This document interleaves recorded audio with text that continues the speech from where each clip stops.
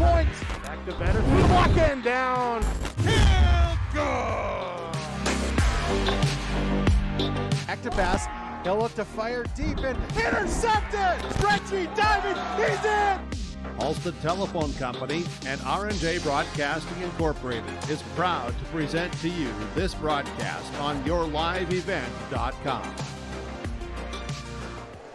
Well, good Saturday morning, everybody. Hello and welcome to Hillsboro, North Dakota for the Hillsboro Dual Tournament meet here at the Hillsboro Event Center. Lots of Hillsboros, but lots of teams at this dual tournament. Good morning once again. Having a sensational Saturday morning. I'm Derek Zimmerman-Geyer with yourliveevent.com and Halstead Telephone Company and R&J Broadcasting Incorporated. Once again, thanking you for joining us this morning for this dual tournament in North Dakota High School Wrestling. Today in our Ira Insurance pregame. Excuse me, they're getting back to these hotkeys. It's been a hot minute since I've been here on yourliveevent.com, but on our Ira Insurance pregame show, or should I say pre-match show, we will look ahead to the teams involved in today's tournament and the rounds that we have on slate. On mat 1 and round 1, we'll have it here live. To our left on your screen, Hillsboro Central Valley, the Burros taking on the Rebels of DGF. Mat 2 to our right, it will be Central Cass versus Minomenwab and Thunderbirds taking on the Squirrels. Mat 3 behind us in the practice room here at Hillsboro Central Valley at the Hillsboro Event Center. It's Crookston, the Pirates taking on the Grafton Spoilers. Round 2, Lemoore Litchfield Marion is also in the fray. They take on Pembina County North on mat 1, so we'll have that here to our left again. But we will focus in round 2 on mat 2 with Hillsboro Central Valley taking on the Eagles of New York Mills. Round 3, Central Cass takes on Dilworth Glendon Felton on mat 1. Round 3, mat 2, Grafton and New York Mills. Only two teams, only two duels in the second and third round. Round 4, back to 3 duels, going back to back to back. Central Cass takes on Crookston, Hillsboro Central Valley, and Pembina County North on mat 2. And mat 3 behind us again, Lemoore Litchfield Marion, the Lobos taking on Minomenwab. Round 5. Crookston, Lemoore, Litchfield, Marion, mat 1, Grafton, Minomenwab, mat 2, mat 3, DGF, New York Mills, and after round 5, we are taking a 15 to 30 minute break. We originally had 10 rounds slated for today, but UCB dropped out just a few days ago. After that break, we'll have round 6, Central Cass and New York Mills on mat 1, mat 2, Lemoore, Litchfield, Marion versus Grafton, and mat 3, Hillsboro Central Valley, Minomenwab. That'll be behind us again. So for round 6, we will be focusing on Central Cass and New York Mills. Round 7, Crookston takes on DGF on mat 1. Mat 2 features Minomenwab taking on Pembina County North, PCN, the Grizzlies. Round 8 to conclude things, Hillsboro Central Valley back on mat 1 versus the Lobos of LLM. Mat 2, DGF and PCN. And mat 3, Crookston and New York Mills. It is a fun-filled Saturday, and we have plenty on the slate. Once again, Derek Zimmerman-Geyer with your Ira Insurance pregame show. For all insurance needs, visit Ira Insurance online at iriins.com. We'll take a few-minute break. When we come back, we'll break down these teams again, and we'll also have the national anthem and starting lineups for DGF and Hillsboro Central Valley after this break on yourliveevent.com. Winter is a planning season for farmers, a time when your mind is on your fields. But the shorter days doesn't mean there's less work to be done. At Sis van der Hoef, we know that lower temps won't cool your passion for production. We're continually striving to develop sugar beet varieties that thrive despite the pressures from disease and the challenges of nature. Because sharing the pride of success starts with sharing the passion to achieve it. Sis van der Hoef, a passion that grows. Halstead Telephone knows we all like choices. You can choose to have communication and data services up to 1 gigabit over a reliable state-of-the-art fiber optic network. And you can choose to have the same great services available town or country with local service and support. You can choose to have an individual service or bundle. You can choose to avoid tricky promotional pricing. You can choose unlimited data. The choice seems clear. Choose Halstead Telephone, broadband voice TV. 1-800-457-2125. Hi, this is Tatum Limke with a message from the Hillsboro and Central Valley School Districts. Drug and alcohol abuse impact many communities. Remember that strong family values, including open communication between parents and kids, helps keep all kids healthy and drug-free. Both school districts remind parents to support the various programs and activities that your kids are involved in and be a positive influence. I encourage all students to say no to drugs and alcohol and be involved in their school and community. This message from the Hillsboro and Central Valley School Districts. Goose River Heating and Cooling Hillsboro, serving the Hillsboro and surrounding communities, ready to provide you with service work to existing and new customers. Whether Corey and the crew installed your heating and cooling system or not, they're ready to assist you with your service concerns. And if it's time to update your heating and cooling systems, whether it's your home, farm shop, a cabin, or office building, give Corey and the crew at Goose River Heating and Cooling a call. 701-430-1990. That's Goose River Heating and Cooling, Hillsboro, serving the Hillsboro area and surrounding communities. Get the dairy products, non-dairy products, frozen seafood, meat items, and more delivered to your door from Teak, the Udder Guy at Hillsboro Dairy. Call 701-436-5877. He will bring it right to your door. Hillsboro, Grandin, Purley, Hendrum, Borup, Ada, Climax, Shelley, Lockhart. East of Ada to the Twin Valley addresses and around the area. Hillsboro Dairy delivering right to your door. 701-436-5877. Welcome back to our Iron Insurance pre-match show here on YourLabEvent.com. For all your insurance needs, once again, visit Iron Insurance online at IRINS.com. I want to thank you again for joining us this absolutely sensational Saturday morning. Derek Zimmerman-Geyer with YourLabEvent.com, powered by Halstead Telephone Company and R&J Broadcasting Incorporated. We're in our Iron Insurance pregame show, but it's also time for our starting lineups brought to you by American Crystal Sugar Company. That's not the right logo. We'll get that fixed out here in a moment, but we'll start off with the Dilworth Glendon Felton Rebels. DGF, the Rebels, at 106 have Sam Schmitz, an 8th grader. Gabe Schmitz, a junior, at 113. TJ Fuller, 8th grader, at 120. Jacob Lubke, an 8th grader, at 126. Austin Linhart, 9th grader, at 132. Camden Mustachia, 10th grader, at 138. 145 features a freshman, Roy Rude. Thomas Thurine, a 10th grader, at 152. Colton Zutz, also a sophomore, at 160. Jordan Summers, an 11th grader, at 170. Caleb Johnson, a freshman 182-pounder. Casey Matweski, a freshman 195-pounder. A junior 220-pounder is Bryce Fisher. And rounding it out at 285 heavyweight is the junior Victor Sosa, part of our American Crystal Sugar Company starting lineups. Once again, DGF. Looks like they have a full slate. They have a full roster, full team, and they are coached by Davey Cozen, assisted by, they don't have full names here, but G. Smith, D. Crawford, J. Mark, B. Brazier, and T. Jensen. Your DGF Rebels here in round one on mat one at the Hillsboro Dual Tournament. Starting lineups, again, brought to you by American Crystal Sugar Company. We'll have that fixed here in just a moment. Bear with me now. It's 9 in the morning, not even that, 8:59 to put her precisely. Hillsboro Central Valley taking on the Rebels. It's Minnesota versus North Dakota in this duel on mat 1. In mat 2, we'll see Central Cass and Monoman Wab. In mat 3 behind us, Crookston and Grafton. So plenty of Minnesota versus North Dakota duels. All three duels to start off the first round are border wars. And here we go. We have our American Crystal Sugar Company starting lineup feature ready to go. And look at that.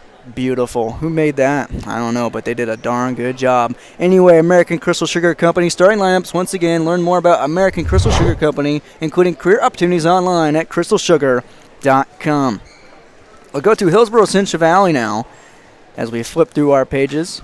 Thanks to the Hillsboro Central Valley faculty for supplying these programs. It's always good to keep along on track wrestling, but when you got print on paper and pen and ink, oh man, it's a thing of beauty. For Hillsboro Central Valley, they are coached by Trace Barkey. An 8th grader at 106 is Justin Terrell. Carson Kazette is an 8th grader at 113 as well. Sawyer Owens, 8th grader at 120 first three out for the Burros, all middle schoolers. Adam Smith, a sophomore at 132, no 126-pounder for the Burros. Xander Dovenmueller is an 8th grader at 138. Henry Nelson, a junior 145-pounder. Braden Chenault, 8th grader 152-pounder. Ben Thompson, a freshman 160-pounder. John Gray, a senior 170-pounder. Senior 182-pounder is Emmanuel Suhardy. Derek Bachnes, a senior 195-pounder. And you also have Barrett Wilson, who's listed at 195, also a senior, but you probably see him bouncing around probably to 220 based on what Coach Trace Bocke wants to do. He's also assisted by Rob Owens for the Hillsboro Central Valley Burros. Their starting lineups, once again, brought to you by American Crystal Sugar Company. Online opportunities, career opportunities, they're online at crystalsugar.com. This is also a part of our Irie Insurance pregame show, right on cue for all your insurance needs. Visit Irie Insurance online at irieins.com. I want to thank you once again for joining us on your live event this morning. It's 9:02. Wrestling was supposed to start at 9. But, hey, if you've ever been to a wrestling tournament, wrestling duel in your life, at least twice, about 50-50 chance one of them didn't start on time. And that's the case here today. But, again, bear with us, and thank you once again for joining us this morning. Take a break, come back. We'll see if they play the national anthem. We'll talk more about these teams. We'll also talk about the other teams included in this dual tournament, including the Lobos of Lemoore Litchfield Marion and the Monomowobbin Thunderbirds later on our Irie Insurance pre-match show on YourLiveEvent.com.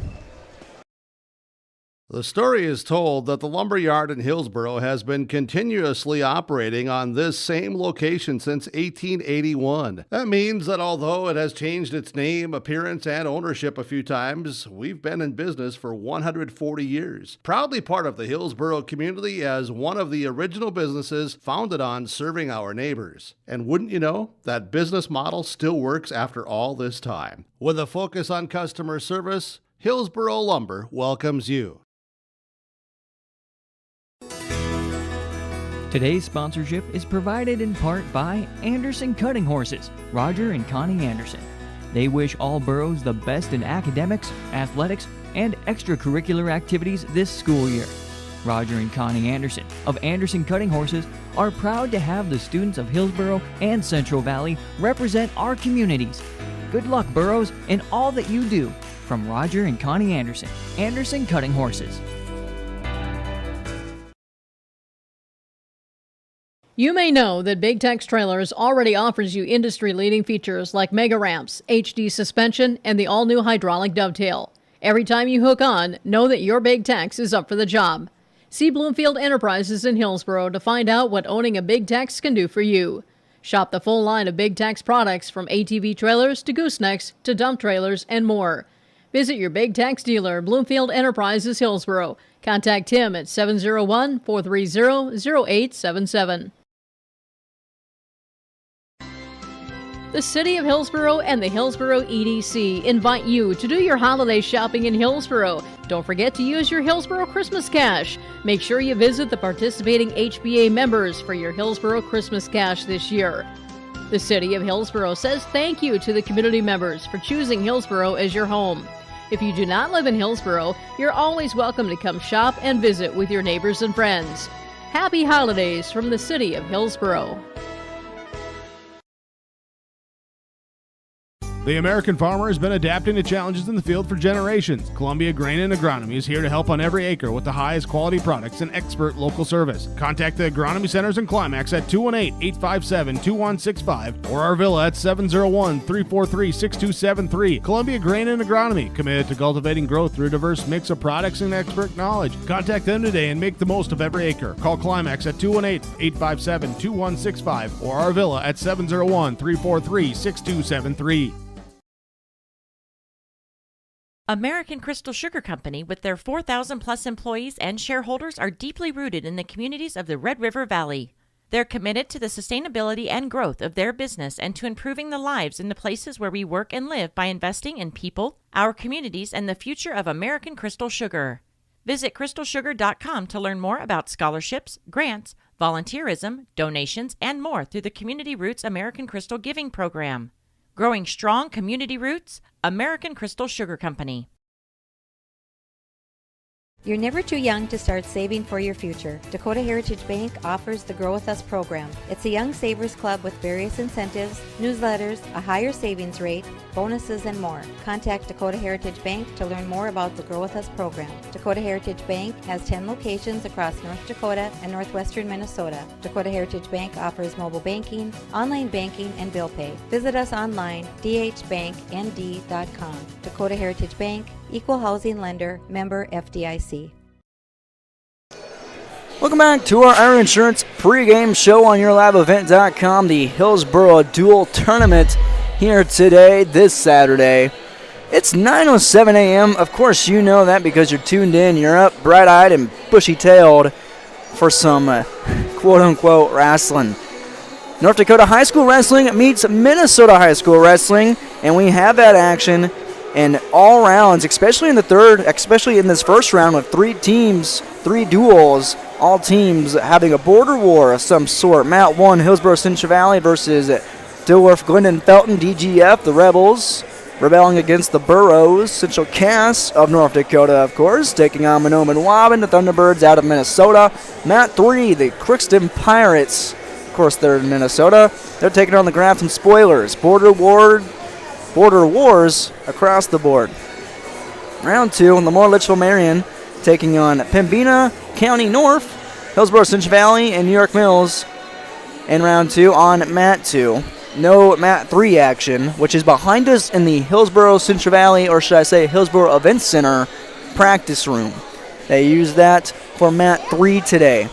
We'll talk a little bit about who is not at this tournament today. That's United Clay Becker. The Badgers out of Minnesota dropped out of the tournament just a few days ago, shortening today from 10 rounds to 8. So today was originally slated for a 9 a.m. start. It's 9:08. So of course, like I said, you go to 2 wrestling tournaments in back-to-back weeks, 50-50 chance one of them is going to start late. Dare I say, subjectively, they'll both start late. On the schedule, you can really toss a coin on when we're gonna end. It says 7 p.m. I would wager the latter of that time frame, probably 7:30 or 8. It's gonna be a full day of wrestling. Lots of wrestling, lots of fun. Plenty of teams from across both state lines on hand today.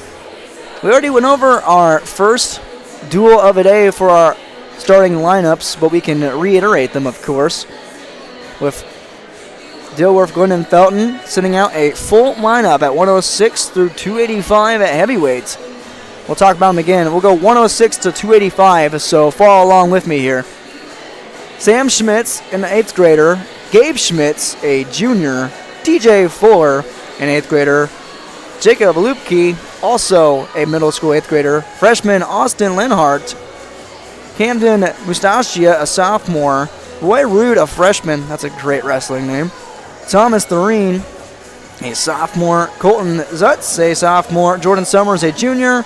Caleb Johnson, a freshman, followed by another freshman, Casey Matweski, and Bryce Fisher, a junior. Then the big heavyweight, Victor Sosa, a junior.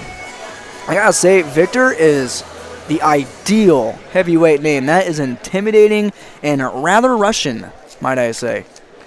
And we all know about them Russians and their wrestling. Hillsboro Central Valley going from 106 to 195. I'll reiterate their weight classes in this starting lineup for the Burros, since they do not have a full lineup today listed. 106, 8th grader Justin Terrell. 8th grader Carson Cazzette, 113. Adam Smith is at 132, a sophomore, and I skipped over Sawyer Owens, who's an 8th grader, 120-pounder. Xander Dovenmuller, beg your pardon, an 8th grader, 138-pounder. Henry Nelson, a junior, 145-pounder. Braden Chenault, an 8th grade, 152-pounder. Ben Thompson, the freshman, at 160. John Gray at 170. He is a senior leader for the Burros. Emmanuel Suhardy, a senior 182-pounder. Derek Bachnis, senior at 195. And Barrett Wilson, a senior at 195. And The last 4 in the lineup for the Burros, all seniors, so you got your seniors in the meat, or should I say the back part of the order, starting in the meat of the order. A lot of leadership at the end of the line for the Burros. And as I said earlier, Barrett Wilson as a second 195-pounder for the Burros. Highly likely him or Bachnes will be at 195 or 220. They might flip-flop and switch here and there depending on the dual matchup and whoever they're facing. And let me tell you, folks, you watch wrestling, weights are fluid. You can bump up, you can bump down, you can get thrown all around. If you're at 132, you could wrestle 126. Just depends on what you certified at the beginning of the year. And if your weight, if your health, if the trainer, yes, if your certification allows you to drop that low at a healthy level, because that's what it's all about, being healthy. Some kids have to wait a specified amount of time before they can drop to a weight based on their weight loss plan that's put together by the trainer and the coaching staff. That's based off your body fat, your height, your weight, of course, and how hydrated you are. Let me tell you, those body fat testers, they are humbling, to say the least. When you think you don't have love handles and you find out you have a little bit to lose, just a little bit. But once again, that's how it works. If you're wondering why some kids are bumping up and down in weight classes and have different opponents at different classes in different duels. A lot of differentials, a lot of teams, lots of fun. Once again, our Iron Insurance pregame show is brought to you by, of course, Iron Insurance, our pre-match show. For all insurance needs, visit Iron Insurance online at IRINS.com. Derek Zimmerman Guy with you this morning, thanking you for joining us on YourLiveEvent.com, which is powered by Halstead Telephone Company and RJ Broadcasting Incorporated. It's been a hot minute since I've been on the mic for Your Live Event. Glad to be back, as it's not very hot anymore. It has been hot for a cold second, rather I should say a cold minute, as we have snow on the ground. An ideal atmosphere for wrestling season. Basketball season also underway on YourLiveEvent.com. We also had hockey last night in the Fargo metro area. Looked like Fargo North took care of West Fargo Cheyenne. I believe that final score was 6-2. Joel Morgan had the call on that one.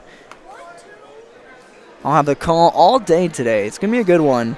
We'll take another break. We are 14 minutes past the original slated start time. That's no big deal because that's how it is. That's how it be in the world of wrestling. Take a break, come back, we'll talk more, and we'll see if we'll have our first duels of the day after this on YourLiveEvent.com.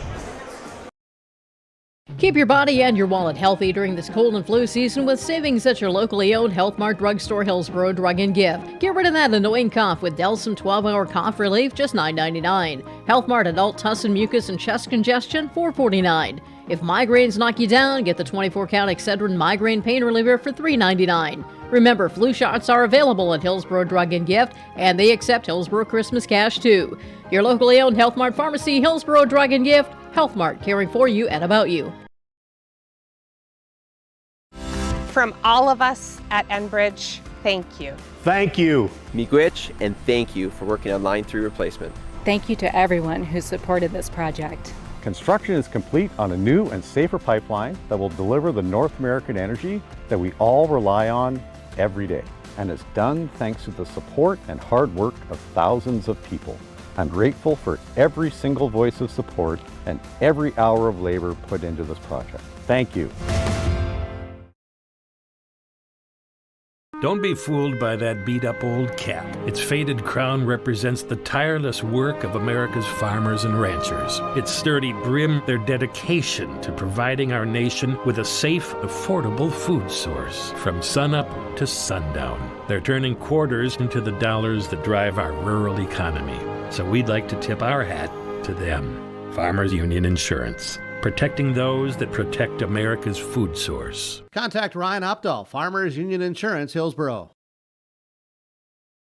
Full Service Foods in Hillsboro provides contract packaging and private label foods for your local and regional retail stores. Full Service Foods is a leader in the upper Midwest for less than truckload quantities for contract manufactured sauces and dressings. They are a privately held company with a reputation for quality and customer service. Full Service Foods is proud to be in Hillsboro and bringing employment opportunities to the area. Find out more at fullservicefoods.com. Full Service Foods of Hillsboro, proud to support this community event. Oh boy, folks, I believe it is time for wrestling to begin. 16 minutes past the hour. Our IRA Insurance pre-match show will conclude here momentarily.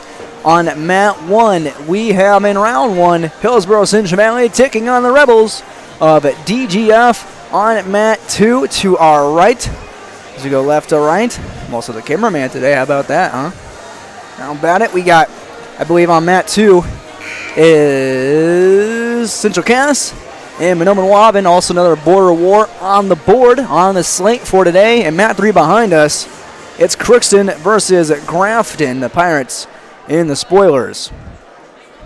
This concludes our Insurance pre-match show. Once again, for all your insurance needs, visit Our Insurance online at IRINS.com.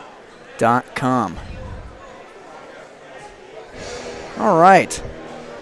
I believe action is ready to begin. Looks like the Burros are heading back to the hallways to do their pre-match sprints. Those are always fun. Gotta love those. I want to state something before our duels begin today. On your scoreboard right here, our Golden Harvest Tim Kazant seat sale scoreboard, which you can call in at 701-430-0877. On the scoreboard will be the duel score, not the match score. So Hillsboro Central Valley, they get a decision. We put 3 on the board. If DGF follows up with a pin, they get 6. It will be 6-3 DGF, so on, so forth. So I will reiterate verbally the match score of the official match happening on the mat.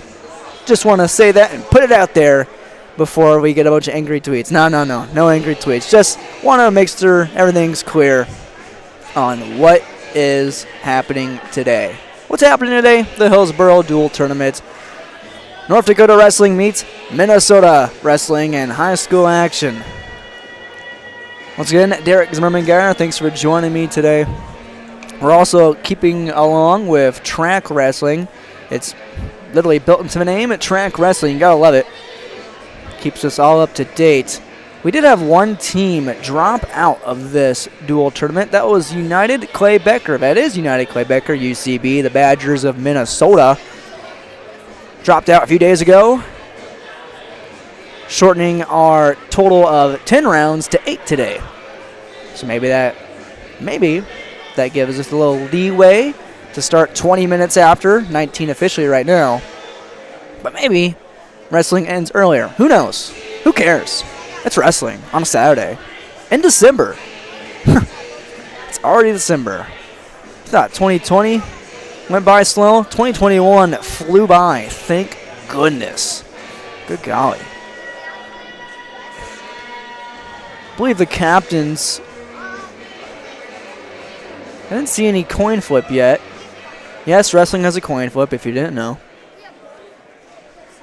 Looks like they're getting track wrestling ready for both teams, for both mats, I should say.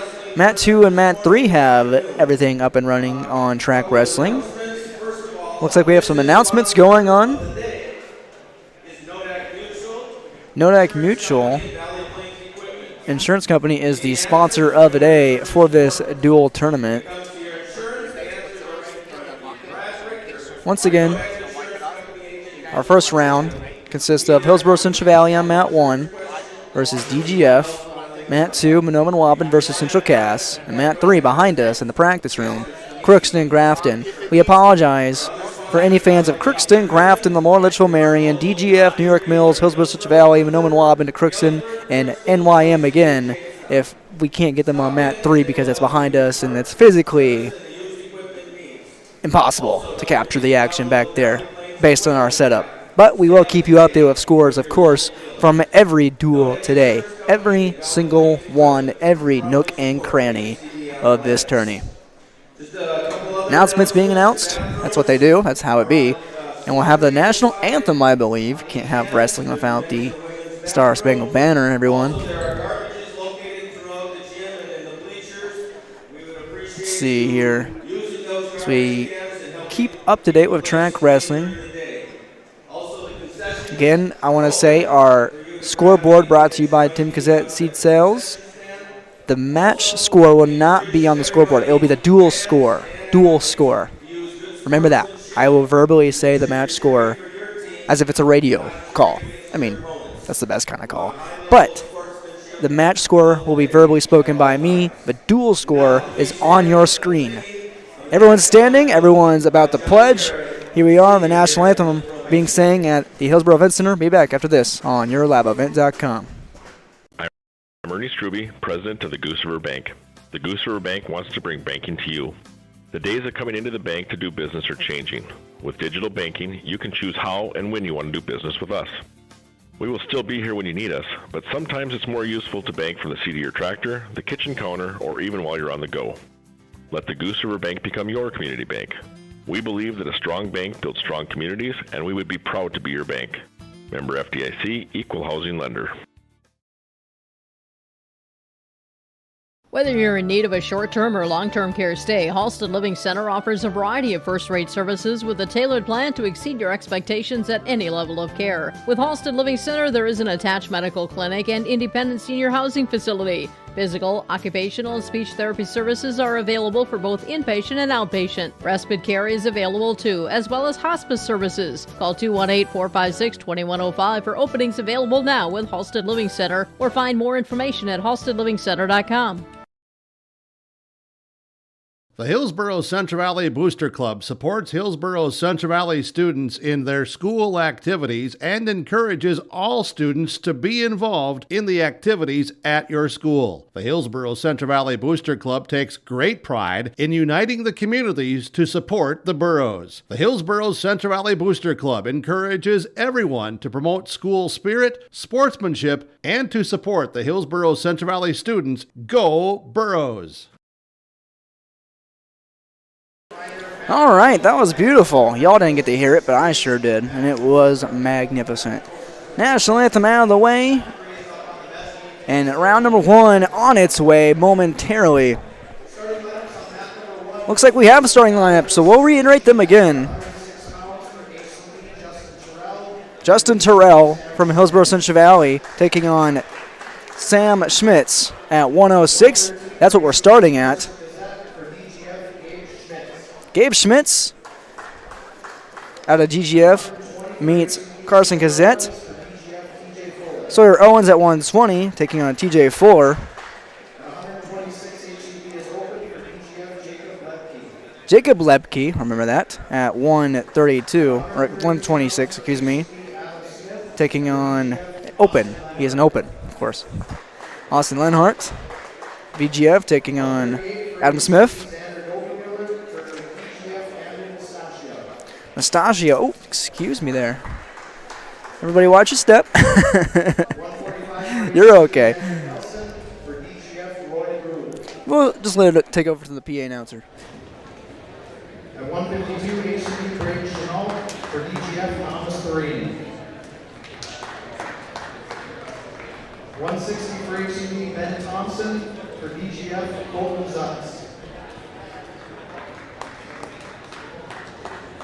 170 for HCB John Uri for DGF Jordan Summers. 182 for HCB Emmanuel Sahardi for DGF Caleb Johnson. At 195 for HCB Barrett Willison for DGF Casey Necessity. At 220 HCB is open for DGF Bryce Fisher. And at 285, HCB is open for DGF Victor Sosa.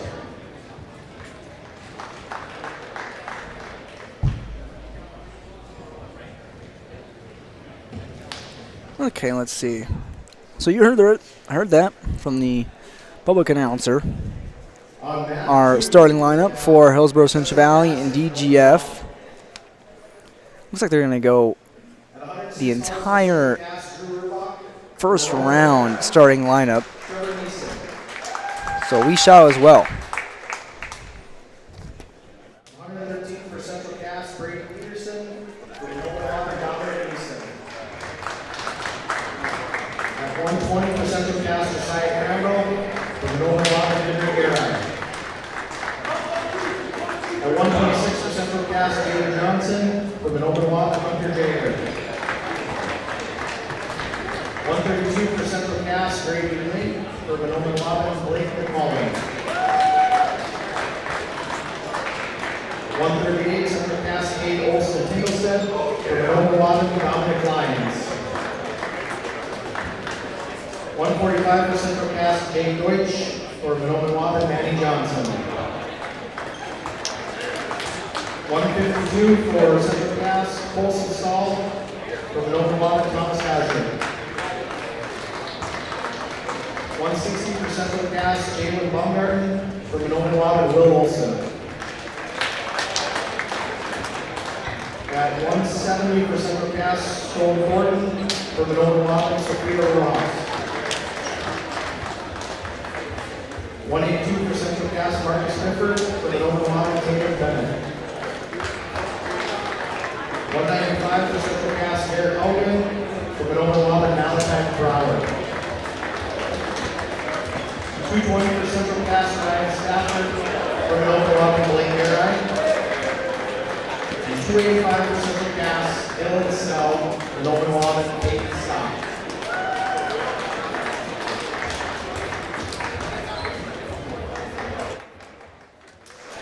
That was the starting lineups for Central Cass versus Monoman Waubun on mat 2. Not sure how they're going to announce mat 3's duel behind us. Oh, they will. They'll announce it from down in the gymnasium up to the practice borough wrestling room here at the Heck. Once again on mat 3, it's Crookston and Grafton. Mat 2, Central Cass and Monoman Waubun. Mat 1, Hillsboro Central Valley versus DGF. 28 after the hour. We're also following along on track wrestling. Looks like we're all starting at 106. At 106 between DGF and HCV, it's Sam Schmitz, the 8th grader, taking on fellow 8th grader Justin Terrell.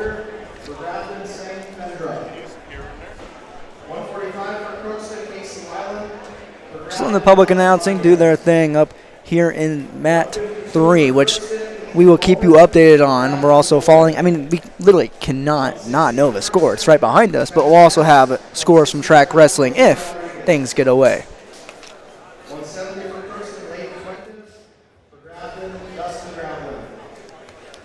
Head coach for DGF is Davey Cozen once again. Trey Sabaki for the Boroughs of Hillsboro Central Valley.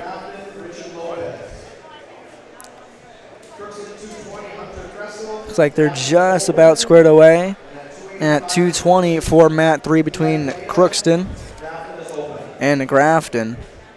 And we're just ready for 106 on mat 1. Hillsboro Central Valley versus DGF. Schmitz versus Terrell at 106. Scratch that. We're tossing the coin first.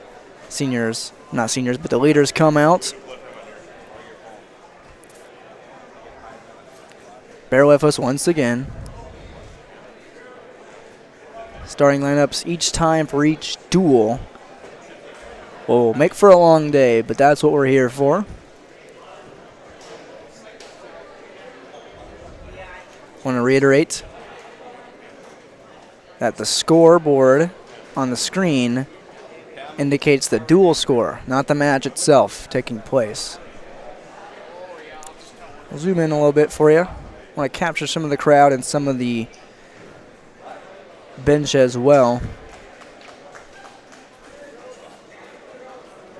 So the coin toss decides who calls it, or who wants to, excuse me.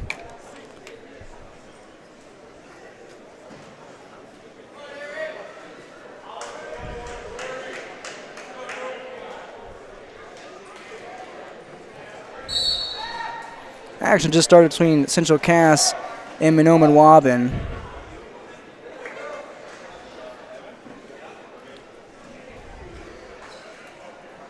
The coin toss, I should say, there we go, determines the winner, or who's going to start the second period, what they want to do.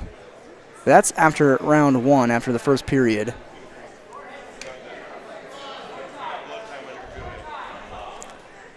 Terrell and Schmitz going to start at 106 between HCV and DGF. Who will have the upper hand before the dual meet even starts? So if this comes down between a tie, there we go. I had to dig there for a second. It's been a minute since we've been in wrestling coverage mode. I should know better. Terrell and Schmitz, they know it's time to go. 106 is underway on mat 1 and round 1. HCV and DGF. And a quick early takedown for Schmitz. Riding on top of Terrell. He's trying to work that left arm and put it across the back. Can find some Turks from there.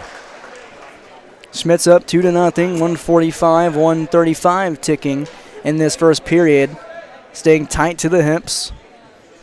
Terrell, another 8th grader. Middle schooler versus middle schooler. In the first match of the day, it looks like pin already took place on mat 2, I believe. Noman Waubun, Trevor Nelson, a sophomore, pinned Drew Erbach, freshman. Still riding tight is Gabe Schmitz, the junior. Looks like we have a typo here, maybe. Schmitz rides on top. Gabe Schmitz went to 106, and Sam Schmitz is going to go 113. So, yes, okay, we got this cleared out now. The Schmitzes swap spots. Looks like Terrell got that wrist free. He had it across his back for the longest time now. Tilt coming, cheap tilt from Gabe Schmitz. He found 2 back points and missed that. But stand up from Terrell. He's got to clear the hands. Broken back down, rolls through on his back. Very risky maneuver. Trying to roll through. Was on his shoulders for a second. Now he's turning in to Schmitz, which is not what you want to do. That half Nelson is open for Schmitz if he elects to take it. We just had a match conclude, or a period conclude in mat 3. If you hear that buzzer go off. 1 escape point for Terrell. He is up. We're back to neutral. 10 seconds remaining. And period number 1 between Gabe Schmitz and Justin Terrell. 106. Hillsboro Central Valley. And DGF, period 1, underway and out of the way. Gabe Schmitz asks what he wants. He won the toss. He defers. The coaches for HCV telling Justin Terrell to take the down position, find another escape point, cut that lead in half, cut that deficit in half. Sit out from Terrell, broken back down. Now he's back on his feet. Got to clear the hips, going between the legs, and turning into it as Terrell Schmitz can find some back points here, and he will do so. Looks like 2 have been counted. Don't know if the ref is holding it. Terrell's shoulders were exposed for a brief moment, but I don't believe the ref had a long enough count. It's still 4-1. Now here comes a half. Nelson at the edge of the mat. Back points being counted, and Schmitz ripping at the shoulders of Terrell, who's still on his knees, but he can just post that left leg up, which he's got. Nonetheless, he gives up 2 more back points. It is 6-1. Gabe Schmitz taking it to Terrell, who gets back on his feet, finds the escape point. It's 6-2. 4-point lead for Schmitz. Working that collar tie. Now trying to find the inside tie, a little variation of it. 6-2. First match of this duel, so it's 0-0, of course. 106 starting us off today. We're in the second period, 53 seconds remaining. Terrell trying to work that. Now here comes a double on the left side from Schmitz. It goes out of bounds. We're still neutral. Schmitz's head was down. He wasn't able to clear the corner and get off to the side. Lunging forward, giving Terrell enough time to sprawl and eventually roll out of bounds. Both gentlemen collar tie. Schmitz ripping in for inside leverage. He's got an underhook on that left side. Now he's snapping at the head, looking for a front headlock. Under 30 seconds, and now he's looking for a Brands dump. He almost had it. Now he has to get behind the back. Terrell trying to keep leverage. He's got a headlock. I think Justin Terrell does have a headlock. Both men, no headlock. Terrell has the arm. Well, he has the head at least. A little bit of that shoulder. They go out of bounds, and we're neutral with 12 ticks remaining in the second period between Schmitz and Terrell. 106, 6-2. Schmitz on top of Terrell. 12 seconds. We're neutral. Both inside tie, looking for control. I think Terrell's looking for some type of overhook. And with 1 second left, we get the tap. We're going to the third period in a 4-point match. Look over on Mat 2 real quick. It's Brady Peterson out of Central Cass up 4-0 over Dominic Neeson, a sophomore out of Minoman Waubun. Minoman Waubun is up 6-0 in that duel.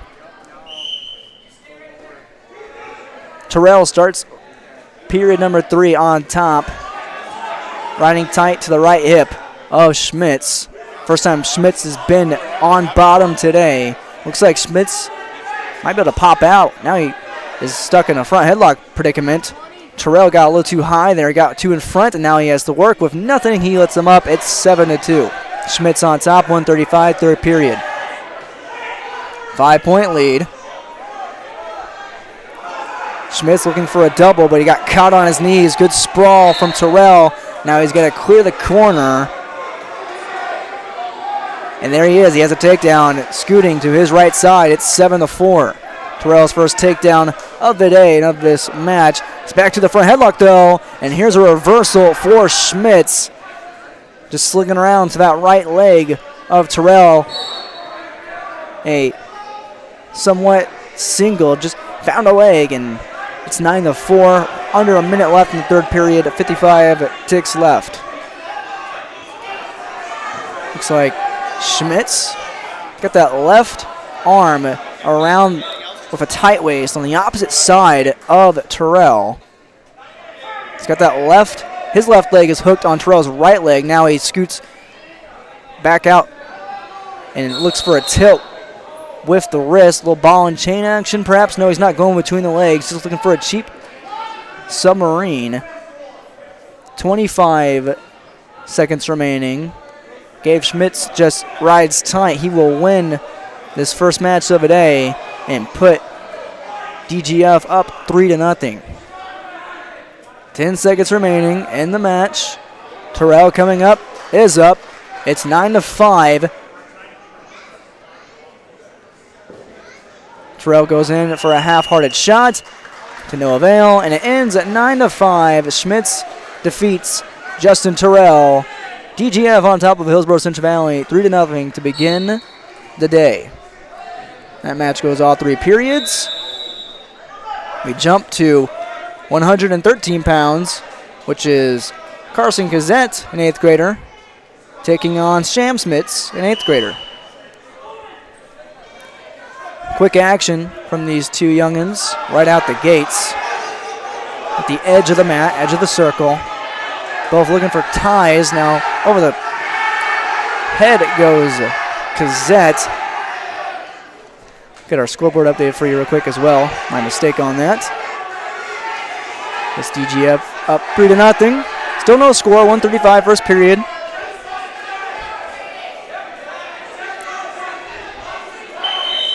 Sam Schmitz, 8th grader. Carlson Gazette, 8th grader. Gazette out of Hillsboro Central Valley. He's looking for that right arm. And so is Schmitz looking for that left wrist of Gazette. Now they back out, center of the mat. Will slide by, drag attempt. Now here is a snatch single shot from Gazette on the left leg of Schmitz. And a dump off opposite side single. Gazette, a nice counter. Chain wrestling to go up 2-0. He had the left leg. It dumped out to the left side. His left to the right. And now he breaks them down out of bounds. They'll go to the center of the mat with Carson Gazette up 2-0 on the Tim Gazette seat sale scoreboard. Looks like Crookston is against Grafton 6-0 on mat 3. Gazette stopping Schmitz's sit out, breaks him back down, was on his feet momentarily. Trying to build a base. And I believe both stepped out of bounds. No, we have blood time on Carson Gazette. Carson Gazette looks like he got bopped in the nose and has a leak. Check over on Mat 2. Looks like Josiah Crandall just pinned Henry Garay of Menominee-Waban. The junior out of Central Cass pins the Menominee-Waban middle schooler. And that makes the score 12-6, Central Cass on top of the Thunderbirds. Just reiterating, pins are worth 6. Tech falls worth 5. Major decisions are worth 4, and decisions are worth 3. Blood being cleaned up by the training staff on this near side of the circle. That being checked out over by the trash can by his coaching staff. Mat 3, Crookston still up 6-0 versus Grafton. They're at 120 pounds. We're at 113 on Mat 1 between HCV and DGF. And Mat 2, is at 126 between Crookston and Menominee-Waban. Looks like Marcus Stafford, quick takedown against him from Hunter Yeager. He's up 2-0, and then some back points. He's got the midnight ride, the Saturday night ride, I should say, fully locked in, and he gets the pin. Menominee-Waban ties it up at 12 apiece. We're back ready to start. Blood time is over for Carson Gazette. He's on top. He just had a takedown off a double leg. Quick stand up by Schmitz. He gets out of bounds, but not awarded the point nor the escape. Still 2-0. 3-0 DGF on the scoreboard, and on the match scoreboard it's 2-1 Schmitz with the escape. Set working back inside tie. Schmitz staying feisty. We have more blood? We have more blood. Plug up, son. Gazette treats back to the training staff. Check back over at 132 with Mat 2. Looks like a little funky scramble between Blake McMullen, and Grady Link. And McMullen moseys his way for a takedown, but there's a reversal, a counter by Link, and it's 2 apiece. That duel is 12-12. It's 12-0 Crookston versus Grafton. Ready back to start action on Mat 1 at 113 pounds. Carson Gazette up 2-1 against Sam Schmitz. 12 seconds remaining in the match. In the first period. Here is a double leg attempt. Switches off to a single leg to a double leg from Gazette. And Gazette gets the reversal and the counter with a reshot of his own. And he ends the first period up 4-1. He wins the coin flip. He is red. Schmitz is red. Gazette is green. I saw red there for a moment. Gazette deferred. Schmitz goes bottom and finds the escape. Cuts the deficit in half. Makes it 4-2. Working that arm. Working that left arm was Gazette. Maybe looking for a Russian. It's 4-2. 1:40 second period. Half-hearted shot. A little sweep action from Gazette on that left leg. Right side single for Gazette. Both men tying up. A half-hearted shot from Schmitz as well. Drop to a knee, level change, keeping Gazette on his toes. They circle back in. Here's a shot. Here's a snatch coming from Schmitz. He dumps off, changes off to a double. Has to clear the arm, clear the leg. He finds 2, and he is ripping the face off Gazette. We're knotted up at 4 with 1:10 in the second period. Schmitz in control on top. His first takedown of the match. Gazette quickly up to his feet. Going to clear the hands and clear the hips. Can't get that hip out. Try to drop down, and Schmitz doesn't want any part of that. He lets him go. 5-4. Gazette back on top. 3-0 on the match. Dual score, I should say. Keep track here. DGF 3-0. Comes under. Like Gazette was working a underhook on that far side of the mat. They circle back. 25 seconds remaining in the second period. Arm drags, nothing coming from them. Schmitz being the aggressor, but using momentum against him is Kazette. He goes in for a shot. Nice sprawl from Schmitz. Didn't clear it down. And here's a snap down from Kazette. And he's going to end the second period up 7-4. At the end of 2 at 1:13 between Kazette and Schmitz. Kazette up 7-4. And Kazette back to the trash can again with more blood. The third time he has had to do so. Third time he's done so. Clean it up in the middle of the circle. Kazette deferred. So Schmitz will have to see what Kazette wants to do. Kazette, since he deferred, he gets to choose what he wants in the third period. Looks like on mat 2, Grady Link looking for the headlock pin over Blake McMullen. McMullen is up 6-2 right now. We'll just kind of flip over there real quick, see if we can't catch some action. With 36 seconds left in this first period, McMullen's up 6-4, I believe. But Link can find the pin. Keep you updated on that. As we come back to the middle of the circle, Link found the pin against McMullen. He was down by 2. He gets 6 for the Squirrels, who go up 18-12 versus Monoman Waban. Here's a sit out from Kazette. He finds a reversal, up 2 again. 9-4 Carson Kazette against Sham Schmitz. He's riding tight on top. Looking, push that arm across the back. Came out to a front headlock. Schmitz trying to counter. Kazette maybe looking for a near side cradle. Got his head right in the rib cage, digging in Schmitz's side. Right on the boundaries. Now he breaks him down. He might be able to lock it up. He loses control of the head.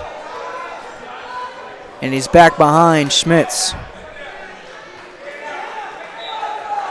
On mat 3, it's all knotted up between Crookston and Grafton at 12 apiece. Do we have a stalemate? No, we have more blood. The plug was unplugged for Carson Kazette. We have another front headlock. Another headlock situation on the boundaries with Central Cass and Minoan Waban. They teach headlocks out in Castleton. Looks like Cade Olson Tinglestad up 2-0 versus Dominic Lyons, sophomore versus the junior, respectively. And I believe the sophomore is going to find the pin, and he does! Right on cue. Make that 24-12. Central Cass on the top of the Thunderbirds. Kazette plugged back up. Nose plugs aplenty. And he gives up a quick escape to Schmitz. 9-5, 1:05 third period. Kazette pushing Schmitz to the boundaries. He counters, changes direction. Working that inside tie, both now to a collar tie and a clear off. Schmitz for DGF, Kazette for Hillsboro Central Valley. Schmitz in the white and black singlet. Kazette in the blue and somewhat gray. Maybe a dark white. 30 seconds left in the match. 9-5, Kazette on top. Trying to ride it out, trying to carry it out. No action coming from either participant. Here is a half-hearted high C attempt from Schmitz. Drops back on it, goes back for another counter, front headlock. Here comes Kazette looking for 2 more. He backs out. 10 ticks left in the match. Half-hearted shot again from Schmitz. And go behind for 2 from Kazette. Can't clear the leg. He does not clear the leg. It doesn't matter. Kazette picks up the win versus Sam Schmitz. And knots us up at 3 at 1:13. Hillsboro Central Valley on the board.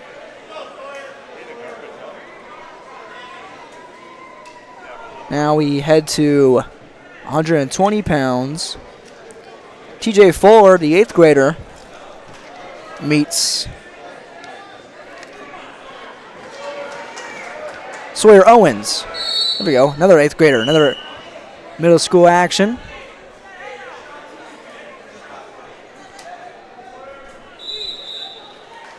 Owens in the front headlock, working against Fuller. Fuller finds his feet. Now comes in on a high C attempt onto the left leg of Owens. Owens having his face ripped off on that crossface, and it looks like Fuller is going to find 2 points. Fuller gets behind, up 2-0. Here comes a counter. However, from Owens, well, arm drag action. But he gets up and finds the escape, 2-1. Back in on a re-attack from Owens, but he gets stuffed underneath. Head between the legs in the double. Don't want to be there. Your legs are underneath your body. We have a stalemate. Fuller up 2-1. Go back to neutral. Looks like Sawyer Owens favoring that left shoulder at the very top.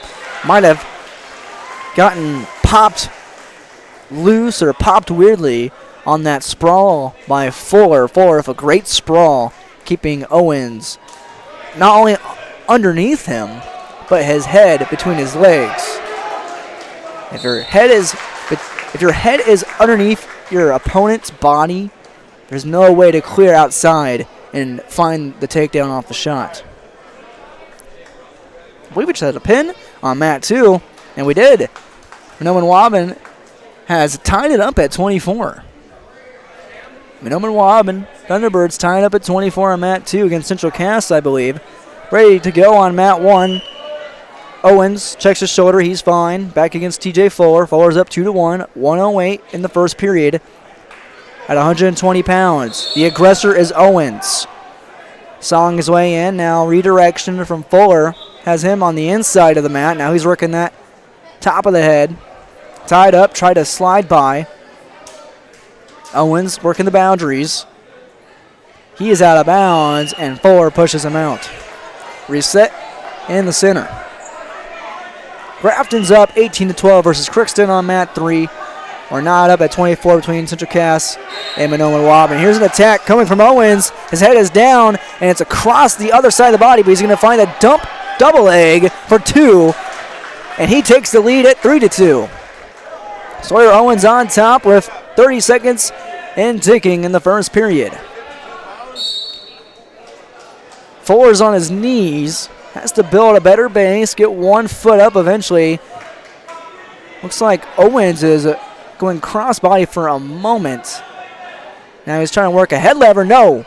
Cradle. He switched off. Nice switch off from Owens. He's going to ride this first period out. It looks like Fuller gets to his feet and then dumped back down by Owens. Owens started the match down 2-0. He ends the first period up 3-2. Looks like Fuller defers, and Owens goes down. Wants to build that lead as much as he can early. I think he has another nosebleed. Hillsboro Central Valley with an abundance of nosebleeds so far today.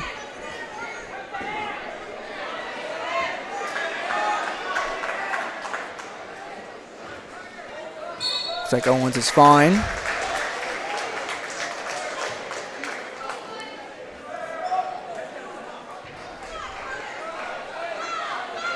Fuller takes on top. Owens, quick sit out. Looks like a head lever, coming from Fuller.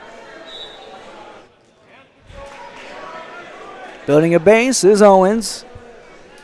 His head is down, however. Owens between the legs. Between Owens' legs goes Fuller. Trying to hook that left leg of Owens and spiral ride him out.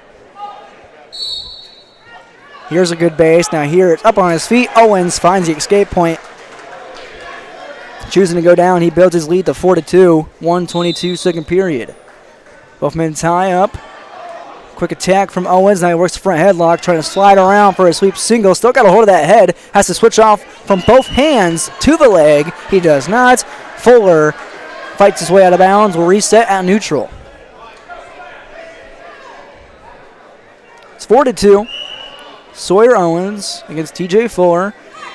Now up at 3. Here's a quick attack from Fuller on a sweep on the right leg of Owens. Owens fighting as much as he can. Posting up.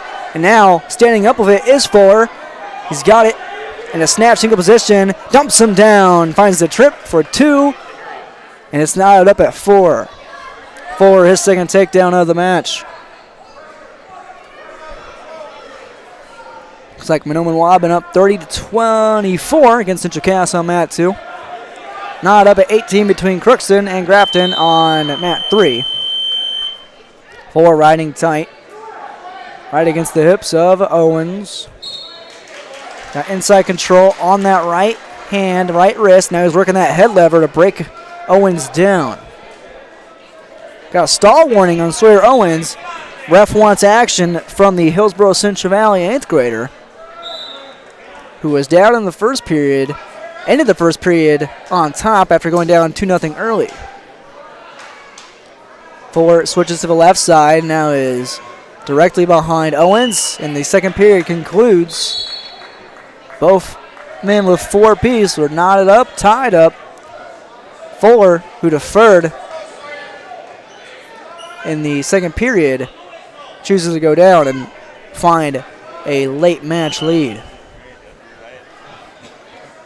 Fuller doing a good job staying on his base. Owens trying to rip face, trying to work that left arm. Got a tight waist on the right side.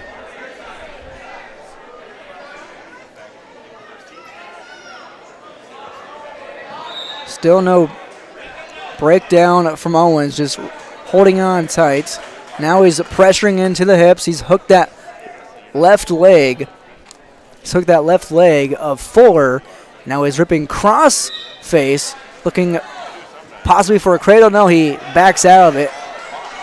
It's still tight to the hips of Fuller. It's knotted up. Looks like both legs just slipped in for Owens. He's got both legs in against Fuller. 1:13 here in this third period. Should be the third period. Here at 1:20 between Hillsboro Central Valley and DGF. Owens not getting Fuller broken down completely. Fuller might slip out the back, out the side. Owens got too high and he might pay the price. Fuller has a hold of the leg of Owens now. Owens holding on for dear life. Maybe looking for a spladle. Expose some back points. 37 seconds. We have a stalemate with 36 ticks exactly left. In this match, it should be the third period on the scoreboard. It is. They just have it wrong. There it is. They changed it. Fuller back on bottom. Owens on top. 36 seconds left. 4-4 in this match, and not up at 3 in this duel. Fuller quickly to his feet, and a headlock rolled through from Owens. Owens, an 8th grader showing such educated prowess to roll through on a toss like that.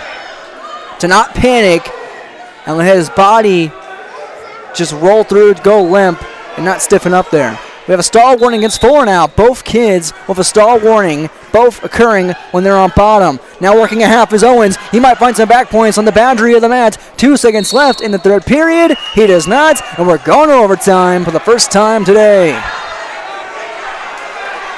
Owens 4, Fuller 4. We go neutral at 1:20. OT starts now. Quick leg takedown coming from Fuller. Double leg on the boundary, and looks like Fuller rolls through from Owens there, out of bounds. It was Owens going through the takedown, and Fuller almost scrambled through and tossed him on his counter. Here comes a low single leg from Fuller on the right side. He went high, then low, stood up all the way, looking to come out the back. 44 seconds left in overtime. The first overtime. Owens trying to scramble. Fuller tight on that right ankle of Owens. 8th grader versus 8th grader. Now looking for a possible double leg. Now switching off to the left leg of Owens. Fuller goes. 25 seconds left. Owens just has to rip face and clear the ankle. He might have it locked up right here. Working across, and they go stalemate. Much to the disapproval of the Hillsboro Central Valley coaching staff and bench. 20 seconds left. Who's going to win the 20s in overtime and knotted up at 4? Owens on a quick double leg. Fuller counters, try to throw him, and he gets put right to his back, and that is overtime. Sawyer Owens survives in overtime against TJ Fuller, 6-4. Fuller looking for the over-under throw off of Owens' double leg. And with a throw comes a risk. and he gets put on his back. Owens couldn't find the pinfall, but he finds 3 decision points, and Hillsboro Central Valley is up 6-3, but I believe that lead's going to be short-lived with the open coming up here. Open for DGF at 126. That one in favor of Jadam Lubke, 8th grader. 9-6. DGF takes the lead. We're at 132 now. Austin Linhart of DGF, a 9th grader, taking on Adam Smith, a sophomore of Hillsboro Central Valley. So Linhart quickly on a snatch single in that left leg. Has it up, has it elevated, and finds a takedown for 2. He's got it way up and elevated above his shoulder blade. Linhart up 2-0 within the first 20 seconds. 9-6. DGF leads Hillsboro Central Valley. Linhart getting in front of Adam Smith now. Looking for the guillotine. Has it locked up. Smith fighting not to give up 6 more after Hillsboro Central Valley just gave up an open. Back points have been counted. Linhart looking for the pin. The freshman already up 2-0 with 3 more points secured. And Smith scoots his way out of bounds. But the pinfall found with Linhart still in bounds. Linhart finds the fall and puts DGF up 15-6.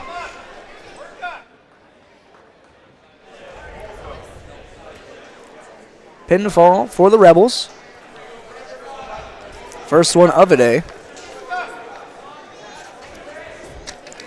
So start off 3-3. Then 9-3.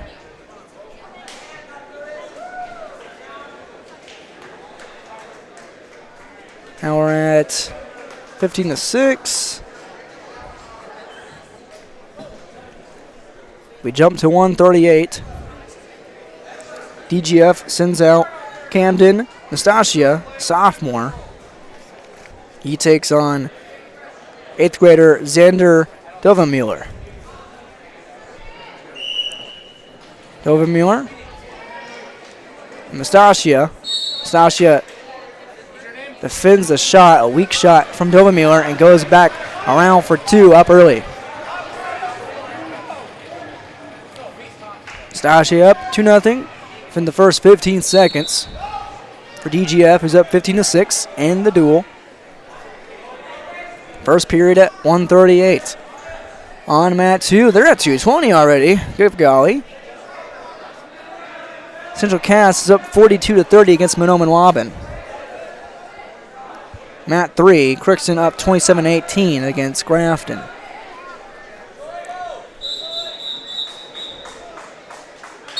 Stasia putting that arm across the back of Dovenmuller. He gets it back. Xander fights. Now an arm bar coming and a roll through coming from Nastasia. He's going to find back points in the pin. Back-to-back pins for the Rebels of DGF. They go up 21-6.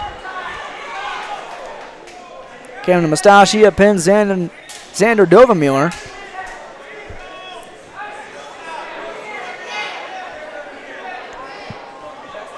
Next up at 145, Roy Rude of DGF, a freshman, taking on Henry Nelson, a junior. Looks like Nelson has the height advantage versus Rude, but Roy Rude, that is quite the wrestling name. There's nothing polite about this sport, I tell you what.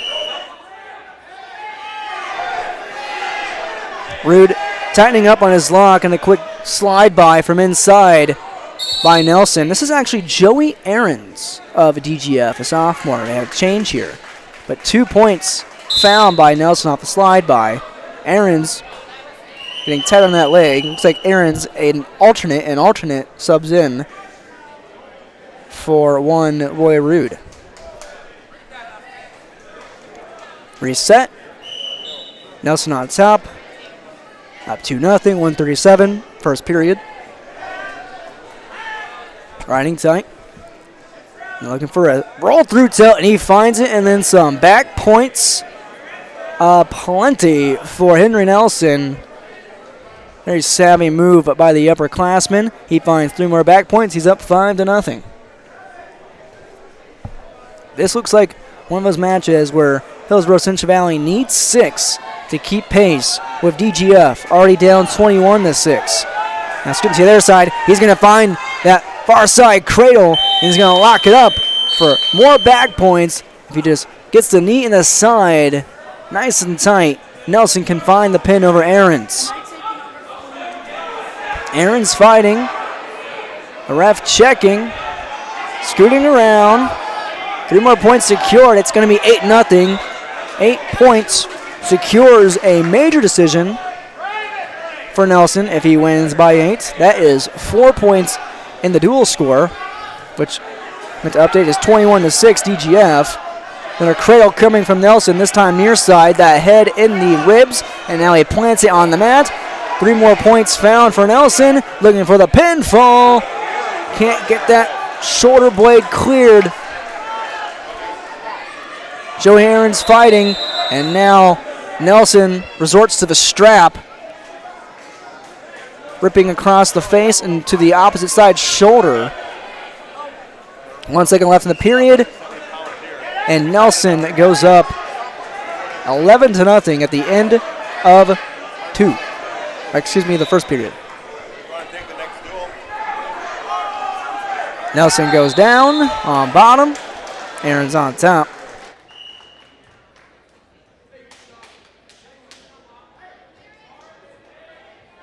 Nelson quickly to his feet. Ahrens trying to return. Nelson sits through, counters with the reversal. 2 more points for the junior of Hillsboro Central Valley. It is 13-0, 2 points away from a tech fall. Tech falls were 5. Of course, Henry Nelson wants the pinfall for 6. 21-6, DGF leads the duel against the Burros here in their home Hillsboro dual tournament. Nelson scooting out to the side. Trying to get that arm bar out. Trying to scoot the wrist out and place it across the back of Ahrens.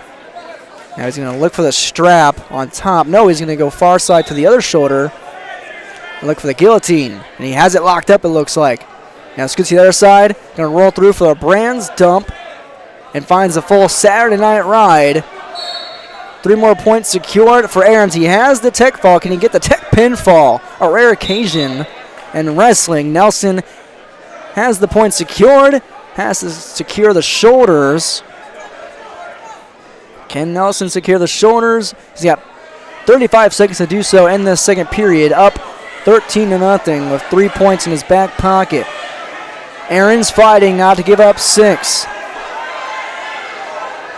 Nelson readjusts, and he finds the adjustment for the pin. Nelson notches 6 for Hillsboro Central Valley. It's 21-12. Burros get a boost and back in this thing.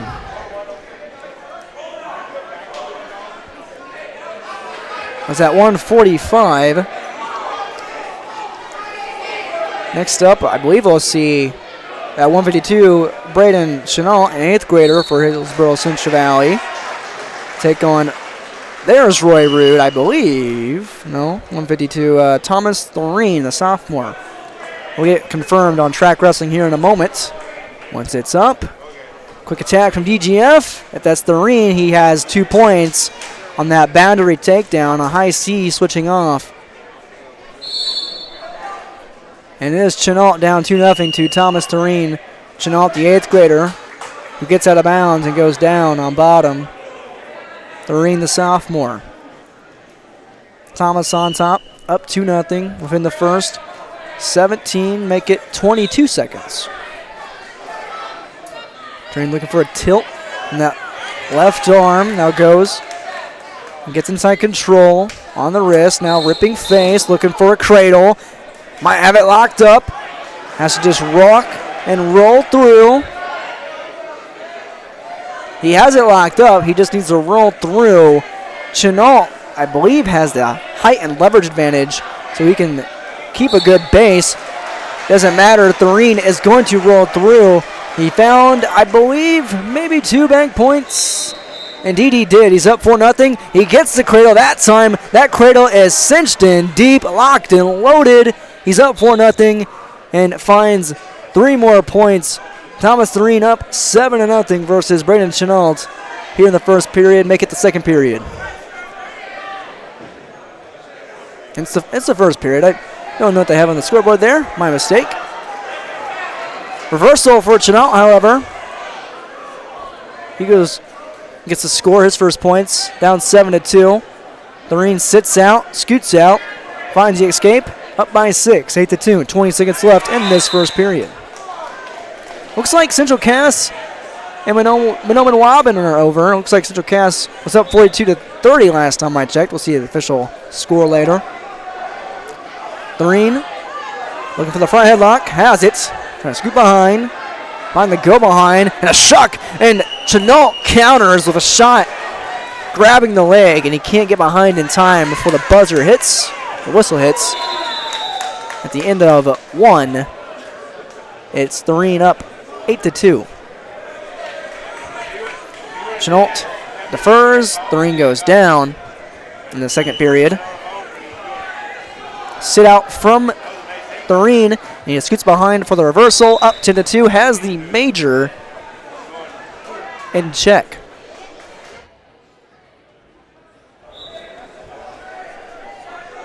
Indeed, Central Cass and Menominee-Waban are over. I believe the Squirrels may have won. We'll get an official confirmation on that in a moment.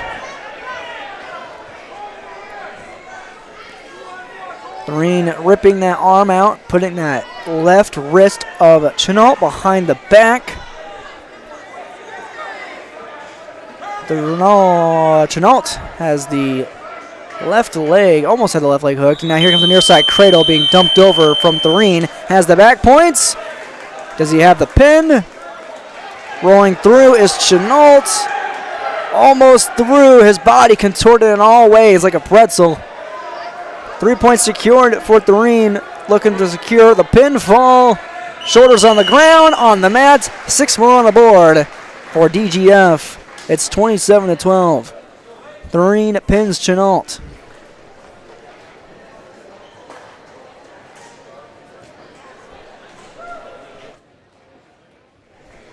(27-12) DGF on top of Hillsboro Central Valley.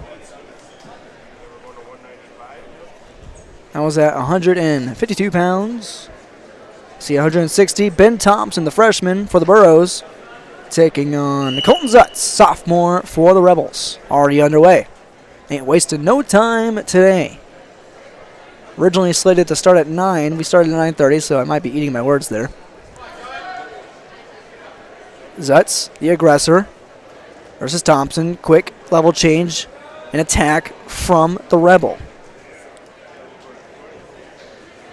It's actually John Gray, senior for Hillsboro Central Valley at 160 pounds, taking the place of Thompson. Zutz, a sophomore.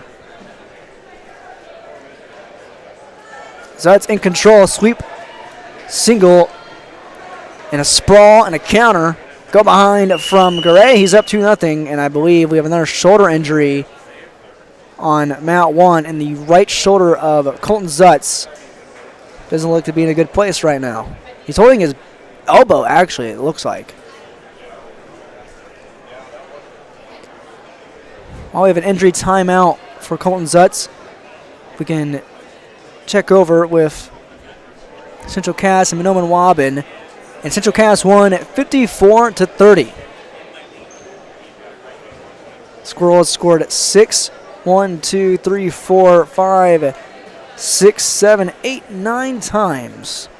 It's 1, 2, 3, 4, 5, 6, 7, 8, 9 pins. 9 pins from the Squirrels.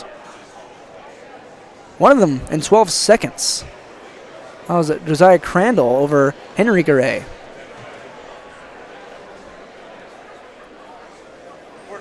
That's actually 10 pins by the Squirrels, beg your pardon.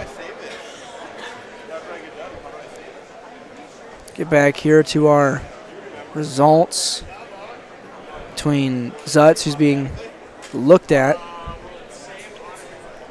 on mat 1.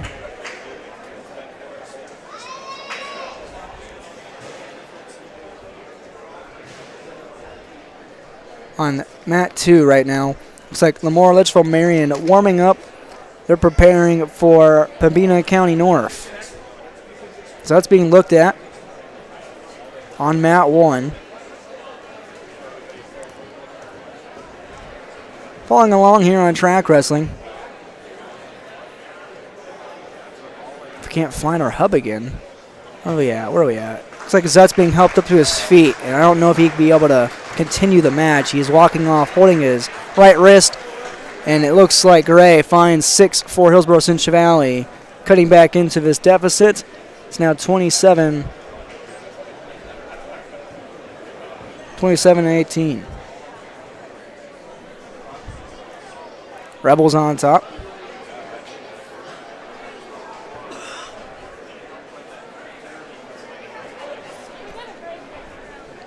(27-18). Burroughs still trailing. Next match coming out. Trying to find our score on track here if it was ever so simple. There we go. Dashboard. There we are. There's the ticket.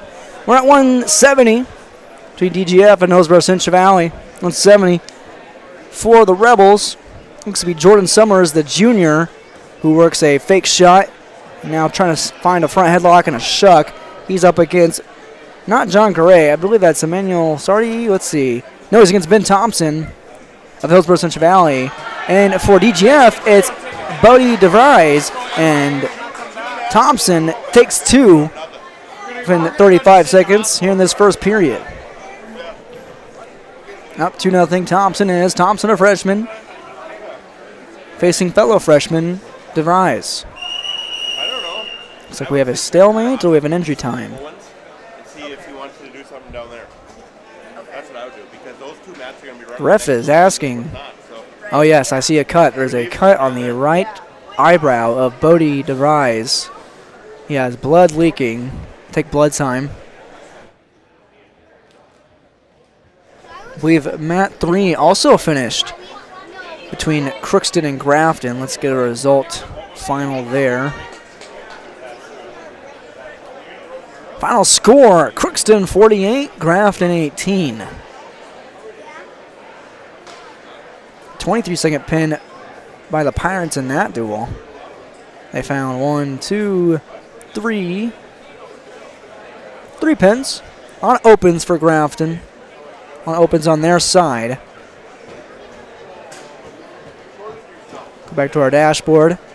With DeVries being looked at, this is the second Rebel in a row who has had blood or injury time, and the last time we saw Colton Zutz not finishing the match with an injured right elbow or wrist. He was holding that right arm area between the wrist and the elbow, possibly something with his forearm. 27-18 DGF on top of HCV at the Hillsboro Dual Tournament. It's round 1 of 8 today, and every other mat is done besides Hillsboro Central Valley and Dilworth Glendon Felton. Looks like DeVries is ready to go. Thompson will be on top, up 2-0, with 1:09 left in this first period at 170.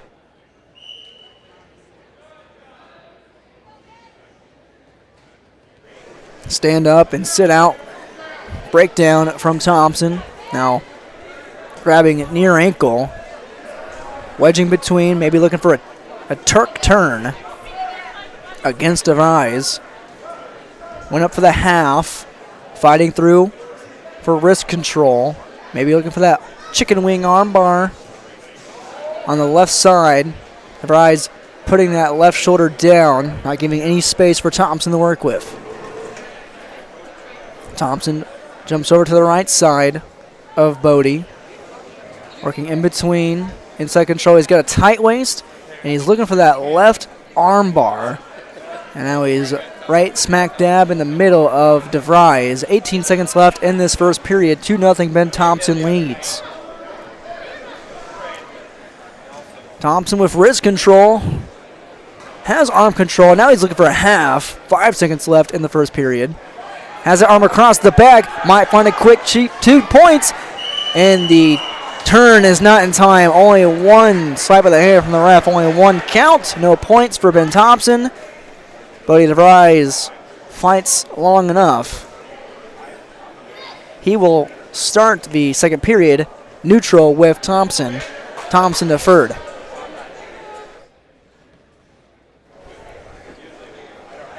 Caution. Looks like a caution on DeVries. His right foot not on the red line. Circling around both men. Here comes a collar tie from DeVries. Thompson countering back of his own. He's over tying. Backs up. Lock back up. DeVries pushing Thompson to the boundary. A one-handed shot from DeVries, looking for a sweep. Thompson on top with a front headlock. He backs out and he circles back up. Looking for a cross, maybe a knee pick from Thompson. He didn't have an over tie or a under tie. An underhook, I should say. Just had control slightly of that arm of DeVries, who now has a front headlock and looks to secure that right leg of Thompson. If you can dump that, now Thompson stands up, and a blast double coming from DeVries, and he knots it up at 2. Just charging ahead into Thompson, who is rolling through. DeVries in a predicament, and a defensive pin almost, and now a reversal. I believe that's a roll through from Thompson, who's up 4-2. He has back points. And now trying to find the strap, now working to a headlock. Has the 3 points secured, looking to secure the pin. He does, shoulders to the mat. Hillsboro Central Valley edging closer into the match, into this duel.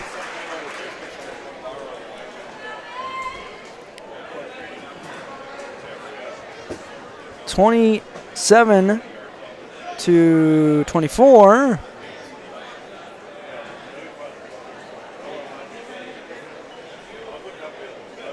Trying to see where exactly we are right now.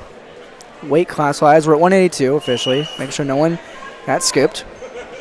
Caleb Johnson of DGF, a freshman, I believe, taking on Emmanuel Suharty, a senior for Hillsboro Central Valley. Got the dual score all kinds of messed up on our scoreboard. Not our scoreboard. It is Suharty, who is on bottom. Summers with the takedown. The junior on top of the senior. Working that arm bar on the right side of Suharty. Got a post.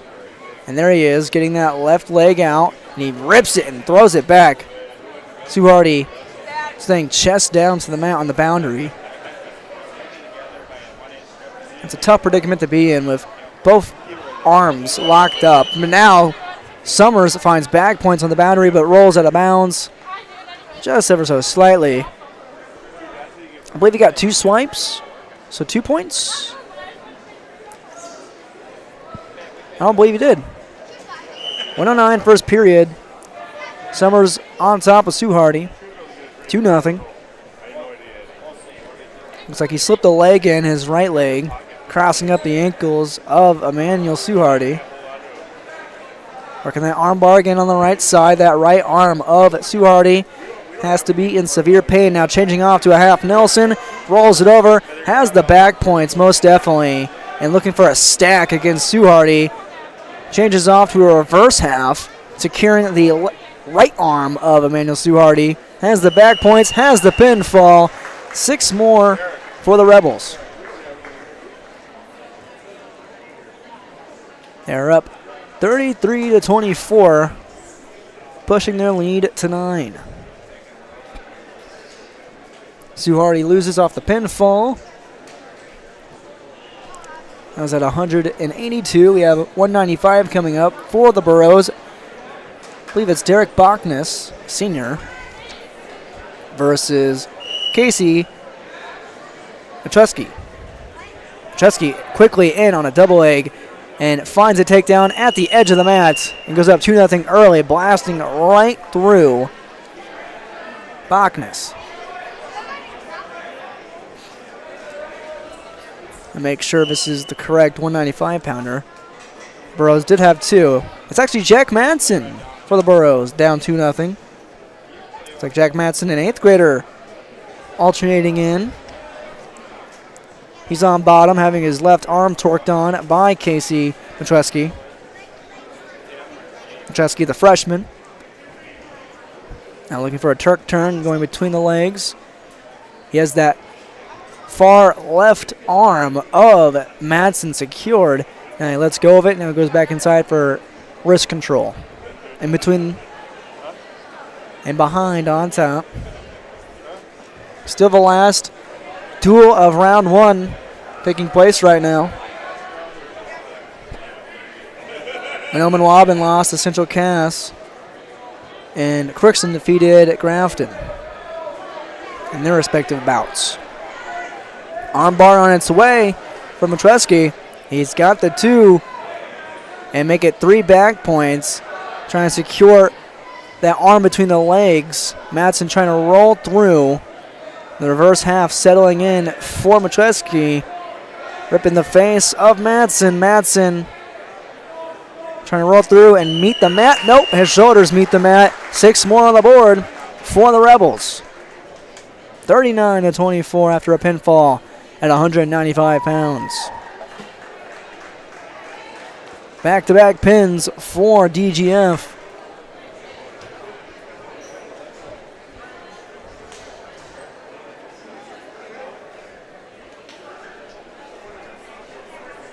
See who the Burrows send out. I don't believe they have anybody else left.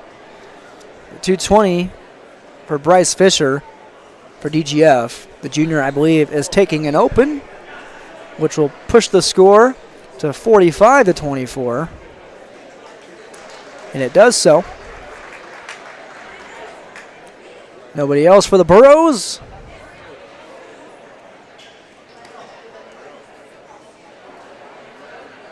.285-pounder for the Rebels. Victor Sosa, the junior. He takes his open. That pushes it to 51-24. A close duel to begin with. It started off 3-3, 9-3. Burrows trailing the Rebels. It got as close as 27-24 in the midway part of the duel, and it ends at 51-24. The Rebels take care of the Burrows of Hillsboro Central Valley. DGF takes it 51-24. Let's recap our other duels real quick before we take a commercial break. Hillsboro Central Valley, like you just saw, lost 51-24. Central Cass defeating Monoman Wobbin 54-30, I believe of 10 pinfalls. 9, let's see, 1, 2, 3, 4, 5, 6, 7, 8, 9. Okay, my dyslexia took a hold of me there. 9 pinfalls for the Squirrels against the Thunderbirds. They win 54-30. And Crookston leaps past, I should say, Monoman, actually the Grafton Spoilers, 48-18. Lots of opens that Grafton could not fill. That concludes round 1 of the Hillsboro Duel Tournament here at the Hillsboro Event Center. In round 2, we only have 2 duels going on. On mat 1, we have Lamora Litchfield Marion versus Pembina County North. And on mat 2, you will see Hillsboro Central Valley versus New York Mills, the Burrows versus the Eagles. All these scores are brought to you by our Golden Harvest Tim Kazette Seed Sales Scoreboard. Once again, 701-430-0877. We'll get back to business after this commercial break on YourLabEvent.com. What do basketball, choir, drama club, and marching band all have in common? They're all high school activities that offer learning opportunities not necessarily found in the classroom. They take up just a fraction of a typical North Dakota high school's budget, and they go a long way to giving young people the tools they need to thrive. High school activities, they're more than extracurricular. They're extra important, too. This message presented by the North Dakota High School Activities Association and the North Dakota Interscholastic Athletic Administrators Association. Cruise on over to Hillsboro Body Shop, where they work on anything automotive. cars, pickups, semis, and more. The guys combine for over 25 years of experience with professional, top quality, and timely automotive service. It's Ben and Tyrell at the Hillsboro Body Shop. Call 701-636-4981. Cars, pickups, semis, and more. If it moves and needs work, bring it over to the Hillsboro Body Shop. Call Ben Alba and Tyrell Lee, 701-636-4981. The Hillsboro Body Shop.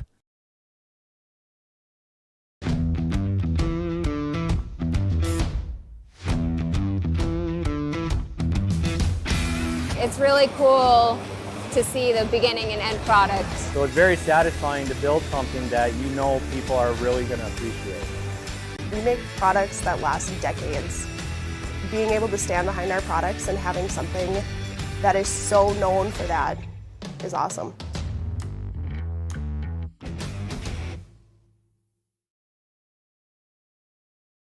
The Hillsboro Vets Club. It's where Boro sports fans meet after every game. The Hillsboro Vets Club is cheering for the Boros and also very appreciative of the community support of all of their fundraisers, their events, and just stopping in to enjoy the social and great atmosphere at the Hillsboro Vets Club. Good luck, Boros, from all your friends and veterans from the Hillsboro Vets Club. It's where Boro sports fans and us broadcasters meet after every game. We built Irie Insurance with one philosophy: hire great people and provide great service and options. We want to help protect your home, farm, crops, personal, and your businesses. Hello, this is Shane with Irie Insurance, and since day one, we have followed this golden rule to help protect you. That's why we have so many locations like West Fargo, Devils Lake, Hope, Hillsboro, Mackville, and Towner. To find out more about Irie Insurance, go to IrieInsurance.com. Irie Insurance is an equal opportunity employer and provider. Farming today doesn't always feel the same way it used to. Then again, some of it feels all the same. Maybe it isn't so much the jobs that changed, but how they get done. Now that's a different story. Efficiencies are critical, which is why you need a lender who will find the right loan structure for a strong financial future. You need a lender to look out for your whole farm operation. Ag Country. Experts in every field.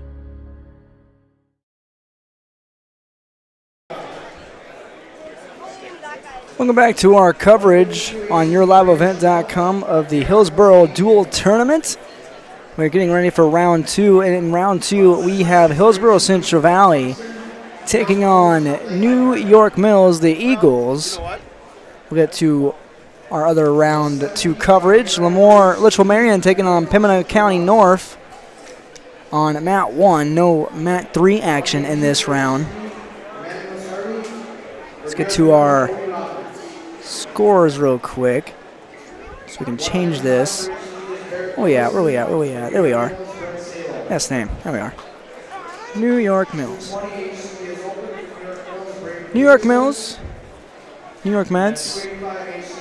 Both have blue. No orange though. This popped over. Give them a red. There we go, a red lettering. Even the blue color palette. Just so they're a little bit more different, some differentiation between them and Hillsboro Central Valley. So who has the advantage after period number 1 of the coin toss between each team's captains. Once again, our coverage of our scoreboard brought to you by Golden Harvest, Tim Cassette, Seat Sales Scores. And our in-between dual update is brought to you by Farmers Union Insurance with Ryan Updahl. Farmers Union Insurance in-between dual report for auto, farm, home, and business. Visit with Ryan Updahl at Farmers Union Insurance in Hillsboro. We're in Hillsboro today, of course, at the Hillsboro Event Center. And our in-between dual/match report. Monoman-Waban lost to Central Cass 54-30, I believe. And then Crookston took care of Grafton in a big way in round 1. We'll get those results in again. It was Crookston 48, Grafton 18. Central Cass 54, Monoman-Waban 30. You just saw on this mat, DGF, the Rebels take care of the Burros of Hillsboro Central Valley 51-24. We started at 106 in round 1, so we shall start at 113 in round 2. 113. And the starting lineup for New York Mills. Make sure we have the right kid out there. Looks to be Slade Dahl, an 8th grader. And Hillsboro Central Valley should be sending out Carson Gazette, a fellow 8th grader.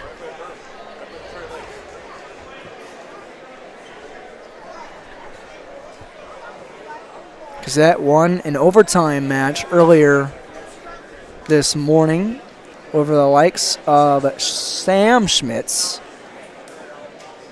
I do declare, yes, Sam Schmitz at 113 in the first round today. Once again, thank you for joining us this morning on a sensational Saturday. Thanks for following along with our coverage, and also reminding me, Pembina County North. It's been a minute since I've had to cover the Grizzlies, not Pembina, of course. Pembina County North, but we're underway at 113 in round 2 between Hillsboro Central Valley and New York Mills.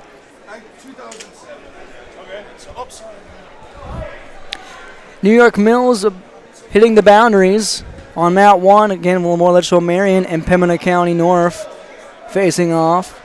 Only 2 duels in round 2. And Kazette, the aggressor on the inside of the circle of the mat. Pressuring out. Here comes a sweep attempt from New York Mills, scrambling through. Slade Dahl finds 2. After a quick scramble with Kazette, 2-0, 1:16, second period.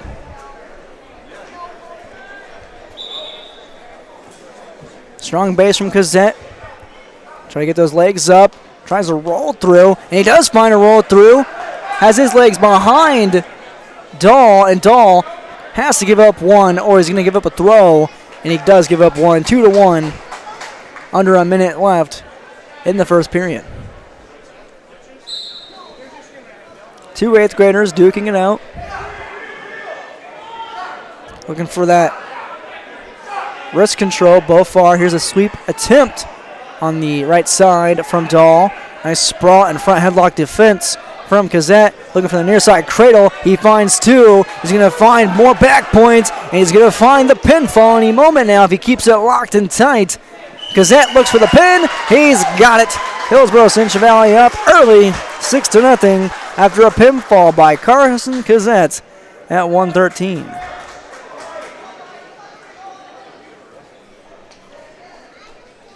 And we'll see who both teams send out at 120. Looks to be, should be Sawyer Owens again. And he takes an open. No, he does not. He takes on the likes of a quick takedown by Owens. He takes down Austin Geyser, freshman. Owens on top. Quick takedown for 2 within the first 13 seconds. Now working a strap inside. Looking for wrist control. Geyser fighting. Hunched over. Looks like Owens trying to slip a leg in. Now looking for the near ankle, far ankle that is. Geyser kicks that leg out, but goes out of bounds, does not find the escape.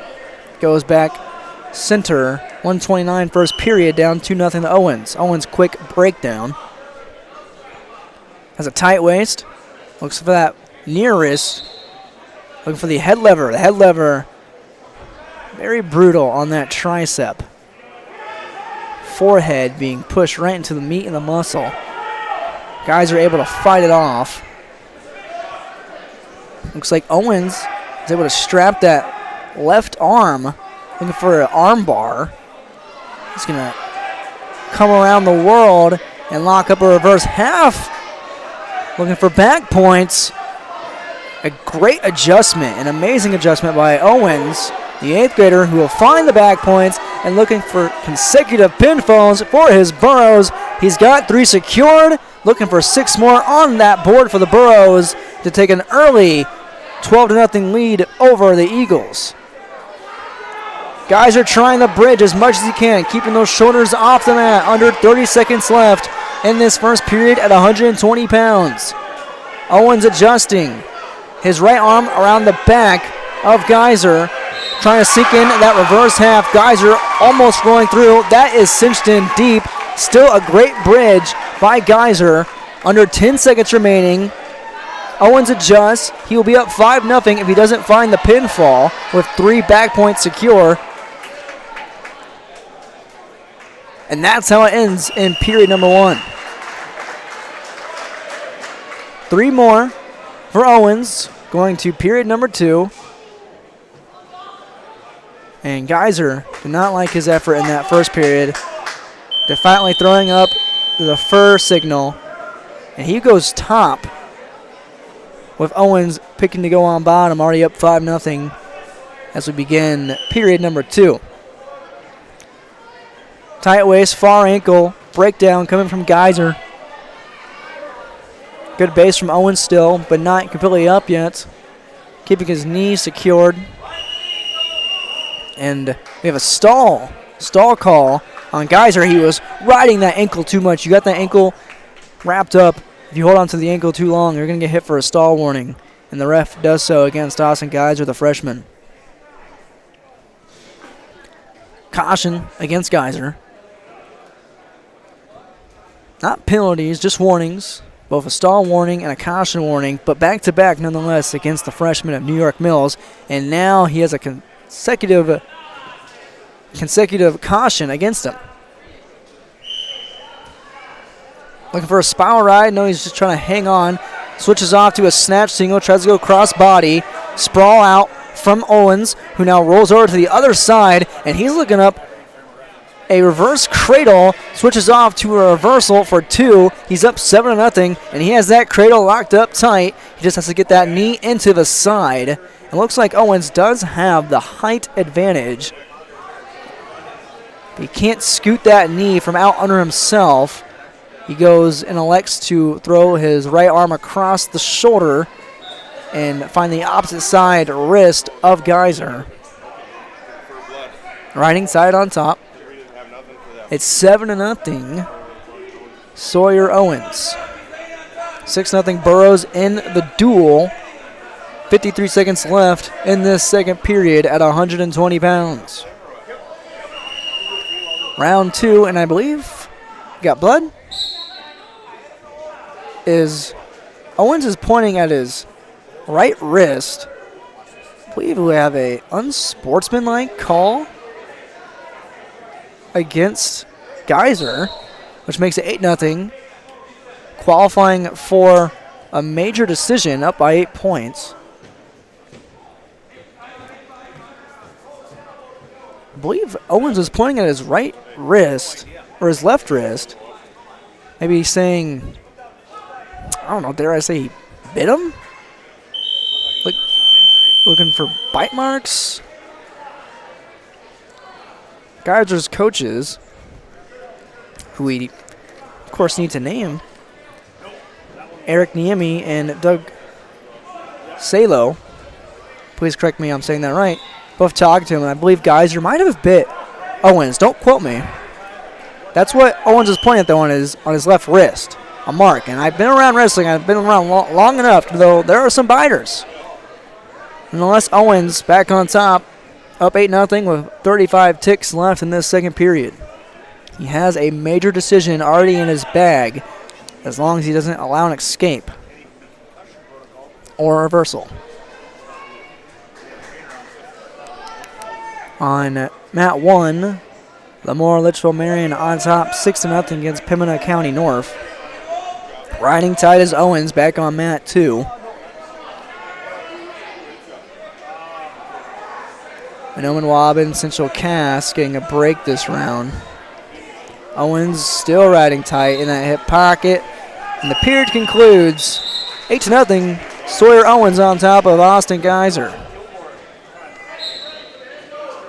DGF also getting the round off after putting the hurt on the Burros. 51-24. Buff go neutral. A quick double leg A nice level change from Owens. He's up 10-0. He caught Geyser standing too tall. Nice fake as well. Little head tap. And that clears it up every time. Get them worried about what's going on up top. They're not worried about the legs and the ankles down below. 1:35 third period. Owens on top 10-0.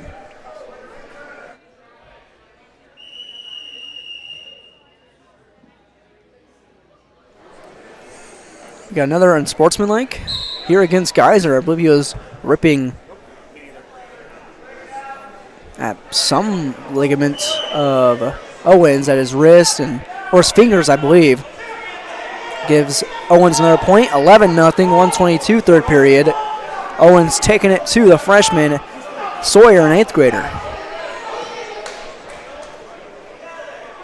Geyser does have a stall call warning against him and 2 cautions as well. Next stall warning will be another point against Geyser, and it will put Owens up 12-0 if it occurs. Geyser broken down on his hips. Under a minute left, under 50 seconds in this match. Owens just riding tight inside, trying to secure a right side half Nelson. He jumps sides. Almost had it. Guys are turning away just in time. Under 30 left in the match. For Geyser, it's time for a bag of tricks. A Peterson roll, Granby, anything. That's what was escaping me earlier. It's been a minute. Peterson roll I saw on mat 1 in round 1. Under 10 left in regulation and in the match.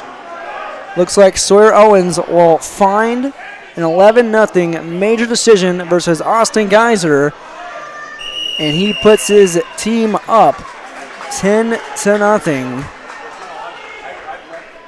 in this duel. Burrows 10, Eagles nothing so far. That was at 120 pounds. We're at 126. For the Burrows at 126, they are open. For the Eagles of NYM, they have Elijah Geyser, an 8th grader. He'll take that open, so it should be 10-6 here momentarily.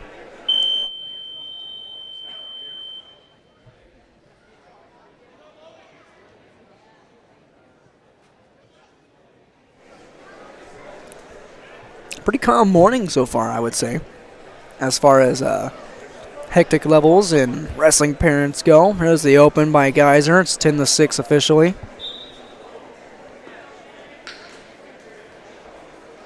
Make sure that's updated on our Golden Harvest Tim Kazan Seat scoreboard, and indeed it is. We move on to 132. At 132 for the Eagles, they bring out Jay Minderman, an 8th grader.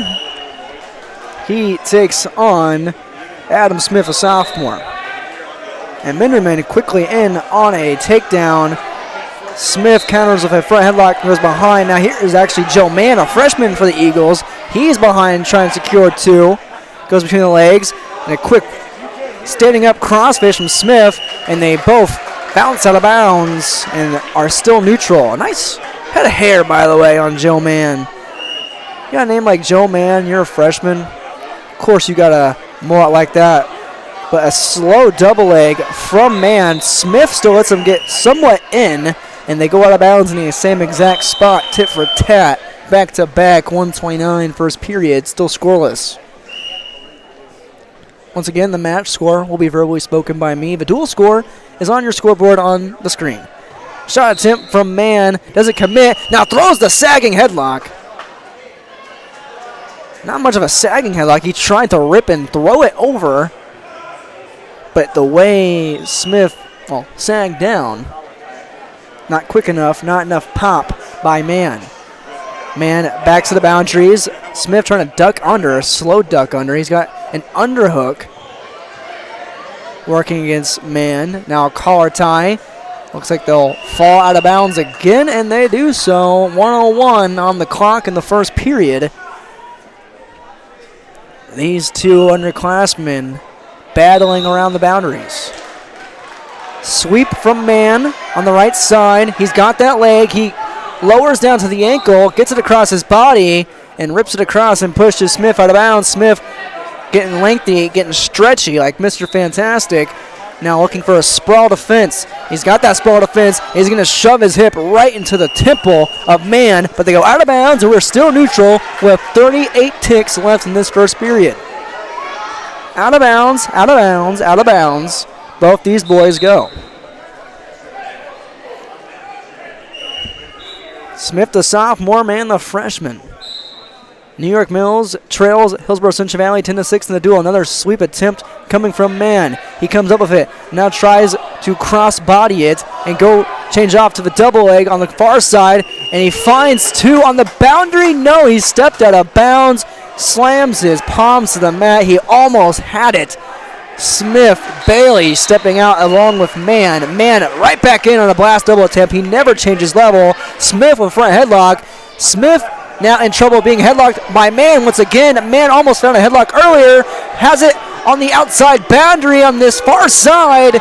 Looking for two. Smith slowly creeping behind for his own two. No, both out of bounds. We're neutral again with 3 seconds left in the first period. No level changes from either wrestler on any other shots in this first period. Great defense when in on a shot. We've seen Mann get Smith's leg elevated. Mann starts the second period on bottom. Quickly comes up, but Smith traps that left arm of Mann, riding tight behind the hips. Now walks for the chicken wing on the far side and breaks him back down. Mann got to his feet and was tripped up by Smith. Smith back on top, riding tight. Now has that chicken wing deep. Smith fighting, Mann fighting, and Smith finally scores some back points. Mann trying to give up a pinfall after going the whole first period scoreless between each opponent, and Smith seals the deal with a pinfall. Looks like Adam Smith's bread and butter is on top, and he finds 6 more for his Burros at 16-6.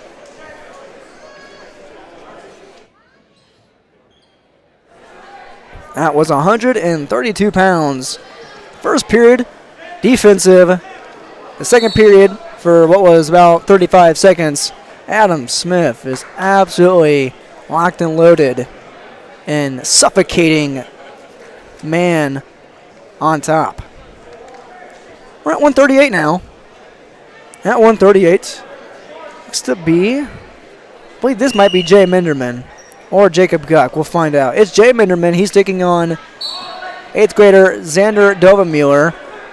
Minderman, a fellow middle schooler in 8th grade. Quick predicament. Both come back to neutral.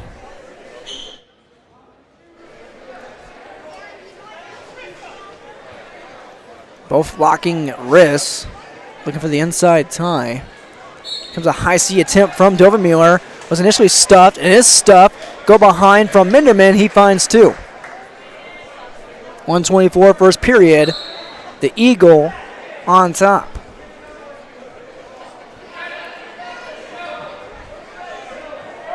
He has Dovenmuller broken down deep. Now looks for a cheap tilt. Doesn't find it. Could he get his hips underneath? Has that left wrist absolutely hunkered down. Dovenmuller trying to sit out, trying to scoot out. His hips are all the way underneath Minderman. Minderman still working on that left wrist, and after a while, that thing gets tired the more it's torqued on. The more you have to fight back from it being pulled across your back. Dovenmuller does have a stronger base, and as I say that, there is a tight waist, far ankle breakdown from Minderman. Minderman on top at the far boundary.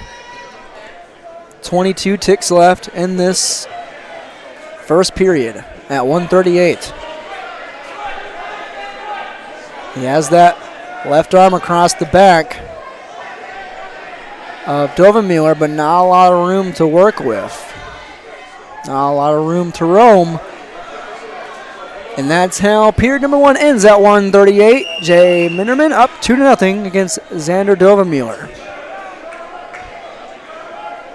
I don't see any other score on our homepage here for our other duels. It sounds like they got a duel going on in mat 3. There wasn't supposed to be a duel on mat 3 this round, at least not to my knowledge, and to the program. Nonetheless, Dovenmuller starts period number 2 on top. Minderman goes down. 10 seconds in. Breakdown. Just throwing Minderman down does Dovenmuller. Dumps him down again. Almost lost control. Had to stuff his head back inside to secure the go-around.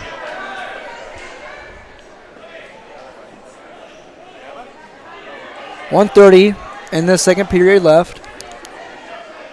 Far ankle coming from Dovenmuller. He's over the right shoulder of Minderman. Might be trying to lock up a cradle. It's a bit high. Up on the shoulders of Minderman now. Minderman, now he's got his legs underneath Dovenmuller. Trying to sit out. He's got his left leg elongated. Dovenmuller trying to take advantage of that. Under a minute now left in the second period. This was college wrestling. Dovenmuller would have over a minute of ride time, including that first period. And Minderman slips out the bag. Got a little loosey-goosey and secures an escape point. 3-0.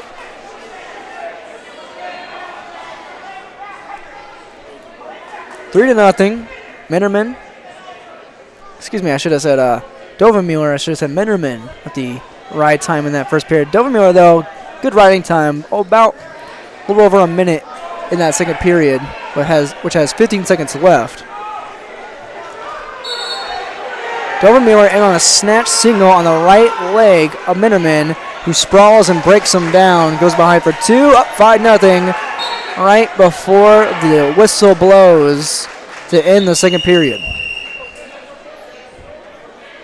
Jay Minderman, 8th grader on top of Xander Dovenmuller, fellow 8th grader, 5-0 in period number 3. Looks like the more Litchfield Marion on top of Pembina County North, 12-9. Minderman starts third period on bottom. Dovenmuller showed some good riding skills in that second period. He's going to need a turn and a pin.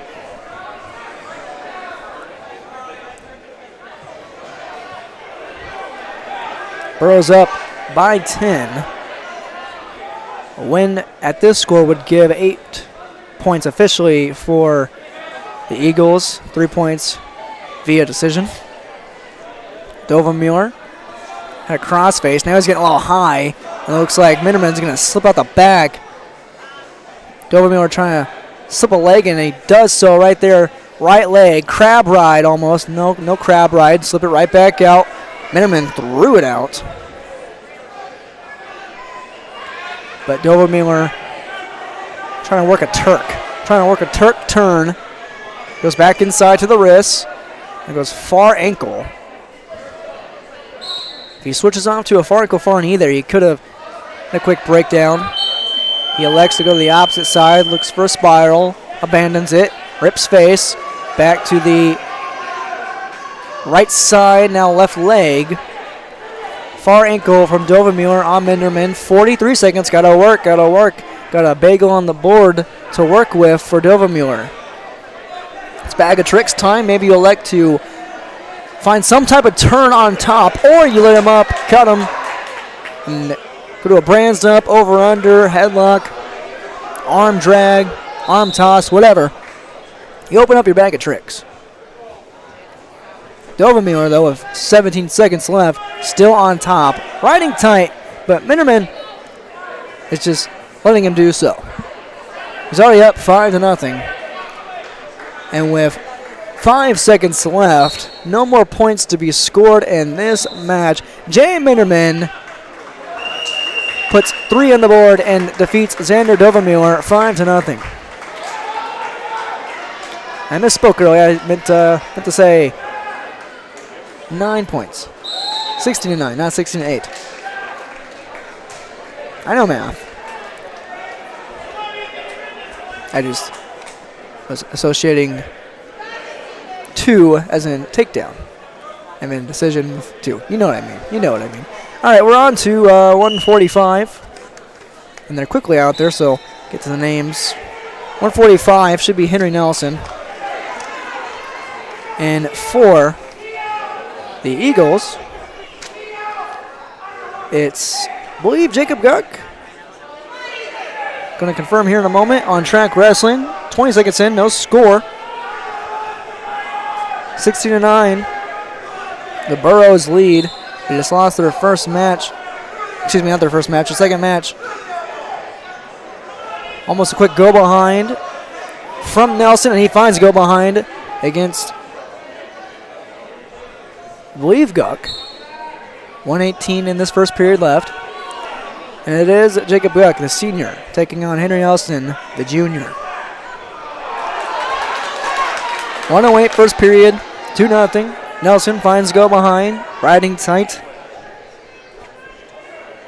And looking for a submarine tilt, and he gets it across. That's actually the ball and chain. He has it nice and tight.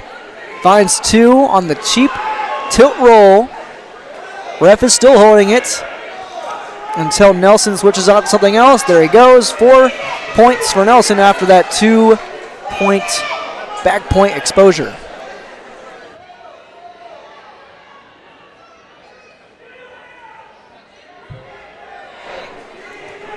Four to nothing with 30 seconds left. Nelson leads Guck.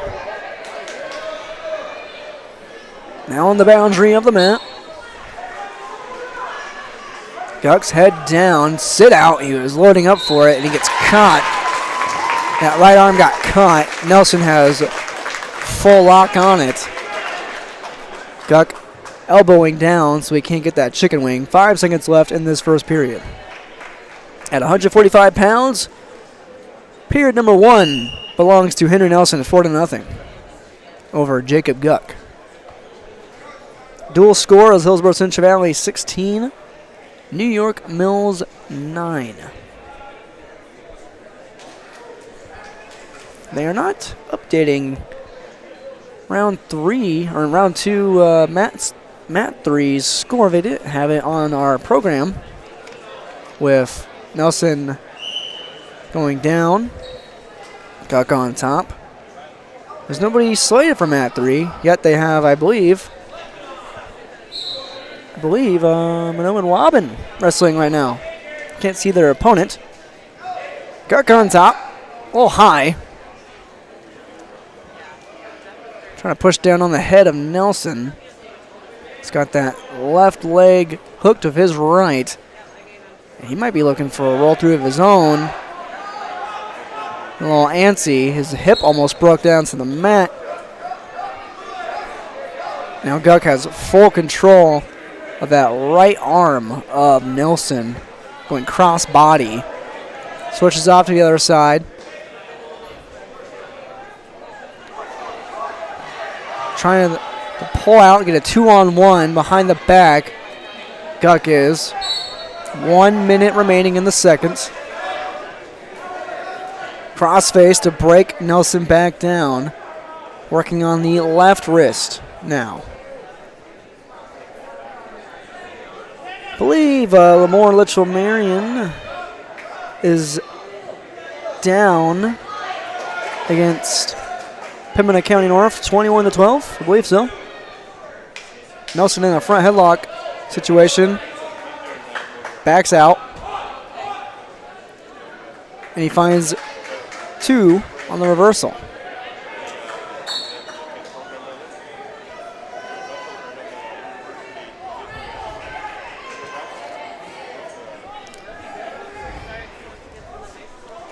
.13 seconds left. Nelson on top.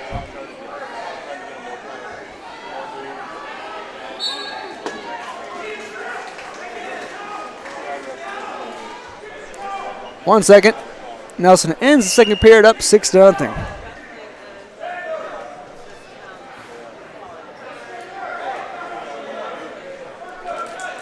Both men will go neutral.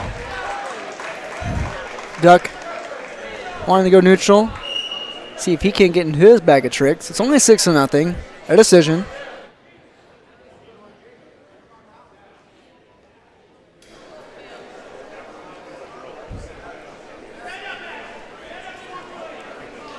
Looks like Guck is going to that bag of tricks. He tried to lock it over, under, and he gets dumped to his belly by Nelson, who just blasts right into him and drops him. 2 more. Now it's a major decision at 8-0. In favor of Henry Nelson. 1:25 left in the third period.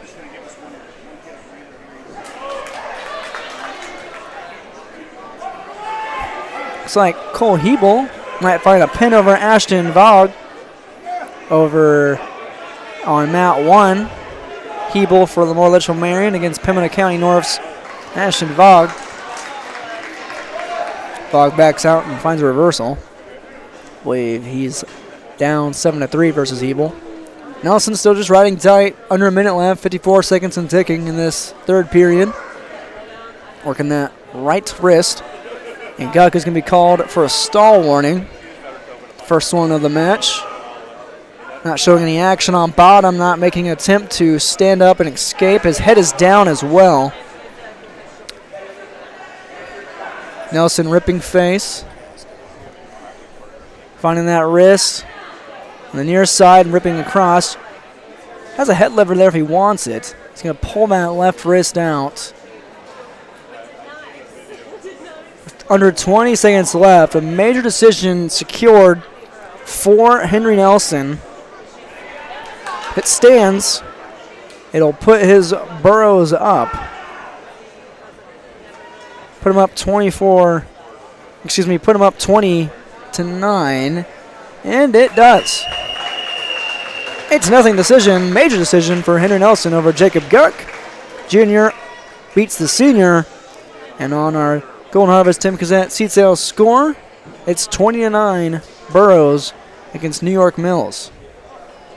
That was at 145, so we have 152. I believe at Braden Chenault, the 8th grader, for the Burrows.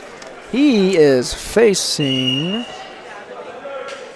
Dane Niemi. And I am correct. Chenault, the 8th grader. Niemi, the senior, for the Eagles. Niemi, quick double leg takedown. Excuse me. Within the first 13 seconds, he cuts Chenault once more. Wants to work his offense here. Sweep attempt by Niemi. Chenault looking for a low single. Nice sprawl by Niemi and gets around for the takedown. He's up 4-1. 1:25 first period. Cut him again. Work your offense. On times for seniors early in the season, especially against younger underclassmen, especially middle schoolers, as that sweep by Niemi is true and through. Making it 6-2. Seniors want to work their offense early on and find what clicks for them in their last high school season. Now looking for a tilt. He's got the tilt. 2 points secured. 5 count intact. That's 3 back points for Niemi. He'll be up 9-2.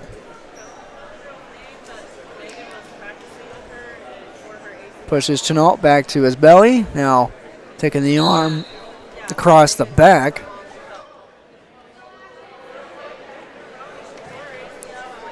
Trying to lock up that arm and throw in the brands, and he has the brands through. Has the shoulders on the mat. Niemi notches the pinfall. 6 more. 6 points for the Eagles. Makes this duel closer at 20-15. That's at 152 pounds. Quick match. Ending in the first period, we head to 160. Blake Unger, a freshman, taking on Ben Thompson, a freshman. It's actually John Garay, the senior for Hillsboro Central Valley. We had that mix-up last time on mat 1. And it is Blake Unger, the freshman for New York Mills.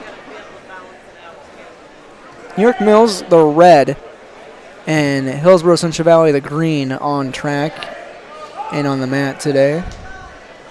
No score through 25 seconds. A little half attack from Unger. He's looking for a low single. Backs out. It was wide open, but too much space in between him and Garay. Garay looking that inside's high. Now switches to a collar. Middle of the mat.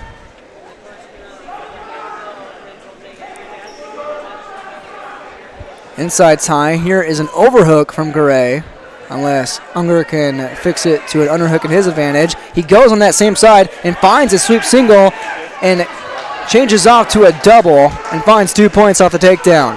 Great change off from Unger, going underneath from over on the underhook to under with the takedown.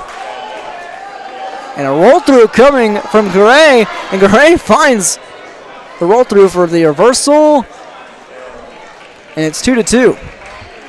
Peterson roll on its way from Garay with under 30 left in this first period. Trying to work legs. Unger with his base intact on both knees.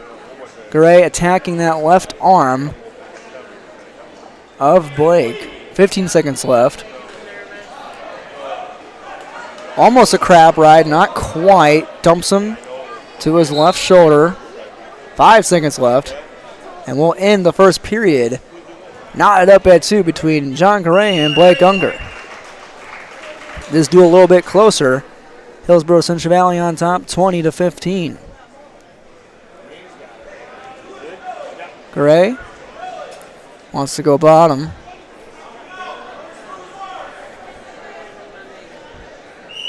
Lining up on the right side. Unger does. Nice breakdown.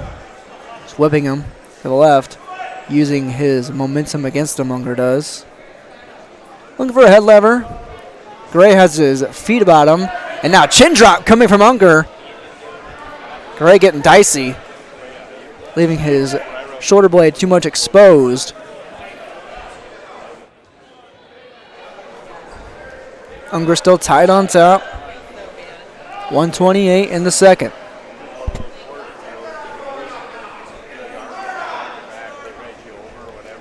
Working inside wrists. Wrist control, wrist control, wrist control.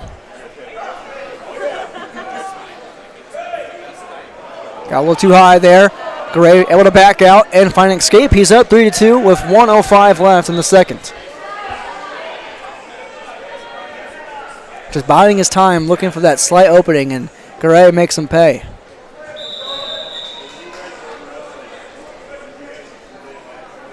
Overtime once again coming from Garay. He looks for the high C.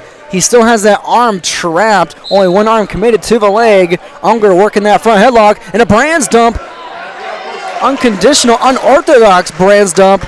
And Garay slips through out the back and finds 2 more, up 5-2, 33 seconds left in the second period. Here at 160 pounds. 5-2, Garay on top of Unger. Looking for a cradle. He's going to lock it up. Lock and roll it through, and he's got it secured. 10 seconds left. He's got back points. Looking for the pinfall, that knee in the side. The cliche knee in the side. Can't find it, but he finds 3 more. Thanks to the back points, it's 8-2. John Garay over Blake Unger after 2 periods. We head to the third with the Borough Senior on top. Unger's choice in the third. He elects to go neutral. And I say it again, I believe for the 3rd match in a row. At this stage in the match, bag of tricks. Get a little weird if you want to win.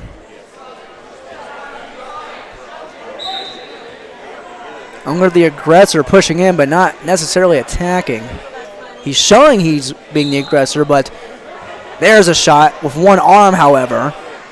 But a headlock and a dump down. And he finds 2.5 secured by Unger. Unger, if he can just... Now he's got his leg stuck, and Garay finds his leg. He's going to roll through. Such athleticism. Amazing by John Garay with his size. And he's going to secure the reverse half Nelson. It's 10-4 Garay. 2 points for him, make it 12-4 with the back points. Under a minute left in this match. Major decision intact for Garay. He's looking for the pinfall. He wants 6. He's got it.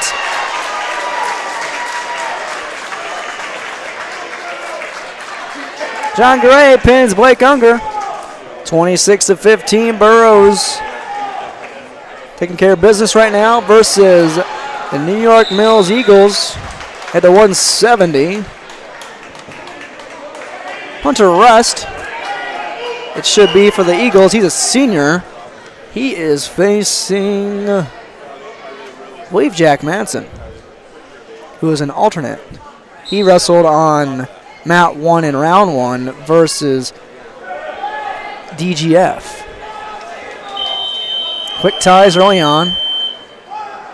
It's Ben Thompson of Hillsboro Central Valley.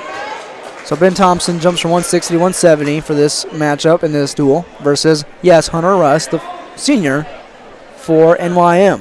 Thompson, a freshman, no score, 35 seconds in.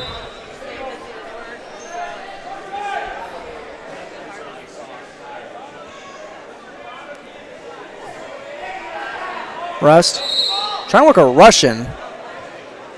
It looks like both hand fighting with wrist control. Looks like Thompson tried to drag momentarily. Couldn't get a full grip on that forearm. Here's a high C attempt from Thompson. Nice sprawl. No bonsai for Thompson. Russ finds 2 off the counter and the sprawl with under 50 seconds left in the first period. Riding tight. Got that right wrist and arm secured.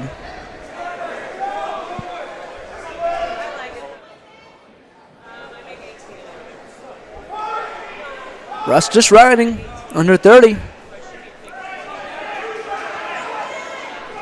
Thompson hunkering down that right side. So Russ can't go around the world. Under 15 left in this first period. Still 2-0. Hunter Rust on top of Hillsboro Central Valley's Ben Thompson. That's how it'll end. First period. Check on mat 1 real quick. Looks like Pembina County North on top with Lemoore Litchfield Marion 21-16. They're at 160 pounds. I don't know who wrestled on mat 3 earlier, just moments ago. It looked like Owen Wobbin was wrestling somebody, but they weren't slated to wrestle this round. Maybe they're making quick work and getting other bouts out of the way to make up for that 30-minute delay. Nonetheless, Thompson's on top, but for how long? A sit out and stand up from Russ. Got to clear the hips. That left arm being secured by Thompson. He breaks him back down with a trip, and now working on that left side, chopping away at that left bicep. Thompson trying to tear away. Russ up 2-0. And that was an absolutely picture-perfect stand-up from Russ, securing the wrist and hand control, bringing it up top and clearing the space between him and Thompson. Textbook from Rust. He's up 3-0 with 1:05 in the second period, and now he's in a sprawling position. A shot's hit from Thompson. Rust just ripping away, grinding that nose in the face of Thompson. 2 more points for Rust. He's up 5-0. Now he has a half Nelson, quickly cinched in. He has back points, and he's looking for 6 points to get back into this duel with a pinfall. 36 seconds left in the second period. He needs to tee up. And he's now teeing up on the opposite side. Reverse half, he's got it. Hunter Rust with the stick of Ben Thompson. 26-21, the Eagles creep back into it.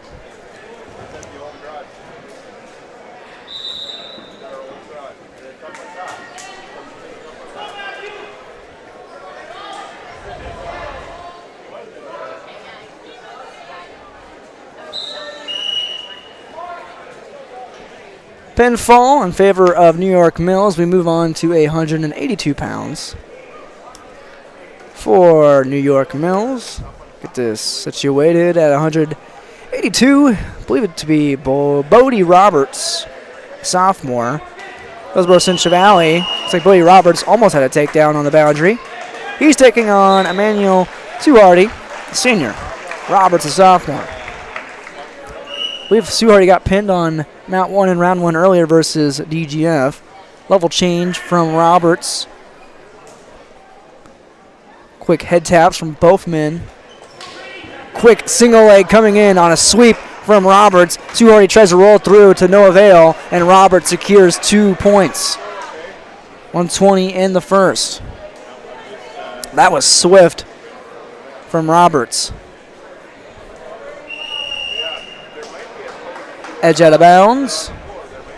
Want to clarify pronunciation for some of these kids. We didn't get to talk to them or hear the announcements for their names. But it's Garai, I believe. Earlier, we'll get that situated. Thanks to Keefe, keeping us in check up here. Under 55 seconds left in this first period. It's 2-0 Bodie Roberts on top of Emmanuel Suharty, and he finds the turn and back points. He's got that Turk, and now he's going for the full Saturday night ride on this Saturday morning. He's got 6 points. And the Eagles have taken the lead at 27-26. Roberts rips Suharty for the pin. First time New York Mills has led Hillsboro Central Valley in this duel. That was at 182 pounds. We move on to 195. Looks to be Bren Salo, senior. See who Hillsboro Central Valley sends out.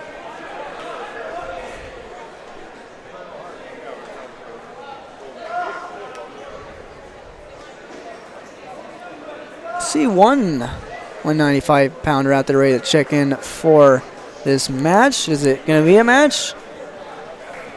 I don't believe so. Maybe somebody got hurt earlier. I remember somebody getting hurt. I have to double check. But 33-26 after that forfeit. Open in favor of Salo. To 220 we go. And that will be another open forfeit in favor of NYM. 39-26. I believe they have a heavyweight as well, the Eagles do. That was Braden Peterson, I believe, taking the open at 220. And they might have they are sending somebody out there for 285, even though they don't have anybody listed. It's probably an alternate wrestler. They didn't weigh the alternates on this program, so I'm not quite sure who is out there taking the open. It's 45-26. New York Mills has taken a commanding 19-point lead after trailing early in this duel. We are back to 106. This duel started at 113. At 106 for the Eagles, it's Creed Mersu, a 7th grader for New York Mills. He takes on Justin Terrell. Both at the check-in table, scoring table.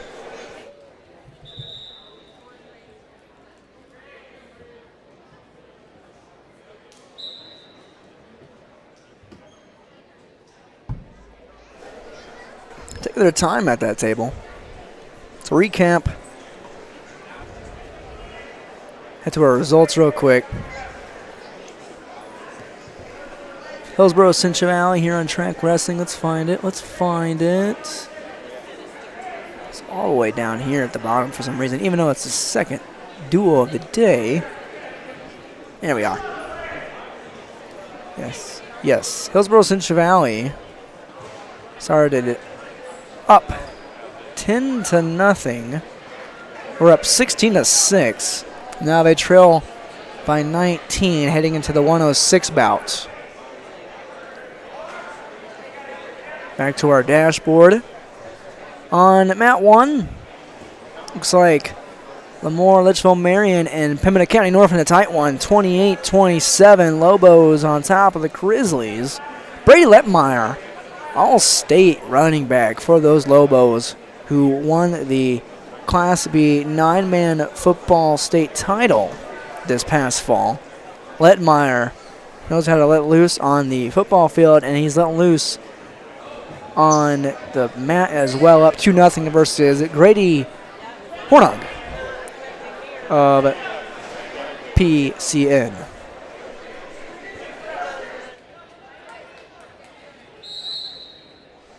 We are really taking time here at the scoring table for the 106 bout, the last match in this duel between Hillsboro Central Valley and New York Mills.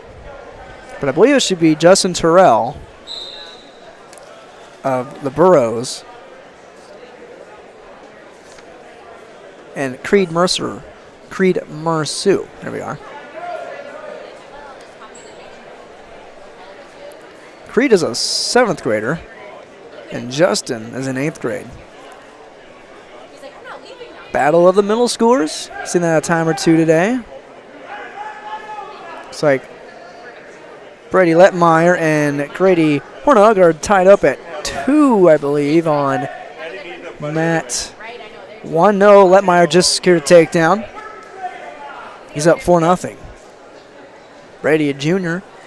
Grady, a senior. Grady.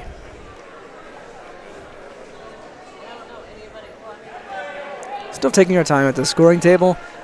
To recap Hillsboro Central Valley's first duel of the day, they lost to Dilworth Glendon Felton, 51-24. They were in the thick of it in the middle of that duel early on as well. So you scoot back on over to mat 2 at the Hillsboro Event Center, also known as the Heck, home of Hillsboro Central Valley boys and girls basketball as well.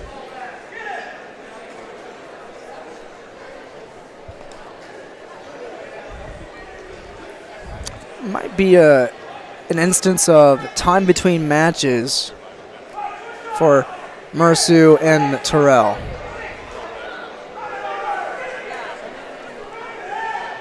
So is the volume on in this thing too?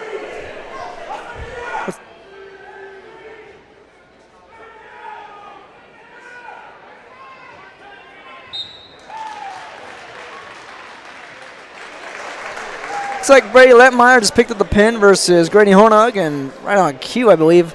Yeah, we're ready to go with Terrell and Mersu. Final match between Hillsboro Central Valley and New York Mills. The Eagles will pick up this dual win, pushing HCV to 0-2 on the day so far. Terrell, the early aggressor, pushing Mersu to the boundary, looking for a headlock to pop it over. Mersu doing a good job of keeping that arm around the waist of Terrell, and he backs into it and takes him down but out of bounds. A reset neutral in the middle. 1:40 in this first period. Looks like Terrell looking for another headlock. Mersu in the front headlock sprawling position, and he is boot scooted out of bounds. Reset at 133. Level changes from both. Collar tie. And falling down is Mersu, but he readjusts. Bounces off his backside for the takedown. Yes. No, Terrell found the takedown, I believe.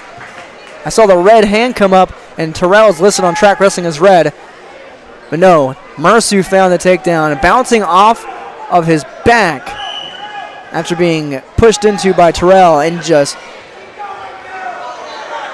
finding a recoil.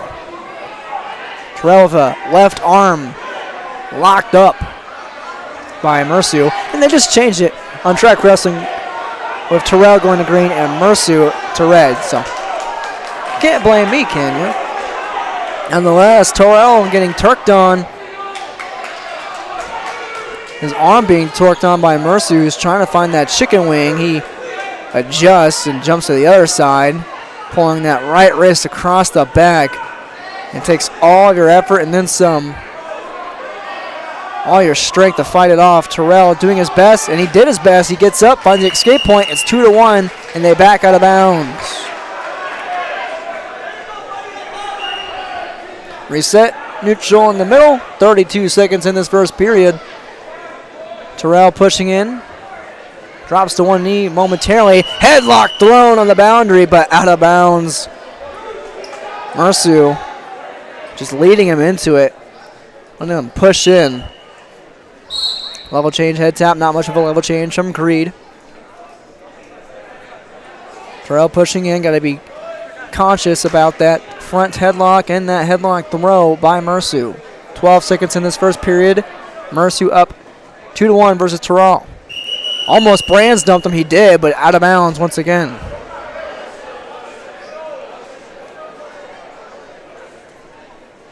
Reset neutral with 6 seconds left on the clock. Here is a level change and a double leg takedown for Creed Mercier to cap off the first period up 4-1. Mercier just let Terrell just push him in, push him in, push him in. And as soon as he sees his arms go up to push again, that lower body's exposed. Boom, takedown, double leg. There's two. Take two, and I'll see you in the morning. Mercier starts on top in this second period.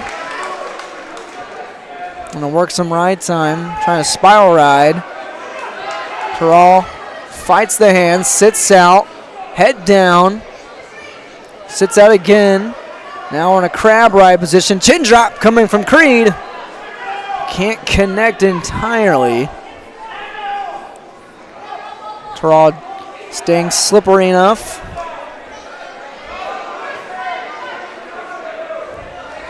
Riding that boundary, and they'll reset with 125 in this second. 106-pound bout. Hillsboro Central Valley and New York Mills. Two middle schoolers, Terrell of HCV, an 8th grader, Mercier, a 7th grader of New York Mills. Terrell stands up, but his left arm is snatched up, sits out, now is up, trying to reach over and pushed out, and the escape is awarded to Terrell. Deficit cut in half, 4-2, 106 ticking in the second. Collar tie from Mercier. He's got control. Half-hearted shot from Terrell, another one. Here's a nice sprawl from Mercier. His knees are on the ground, however, giving Terrell some time and leverage to push in, but his body fails him. His hips sink to the mat.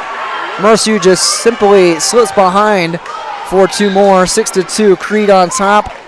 40 seconds remaining in the second.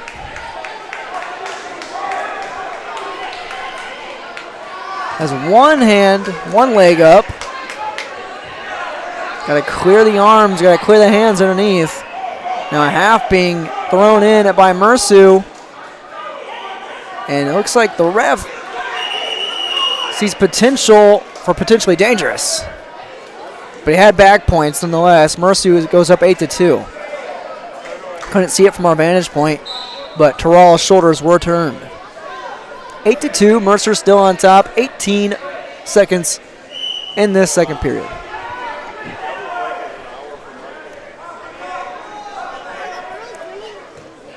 One leg up for Terrell. Broken back down, tries to roll through. His back getting a little dangerous. 8-2 is the score after two. Creed Mercier on top of Justin Terrell. Check back in on mat 1. Lamore Litchfield Marion on top of Pembina County North, 34-27. They're at the 220 match.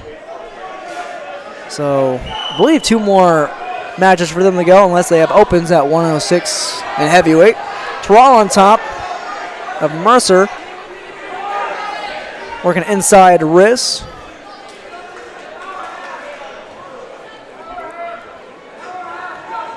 Pushing out now, jumping out to the right side, working that right angle with the right wrist.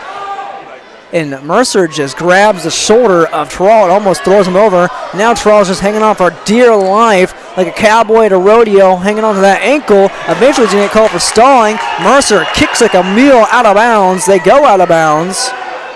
No stall warning on Terrell. He was on that ankle for a lengthy amount of time. Nonetheless, with 1:21 left in the third, still 8-2. No warnings. And right on cue, we have a caution. Caution on Terrell. A little bit too much up on Mercer.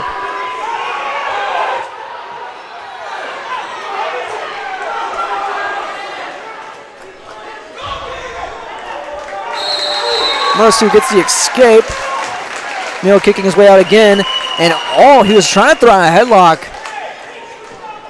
And Terrell, you can distinguish it as a double. You can define it as a double. That was just a straight-on body attack tackle.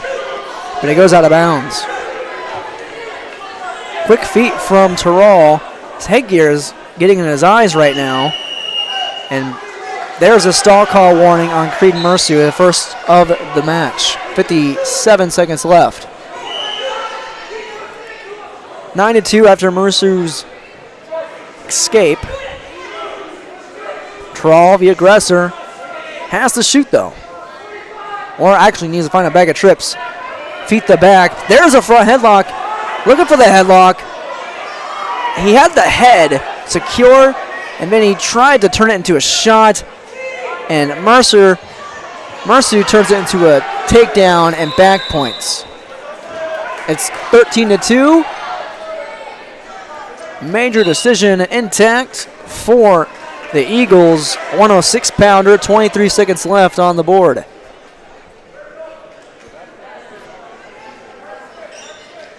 An 11-point lead for Mercer. 7th grader, 20 seconds away from beating the 8th grader. Double LM and PCN are at 285. Lamar Letchell-Marion up by 10 now, 37-27.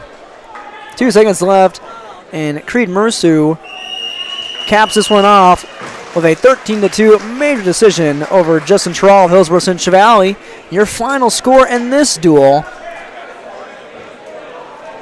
New York Mills 49, Hillsboro Central Valley 26. Hillsboro Central Valley 0-2 on the day in duels. Set to our results for this round number 2. So far, I believe maybe, what was that match on? Mat 3. I'm looking for it right now. I saw Monome and Waubun. Who did they wrestle?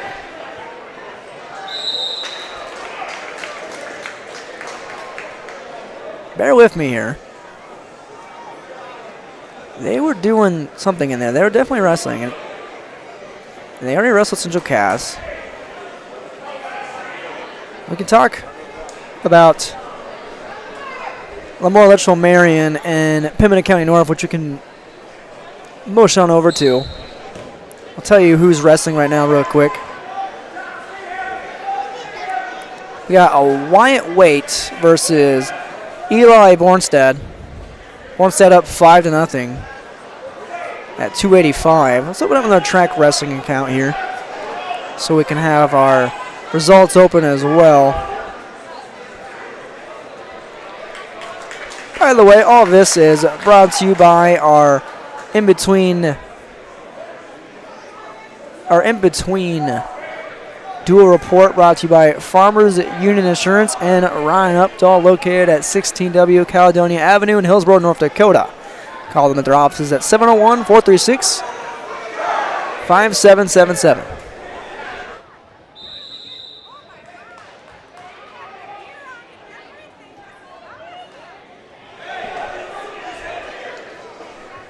Looks like Grafton is gearing up on mat 2. And in their round 3 bout, they should be facing New York Mills. On mat 1 will be Central Cass and DGF. We'll have the action with Central Cass and DGF. Currently, they're at 285 with Lamore Litchfield Marion on top of the Grizzlies. I believe they just said DGF and Central Cass are being moved to another mat. I did not hear which mat.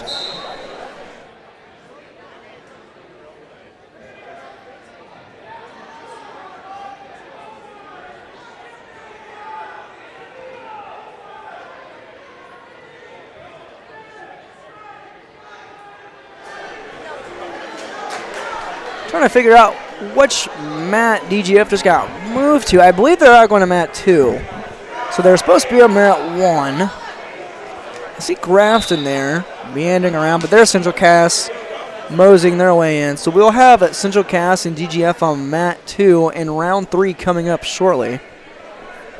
Got our scoreboard set up for that.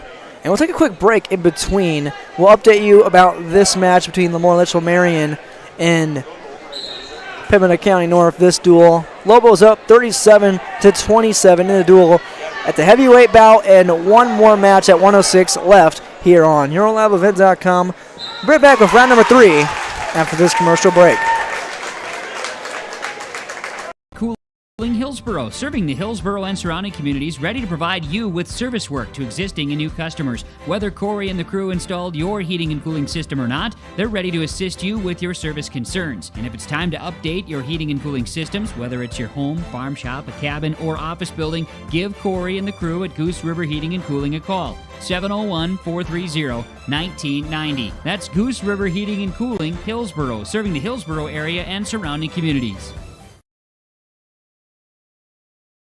When you need seed for your farm, contact Rocky Nedham. Nedham Seeds in Caledonia, 701-430-1149. Wheat varieties include LCS Trigger, LCS Rebel, AgriPro, SY Velda. Nedham Seeds also has barley seed and Seedex sugar beet seed, plus Pioneer corn, soybean, sunflower, and alfalfa seed. Wheat, barley, corn, soybean, sunflower, alfalfa, and sugar beet seed. Nedham Seeds, Caledonia, 701-430-1149.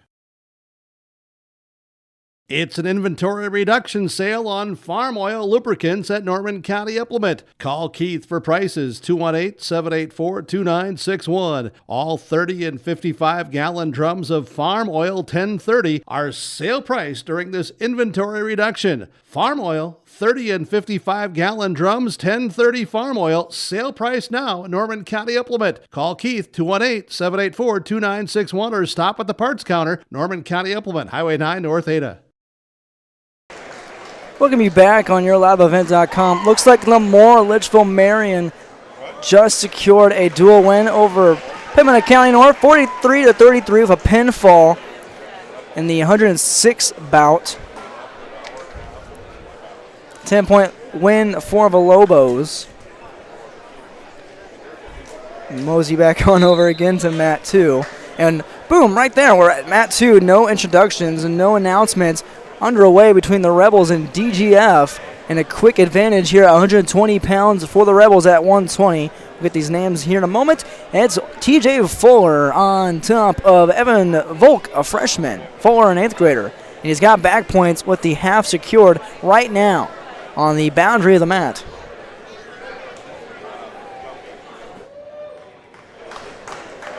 Fuller in full control. Loses control out of bounds.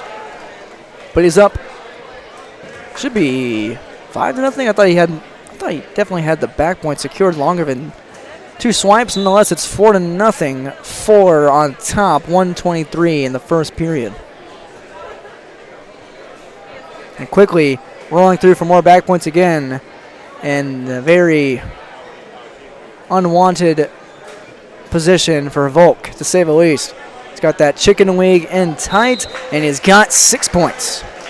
DGF up early against Central Cass.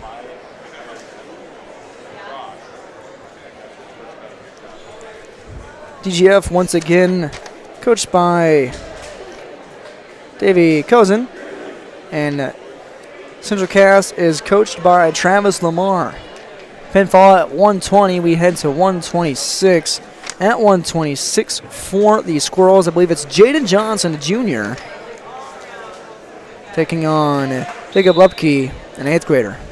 See what's official here on track. It's Josiah Crandall, actually, a junior of Central Cass. He's taking on Lepke.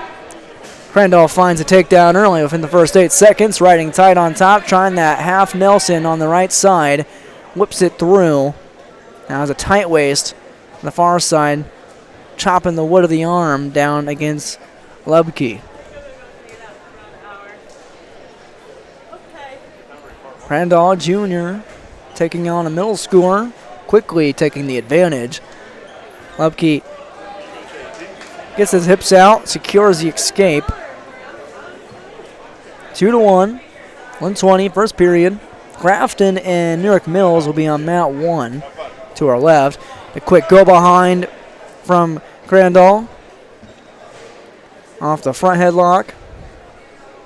He's up 4-1 with 1:05 left in the first. So we're officially in round 3. Yes, we are in round 3. Grafton, New York Mills on mat 1. They just reversed mats. They flipped mats because Lamar, Litchfield, Marion, and Pembina County North were taking their time on mat 1 in round 2. Riding tight with that tight waist is Crandall. Under 40 seconds left in this first period.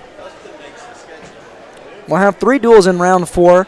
Central Cass and Crookston on mat 1. Hillsboro, Central Valley, and Pembina County North on mat 2. And mat 3 behind us, Lemoore, Litchfield, Marion, and Mahnomen Waubun. No action in the last couple of seconds between Crandall and Lepke.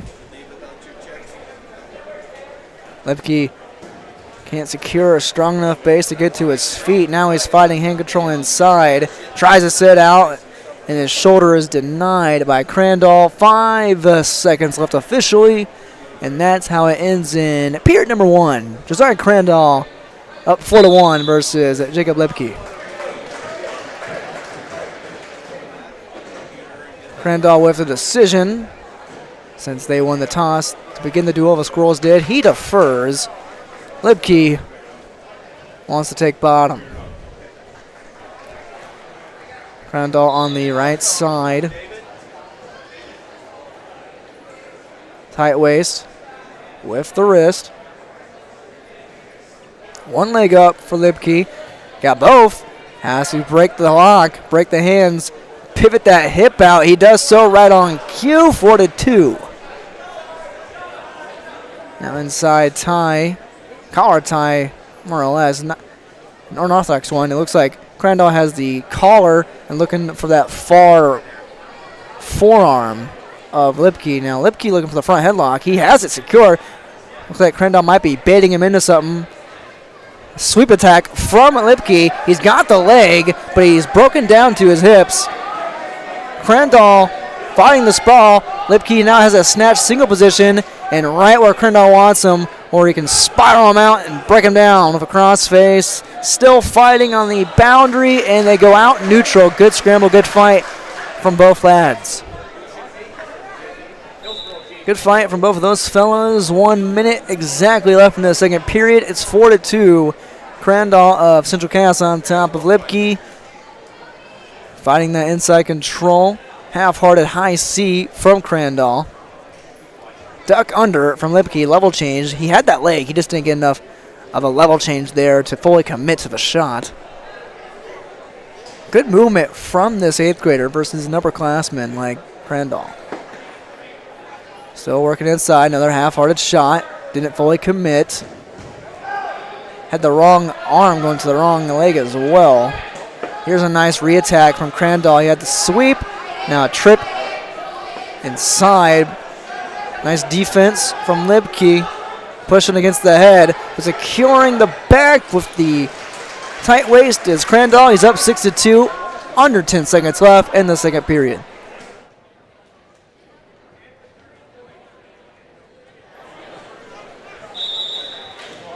Whistle blows. 2 periods through. Crandall, his decision is to go down, already up by 4.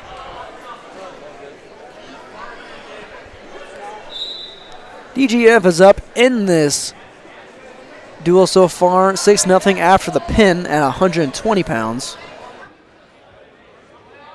Crandall sits out, finds a reversal, finds 2 more points to make it 8-2. 2 more and he has a major decision, can cut into this deficit. Early deficit for the Squirrels here in the second match of the duel on mat 2. New York Mills and Grafton yet to begin.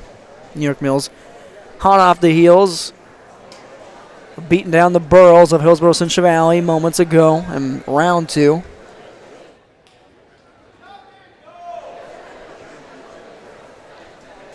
Crandall just riding tight. Got a tight waist. Looking for that right side wrist, now the left wrist. Trying to force half Nelson. Maneuvers to the far left side. On the other side with another half Nelson. Breaks Lipke down to his shoulder. Lipke shouldering down, keeping that Nelson from fully sinking in.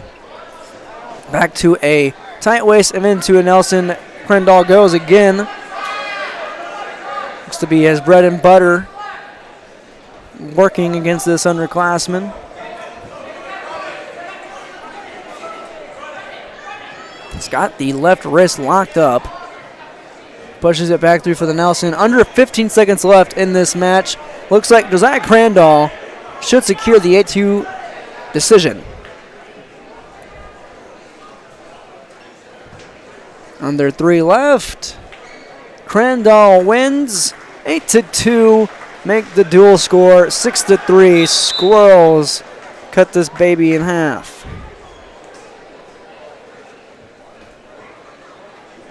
That was 126 pounds. Josiah Crandall, your winner at that weight class for Central Cass. At 132, I believe we'll see, should be Austin Lenhart of DGF. And Grady Link of Central Cass. We shall see. It's like New York Mills and the Grafton Spoilers gearing up to go. Handshake underway. Quick attack coming from Link on the sweep. Has it secured, but his leg in between. He just dumps out the back to the right side and finds 2 for the takedown. Quick early 2 points. The first 14 seconds for Grady Link versus Alex Anderson, a freshman of DGF actually. Alex Anderson getting the nod, and he gets a reversal. Hitting a sit out. And now he finds a chin drop against Link. Freshman versus freshman. Did he secure 2 points? He did so. He goes up 4-2. Anderson on top. Anderson now locks up a cradle, finding more back points, and he can push DGF's lead even further. It's 12-6. Or 12-4. 12 on the board. That last match wasn't a major, was it? Did I miss something there? Link looks to be holding his arm in pain after that pinfall.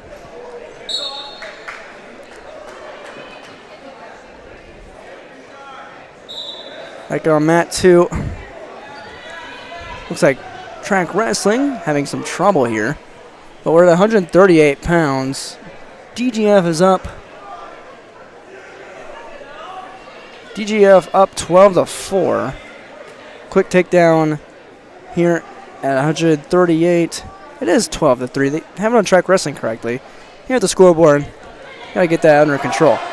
Cade Olson Tinglestead of Central Cass, sophomore, up 2-0 against Austin Lenhart, a freshman out of DGF. Both legs absolutely synced in between the lap of Lenhart. Broken back down. Dual score is 12-3. Had it right the first time. Let the physical scoreboard here trick me, even though it's not the case. Olsen Tingelstad riding tight, and they're looking for a chicken wing on that left side. 1 minute left in the first period at 138 pounds. We started at 120 here in round 3. Return coming from Cade Olsen Tingelstad. He has to drop to the ankles. Can't stay on them for too long. Lenhart kicking away. Builds his base to his feet. His leg is hooked by COT. Rolled through from COT. Did he get the quick 2? No. Still on top, however. Under 30 left in this first.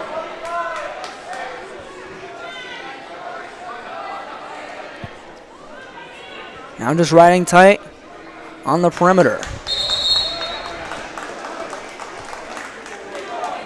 First match is underway for New York Mills and Grafton. They just hit the second period at 120 pounds between Anthony Gonzalez and Austin Geyser. Chicken wing in effect for Cade Olsen Tingelstad. He's ripping it through, going around the world, but he can't get it in time.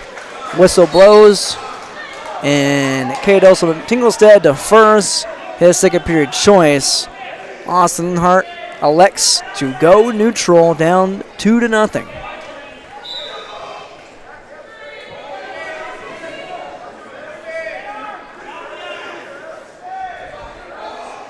Looks like an underhook coming from Lenhart, but that right wrist of his being controlled by Olsen Tingelstad. Olsen Tingelstad pressuring Lenhart to the boundary. Now he has got an overhook, and now he's looking for a double over, looking for a toss. Lenhart smartly fights out and just being pressured out of bounds at this point, and there he goes. Nice redirection at the very last second by Lenhart, and we're still neutral.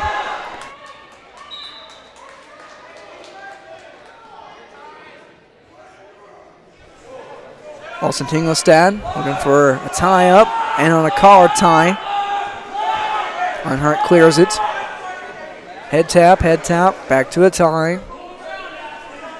Adjust the headpiece, the headgear of COT. That's the time that Lenhart could strike.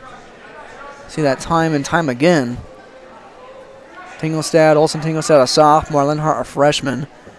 Looks like Cade is looking for another over, but he has a front headlock. Shimmied his way and now has control of Lenhart, looking for a shuck. Lenhart's head in the mat. He could pick him right here, get a sweep, but he can't clear the arms from the front headlock, and we're back neutral on a collar tie, under 20 seconds in the second. Who's going to win the 20s? Who's going to win the 20 now in the middle of the mat? Under 10 seconds. Overtime from Olsen Tingelstad again. He has the ankle pick right there if he wants it, but he's too high. Standing too tall. And we end the second period with Cade Olsen Tingelstad up 2-0 still. He's going to build on his lead as much as he can. He elects to go down since he deferred in the second period. Lenhart spiral ride on the left side. Working that left wrist. Olsen Tingelstad's head was down momentarily. Got to get up. Head lever being worked on by Lenhart. Here comes Olsen Tingelstad, tripped up. Right at the last moment. Far ankle, far knee. Turn it to a dump double. Olsen Tingelstad tried to roll him through. Get a little funky. Now he lifts his leg over and almost finds a reversal, but they scoot out of bounds. Reset with Olsen Tingelstad on bottom with 1:30 left to go. He's still up 2-0 here in this third period. Hacking away at the arm. Lenhart turns into a bit of a crab ride now. It is a crab ride. Lenhart needs to sink his legs and get in that crab position next to Olsen Tingelstad's legs.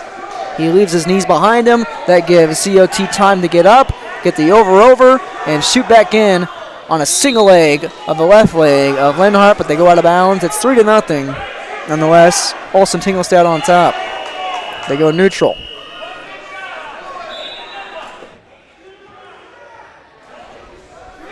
Under a minute to go. The way Olsen Tingelstad has been working with these overs, which he's securing right now, looking for a throw, but if he gets too dangerous, too cocky, Lenhart could catch him. Lenhart might catch him right here if he can get around. Olsen Tingelstad's shoulders are dangerously close. And now it's Lenhart hanging on. Under 30 seconds left. 3-0 still. Central Cass on top of Austin Lenhart. Olsen Tingelstad biding his time, looking for his moment, trying to secure this chicken wing. Now he has to just scoot out the back. He can find a takedown. 10 seconds left. Lenhart's back, almost exposed. There's 2 points. Here come the back points potentially. Nothing being counted. It's 5-0. Olsen Tingelstad wins by decision. 5-0 over Austin Lenhart. Central Chaos makes it a 12-8 duel. Excuse me, 12-6.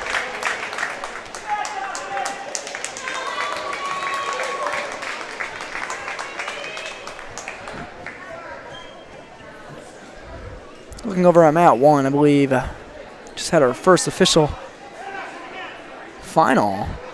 It was at 120. See what the official result is. We have a match going on again in Mat 3. What are they doing back there? We didn't have nothing scheduled for that. Here on Mat 2, it's at 145. Quick out of bounds near takedown. No, they gave a takedown. Did they? To DGF? Yes. Yes, we got Camden Nastasia, a sophomore, up 2-0 over Kaden Graber, freshman. Nastasia on top. I'm going to take a look inside at Mat 3 here. What's going on?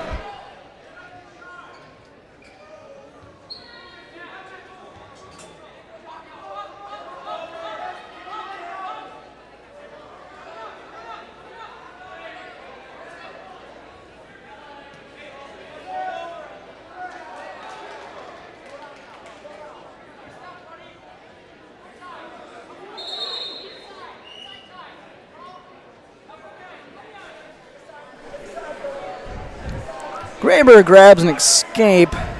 It's 2-1 Mustasia, but Mustasia on top. Looking for a front headlock. Graber in on a shot. They roll out of bounds. Okay, I believe I know what's going on in Mat 3 now, right behind us. Exhibition matches. I'm about to say, I mean, if they want to get a head start on these other rounds, be my guess, but they're just exhibition matches. Here we are on Mat 2. Under a minute left in the first period.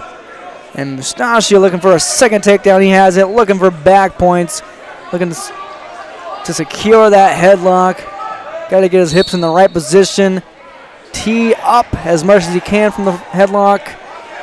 Under 40 seconds. He's up 4-1. He has the back points. Graber is fighting. Trying to roll through. Mustasia can sit there and adjust as much as he can. He's got 27 seconds to do so. He's got the full 5 count for 3 points. If he doesn't find the pin, he'll find himself up 7-1. No, he doesn't need that. He's got 6. GGF 6 more. 18-6. The Rebels lead the Squirrels. Now we're on to 152 pounds. Thomas Thureen, I believe a sophomore. He'll face Colson Stahl.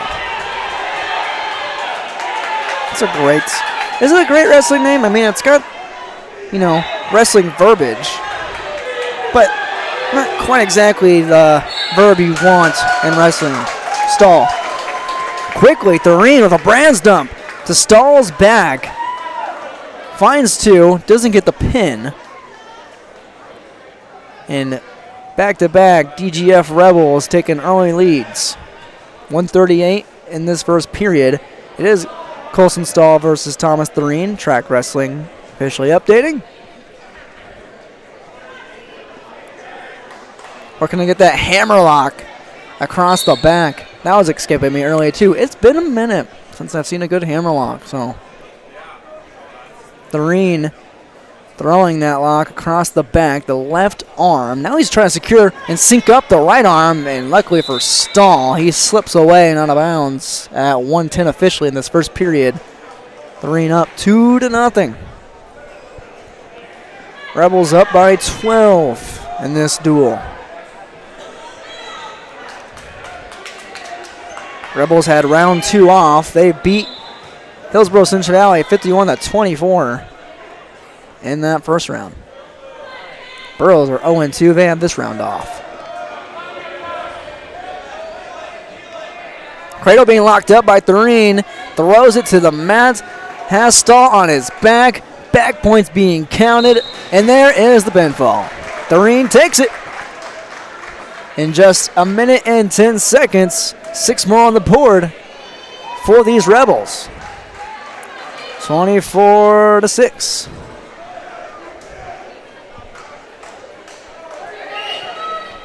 Update on mat 1. Grafton trails New York Mills 6-3. Oh, we just had track wrestling flash. They're at 132. So it looks like we'll have a new score here. Open at 160 pounds in favor of Central Cass, so 24-12. And on mat 1, officially, they are saying Lamore Litchfield Marion and Minoan Wobbin. Minoan Wobbin and Lamore Litchfield Marion are not wrestling right now, so that is not the case. Track wrestling, come on now. At 170 pounds.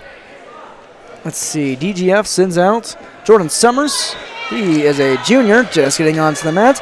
He is taking on Stone Thornton, and Stone is taken down for 2 early on by Summers. Summers working that front headlock now, trying to cut and work his offense. Working that Russian tie, drags it down, it gets behind on the go behind, and finds 2 more. It's 4-1. Jordan Summers, the aggressor, slinging Thornton across the mat, almost pushed him out of bounds.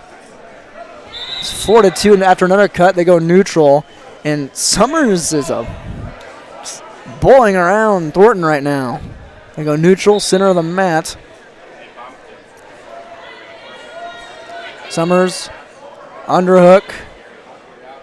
Goes snatch single on that same side. Single leg. Gonna run the pipe? No, he's gonna bring it out. Reverses the pipe and finds 2 more.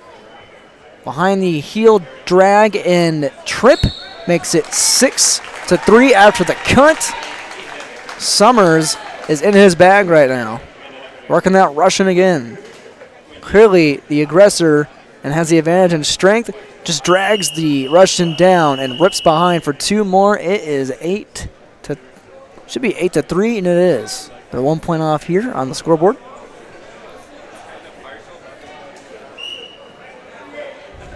Quick half-hearted attack from Thornton. Summers slips behind for 2 more. 10-3. Summers possibly looking for an early tech. 10-4 after that cut. Quick go behind, duck under by Summers. And his repertoire, he's got a lot to work with. He's going to ride tight for the last 15 seconds. Up 12-5.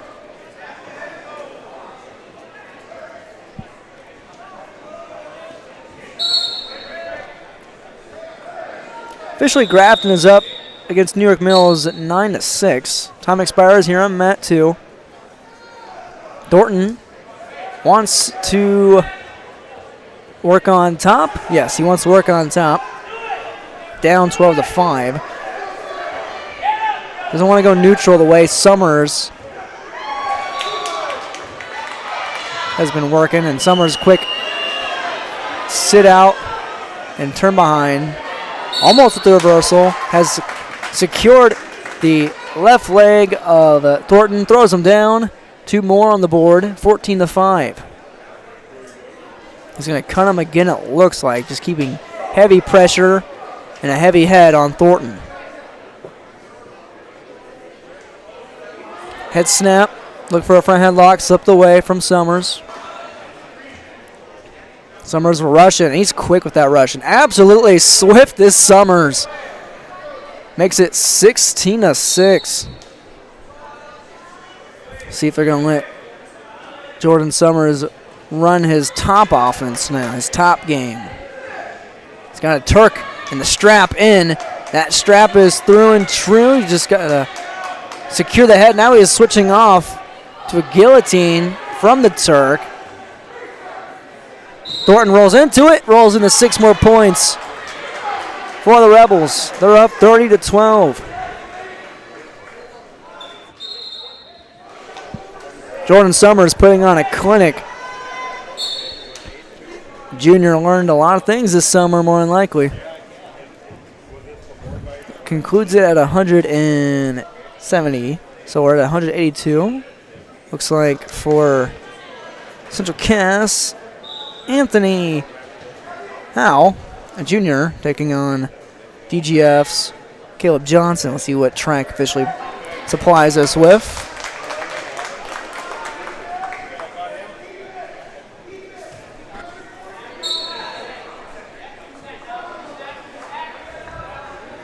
It's actually Marcus Biffert of Central Cass taking on Bodie DeVries, so both names wrong on this program.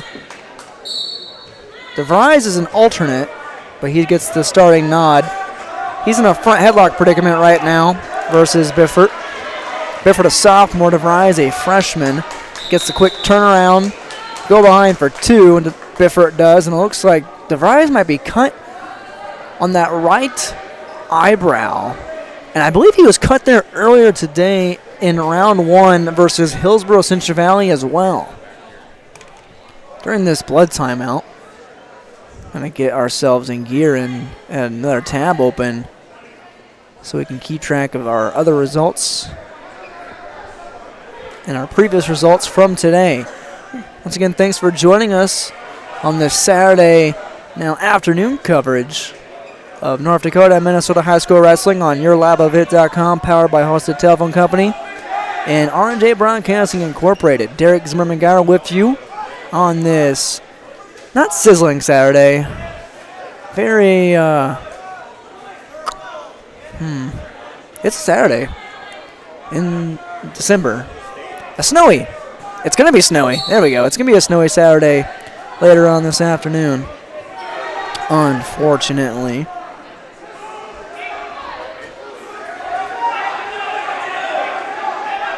Drop down to our results here. So to recap, Hillsboro Central Valley lost to Dilworth Glendon Felton 51-24 in the first round and lost to New York Mills 49-26 in the second. They have a bye in the third. We're back to action between Biffert and DeVries, and they are back to the hardwood. Hitting the hardwood for the first time in this match, with DeVries scrambling away momentarily, but they're back in the top-bottom position. Biffert on top, 2-0. 1 minute left in this first period.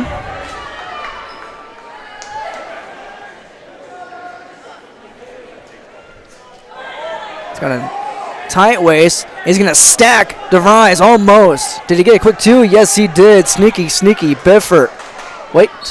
Did they? No, they did not award it to him. I saw the ref throw 2 for a second and then wave it off.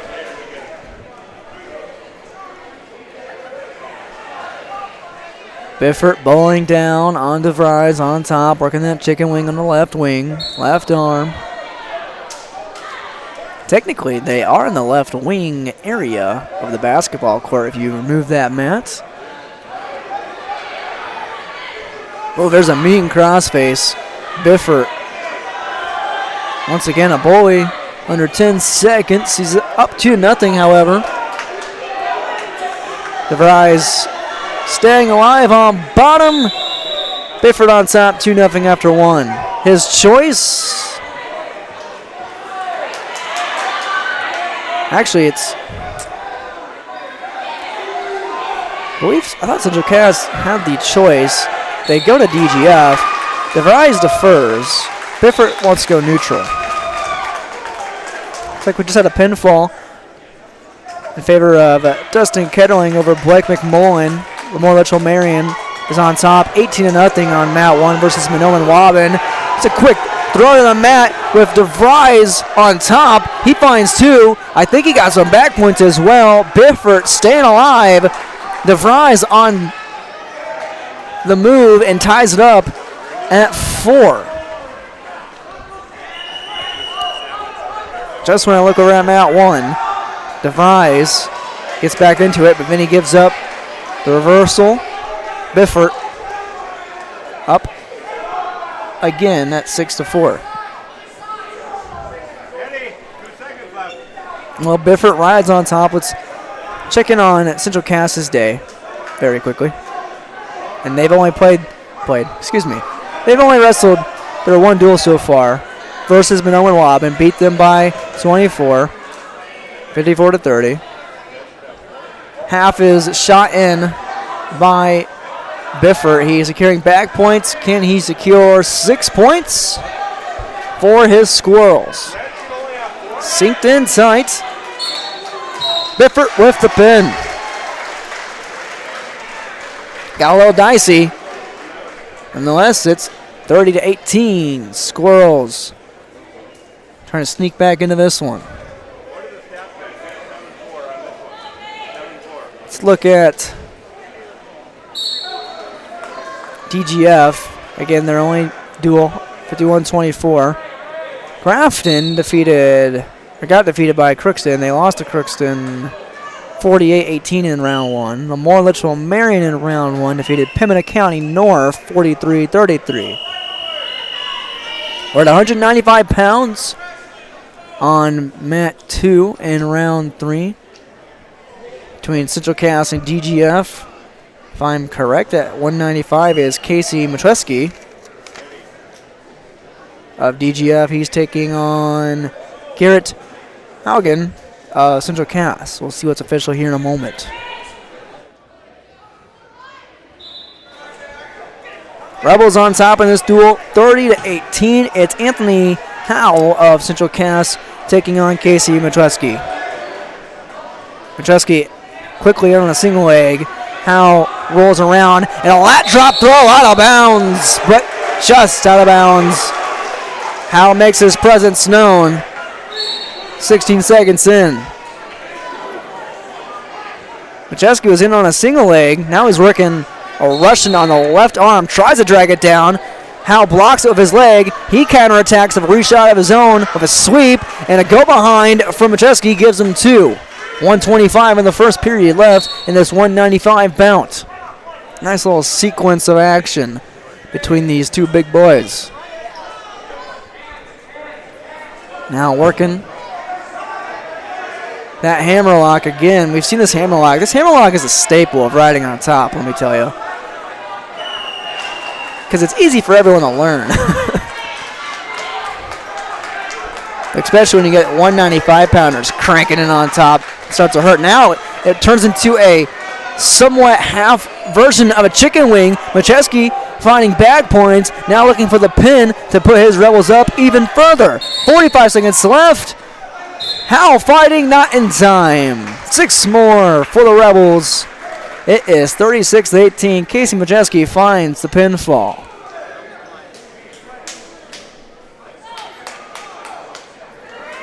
Go to 220.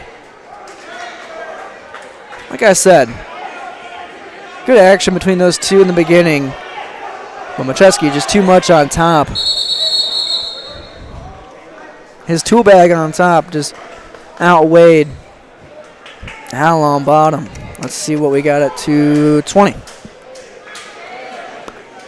This to be Ryan Stafford of Central Cass, a junior, taking on Bryce Fisher of DGF. Bryce Fisher working that Russian, clearing it. Now an overlock. Now a lat drop coming from Fisher. He's got the 2. Looking for the back points. Looking for the pin. Just like that. Snaps him down to the mat within 25 seconds. Now teeing up to adjust. Fisher. Haugen fighting. This is Garrett Haugen, a junior. Fisher, a fellow junior. He's teeing up. Looks like he's shooting across that reverse half. Has the left right arm secure. Punches the right arm across the chin strap and neck of Haugen. And Fisher can settle and tee up as much as he can. He's got a minute and change to work with. Now he sits out with a headlock position, and there it is. Back-to-back pins for DGF. They're up 42-18, putting a hurt on the Squirrels. We had the 285. These are the true big boys. DGF sends out Victor Sosa, Jr. I believe it's Dylan Sell of Central Cass. Both fight in, both juniors. Collar tie wrist control from Sell. He's got an over-under. No, he's got double over, which means Sosa has the double under, trying to step through with a toss, and Sell rolls through with a big man with the athleticism. He's got to tee up and hold through. He's got 2 points. Sell up 2, make it 4. He snuck in 2 back points as well. Dylan Sell on top with 1:15 in the first period. Sosa had the advantage. The double unders, depending how you look at it, depending on the muscle factor, who had the strength advantage. Sell with enough athleticism and bendiness just to roll through on the scramble. Now he's working that. He's ripping across that left arm, that left wrist to his near side. So ripping across the body, the far side wrist, which puts an extra amount of torque on the ligaments of that left arm. Switches off to far side half. Now he's trying to sneak in a leg. It looked like for a moment. Almost broke down to his hip. Stays upright on his knee. Sell does here on the boundary of the mat. Sosa up to his feet. Sell has a mean crossface, and they just walk out of bounds at 19 seconds exactly left in this first period. At 285 pounds, it's Dylan Sell versus Victor Sosa. Quick chop down by Sell.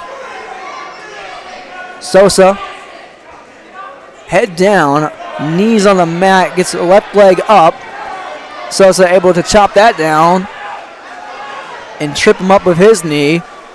Cranking on a Nelson, and that's how the first period ends with Sell on top 4-0. Sell's choice is to defer. Sosa wants to work bottom and find that ever so crucial first point of the match. Sosa, quick stand up, quick chop. Sell wasting no time. Back on that head, heavy head, heavy head. Sosa's right knee was across his body. Now he's got a wider stance, too wide, and he's busted back down by Sell. Sell has a good lock on that half Nelson. Sosa not fully turning away from it. That right leg posted is the only thing keeping his back from the mat, and it is gone. His back is planted firmly on the hardwood. There it is. Dylan Sell sticks Victor Sosa for 6. Central Cass wins at 285.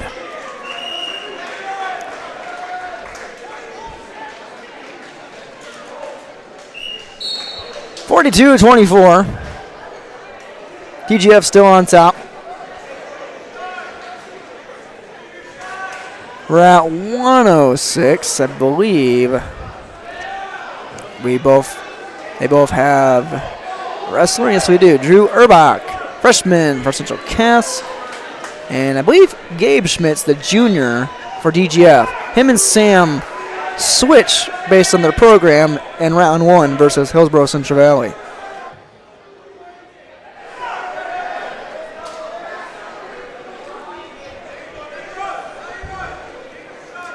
Schmitz, no matter what, it is a Schmitz. I know that much. Both working, hand fighting. There's some snaps at the head, some collar tie action between Erbach and it is Gabe Schmitz. Gabe Schmitz working a Russian. They come about, reset at neutral. Hand fighting, level changes, slight level changes. Back to a collar tie for Erbach, freshman. Heavy head on Schmitz, who got off balance. He was thinking about a shot, was probably in the process of one. That's why he was so off kilter, stumbling around like he's slipping on ice. Which we all will be slipping on ice eventually, no matter what, in the next couple of hours. So a Russian attempt again by Schmitz. Erbach clears. Under 50 left in the first period at 1:06. There's a single leg and a dump from the other side coming from Schmitz. Schmitz trying to turn the corner, and he finds 2. 2 points secured for Schmitz. Riding tight for 35 seconds, not unless he wants to. Not a lot of time to really work your offense. You got to ride and grind for the next 23, but no! Erbach, quick escape, 2-1. 16 seconds left. There's a Russian attack once again coming from Schmitz. He drops to a leg, snatch single. Hooks his left leg around the right leg of Erbach, who's trying to stay long, trying to stay bendy, and now he gets around on a sprawl, but that's where the clock ends. We head to the second period with Erbach trailing Schmitz 2-1. Schmitz chooses down, I believe, or excuse me, Erbach chooses down. I believe Schmitz deferred.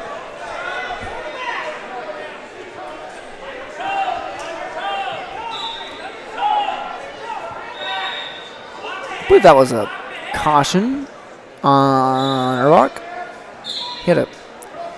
His first movement is down, and now we have confusion.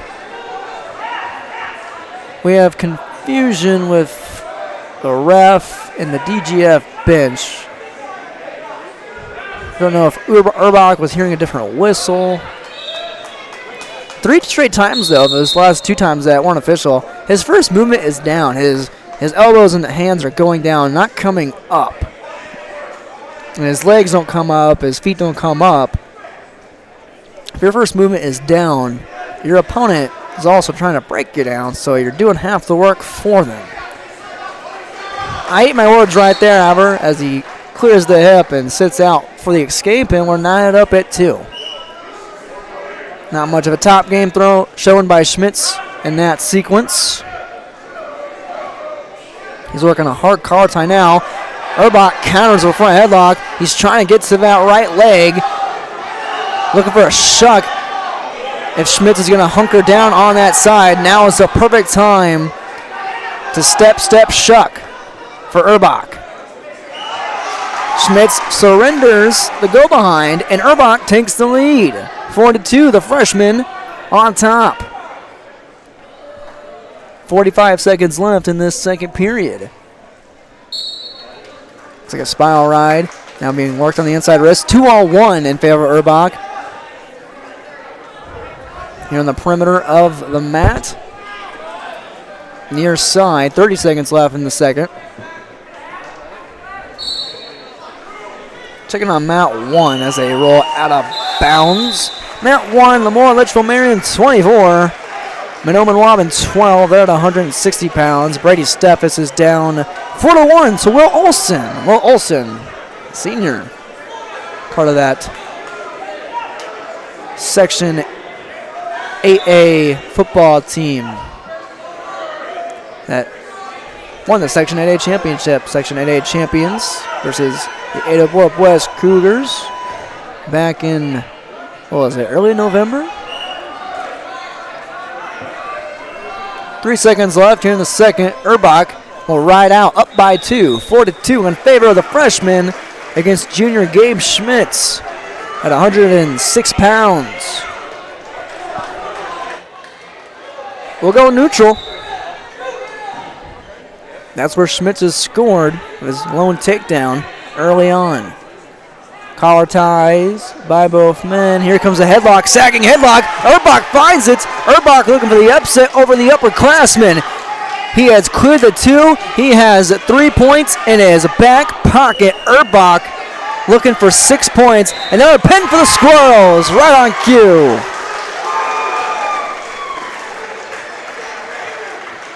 (42-30). It's within 12. Where do we start? Did we start at 120, right? So I don't believe, unless we started at 126, I don't believe the Squirrels can get back into this one. I'll have to double check. DGF at 113 is Sam Schmitz. And at 113 is Brady Peterson for Central Cass. Unofficially. We'll see what Track Wrestling has to say about that. Yes, we started at 120 with TJ Fuller. So Squirrels can't come back in this one. Quickly in on a shot, though, is Brady Peterson. Sam Schmitz trying to mule kick away to no avail. Peterson on top with 136 and ticking in the first at 113. 42-30. DGF on top of Central Cass. They will win this duel, and DGF unofficially is 2-0 through 3 rounds today. They had a bye in the second.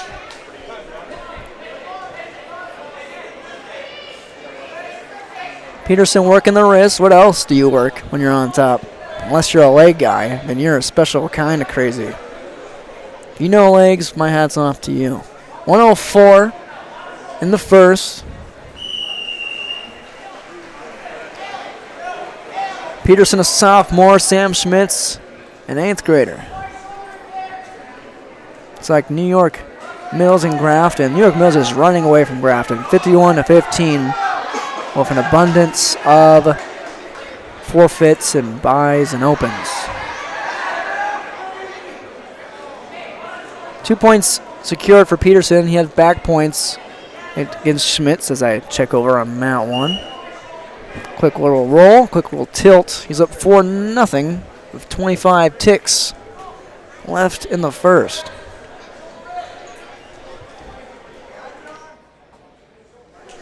And I believe the duel between New York Mills and Grafton is complete.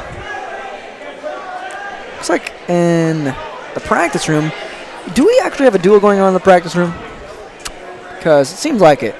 Meanwhile, Peterson has Schmitz on his back, secures 3 more points as we head to the second period. They'll go neutral.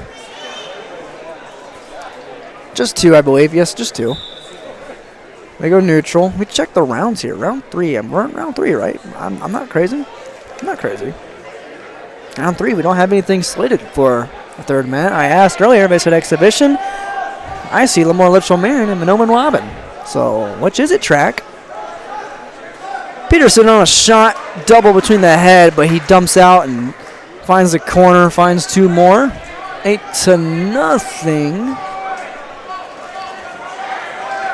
In the running for a major decision. He wants the pin. He got the pin. However, DGF comes away with the victory just by 1 pinfall. 6-point victory for the Rebels of Dilworth, Glendon, Felton, 42-36 over the Central Cass Squirrels. DGF 2-0 on the day in the Hillsboro Dual Tournament.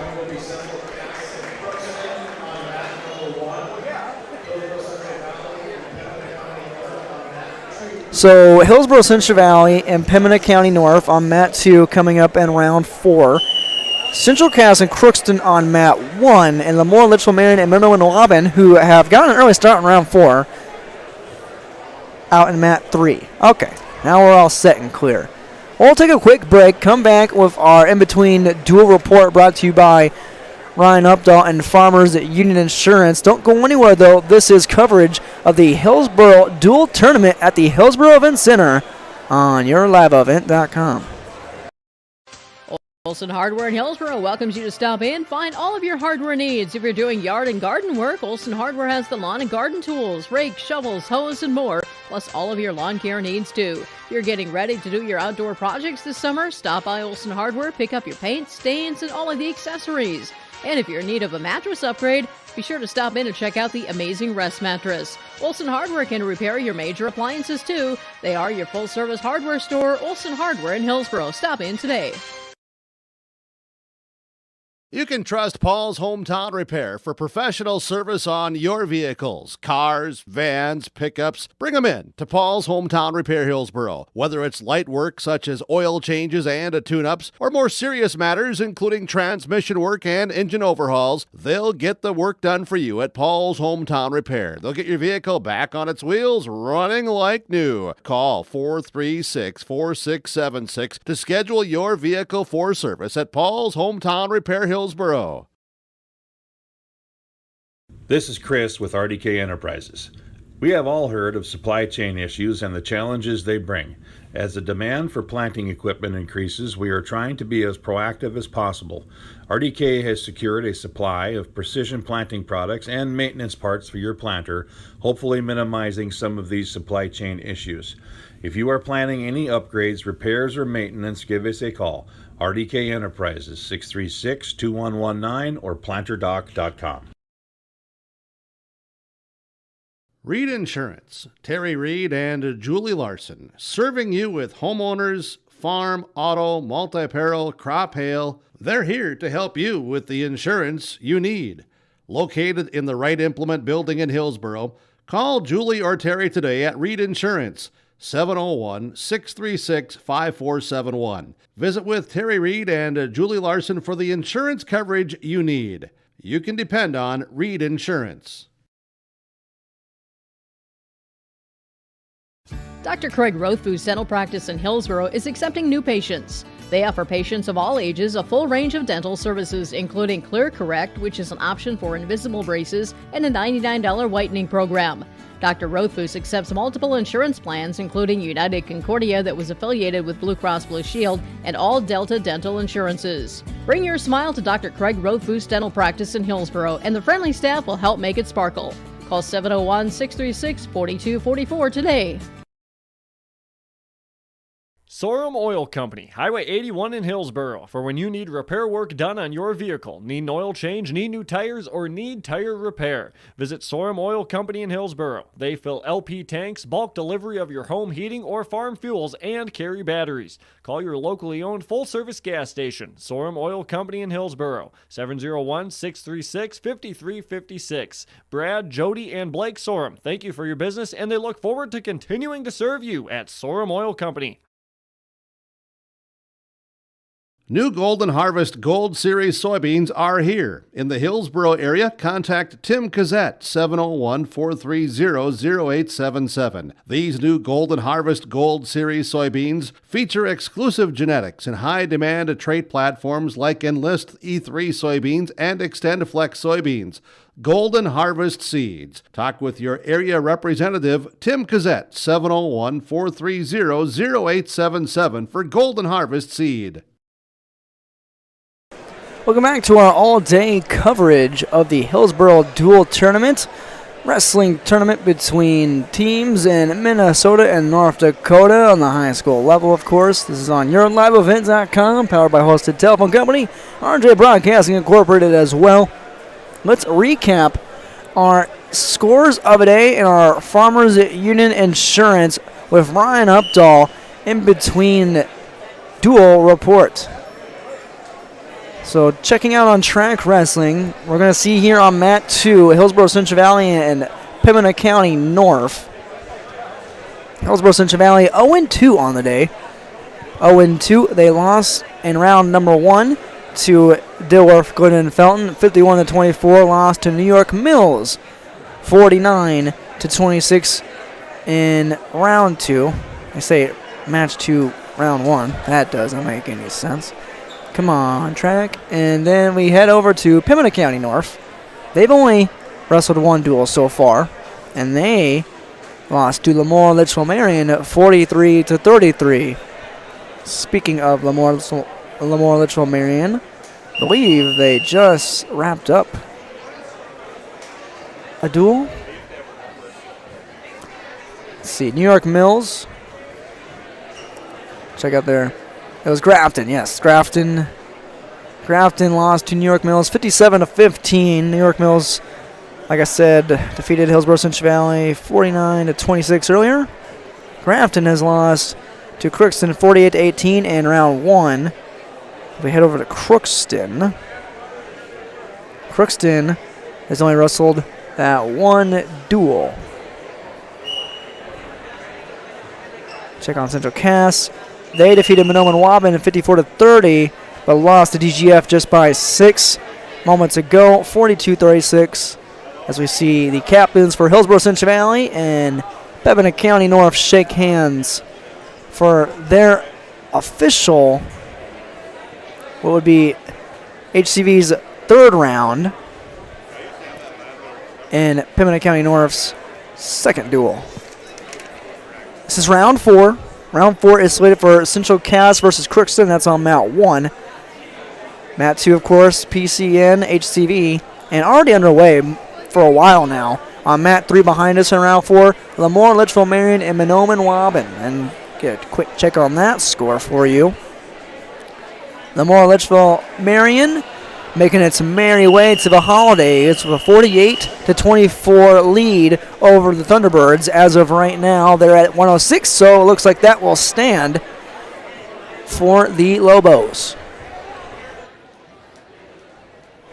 Didn't see exactly who won the coin toss, coin flip, so let me just check back on our instant replay on our YouTube channel. Let's see. They should be starting at 126, and that is correct.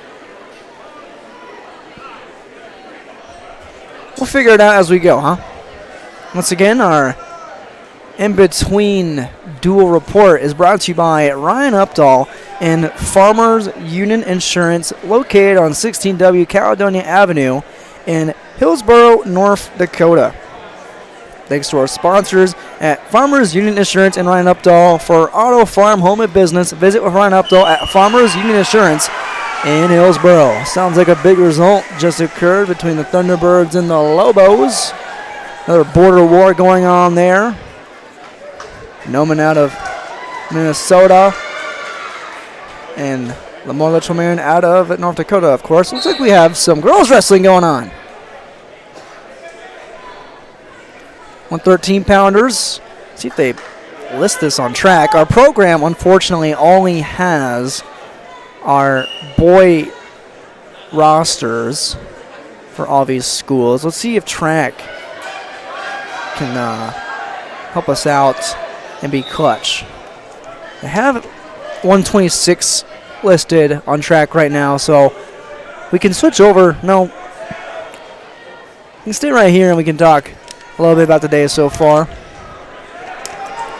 There are 8 rounds today. 10 rounds originally scheduled, but United Clay Becker dropped out a few days ago, pushing us down to 8 rounds. Looks like Central Cass and Crookston officially underway. A pinfall occurring there. And a pinfall just occurred for Central Cass. Looks like Joey Haid pinned Dominic Neeson. Joey Heed, I believe. I think Neeson was up 2-0 when we panned over there, and Heed found his way.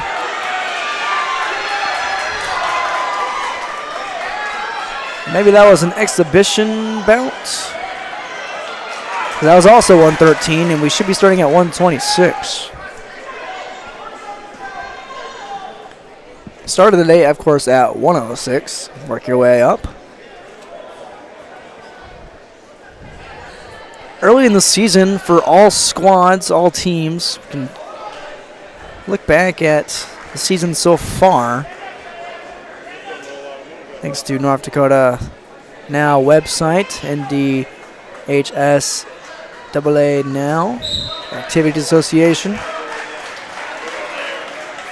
So again, thanks for joining me today. We started at 8:50 this morning. Wrestling started around 9:32. For Hillsboro Central Valley, who we're about to see the boys team wrestle in a duel against Pembina County North, we're seeing a girls match, exhibition match at 1:13. Burroughs lost to the Carrington Cardinals to begin the season. That was at Hillsboro. That was at the Heck, 42-33. Then they lost to Fargo Davies, 56-18. Check out some other schools from around the area while we have some time. Pembina County North also in Region 2. This is their first meet of the season. So these kids are fresh. Checking on Lemoore Litchfield Marion, who's in Regional 1. Also their first meet. Central Cass. Also, actually, they had something last night, versus Grafton, but nothing has been officially put into the website. No official result. As for Grafton, again, same team, same event, but no result.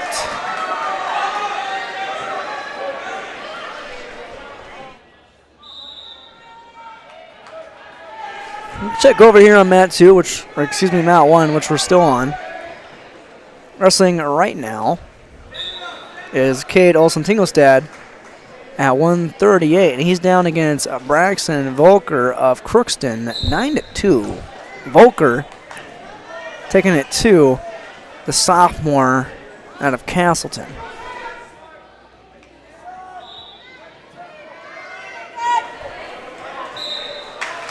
Looks like we just had an official pin in this exhibition match at 106 between the girls of Pembina County North and Hillsboro Central Valley. We wish we could tell you their names, but we don't have them on our programs, nor are they on track wrestling.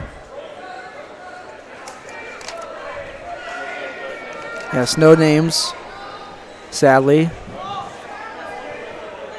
Volker is locking up a near side cradle against Olsen Tingelstad with 33 seconds left in that first period.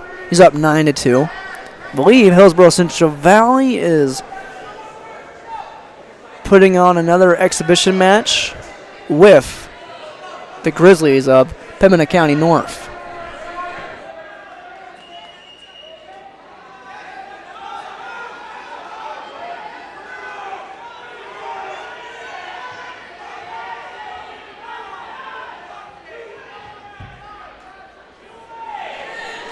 Looks like Volker's getting a little too high there, and Olsen Tingelstad survives the period, but he is down by 7.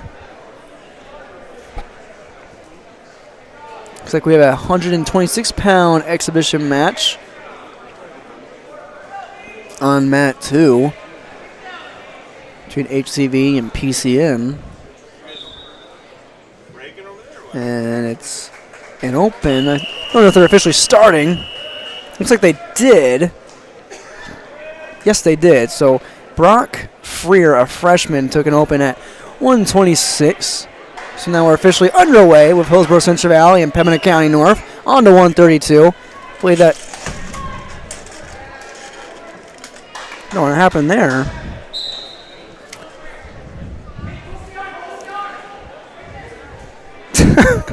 Just gonna laugh at it, honestly. Pembina County North, Hillsboro Central Valley. Officially, first bout is underway at 132.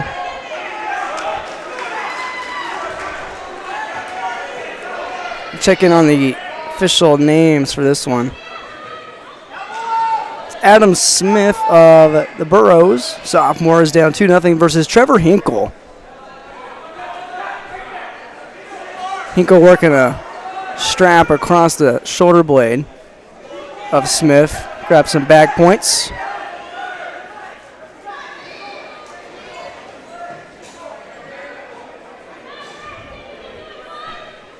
Still working on the other side of the mat. Just exhibitions going on in the room behind us on mat 3.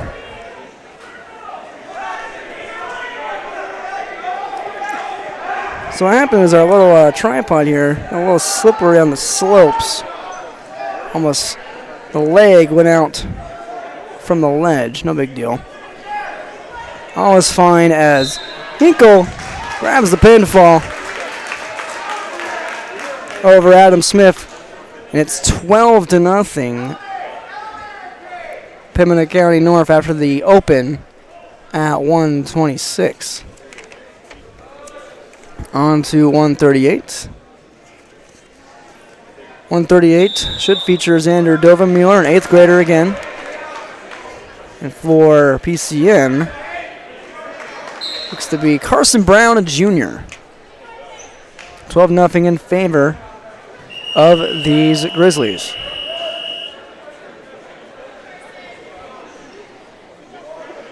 Quickly, Brown with Dovermuller on his back, looking for the quick pin.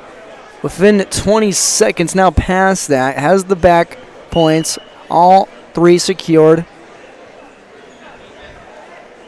And there's the pinfall, 18-0. Pembina County North, back to back to back. 6s on the board and back-to-back pins. On to 145 we go in round 4. Pembina County North has Ethan Stegman, a sophomore, on the card for Hillsboro Central Valley.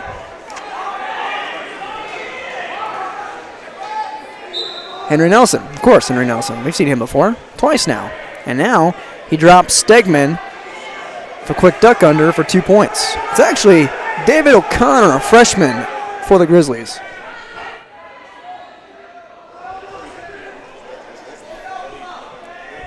Nelson sinks in a half, and he's going to make quick work, it looks like, hoping to at least. Already down 18-0. Has the shoulder secure, has the pinfall. 6 points for the Burros. They get on the board. Their first win of this duel belongs to Henry Nelson, the junior. Check on Henry's day so far. Henry pinned Joey Aarons earlier versus DGF. And then he also major decisioned Jacob Guck of New York Mills. So he's 3-0 today. Good day for Henry Nelson. At 152 should be Braden Chenault, who has been pinned twice today, 0-2. For Pembina County North, 1-0 so far is Cale Hebel. No, it's actually Ashton Vogt, who was major decisioned 14-5 in the first round. Chenault with a quick takedown, riding tight. Looking for the hammerlock on that right arm of Vogt. Chenault, an 8th grader. Vogt, a senior. Working on that right side. Now gets too much in front, and a double leg reversal in favor of Vogt. He ties it up. 120 in this first period. He's cranking hard on that half Nelson. He's going to go underneath and try to break the base of Chenault. Chenault staying cemented with his base. His leg is hooked. And might be a Vogt cradle coming up. Nope, Chenault clears the hands. Now hips out. He has the escape. In the lead at 3-2. Quick level change. Back on a high seat. Not even a high seat. Went for a single leg, but his head was too far down. And now he's stuck in a front headlock with Vogt working the front headlock and trying to sprawl around. And there's a shuck from Vogt. And he finds 2 in the lead again. 4-3. 32 seconds left in this first period. Some action going on between Cade Olsen-Tinglestead and Brandon Volker. It's knotted up at 11 here in overtime. We're going to go over to that match real quick. With Olsen-Tinglestead being down 2 7-2, make it 9-2 earlier in this match. He has come back from the brink of being beat and is knotted up at 11. And now, in no man's land, and he finds the 2 in the comeback. Looking for 6. He's got it. Down 9-2. Cade Olsen-Tingelstad has pinned Braxton Volker. How about that? And Central Cass is up 18-0. Head back over the mat to Pembina County North and Hillsboro Central Valley. Braden Chenault down against Ashton Vog, 4-3. Chenault on bottom.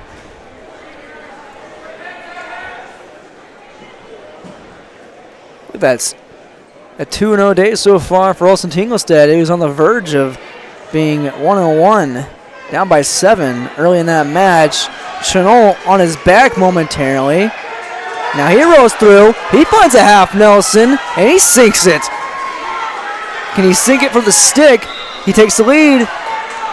And with 7-5 with Vog on top. Needs a tee up. You can hear the squeeze echo throughout the gymnasium. He has all the time in the world to tinker with at 1:04 left in the second period. Vog up 7-5, but on his back. Chenault looking for the squeeze. All the wrestling dads in the near vicinity calling it out. Chenault, his team down by 12 and 0-2 on the day so far. The 8th grader can stick the senior right here. He's got 40 seconds to deal with. Chenault still looking to cement it. 35 seconds, 34, it keeps ticking. Vog fighting all he can here against this 8th grader, this middle schooler, looking to pin the senior 1 year away from college. 22 seconds left, still no pinfall. Chenault squeezing as much as he can, as much as the parents want him to, as much as they can yell out. It's still there, teed up as much as he can get. Vog just enough muscle, enough strength to stay alive for a whole minute on his back. And it is now officially 8-7 Chenault over Vog, heading to the third period. They go neutral. Vog, as you notice, with the height advantage. He has 2 minutes to play with to make up for that last minute and a half of the second period. Slight arm drags coming from Chenault, working inside. Head tap, head shove, more like it. Both giving pushes to the forehead. Just sweep attempt from Chenault. Re-attack coming from Vog. Sprawl, looking for the go behind, looking to lock up the near side cradle. He's got it. Now he's got Chenault on his back. He's got the 2 and then some. Looking for the pinfall. Vog has got it.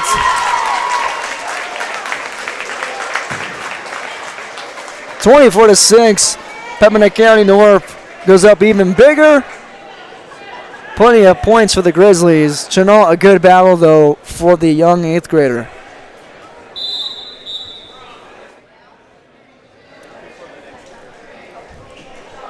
That was 152 pounds. We're at 160.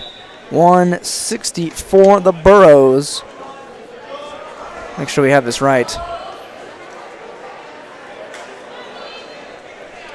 Through our official results from earlier. At 160, I believe it's Demetrius Avila for the Grizzlies. And Hillsboro Central Valley is John Garay.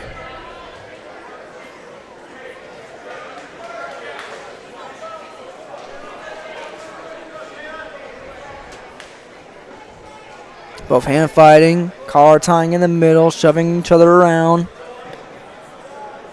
Both seniors. Great story on Demetrius Avila.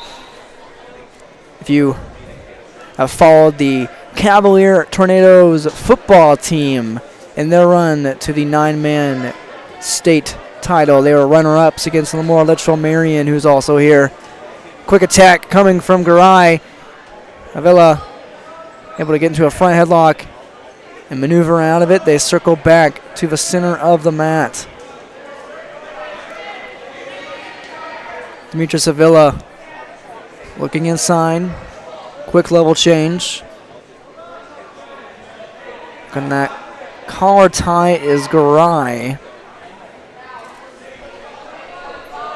Here in this senior standoff, 40 seconds left in the first period.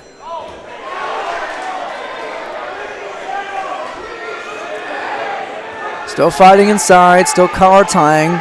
Garay's a little high in a stance, and Avila makes him pay for it with a double across the body. Tried to cross the corner, and he couldn't.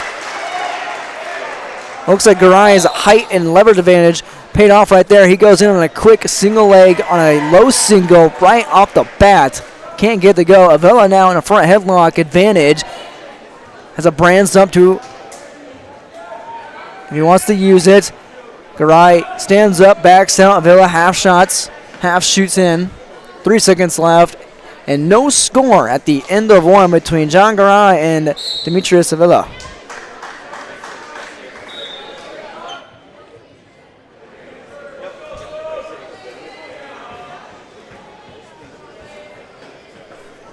Garay will be on top.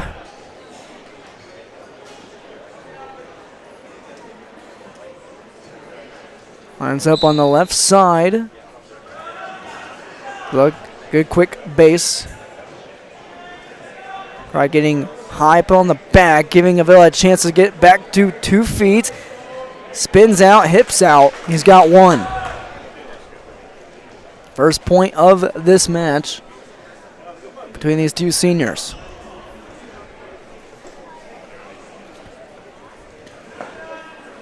Still collar tying inside. Saw a lot of that in the first period. 30 seconds into the second now. A low attack coming from Garay. His arm is trapped from Avila. Avila just needs to turn around. A rollover from Garay. And he's going to be stacked on his back. Oh, he rolled out of it. And now he's chasing Avila around from the back. And nothing official as Avila stands up at the last possible second. And they go out of bounds with 1:10 left. 50 seconds in. Still tying up. Garay with, like I said, a high, tall stance. Avila, the naturally lower wrestler here. He also has a high stance. If he had more of a level change, more bend in the knees, could take advantage and not have to tie up as much with somebody as taller as Garay. He's in on a shot, single leg to the left side. He crosses the corner. Now he switches off to the left side. Heavy head goes Garay, and he's pushed out of bounds. And they're going to circle back up. No, re-attack, re-shot from Garay to no avail. Avila on the front headlock and tries to dump him out of bounds. And that's exactly where they go, out of bounds of 21 seconds left in the second. 1-0. Demetrius Avila still on top. Central Cass is on top of Crookston 24-12 on mat 1 right now, here in round 4. Maryland Waubun and Lemoore Litchfield Marion already had their duel in round 4. Another front headlock predicament for Garay to work with. And a brand stump throw from Avila. Garay just swings with it. And still 1-0 Avila after 2 periods between these two seniors. John can tie it up right here. Garay goes down. Avila on top. Garay stepped out momentarily. And 2 swipes by Avila. He's able to sink in the legs, hook them in, and he found the strap momentarily. And now he has Garay absolutely broken out and sprawled across the mat. His face deep, deep in the blue of that mat circle. 1:32 left in regulation. Now Garay able to stand up, has to clear the hands, hips out, 1-1, we're knotted up. 1:22, a $1:20 left here in the third period. Who's going to win this senior standoff? No takedowns, just escapes. High stances from both early on in the season. Just the third event for Garai and the first for Avila. Head tapping, hand fighting. That's how it goes late in the stage when you're tired and you've been riding each other out and no one has any offense. Head shuck, head throw, shot by Avila, double leg is weak and he's thrown into the manager section of Hillsboro Central Valley. Garai, good sport, checks on him. And it looks like the right hip of Avila hit that hardwood in a bad way. 35 seconds left in this third period. 1-1, Garai versus Avila. Hillsboro Central Valley versus Pembina County North. Shot by Garai underneath, head down, front headlock. Avila behind the back, and a turnout from Garai is no good. 2 points for Avila, 3-1. 16 seconds left. Garai has to stand up. He tries to roll over. He is being stacked. He is being packed for back points. Avila is going to pick up the win and pick up some extra points as well. That was a stellar match between these two seniors, with Demetrius Avila picking up the win, 6-1, but it was 1-1 the entire time until the last 25 seconds. This just a decision, so it pushes PCN up 27-6. We head to 170 after all that.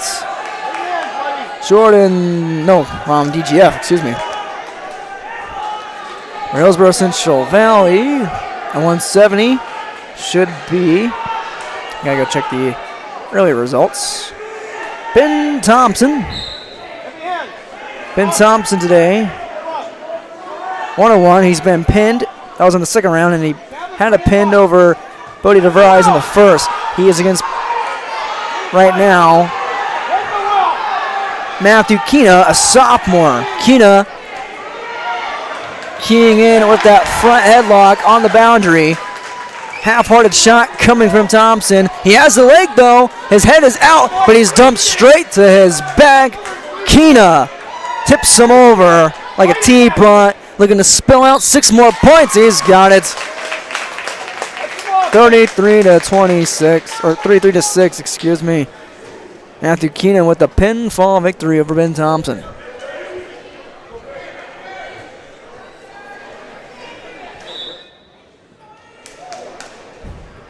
And the 182.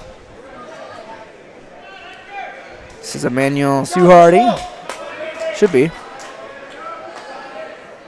He is 0-2 today, has been pinned twice, Emmanuel has, for Pembina County North. It's Denton Kicker, who is 0-1, who has been pinned. Suhardy in on a double leg shot, sprawl by Kicker. He gets behind for the 2. 19 seconds in. Actually, this is Grady Hornung. He's in at 182 instead of Kicker. He's up 2-0. Hornung is senior against fellow senior Suhardy. It's 33-6. Pembina County North in this duel. Hillsboro Central Valley is 0-2 on the day. For the Grizzlies, they are 0-1, but can knot it up their record at 1-1. It's a quick dump and a strap coming from Hornog against Suhardy, and he might find another pinfall back-to-back for the Grizzlies. You bet your bottom dollar. 39-6. PCN over HCV so far. Go to 195. Should be Jack Matson. We've seen him a couple times. At 195 it was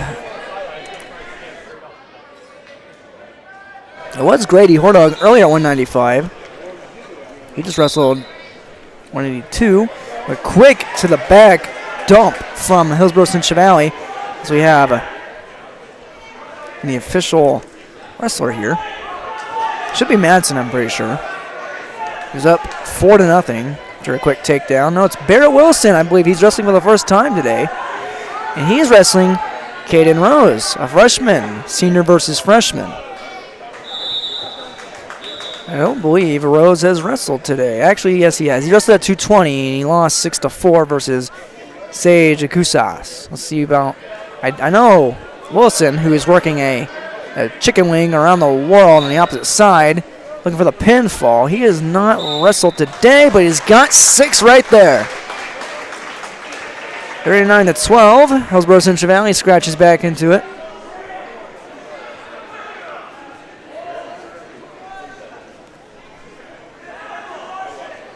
Head to 220. We'll just wait and see who comes out for this one since they, like I said, weights are fluid. You can push them all over. We had an opening at 220. So that's 45-12. Pembina County North. You can go up, you can go down. They spin you all around. Which weight class are you going? Sometimes you just don't know. We don't know. But 285, I believe, we're both open at Pembina County North and Hillsboro Central Valley.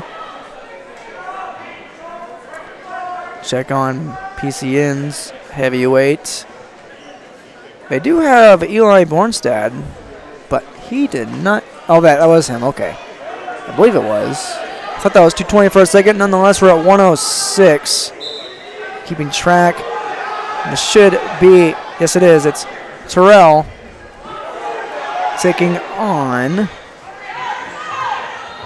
Wait for it. Terrell working the boundaries, being pushed outside the boundaries. Has that front headlock somewhat. Goes in on a double leg, head between the legs. Not where you want to put it. Got the leg. Now he's stuck in a front headlock. Has his knees behind him, and he's dumped to his back by Zeke Symington, who has 2 points in the lead. 33 seconds in. Terrell stands back up, broken back down off the trip.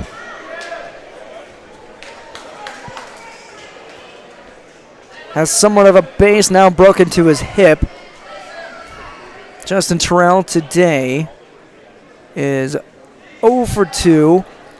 He lost 9-5 versus Gabe Schmitz in round 1, and then lost to Creed Mercer 13-2 in round 2. As for Zeke here at 106, Zeke Symington was pinned by Logan Potts in 56 seconds in round 1 against Lemoore and Litchfield Marion. Terrell stands back up, finds a point of his own, 2-1, 40 seconds left in this first period. Terrell thrown to the mat. Symington just out-muscling the 8th grader there. Symington, a 7th grader, he goes behind, gets 2 more on the board, riding around with a 4-1 lead. Something to note, as Symington transitions to a front headlock. And what is the first event of the year for many of these wrestlers, no clasping calls. Terrell with the reversal to make it 4-3, right on the boundary. His toes just slip out of bounds. But again, think about that. I mean, at least not from what I've seen in our matches covered here on our mats, there have been no clasping calls. And those are usually high profile in the first week. Looks like we have a caution against Terrell. His cupping of the elbow a little bit too low. Looks for the far ankle, far knee. Dumps Symington to his back. Symington rolls through, but Terrell gets bendy. Did he roll him over for a quick 2 count? He did not, and Symington escapes the first round with a 4-3 lead.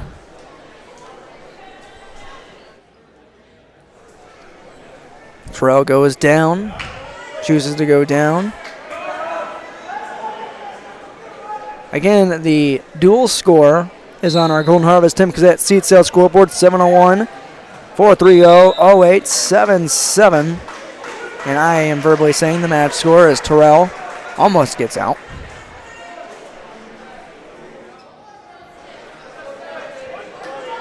Back on bottom he goes. Down by 1. 5 seconds into this second period. 106 bout. We started at 126. Right on cue. There's a clasping call. Free point for Terrell. Rolling around, and if you're Symington, you might as well stick with it and commit and not give up any more points. We're tied at 4. Terrell can take the lead. An escape right here. He's got 145 to work with. Has his base, has the advantage. Could have got in on a sweep single there. Head down. Now sprawled out by Symington. He's in a front headlock. But Terrell just can escape this. He can take the lead. Now being pressured into on the exterior of the mat. Instead, he just slips past underneath the shoulder and the arm of Symington and finds a reversal. He takes the lead at 6-4. $1:10 left in this second period. And he needs to chop him down and break down that base. Symington quickly up to both feet, now back down to both knees. He's got space between him and Terrell. Terrell trying for a Brands dump, trying to hip into him. Symington finds himself with the advantage in the front headlock and pressuring back into Justin Terrell. Terrell somehow slips and rolls on top of Symington. He's got the points. The back points rolling. In the back on the mat, there's a mouthpiece out and about, flicked over to the coach. Terrell looking for the stick for the 6. 30 seconds to work with in the second period. His team is down 45-12. Can't come back, but you can find your first pin of the season, young man, right here. 20 seconds to work with. Terrell looking at his bench. Actually looking at the Pembina County North bench. Look what I'm doing right here. Looking for the pin, looking for the stick. 10 seconds to go. Up 6-4 with 3 in his back pocket. Terrell, reverse half, sinked in, 2 seconds, and Symington survives the second period.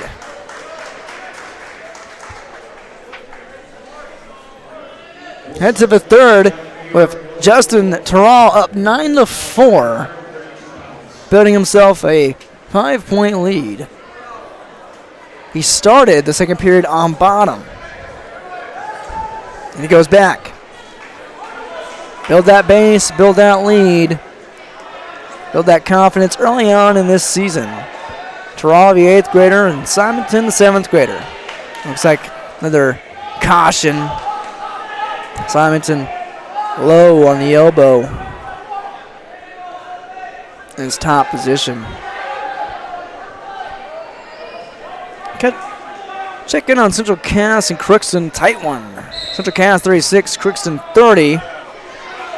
Terrell too high, way too high. Out the back comes Terrell. Symington was too high, and he puts him on his back. Terrell had time to work with in the second, and he's got a lot of time now in the third. 1:45 for the 8th grader to work with.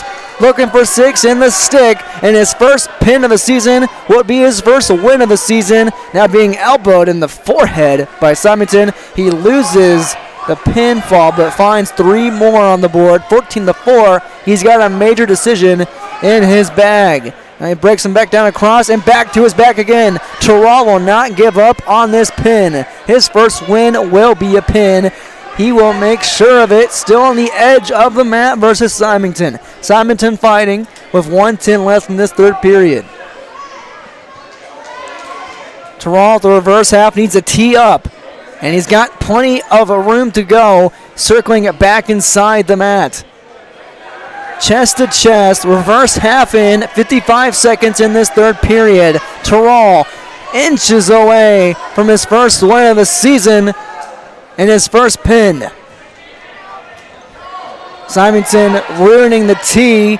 Terrell back to the tee. Symington grabbing the head. If he rolls through, he might have himself a pinfall predicament. 3 more points for Terrell. It's 17-4 in favor of the Borough, and he pushes Symington out of bounds with his head right into the center of his chest. 29 ticks left in the third. 42-36, Central Cass leads Crookston. That's a good tight one over there. They're at 120. It's their last bout of the duel. And it's in the first period, so we'll swing over there to catch the end of it after Justin Terrell potentially picks up his first win of the season versus Zeke Symington. Terrell working. The guillotine had both arms for a moment. He might have swiped a quick 2. Now Symington dumped back over. He might scoot around for 2 more of his own. Terrell still technically in control. Now, not anymore. 2 more on the reversal by Symington. It's 17-6, and that ends that. A major decision for the 8th grader, Justin Terrell. It's 45-16, Terrell's first win of the season. I'm going to swing over to Central Cass and Crookston now. I believe it's our last match of this duel. And Central Cass is up 42-36. Brady Peterson in the red, of course. He's down 2-1 versus Gavin Huckney, an 8th grader. Peterson, the sophomore. On mat 1 with Hillsboro Central Valley and Pembina County North's Logan Warner, the freshman, versus Carson Gazette, an 8th grader. It's at 1:13.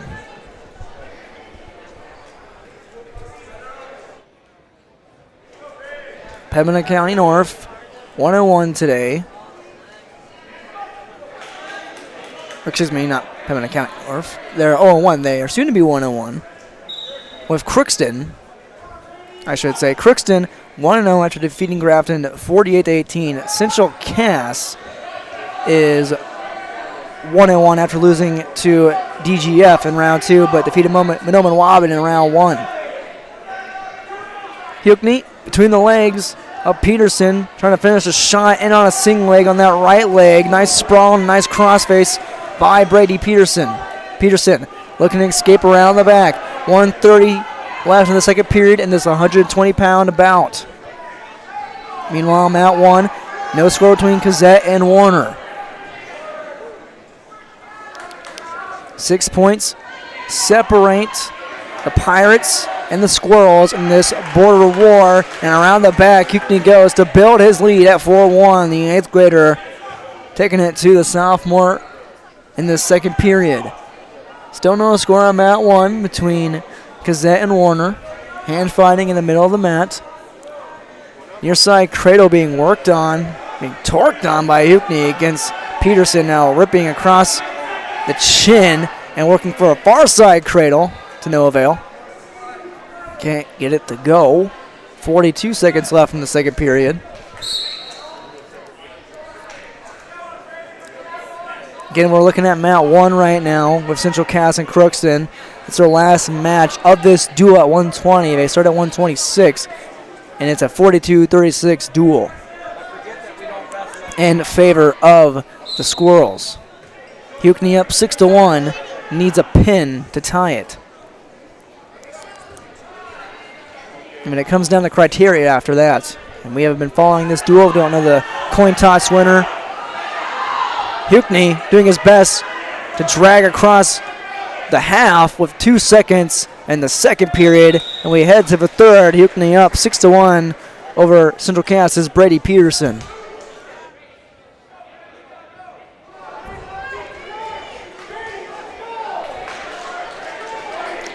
Looks like Peterson starts bottom in the third. Huckney on top.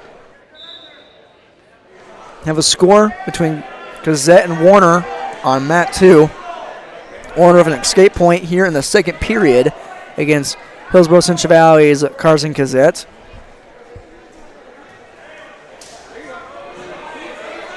Mean ripping crossface.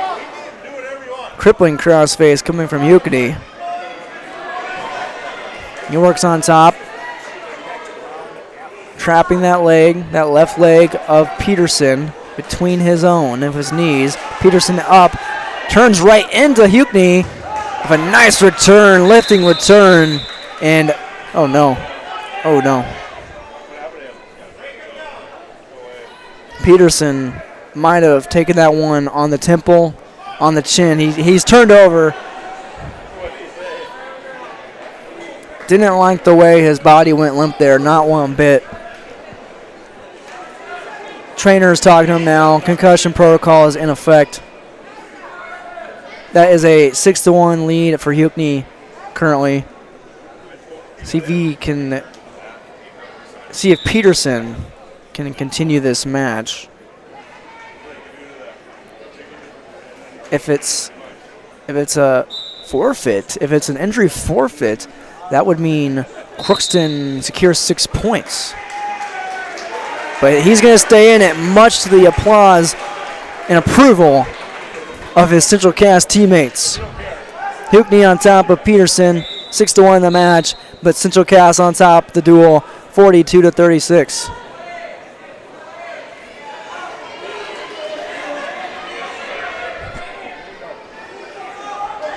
Huckney looking to return again. Peterson drops back down. Huckney, another return, similar, but this time Peterson was able to break his fall off his arms. Working inside wrist, 2-on-1, almost 2-on-1. Now Huckney has it. Another ripping crossface, slips in the leg. Huckney needs the pin. He's got 30 seconds exactly to do it. His team down 42-36 in the last match of a duel. Peterson's out. Bag of tricks time. What you got? Huckney now defending a double leg. Peterson going to finish. Peterson with 2. It's 6-4 with 15 seconds left. 10 seconds left in the match. If Peterson holds on, Central Cass defeats Crookston. Peterson will not win the match, but Central Cass wins the duel. A decision for that match pushes it to 42-39, your final between Crookston and Central Cass. The Central Cass Squirrels take it in a tight one. Back to our coverage on mat number 2. Pembina County North and Hillsboro Central Valley, 45-16. The Grizzlies on top of the Burros. Carson Gazette has taken the lead at 4-3. We're in period number 3. The 8th grader looking to beat the freshman. He was down 1-0 earlier in the match. Gazette in a predicament on top right now. Rolling Warner to his back and out of bounds. Warner with control for a moment. 7 seconds left to tick. This is the end of round 4, and we were taking a break after this. Or maybe one more round in round 5, then we take a break. Optional start for Warner. Back into the front headlock. 5 seconds. Gotta dump him. Gotta find something. And he will not. Carson Gazette clings on to the win. 4-3. Make it 5-3.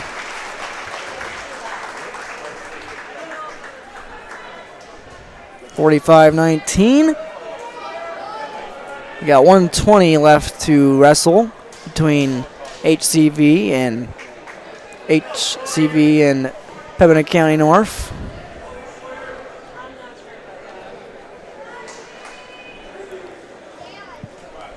Squirrels hang on, so let's see if that makes them 2-1. Quick takedown there here at 120. Didn't even see the Pembina County North wrestler approach the mat.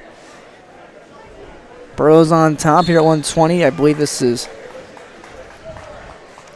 Sawyer Owens on top of Keith Moore, 8th grader versus sophomore respectively. Quick double leg takedown for Owens. Round 5. Ready to go here shortly. On mat 1, it's Crookston versus Lemoore Litchfield Marion. Mat 2, Grafton versus Mahnomen Waban. And mat 3, DGF versus New York Mills. Burros get the round off. It's like Owens working on that right wrist and right arm. No, he's got the 2-on the left wrist of Moore.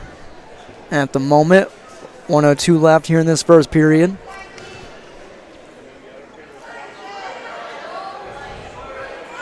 We'll have dual coverage of Crookston and Lemoore Litchfield Marion and Grafton and Monoman Wobbin. I know Grafton has a lot of opens, so the Monoman Wobbin duo will move it relatively quickly. Crookston and Lamar Litchfield Marion should be a good one.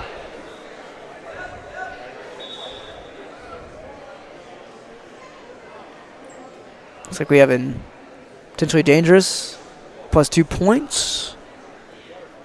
5 points for Owens. He's up 5-0. No potentially dangerous. I saw the ref grab his head for a moment. Crookston 1-1 on the day when they face Lamar Litchfield Marion, who I believe is undefeated today. And they are. The front runners, the Lobos, are. Owens working that chicken wing, stacking more, finds the pin with 10 seconds to spare. That's your final at 120 pounds. And between Pembina County North and Hillsboro Central Valley, the Grizzlies take it from the Burros 45-25. That does it for round 4. Hillsboro Central Valley 0-3 on the day. Pembina County North 1-1. We got exhibition. We'll take a break. Coming up in round 5 once again, Crookston versus Lamar Litchfield Marion, Grafton versus Monoman Wobbin, and Dilworth Glendon Felton versus New York Mills on mats 1, 2, 3 respectively in that order. After that, a 15 to 30 minute break. Don't go anywhere. We'll have an in-between dual report after this break on YourLiveEvents.com. State law requires students attend on immunizations that protect them from life-threatening diseases such as measles, chickenpox, mumps, or pertussis. Trail District Health Unit reminds parents to get your children all the recommended vaccinations for their health and the safety of our community. Contact Trail District Health Unit if you have any vaccination questions or if you would like to schedule an appointment. Call 701-636-4434 for Trail District Health Unit. Let's get real. You're ready for a place that's big enough to grow and small enough to care. So get ready for the University of Minnesota Crookston. With more than 30 majors, minors, and certificates, you'll earn a University of Minnesota degree in a close-knit community where faculty become friends and friends feel like family. And to get a degree that can make a difference, you don't need a big city, just big dreams. The University of Minnesota Crookston. Real, hands-on, ready. Valley General Store is ready for your business. Valley General Store is open Monday through Saturday from 7 a.m. to 7 p.m. at the intersection of Highway 200 and Highway 75. They can meet many of your needs with hardware, plumbing, electrical, tools, groceries, meat, fresh produce, frozen foods, baked goods, paper products, pet supplies, and other household goods. Check out Valley General Store's Facebook page for the weekly grocery sales flyer. Now open from 7 a.m. to 7 p.m. Monday through Saturday. It's Valley General Store in Halstead. Here's another reason why you should contact Mike, Darren, and Tim at Wright Implement Hillsboro. Let them know I said call Wright Implement. For shop and field service, farm equipment sales, repair on all equipment, in the field, on the farm, and in the shop with Wright Implement in Hillsboro. 701-636-5692. Check out Wright Implement for farm equipment, repair, and service of equipment and all trucks on Caledonia Avenue in Hillsboro. Wright Implement, 701-636-5692. Goose River Heating and Cooling Hillsboro, serving the Hillsboro and surrounding communities, ready to provide you with service work to existing and new customers. Whether Corey and the crew installed your heating and cooling system or not, they're ready to assist you with your service concerns. And if it's time to update your heating and cooling systems, whether it's your home, farm shop, a cabin, or office building, give Corey and the crew at Goose River Heating and Cooling a call. 701-430-1990. That's Goose River Heating and Cooling, Hillsboro, serving the Hillsboro area and surrounding communities. Everyone here at the Hillsboro and Central Valley School Districts would like to take this time to remind parents to teach their children how to be responsible and stay drug-free. By late elementary, many children know of a classmate who smokes, drinks, or uses drugs. It is never too early to talk to your child about substance abuse. Schools teach kids to say no to drugs, but it's what the parents do that counts the most. This has been Stella Benson with a message from the Hillsboro and Central Valley School Districts.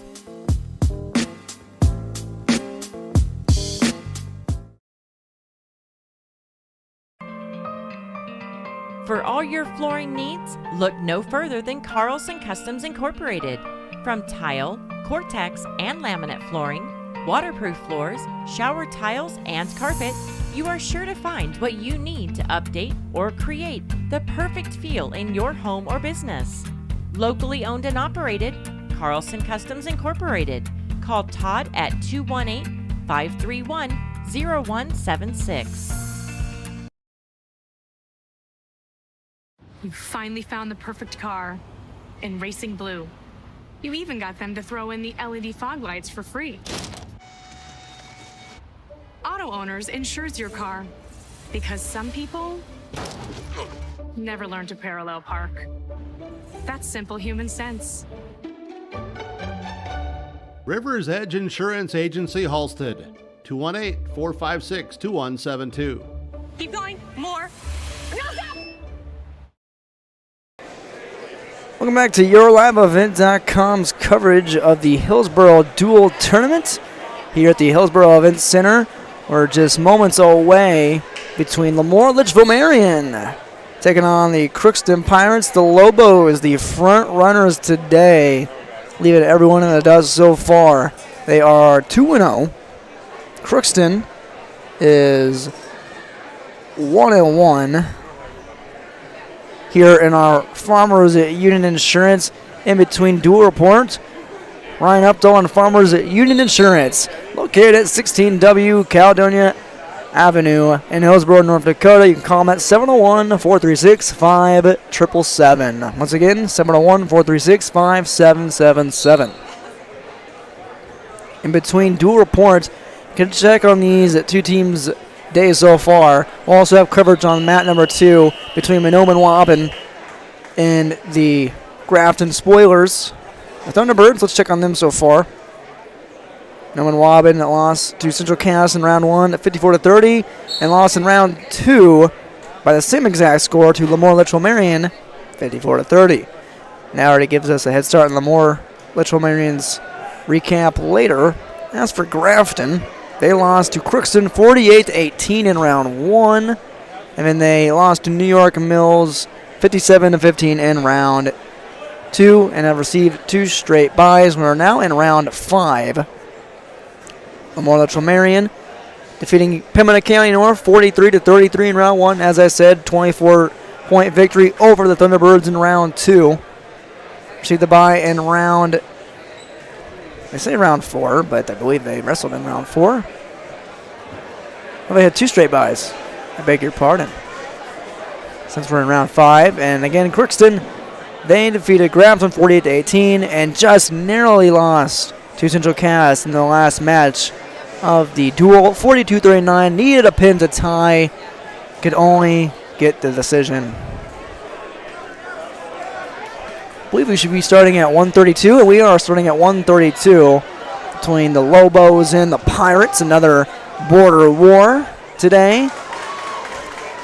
Lobos of North Dakota, Crookston of Minnesota. Let's look at who will be starting off for Crookston at 132. Looks to be Miguel Rodriguez. No. Looks to be an open, actually. Looks like there's no 132-pounder. That's Grafton's 132-pounder. So no 132-pounder for Crookston. That means Lemoore Litchfield Marion. 1 second.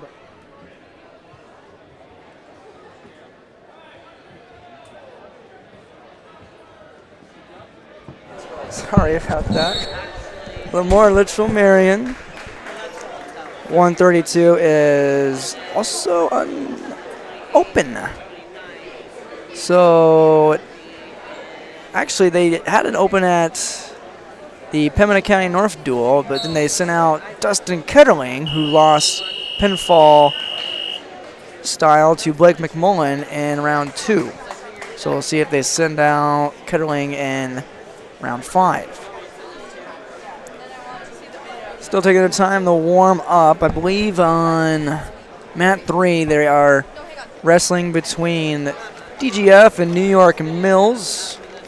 Looks like Jacob Guck is up against Camden Mustachia. Guck is leading 7-4 in the second period at 145 pounds.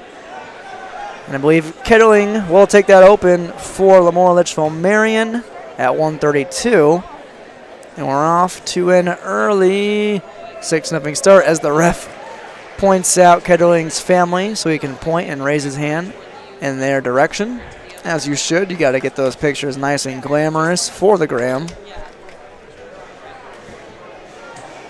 It's always, I learned it's always very tricky getting that arm raised picture. My mom would agree.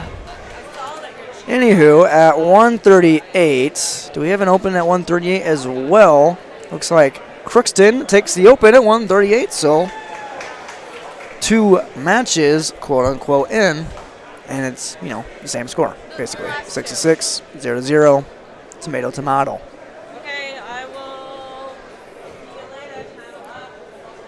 Heading to 145. Check in on the 45-pounders, and it looks like we have 2 racing out, and indeed we do. All right, get some action between 2 of the top teams in this tournament. Looks like at 145 is Jake Kramer, who is 1-1 today with a pinfall in both directions. He is quickly almost on his back on a Brands dump coming from the likes of Carter Coette, the sophomore, Kramer a freshman, and Carter is up 2-0. I think there's the score wrong there. Here on Track Wrestling. Following along here, of course. Always reliable is Track Wrestling. And it should be the other way around here. Let me double check. Make sure I'm not going crazy. It's riding tight on top is Coette, sinks in the half. Nelson finds the pinfall.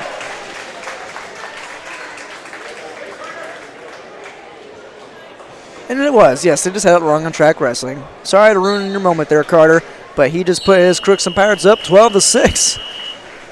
They had the wrong score on Track Wrestling. Jake Kramer was awarded the 2. No big deal. We're headed on to 152. 152, we have, thankfully, 2 wrestlers. Cale Hebel, I should say, for Lamora Litchfield Marion. He's 2-0. Quickly defending a shot versus the likes of Crookston's. Rapid fire pacing here. Working a front headlock, inside trip. Hebel looking at the fin behind the back. Throw him over the shoulder, and now his head and the head lever, and that's potentially dangerous. Ethan Bowman being called for that for Crookston. Bowman, the junior. Hebel, the freshman.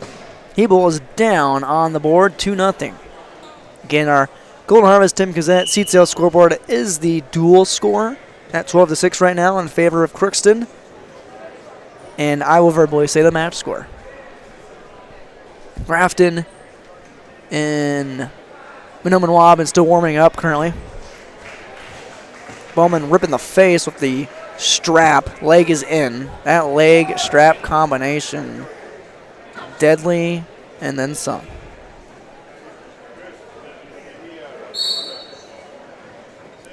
Still riding. That leg now slipped out. Arm is over the shoulder of Hebel, who grabs it, tries to drag it over him, and ends up broken out on his belly. Base lost.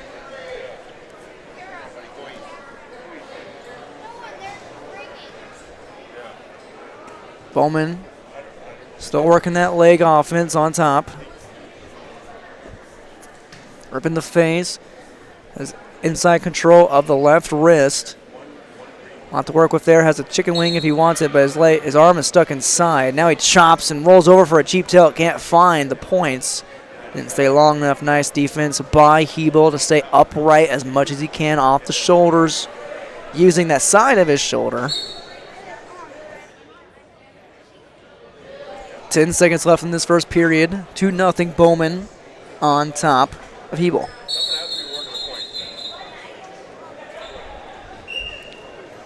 .152, first period is over with. Bowman. Hebel down 2-0. Bowman deferred, Hebel deferred, and Bowman wants to go down and build his narrow lead. Nice quick stand up from Bowman, clearing the arms, but he let his leg get a little loosey-goosey, left it wide open. Now he's in a scrambling predicament, and they roll out of bounds. Nice little head scissors there, Black Widow style from Bowman. They go back to the center of the mat, still with Bowman on bottom.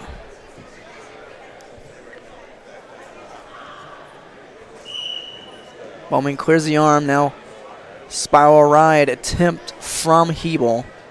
Slips a leg in, but Bowman might have caught that leg as it came in, and he can use that to his advantage and switch off to a double. And he does so right there for the reversal. He's up 4-0.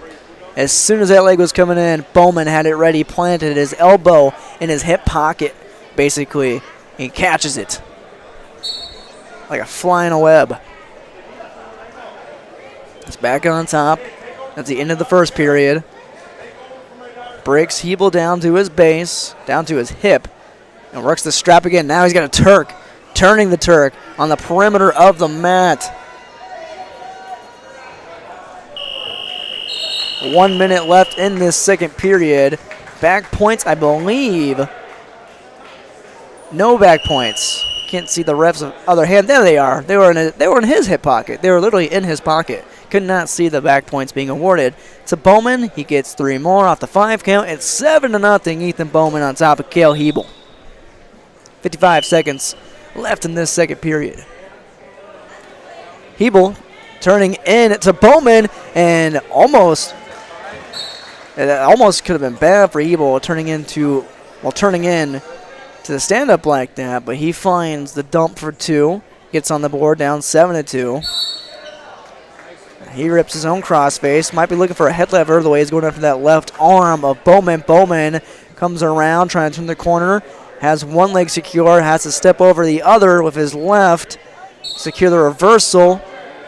No, he'll just come out the back the other way. Try to go crossbody, rip face. He's got legs secured, and he has the Turk end on the mat. Back points with the reversal. Has the 5 count with 5 seconds to spare in this second period. Up 9-2, about to be 12-2. Major decision intact for Bowman heading into the third period. Meanwhile, on mat 2, looks like we have their first match between Grafton and Owen Wob and Chance Burns and Blake McMullen. Looks like they have a score. Someone got turned. 5-0 Burns on top of McMullen. Double unders for Hebel. Bag of tricks time as soon as this started. Inside trip coming from Hebel. Clock didn't start there for a moment. And Hebel off a re-attack. Bowman was looking for a low single. Hebel reshoots and gets a go behind to cut the deficit to 12-4. Now he's on top on the perimeter of 142 and ticking left in this third period. Hebel not able to hold Bowman. Doesn't really want to. You want to get him to his back. And a nice stick on the low single on that right ankle by Bowman. Precise, pinpoint, and like a bullet, Bowman burrows in for the takedown. He's up 15-4. Back on top, 129 in regulation. Chance Burns is up 2-0. He has a major decision in his favor so far against McMullen of Monoman Wobbin. Chicken wing being worked in by Bowman. Up by 11. Now he's got it turned, and now he's got the stack. Flat as a pancake. That is up in. Make it 18-6. Crookston looking like the cream of the crop versus Lemoore Litchfield Marion in this duel.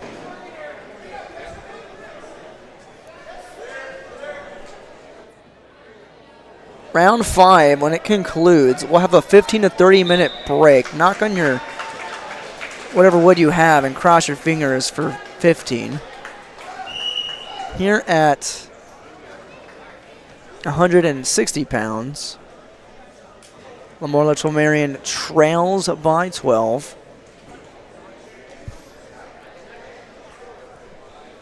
Both center up. Spencer Ness of Crookston, a sophomore, versus Braden Steffes, a junior of Double LM.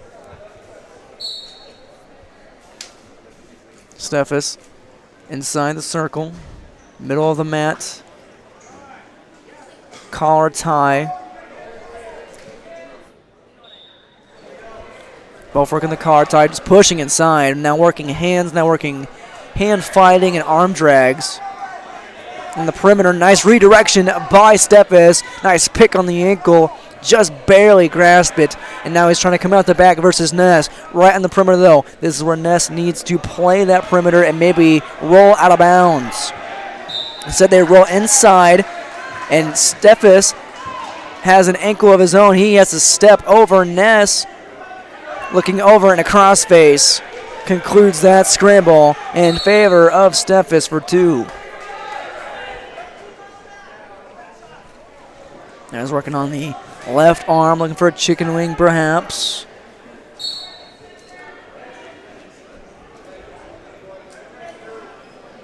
Pushing him, and he just pushed him out of bounds.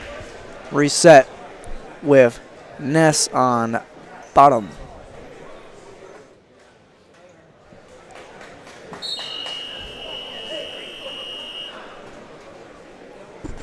.31 seconds left in this first period. Quick standout from Spencer Ness.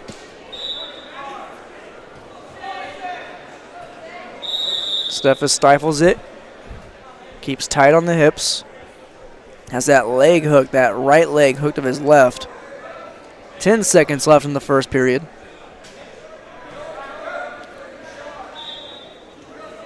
Now, Crab right in position. No one's going to score any more points. 2-0 in favor of Braden Steffes after 1 period versus Spencer Ness at 160 pounds between Crookston and Lemoore Litchfield Marion. On the Golden Harvest Tim Cassette CCL scoreboard, it's Lemoore Litchfield Marion trailing Crookston 18-6 so far. They started at 132. Both had an open at 132. No, wait. Kettling came out for 132. That's right. Both traded opens, 132, 138. They go neutral to start the second. Inside tie on the collar, coming from Steffes. Controlling that right wrist. Could come and drag that left arm with his left if he wants. Off the collar. Now he has to clear the collar. Nice slide by attempt, small slide by attempt from Ness. Redirects. And a re-attack from Steffes, but he never level changed. Here's a re-attack and a setup from Ness. He's in on a leg, on the left leg of Steffes, who scrambles to the out-of-bounds portion of the mat. Now he just has to boot, scoot, and boogie out of the way and just roll it through. There you go. Reset at neutral.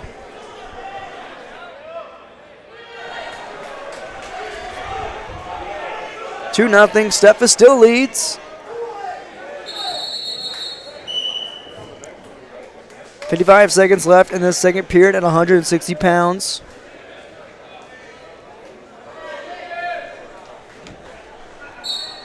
Ness getting a little heavy inside. Now he's looking for an underhook. Duck under attempt coming from Steffes, trying to use the overhook. And Ness, nice maneuver, quick on the go behind. Drags him for the tie. Ness in position now to work. Steffes rolls through, crab position. Ness in a predicament, tight spot. Has to clear his legs and rolls out of bounds, but he lost control. No, they'll give a reversal to Steffes. He's back up 4-2. just had enough grasp on Ness as they rolled out of bounds.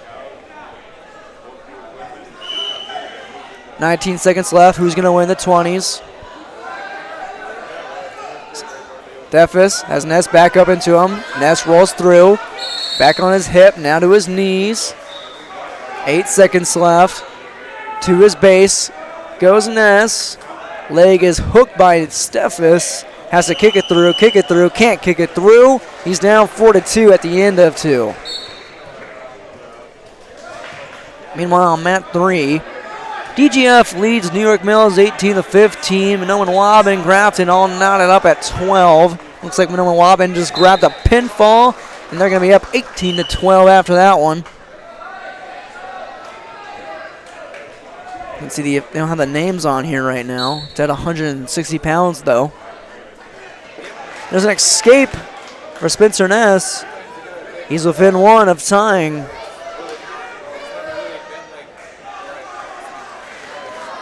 He's on the inside, pushing out. And on the outside, looking in on the scoreboard. Weak shot and a snap down by Steffes. It's more of a snap down by Steffes than anything. His muscle coming through there. He tries to go to a single leg and a turn behind by Ness, and it goes out of bounds. And we're still neutral.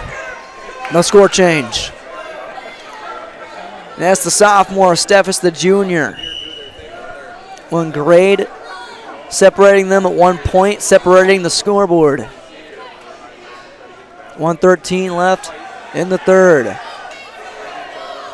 Ness on the outside, working collar tie, shot attempt, single leg, looking for a high seat on the other side, settles for the near leg on the left.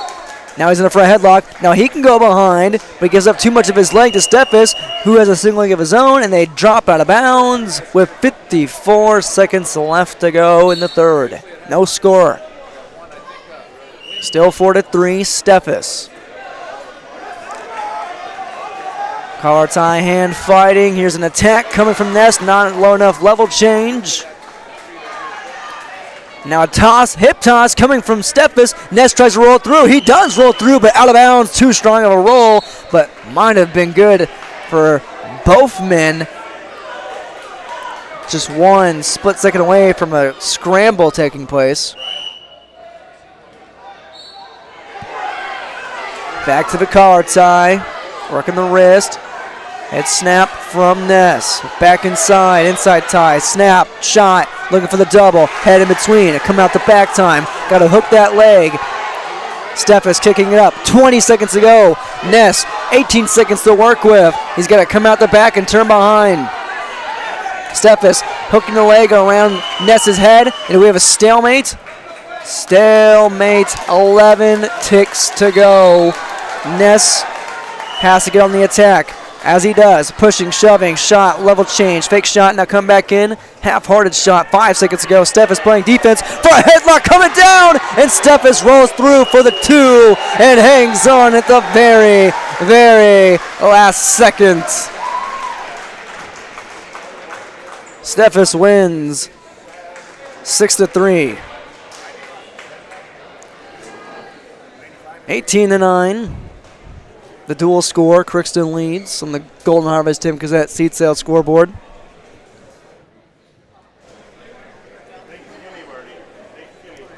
It's a great 160-pound bout. I had the 170.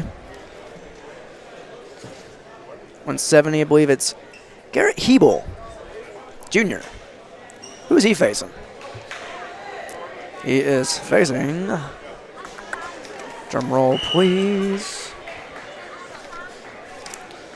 Hebel.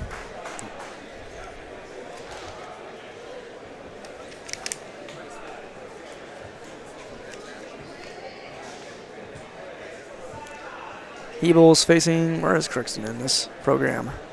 There they are.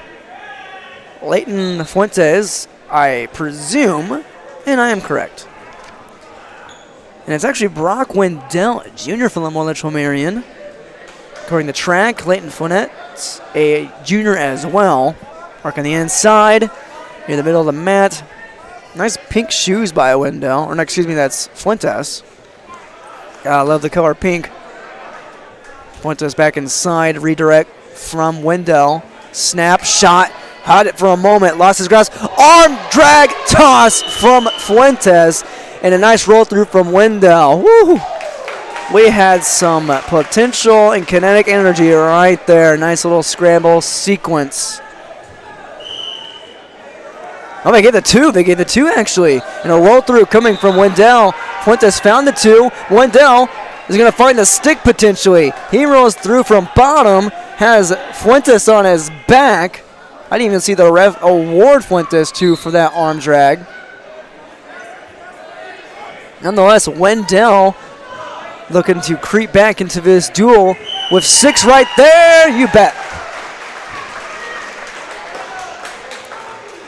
18-15, Wendell finds the pin in the win for Lemoore Litchfield Marion over Leighton Fuentes. 18-15, Crookston leads Lemoore Litchfield Marion. We head to 182. Stakes get bigger, so does the weight class. Crookston at 182. They list Hunter Knutson, a junior. We'll see if that's true. Lemoore Litchfield Marion has, they had Brock Wendell, so it might be Brady Letmeyer or Garrett Hebel. We'll see.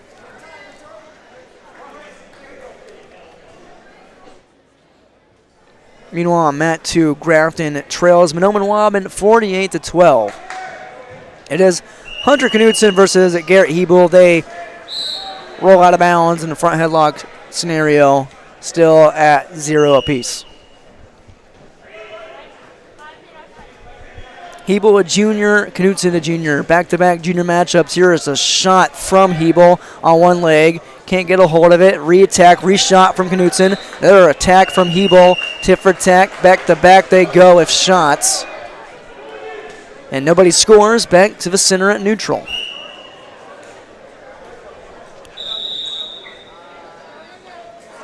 Looking inside tie. Now collar tie. Controlling wrist. That's the goal. Quick stutter feet from Knutson of Crookston.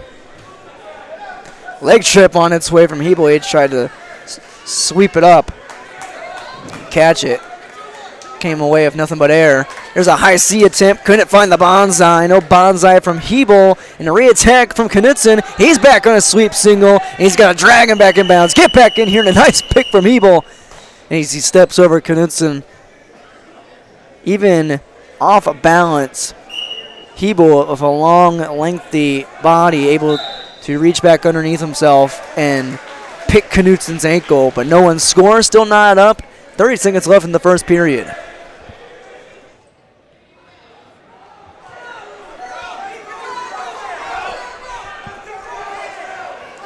Three-point duel with Crookston in the lead. Crookston is 1-1. Lemoore Litchfield Marion is 2-0. There's a slide-by, nice slide-by by Hebel. Can he finish? Not slick enough. They back out of bounds for what seems like the 5th time already. 5 seconds left in this first period. No score. Quick ankle pick attempt from Knutson, and it might cost him if Hebel can get around. He does.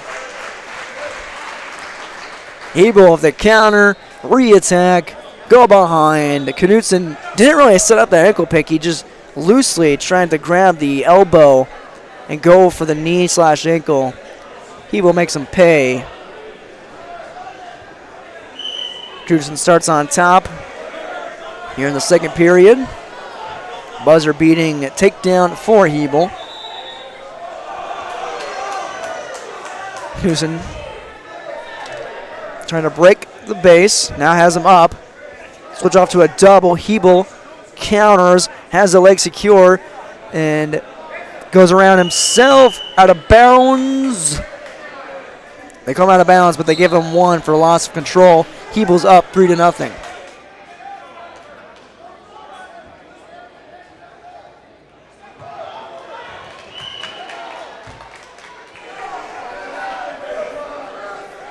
Back at neutral. Good neutral first period between these two. Snap down, no one shoots.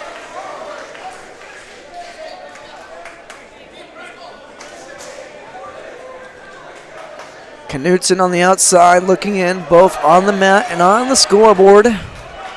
1:10, second period. Slide by. Hebel can't get behind in time and flies out of bounds.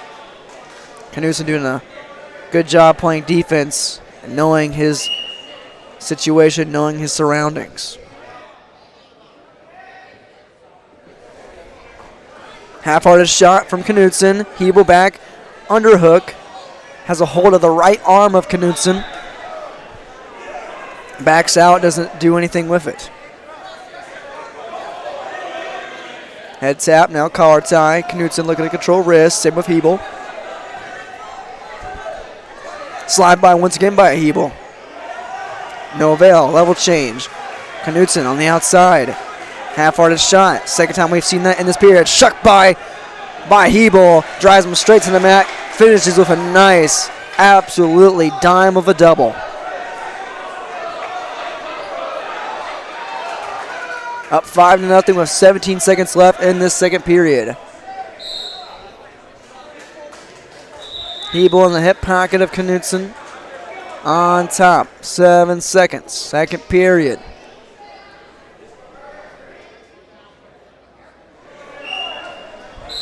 Time expires. Hebel takes his 5-0 lead into the third. Knutson elects to go down.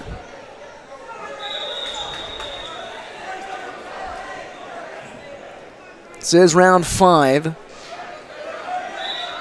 Take a 15 to 30 minute break at the end of this. Hebel's going to cut Knutson. It's 5-1. 4-point match.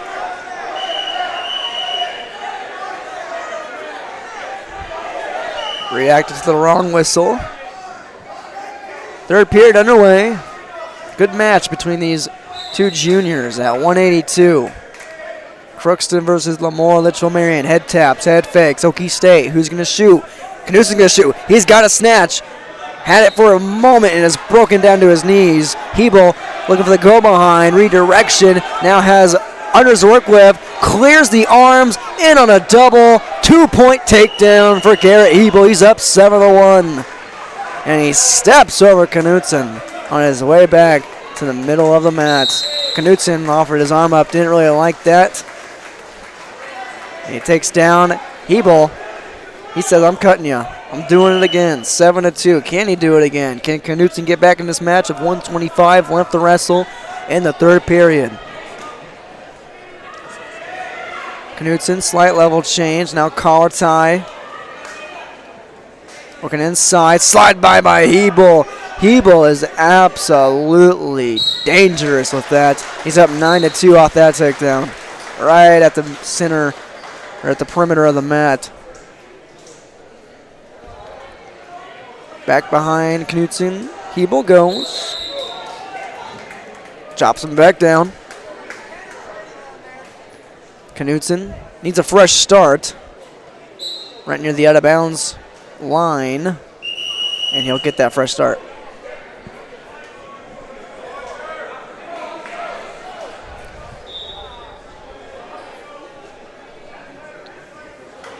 Knutson cut again. Do we have blood time actually? Looks like Knutson might be cut somewhere on the face. Oh, it looks like his nose.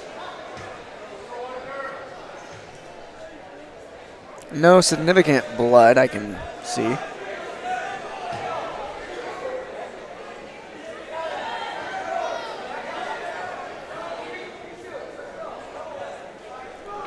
Nine to 2. Hebel leads Knutson with 43 seconds left in the third period. If Hebel wins, this will tie up the duel at 18. If he wins by major, if he scores one more point, he can take the lead with a 4-point major decision. But he cuts Knutson again, 9-3. Looking for the slide by. 32 seconds to work with. Knutson on a shot. Nice double leg blast takedown. And he finds 2 more. There will be no major decision if Knutson has anything to say about it. 9-5. Under 20 seconds to work with. Looks like Norman Waubun defeated Grafton 66 to something. I think it was 18. They just turned off the scoreboard. Stall call on Garrett Hebo, his first warning. Doesn't matter, 3 seconds left. He wins over Hunter Knutson 9-5 and ties up this duel at 18 apiece.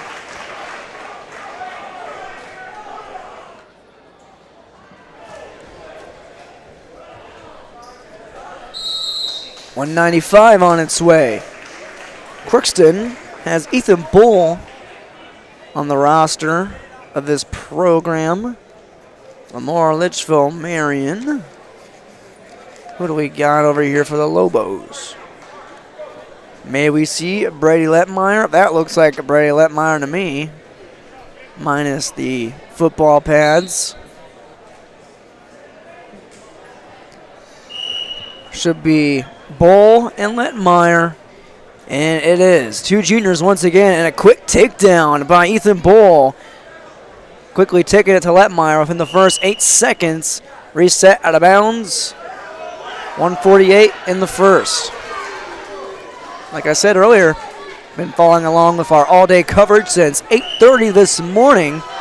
Brady Letmeyer, one of the best running backs in the state of North Dakota, and 9-man football. His Lobos won the Class B 9B football championship against the Cavalier Tornadoes, but Ethan Bull works the chicken wing and then finds a sitting out headlock hold, looking for the pin over Letmeyer.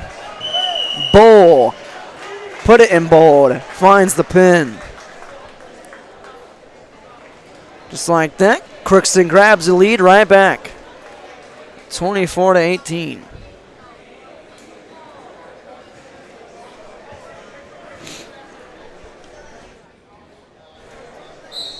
Matt is cleared for Mat 2. Mat 3. I think we still have bounce going on there. And it looks like New York Mills is up against DGF 24-21.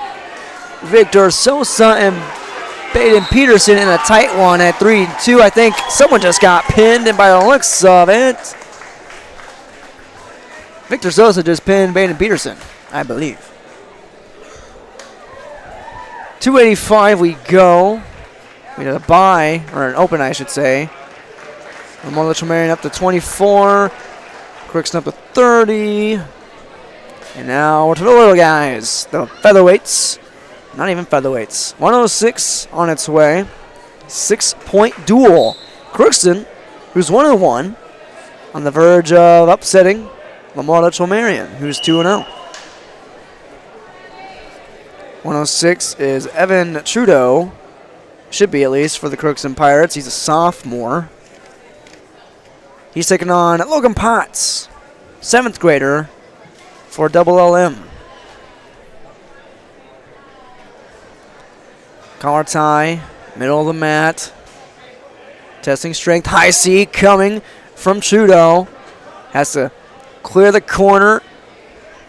Step over the leg. Potts hanging on for dear life. Just over 30 seconds into this match at 106. And 2 on the takedown for Trudeau. He clears the corner and finishes. Trying to work a Turk, it looks like. No, now switching off to a near side cradle, putting the base of that head in the ribs of Potts. And he turns him over, flips him over, gets the call for the back points. Has his 5 count. Does he have 6 for the pin to put the Pirates up even bigger? He does. Evan Trudeau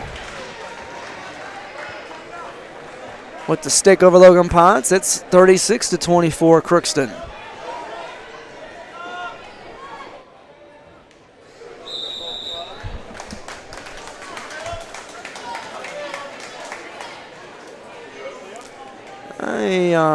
Let's see here.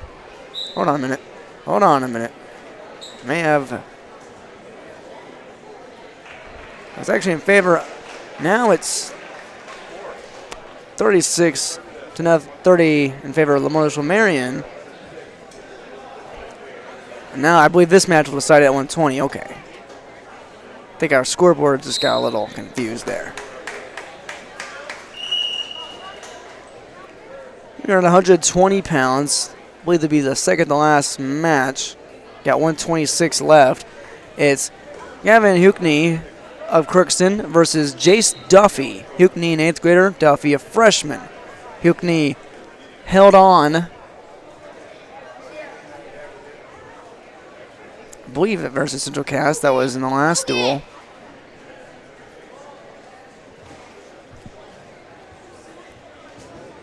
Huckney needed the pin, Brady Peterson of Central Cass, but couldn't do so. Now scramble and a roll through by both gentlemen. Very fluent looking. Reset at neutral. 1:13 first period. More Litchfield-Marion on top, 36-30. No takedown for Huckney. Went out of bounds. Reset with 107.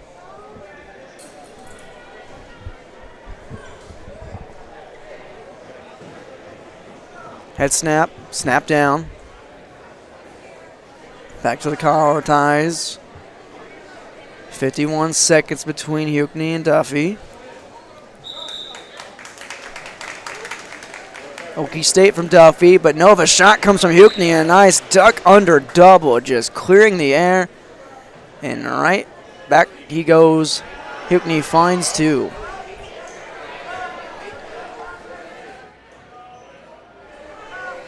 Riding tight on the hips. Hooking. Now left leg looking for a chicken wing. The roll over around the world. Huckney goes. He can tie it up right there, and he does so. Huckney,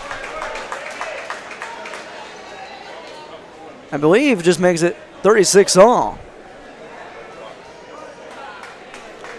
We're all knotted up at 36, coming down to the final match of a duel at 126. I believe, does Crookston have a 126-pounder? Yes, they do.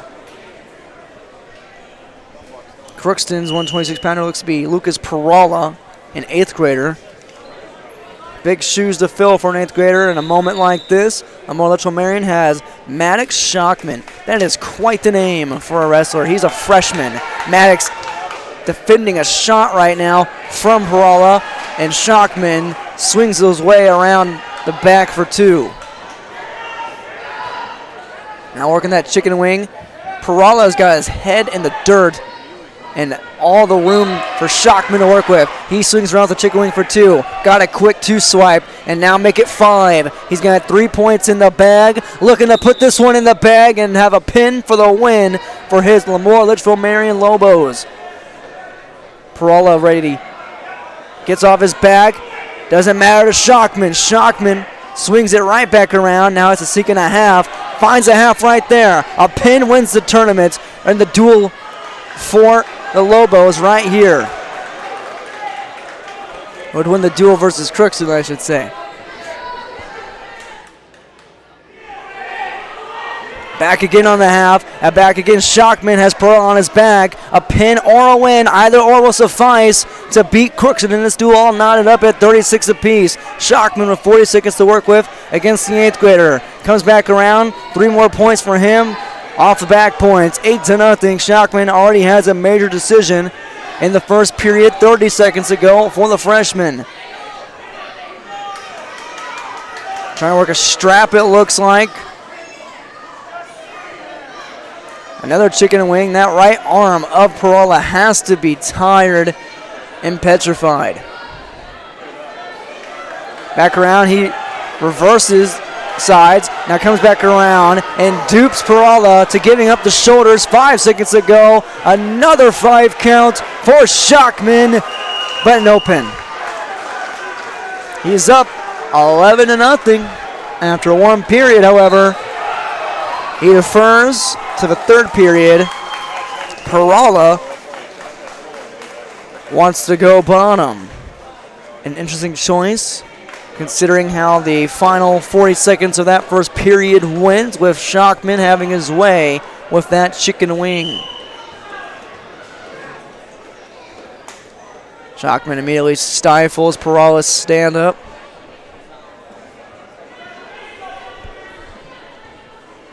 Already has the major decision. Finds the chicken wing once again. An armbar being torqued. Turning it a pin or a win. Either suffices, and Shockman seals the deal. Lamore Litchfield Marion takes care at the very last second of the Crookston Pirates. Lobos win 42-36 and stay perfect on the day at 3-0. And that concludes round 5 of the Hillsboro Dual Tournament with 3 more rounds to go. But first, a 15 to 30 minute break coming up once Dilworth, Glenn Felton, and New York Mills are over. The Rebels are up 33-24. And we will take a quick break and come back with the final of that duel, because that duel is in mat 3, which is not in a spot we can point our camera. But we will keep you updated, and we'll be back after this commercial break with more North Dakota and Minnesota high school wrestling coverage on YourLiveEvent.com. Winter is a planning season for farmers, a time when your mind is on your fields. But the shorter days doesn't mean there's less work to be done. At Sis van der Haaf, we know that lower temps won't cool your passion for production. We're continually striving to develop sugar beet varieties that thrive despite the pressures from disease and the challenges of nature. Because sharing the pride of success starts with sharing the passion to achieve it. Sis van der Haaf, a passion that grows. Halstead Telephone knows we all like choices. You can choose to have communication and data services up to 1 gigabit over a reliable state-of-the-art fiber optic network. And you can choose to have the same great services available town or country with local service and support. You can choose to have an individual service or bundle. You can choose to avoid tricky promotional pricing. You can choose unlimited data. The choice seems clear. Choose Halstead Telephone, broadband voice TV. 1-800-457-2125. Hi, this is Tatum Limke with a message from the Hillsboro and Central Valley School Districts. Drug and alcohol abuse impact many communities. Remember that strong family values, including open communication between parents and kids, helps keep all kids healthy and drug-free. Both school districts remind parents to support the various programs and activities that your kids are involved in and be a positive influence. I encourage all students to say no to drugs and alcohol and be involved in their school and community. This message from the Hillsboro and Central Valley School Districts.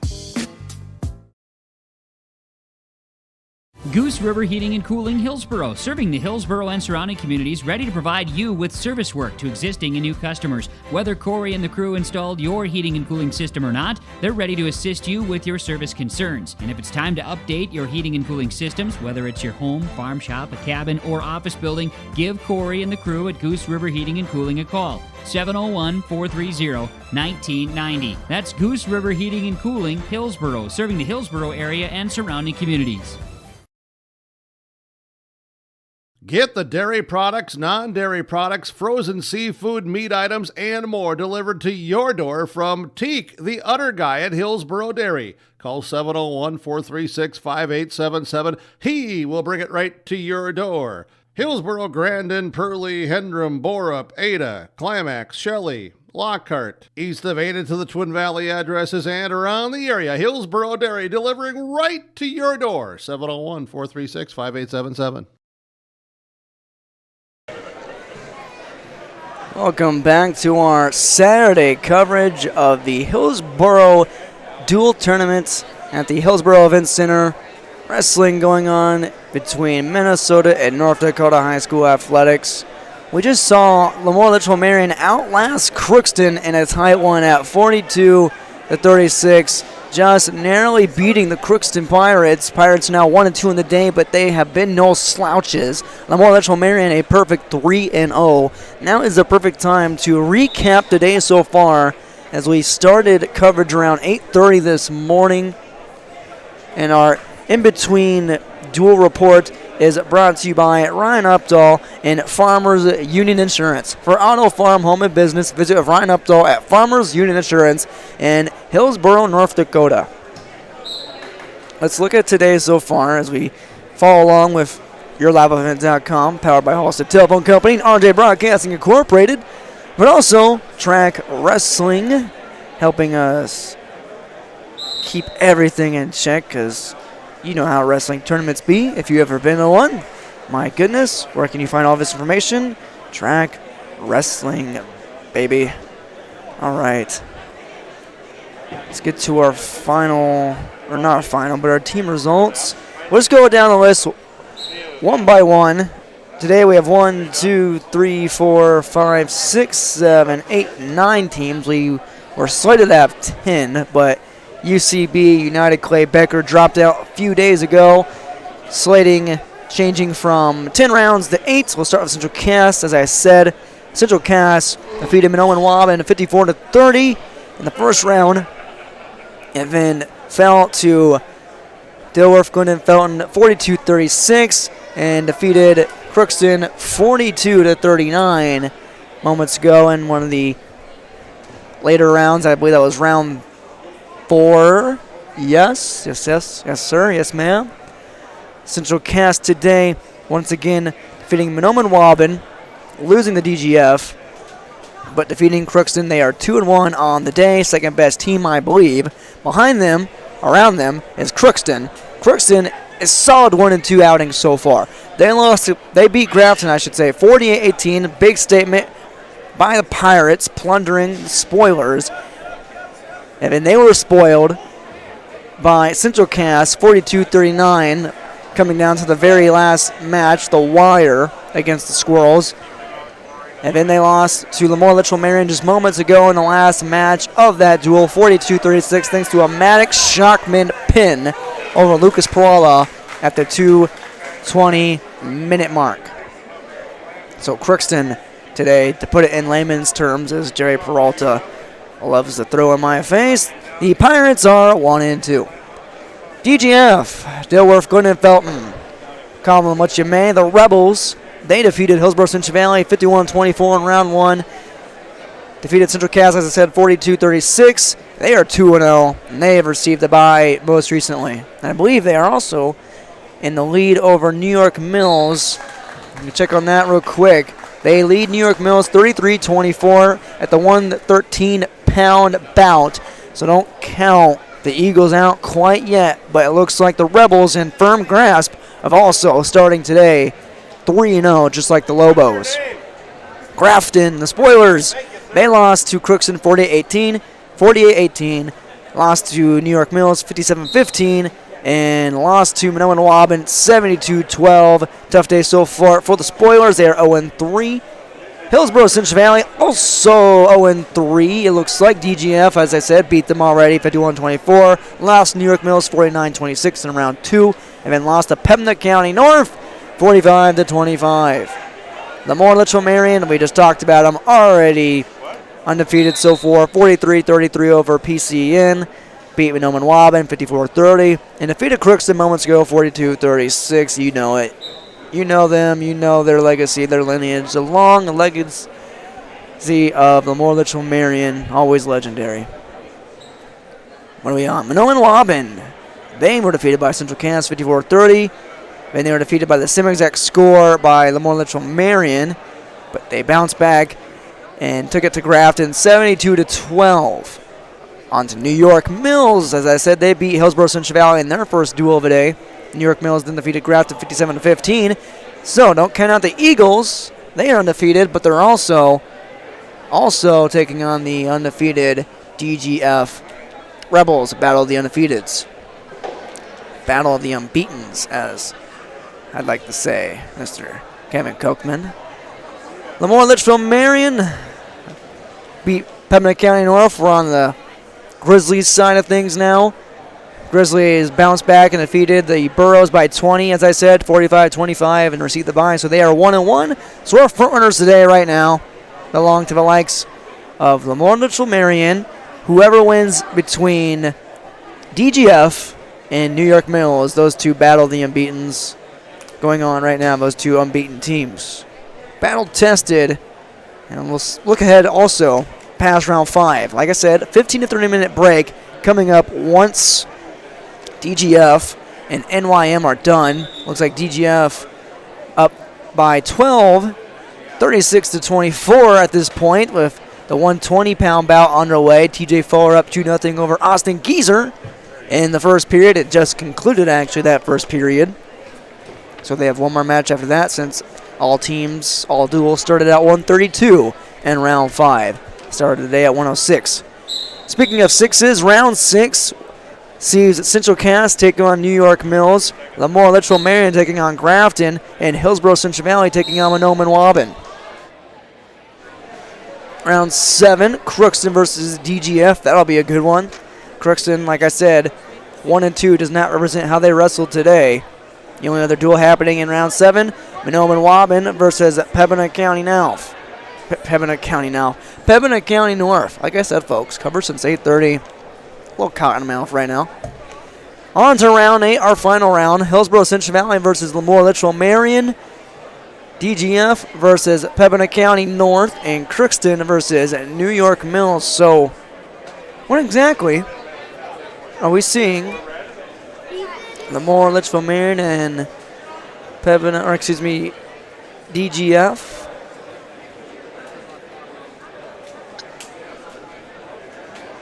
I'm not sure. I'd love to see that duel, but looks like round robin type of bracket. So we will get to that point when it comes. This has been your in-between duel report and possibly one of our final reports for a good while. I'll check back in every 5 minutes for the next 15 to 30 minutes based on how long this break is. Like I said, 15 to 30 minute break coming up. But once again, our in-between dual report brought to you by Ryan Updahl and Farmers Union Insurance, located at 16 W Caledonia Avenue, West Caledonia Avenue in Hillsboro, North Dakota. Call them and contact them at 701-436-5777. Also, shout out to our scoreboard sponsor today at the Hillsboro Event Center, the Golden Harvest Tim Kazant Seat Sale Scoreboard, 701-430-0877. Please give Tim your business, and we'll get back to business here in about 15 to 30 minutes with the Hillsboro Dual Tournament coverage on YourLiveEvent.com. Story is told that the lumberyard in Hillsboro has been continuously operating on this same location since 1881. That means that although it has changed its name, appearance, and ownership a few times, we've been in business for 140 years. Proudly part of the Hillsboro community as one of the original businesses founded on serving our neighbors. And wouldn't you know, that business model still works after all this time. With a focus on customer service, Hillsboro Lumber welcomes you. Today's sponsorship is provided in part by Anderson Cutting Horses, Roger and Connie Anderson. They wish all boroughs the best in academics, athletics, and extracurricular activities this school year. Roger and Connie Anderson of Anderson Cutting Horses are proud to have the students of Hillsboro and Central Valley represent our communities. Good luck, boroughs, in all that you do. From Roger and Connie Anderson, Anderson Cutting Horses. You may know that Big Tex Trailers already offers you industry-leading features like mega ramps, HD suspension, and the all-new hydraulic dovetail. Every time you hook on, know that your Big Tex is up for the job. See Bloomfield Enterprises in Hillsboro to find out what owning a Big Tex can do for you. Shop the full line of Big Tex products from ATV trailers to goosenecks to dump trailers and more. Visit your Big Tex dealer, Bloomfield Enterprises, Hillsboro. Contact him at 701-430-0877. The City of Hillsboro and the Hillsboro EDC invite you to do your holiday shopping in Hillsboro. Don't forget to use your Hillsboro Christmas Cash. Make sure you visit the participating HBA members for your Hillsboro Christmas Cash this year. The City of Hillsboro says thank you to the community members for choosing Hillsboro as your home. If you do not live in Hillsboro, you're always welcome to come shop and visit with your neighbors and friends. Happy holidays from the City of Hillsboro. The American farmer has been adapting to challenges in the field for generations. Columbia Grain and Agronomy is here to help on every acre with the highest quality products and expert local service. Contact the Agronomy Centers in Climax at 218-857-2165 or Arvilla at 701-343-6273. Columbia Grain and Agronomy, committed to cultivating growth through a diverse mix of products and expert knowledge. Contact them today and make the most of every acre. Call Climax at 218-857-2165 or Arvilla at 701-343-6273. American Crystal Sugar Company, with their 4,000 plus employees and shareholders, are deeply rooted in the communities of the Red River Valley. They're committed to the sustainability and growth of their business and to improving the lives in the places where we work and live by investing in people, our communities, and the future of American Crystal Sugar. Visit crystalsugar.com to learn more about scholarships, grants, volunteerism, donations, and more through the Community Roots American Crystal Giving Program. Growing strong community roots, American Crystal Sugar Company. You're never too young to start saving for your future. Dakota Heritage Bank offers the Grow With Us program. It's a young savers club with various incentives, newsletters, a higher savings rate, bonuses, and more. Contact Dakota Heritage Bank to learn more about the Grow With Us program. Dakota Heritage Bank has 10 locations across North Dakota and northwestern Minnesota. Dakota Heritage Bank offers mobile banking, online banking, and bill pay. Visit us online, dhbanknd.com. Dakota Heritage Bank, Equal Housing Lender, member FDIC. Keep your body and your wallet healthy during this cold and flu season with savings at your locally owned Health Mart Drugstore Hillsboro Drug and Give. Get rid of that annoying cough with Delsum 12-hour cough relief, just $9.99. Health Mart Adult Tussin Mucus and Chest Congestion, $4.49. If migraines knock you down, get the 24-count Excedrin Migraine Pain Reliever for $3.99. Remember, flu shots are available at Hillsboro Drug and Gift, and they accept Hillsboro Christmas cash too. Your locally owned Health Mart Pharmacy, Hillsboro Drug and Gift, Health Mart, caring for you and about you. From all of us at Enbridge, thank you. Thank you. Miigwech, and thank you for working on Line 3 replacement. Thank you to everyone who supported this project. Construction is complete on a new and safer pipeline that will deliver the North American energy that we all rely on every day. And it's done thanks to the support and hard work of thousands of people. I'm grateful for every single voice of support and every hour of labor put into this project. Thank you. To quote Futurama, good news everyone. I believe this 15 to 30 minute break has been somewhat shortened. Looks like Grafton and Lamar Litchfield Marion are gearing up for their round 6 bout.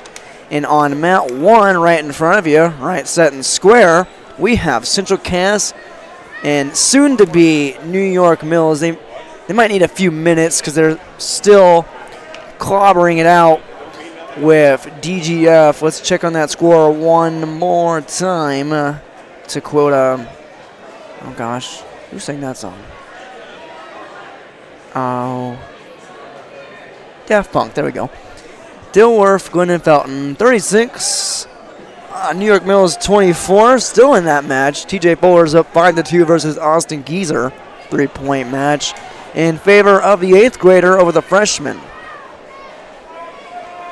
So both those squads still speckless, still undefeated, but it looks like DGF, if everything goes their way, and it sounds like it just did for TJ Fuller, they will win and be an even undefeated perfect 3-0 today. New York Mills came into this duel versus the Rebels also 2-0. But we'll have a good matchup between Central Cass and New York Mills, with the Squirrels are also 2-1. Need to write these stats down.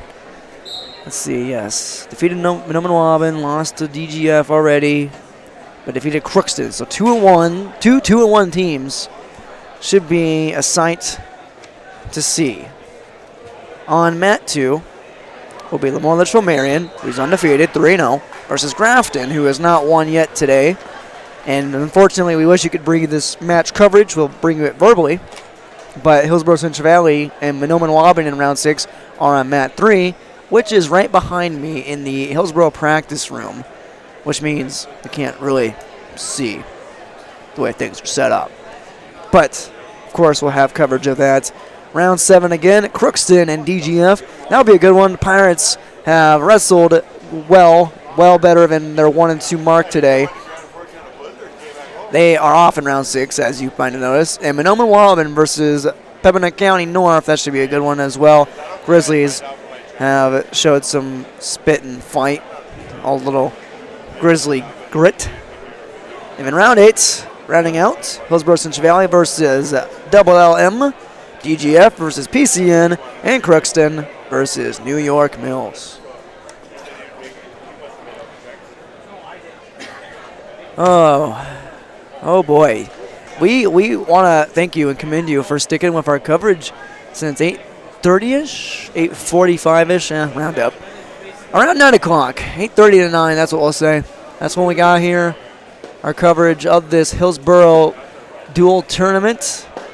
We are just beginning round 6. We'll turn the camera so you can get some action of Grafton and Lemoore Litchfield Marion duking it out. And I'll get the names of those competitors here in a moment. We'll be following their duel as closely as Central Cass and New York Mills, but we can talk about this. I'm not going to change the scoreboard because that's a lot to do in 3, 4, 5 minutes, how many minutes the Eagles need. But right now on mat 2, you can see Dustin Kettling on bottom versus Chance Burns. Burns of Grafton has the takedown and is working against the sophomore. Burns is a junior. Looks like DGF just cleared the room from mat 3. And New York Mills will shortly be down on mat 1 to take on the Squirrels of Central Cass. And hey, Burns with a stack finds the flapjack. Kettling is pinned by Chance Burns. 6-0. Grafton starts off with a bang versus Lemoore Litchfield Marion. It's one of the few true North Dakota matchups we've had, because HCV, DGF round 1, all the duels in round 1, all Minnesota, North Dakota border wars. Round 2, Lemoore Litchfield Marion versus Pembina County North. That's more like it. Hillsboro Central Valley versus New York Mills. Pretty sure, yes, New York Mills didn't cover them that much, but they are Minnesota. Central Cass, DGF, again, border war. Grafton, New York Mills, border war. Round 4, Crookston and Central Cass, border war. Hillsboro Central Valley, Pembina County North, North Dakota war. Lemoore Litchfield Marion, Monoman Waban. Again, back on that border war. In round 5, Crookston, Lemoore Litchfield Marion. You know what I'm going to say. Grafton, Monoman Waban. Again, and then New York Mills and DGF. So finally, we get into the real nook and cranny of teams in the same state. Besides Central Cass and New York Mills, and Hillsboro Central Valley and Monoman Waban, we got Lemoore, Litchfield Marion, and Grafton, North Dakota on North Dakota. Crookston, DGF. That is Minnesota. Kramer versus Kramer. Monoman Waban, Pembina County North, MN and D. Hillsboro Central Valley, Lemoore Litchfield Marion in round 8. DGF, PCN round 2. And Crookston and New York Mills, again, Minnesota, Minnesota. See on mat 2, Jake Kramer versus Sang. I don't want to get their name wrong, so I'm going to ask real quick.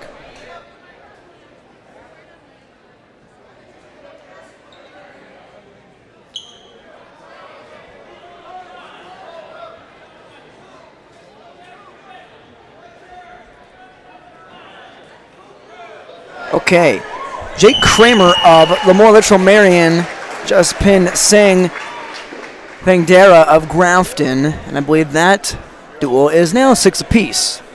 Pin for pin, tit for tat, blood for blood.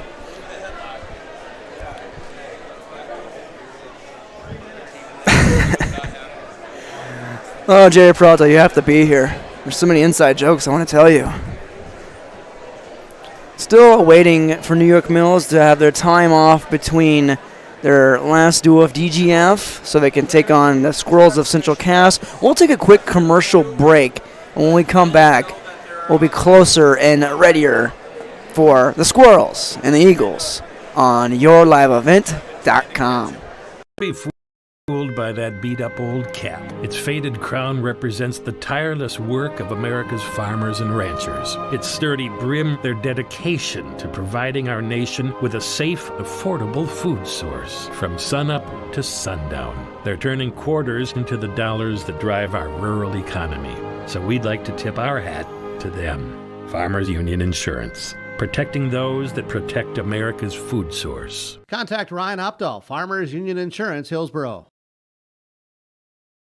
Full Service Foods in Hillsboro provides contract packaging and private label foods for your local and regional retail stores. Full Service Foods is a leader in the upper Midwest for less than truckload quantities for contract manufactured sauces and dressings. They are a privately held company with a reputation for quality and customer service. Full Service Foods is proud to be in Hillsboro and bringing employment opportunities to the area. Find out more at fullservicefoods.com. Full Service Foods of Hillsboro, proud to support this community event. Hi, I'm Ernie Struby, president of the Goose River Bank. The Goose River Bank wants to bring banking to you. The days of coming into the bank to do business are changing. With digital banking, you can choose how and when you want to do business with us. We will still be here when you need us, but sometimes it's more useful to bank from the seat of your tractor, the kitchen counter, or even while you're on the go. Let the Goose River Bank become your community bank. We believe that a strong bank builds strong communities, and we would be proud to be your bank. Member FDIC, Equal Housing Lender. Whether you're in need of a short-term or long-term care stay, Halsted Living Center offers a variety of first-rate services with a tailored plan to exceed your expectations at any level of care. With Halsted Living Center, there is an attached medical clinic and independent senior housing facility. Physical, occupational, and speech therapy services are available for both inpatient and outpatient. Respite care is available too, as well as hospice services. Call 218-456-2105 for openings available now with Halsted Living Center, or find more information at halstedlivingcenter.com. The Hillsboro Central Valley Booster Club supports Hillsboro's Central Valley students in their school activities and encourages all students to be involved in the activities at your school. The Hillsboro Central Valley Booster Club takes great pride in uniting the communities to support the boroughs. The Hillsboro Central Valley Booster Club encourages everyone to promote school spirit, sportsmanship, and to support the Hillsboro Central Valley students. Go Boroughs! What do basketball, choir, drama club, and marching band all have in common? They're all high school activities that offer learning opportunities not necessarily found in the classroom. They take up just a fraction of a typical North Dakota high school's budget, and they go a long way to giving young people the tools they need to thrive. High school activities, they're more than extracurricular. They're extra important, too. This message presented by the North Dakota High School Activities Association and the North Dakota Interscholastic Athletic Administrators Association. Cruise on over to Hillsboro Body Shop, where they work on anything automotive. Cars, pickups, semis, and more. The guys combine for over 25 years of experience with professional, top quality, and timely automotive service. It's Ben and Tyrell at the Hillsboro Body Shop. Call 701-636-4981. Cars, pickups, semis, and more. If it moves and needs work, bring it over to the Hillsboro Body Shop. Call Ben Alba and Tyrell Lee, 701-636-4981. The Hillsboro Body Shop.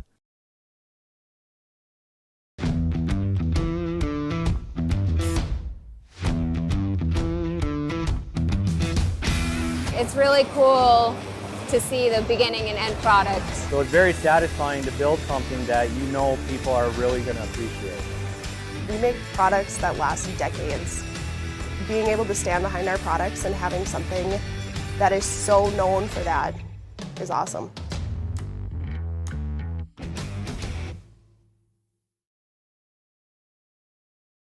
The Hillsboro Vets Club. It's where Boro sports fans meet after every game. The Hillsboro Vets Club is cheering for the Boroughs and also very appreciative of the community support of all of their fundraisers, their events, and just stopping in to enjoy the social and great atmosphere at the Hillsboro Vets Club. Good luck, Boroughs, from all your friends and veterans from the Hillsboro Vets Club. It's where Boroughs sports fans and us broadcasters meet after every game. We buy insurance with one philosophy: hire great people and provide great service and options. We want to help protect your home, farm, crops, personal, and your businesses. Hello, this is Shane with Irie Insurance, and since day one, we have followed this golden rule to help protect you. That's why we have so many locations like West Fargo, Devils Lake, Hope, Hillsboro, Mackville, and Towner. To find out more about Irie Insurance, go to IrieInsurance.com. Irie Insurance is an equal opportunity employer and provider. Farming today doesn't always feel the same way it used to. Then again, some of it feels all the same. Maybe it isn't so much the jobs that changed, but how they get done. Now that's a different story. Efficiencies are critical, which is why you need a lender who will find the right loan structure for a strong financial future. You need a lender to look out for your whole farm operation. Ag Country. Experts in every field. Goose River Heating and Cooling, Hillsboro, serving the Hillsboro and surrounding communities, ready to provide you with service work to existing and new customers. Whether Corey and the crew installed your heating and cooling system or not, they're ready to assist you with your service concerns. And if it's time to update your heating and cooling systems, whether it's your home, farm shop, a cabin, or office building, give Corey and the crew at Goose River Heating and Cooling a call. 701-430-1990. That's Goose River Heating and Cooling, Hillsboro, serving the Hillsboro area and surrounding communities. Well, look who's back. Welcome back to our coverage of the Hillsboro Dual Tournament. We had an injury on Mat 1. It looks like someone took a nasty turn of a fall in Grafton and Lamar Litchfield Marion's duel right now. But on the way, we have Central Cass and New York Mills. Two 2-1 squads who have had a good day so far, looking to get back to their winning ways. Central Cass, they won their most recent duel versus Crookston, 42-39. And New York Mills recently fell to DGF. I believe that was about, 40-24, something of that sort. But we have the Eagles and the Squirrels ready to go here in just a short moment. Oh, boom, right there at 138. And an open, Central Cass takes it.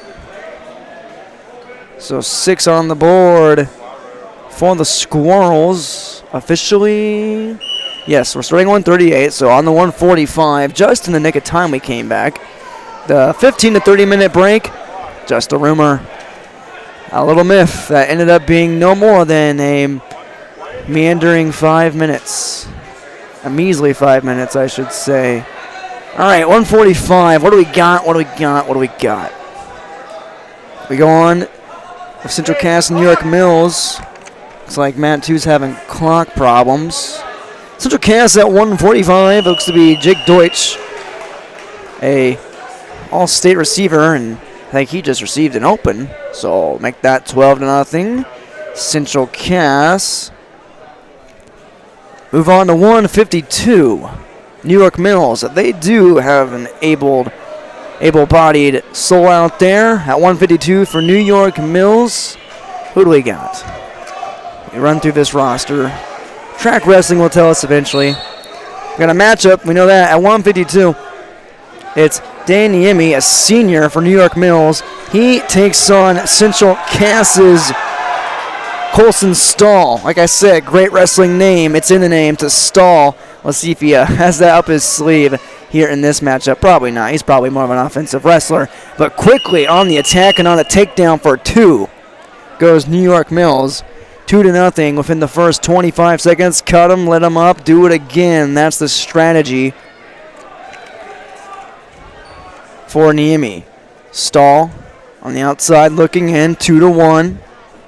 Niemi backs up, middle of the mat. Reset, get back on track, work that offense again. 1:15 first period. Central Cass is up in the duel 12-0. The circle. Find that underhook, Niemi. Battling in, redirected by Stahl. Now snap down, more of a rip down of that wrist. He backs up to the mat, right to the center. Niemi just eyeing him, honestly. quick level change, quick backdrop, back step. A half-hearted high C from Stahl, but he throws Niemi down. Niemi gathers himself on his knee. Niemi not showing much offense after getting a quick early takedown. 32 seconds left. Right on cue. Stand up, double, take him to his back. Flapjack pin. All right, we see you, Dane Niemi. Eagles get on the board and cut the deficit in half, 12-6.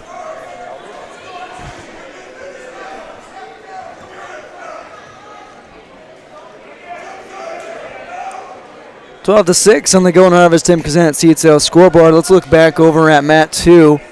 And I believe it's almost already over between Lemoore, Litchfield, Marion, and Grafton. The Lobos taking quick work of the spoilers, 42-12. Grafton with plenty of opens, so they started the match with a pin in their favor, to their credit.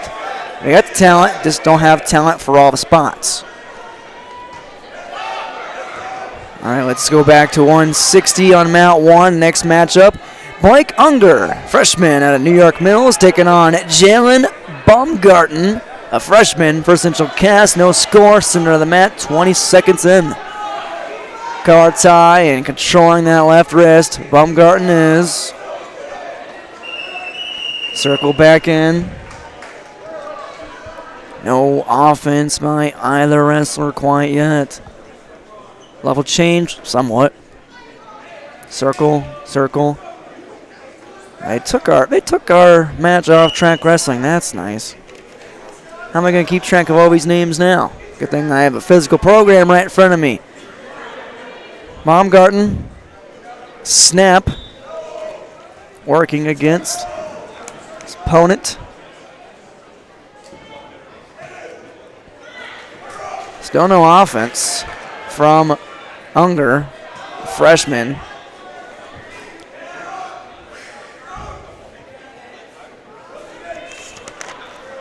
Baumgarten taking his time. It's freshman versus freshman.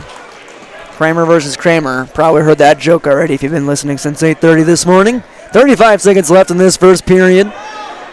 Collar tie set up once again. Head snap from Baumgarten out of the centric cast. Working that head, heavy head. Push him out of bounds. Pressure, pressure, pressure. Snap returned by the likes of Unger.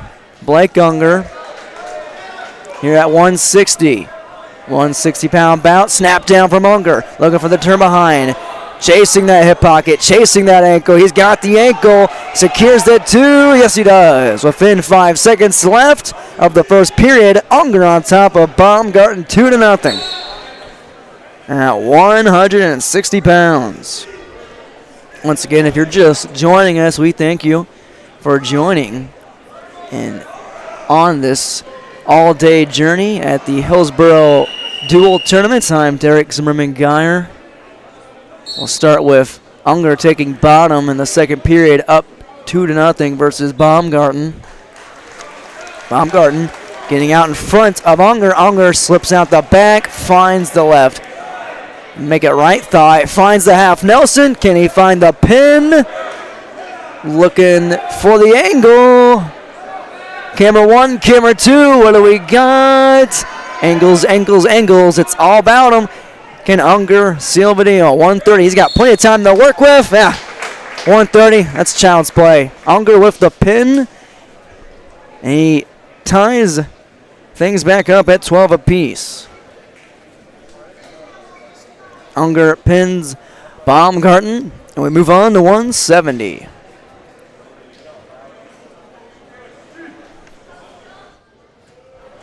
Let's check back in on Grafton and Double LM. Grafton trails 42-12.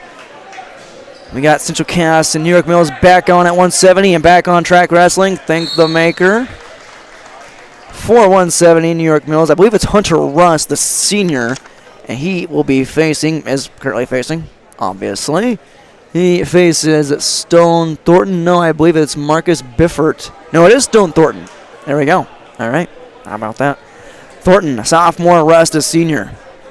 They put Thornton's name accidentally earlier, and I just knew it wasn't him because I've seen this kid, you know, three, 4 times today. No big deal. 30 seconds in, no score. Thornton defending a snatch single. Now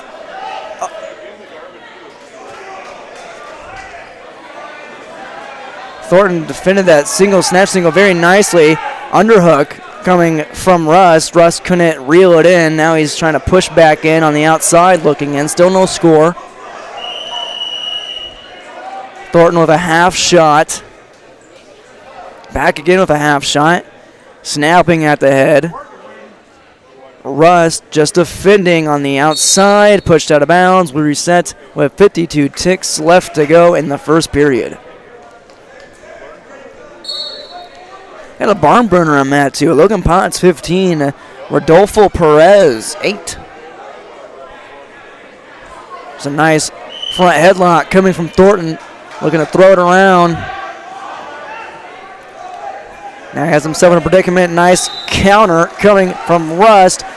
Shivving out to the side of Thornton. Thornton has an overtie and an underhook from Rust. Rust with the better positioning. He just needs to get his leg cleared and his arm cleared and throw it over his shoulder. You can see his left arm is trapped by the overtie of Thornton. No score. I'm expecting a stalemate right on cue. Bada bing, bada boom. 8 seconds left to go in this first period. And I believe Thornton's feeling it in that right arm. He had that thing clamped down on for a while. A lot of energy being exerted there. Oh, they found the takedown for Russ. Didn't see that at the last moment. He secured the takedown. He goes tight waist, near ankle. Tight waist, far ankle now. 2 seconds, and Russ ends the first period up 2-0 against Thornton.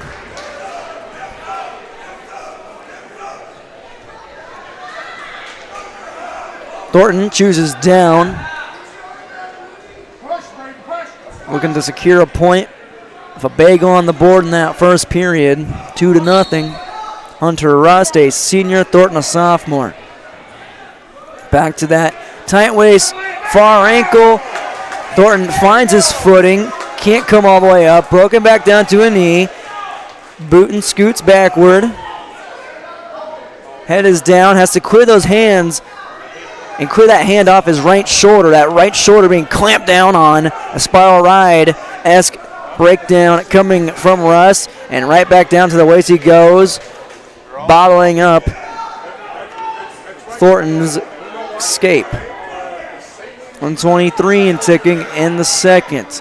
Russ thinks he has a half Nelson. He sure does. Does he have the pin? You bet your bottom dollar.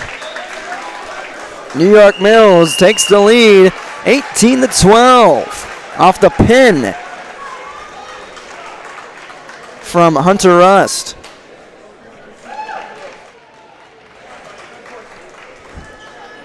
Six-point lead for the Eagles over the Squirrels. Battle of the border.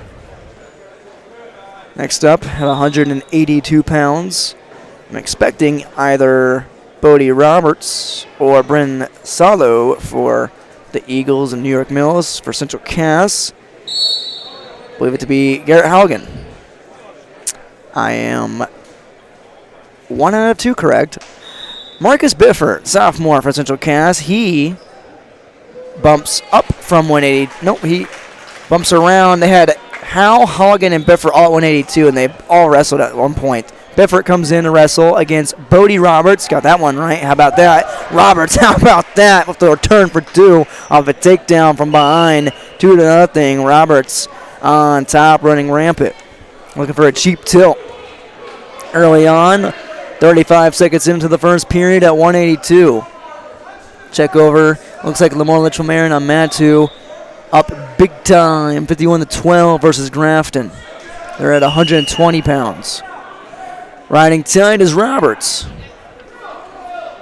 Looking for a cheap tilt. He already tried that. Might have it this time. There's one count. Oh, didn't count. Just only one swipe of the hand by that referee, his right hand. Let's see if Roberts can adjust. Cannot make the adjust. Only finds the 2 points. Quick swipes by those refs. Very, very, very crafty, sly swipes. Did not see them. Roberts still on top of the hips of Biffert. Can't build a base with 30 seconds to go in this first period. He's down 4-0.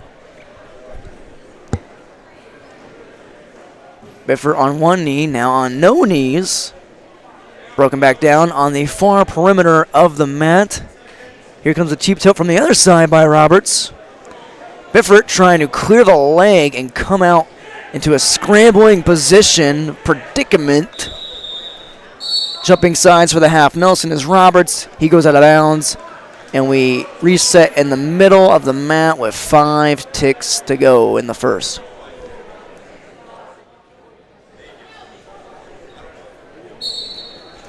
Roberts, nice initial stoppage of Biffert, and Biffert cannot get up. He's down 4-0 to Roberts at the end of one in the 182 bout between New York Mills and Central Cass.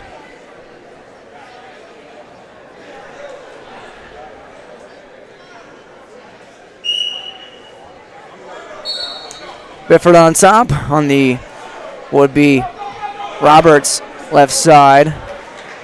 And a reversal for Roberts makes it 6-0. Roberts quick on the get around, on the get go. He's up 6-0. So are his Eagles on the Golden Harvest Tim Kazant seat sale scoreboard. 18-12 in this battle of 2-1 teams today.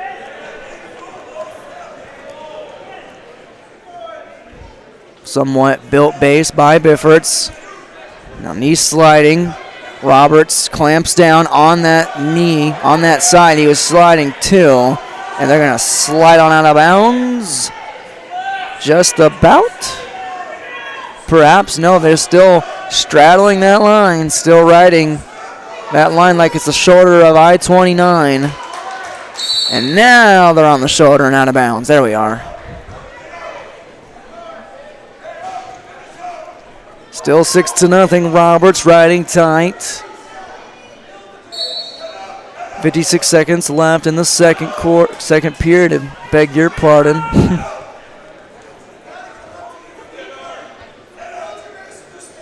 Broken base once again. Biffert not up. Another cheap tilt on its way. Clear vantage point of the shoulders for the referee, not for us. Let's see if he gave it to him. No back points for Roberts. He's already found a cheap tilt earlier in the first period. 25 ticks to go here in the second.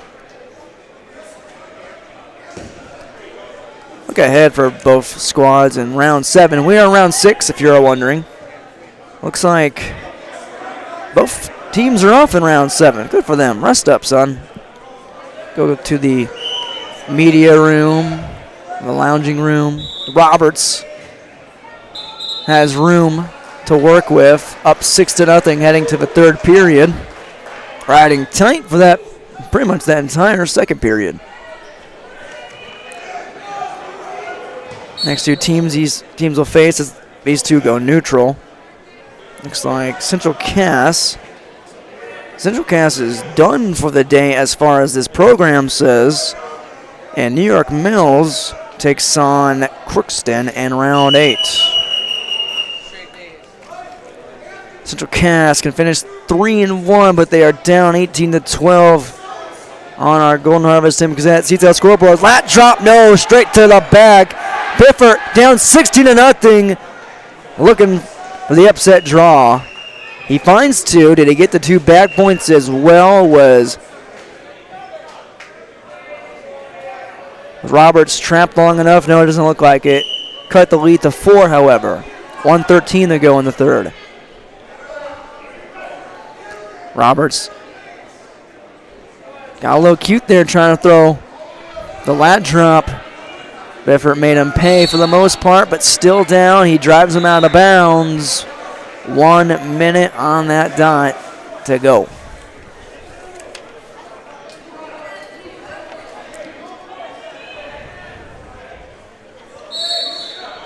Biffert, his first couple steps as the whistle blows is backwards, and when you're down, well, he just cut him, so a 7-2, down by 5. want to step forward and be the aggressor, maybe get Roberts call for a stall warning. Roberts hasn't had a lot of offense in the last minute and a half, 2 minutes of the match, besides the reversal.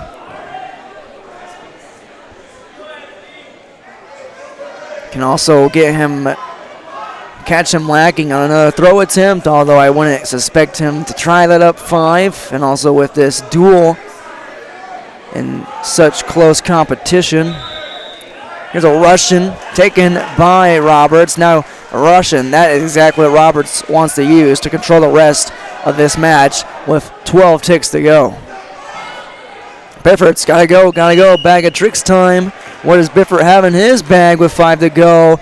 Doesn't seem like there's anything left in the tank, and that concludes our 182 bout in favor of Roberts over Biffert, 7-2. It's a 3-point decision for New York Mills Eagles. Makes it 21-12.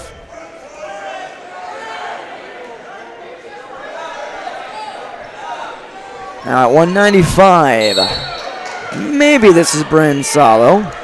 And we'll see about 95. Haugen, Garrett Haugen. How we doing? Are we 2 for 2?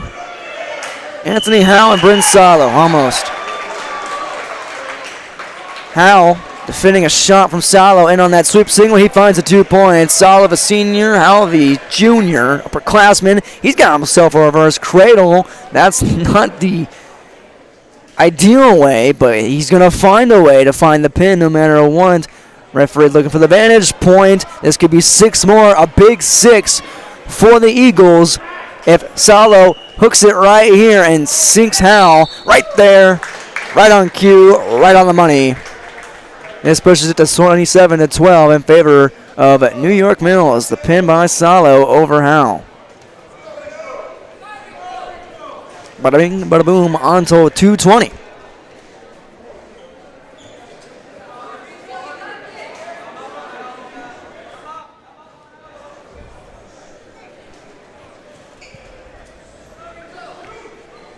Let's see. 220s participants. I believe Braden Peterson for the Eagles. For the Squirrels, looks to be Ryan Stafford.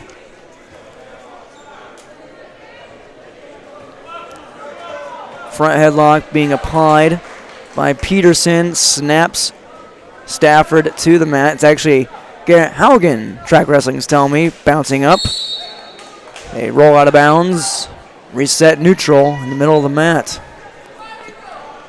Lamar Litchell Marion on mat 2 has pushed their lead to 57-12.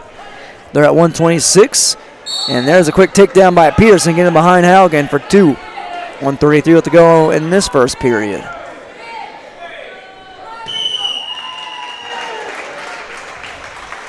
Make that 63-12 in favor of the Lobos.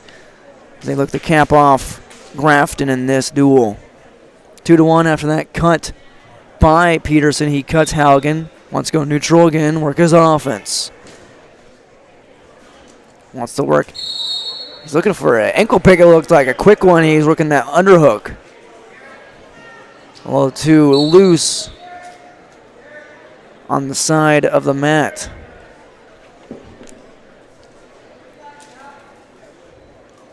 Haugen, somewhat of a Russian attempt. There's a Russian. That one was cleared from Peterson, who now just got knee picked and just barely gets out of bounds. Trying to throw Haugen off his base. Almost had the throw. If he was still in bounds, he might have been able to complete it. Haugen doing a good job staying on the attack. That time, however, he was looking for a headlock. Peterson ducks under. Not the greatest headlock example. Cut him again. Peterson up 4-2. Haugen, though, go back to that underhook he had. Go back to what he was working with on that far side of the mat where they're at right now. That pick.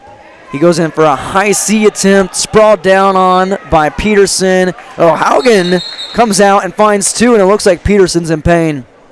It's tied up at 4. Looks like he might have jammed his finger going to the mat. We've all been there. He was trying to reestablish his base, and Haugen probably reapplied some pressure, and his poor finger was right in the way, trying to help him support himself. Looks like Lemoore Litchfield Marion defeated Grafton. I believe that final was 69-18. I think they had an open at the very end. Let's double check.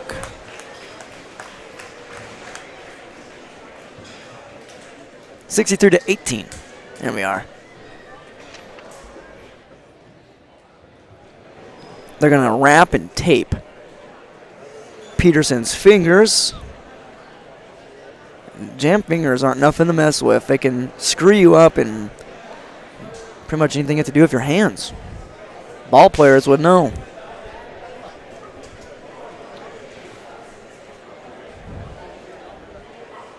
It's 4-4 after that takedown by Peterson. To recap real quick.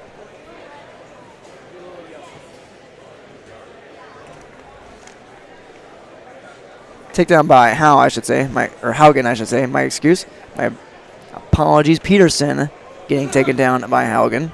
We took our score off Track Wrestling on our computer once again. For why? I do not know. It's 27-12. New York Mills on top of Central Cass, ready to resume action with 28 seconds left to go in the first period. Haugen on top of Peterson. Peterson trying to roll through, and he does just so. Gets between the legs, looking to lock up a near side cradle. He takes the 2 reversal anyway. He's up 6-4 and takes the lead again. Haugen, he finds himself with his own reversal. Almost shot a half in. Now controlling the far side wrist. Knotted up at 6. That's how it should end with 5 seconds to go. Haugen and Peterson tied up after 1. Good first period. Haugen riding the momentum. He defers to the third period. You can tell Peterson's still feeling the pain in his finger.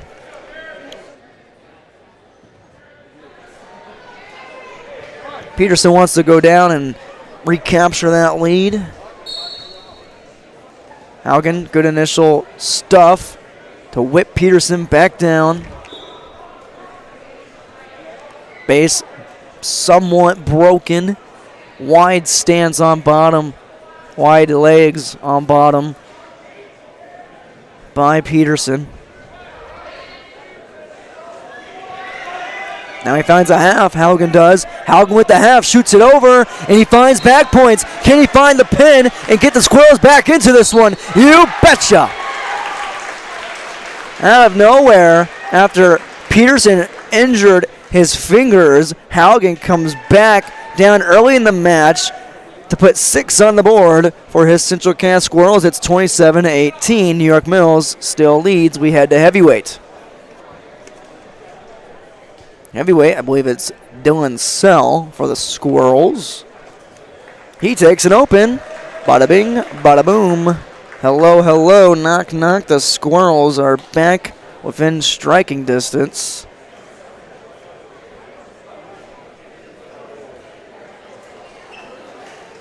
We're at 106. No more big boys. This would be 27-24 after that open at 285 in favor of Sell. At 106, Drew Urbach of Central Cass, a freshman, takes on Creed Mersu. Urbach working inside collar tie.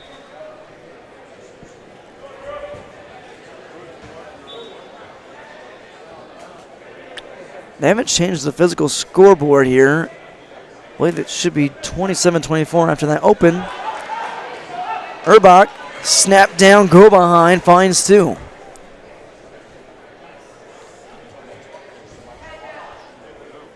I want to make sure they have that right. I'm going to check the results real quick for our dual meets, just to make sure we're not Not on the wrong track. Central Cass versus New York Mills. And yes. It is 27-24. Urbach looking to take the lead. Finding the strap across the back of Mersu. Can he find 6 and put the Squirrels in front? Urbach, the freshman, fighting on top. He's teed up. Mersu has wiggled out of bounds, but Urbach still inbounds. It will count. He's got his 3 count, his 5 count for 3 points. Can Urbach seal the deal and put his Squirrels ahead? Just out of bounds. But he takes a 5-2 lead. Make it 5-0. They had the scoreboard wrong again. My mistake. 5-0. Urbach with 33 seconds left in this first period against Mersu. Hillsboro, Central Valley, and Monoman Waban and Matt 3 right behind us. Burroughs on top of the Thunderbirds, 30-21. Both teams, I believe the Burroughs are winless. I know that. I believe we have a, what was that, potentially dangerous? Or a caution. It was a caution, I believe, on Urbach.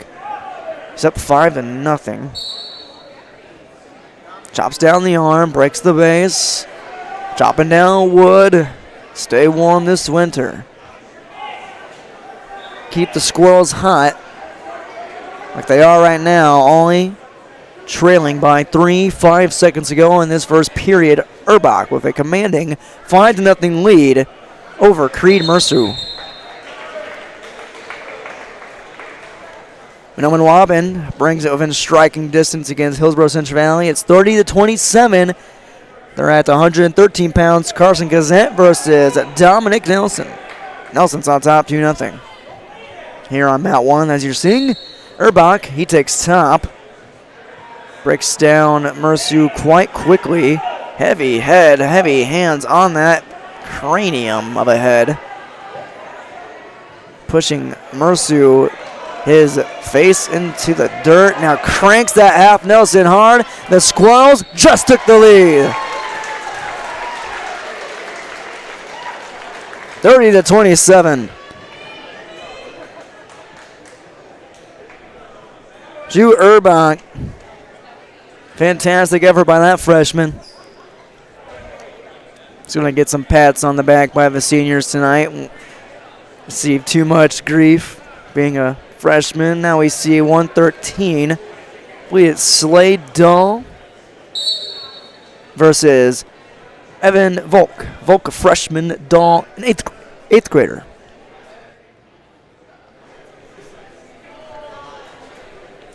Inside side by both wrestlers. Low single leg shot coming from Dahl. Switches off to a double. Dumps it off. Take 2 on the board. Looks like a mouthpiece might have came out. Or a nose plug. Something gross enough the referee had to wipe his fingers off. That's for darn sure. Looks like Dahl working that Turk. He's got the strap across. Volk doing a good job keeping that right leg inside and away from Dahl so he can't split the difference.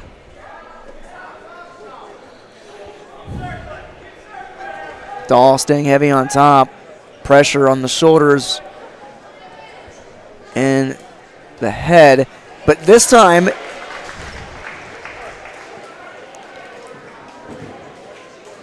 I'm rolling through and finding 2 on the reversal. Dahl trails now versus Volk. Looks like Dahl's momentum and positioning just rolled him off. And Volk's going to get hit for a clasping call. The second I've seen today, I don't know about the other matches, but for the most part, I haven't seen any other clasping calls. Volk call for clasping. He just tied it up with a reversal. Now down 3-2, but still on top of Dahl, who rolls through and might have a defensive pin. This is very rare. Dahl looking to pull it off. Now he transitions to teeing up. Dahl looking for the dime piece to get back into this one. Down 30-27 on the scoreboard of a duel. He comes back and takes the lead at 7-2 after the clasping call. Rolls him back over with the half Nelson to beat the buzzer. 5 seconds left. Dahl versus Volk.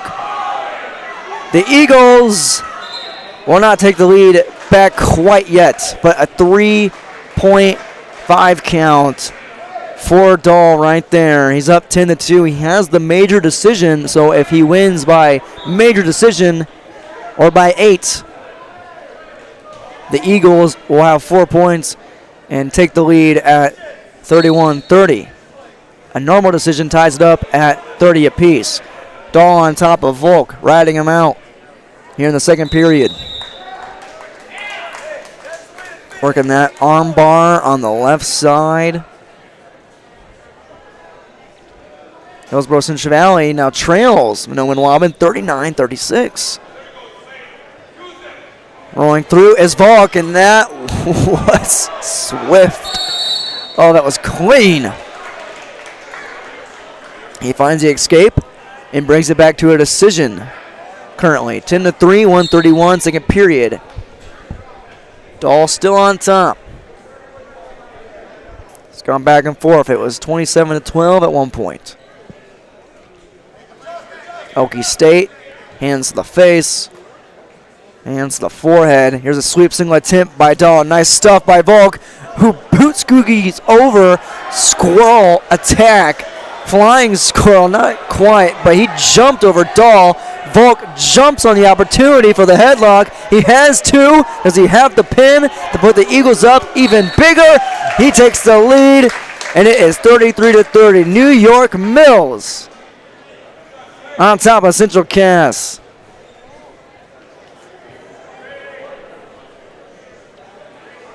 Volk with the pin against him. Dahl with the pin over Volk. Volk came in today as an alternate, a freshman. Slade Dahl is an 8th grader.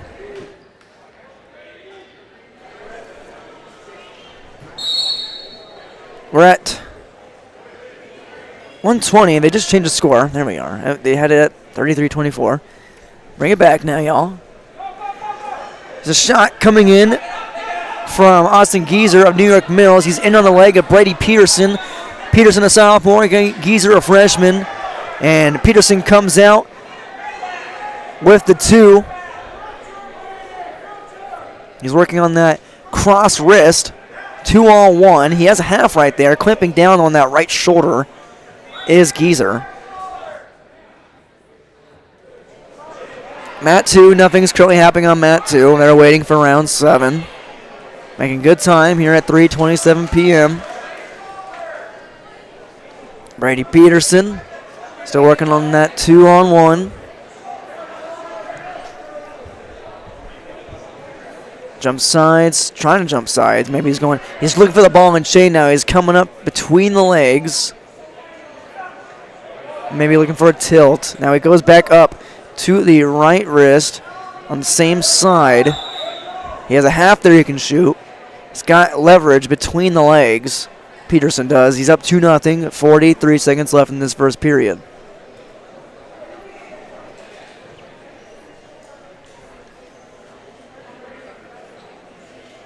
Not much action happening. Geezer's base is fully bashed in right now. And he is hit with a stall warning for it. He's not making any movements to get up and escape.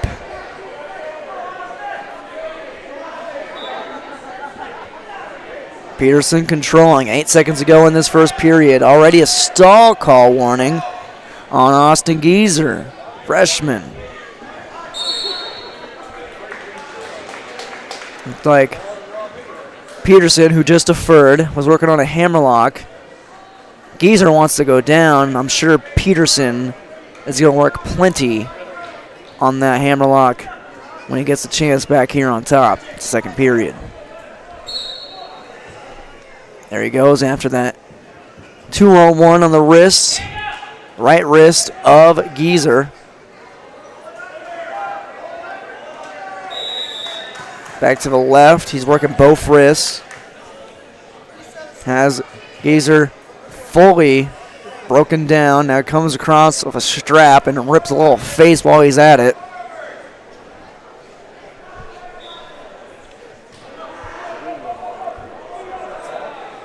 Keep in mind, Geezer just 40 seconds ago was hit for a stall call.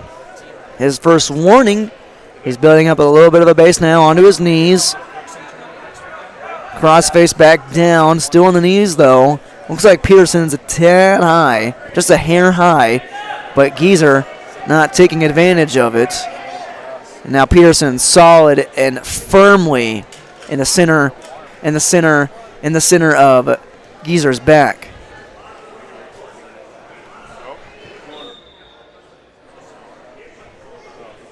.52 seconds left to go. It's all ride time for Brady Peterson.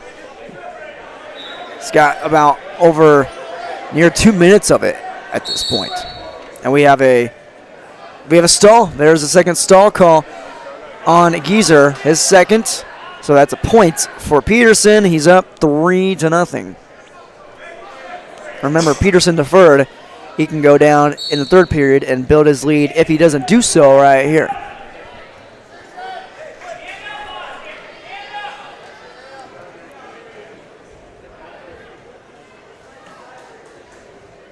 Geezer to his knees, down to his thighs, back to his knees. Looks like Peterson's getting a little restless, trying to break him down. Now he finds him. Might be looking for guillotine, trying to grab that far arm. Maybe work out to a chicken wing arm bar on the other side, and he gets smack dab back in the middle of the back once again. 10 seconds ago in the second period. Brady Peterson on top of Austin Geezer, both physically and in the match, 3-0 at the end of 2.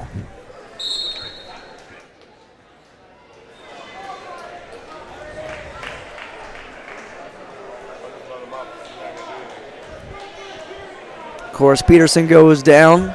Going to build on that 3-0 lead. Quickly up, clears the hands, hips, not exactly out, but he gets out. Actually got his hips out, he just, different way. Head tap, snap down. Set up a little Okie steak, goes for the double. Stayed on his knees for a tad too long, but he has enough muscle to muscle through. Musters through for the takedown. He's up 6-0. Gets the escape and the 2-for-1 special. 3-point swing. 6-0. Peterson pounding on top of Geezer.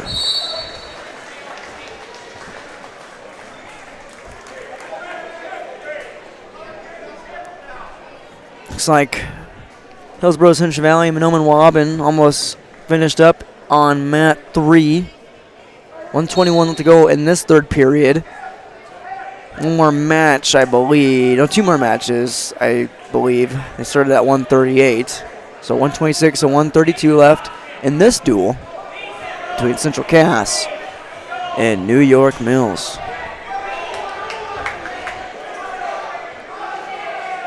Peterson's still working on that cross arm, that cross wrist, and he has it all the way across, ripped across the rib cage. Lets it go. I'm sure Geezer was feeling that a little bit more. I believe Geezer just got hit with another stall warning. Another stall call. So that's a warning and now 2 calls against Geezer. It's 7-0 Peterson for that penalty point. Keep in mind, Central Cass is down by 3. A decision ties the duel. A decision, a major decision, as you see right now, 8-0, and there's stall warning. It's worth 2 points. It's 9-0, and if Peterson holds on for the major decision, the Squirrels will take the lead, 34-33. 5 seconds to go. Peterson ripping, plenty of time to sit and wait. The Squirrels have regained the lead at 34-33. Major decision for Brady Peterson, 9-0 over Austin Geezer.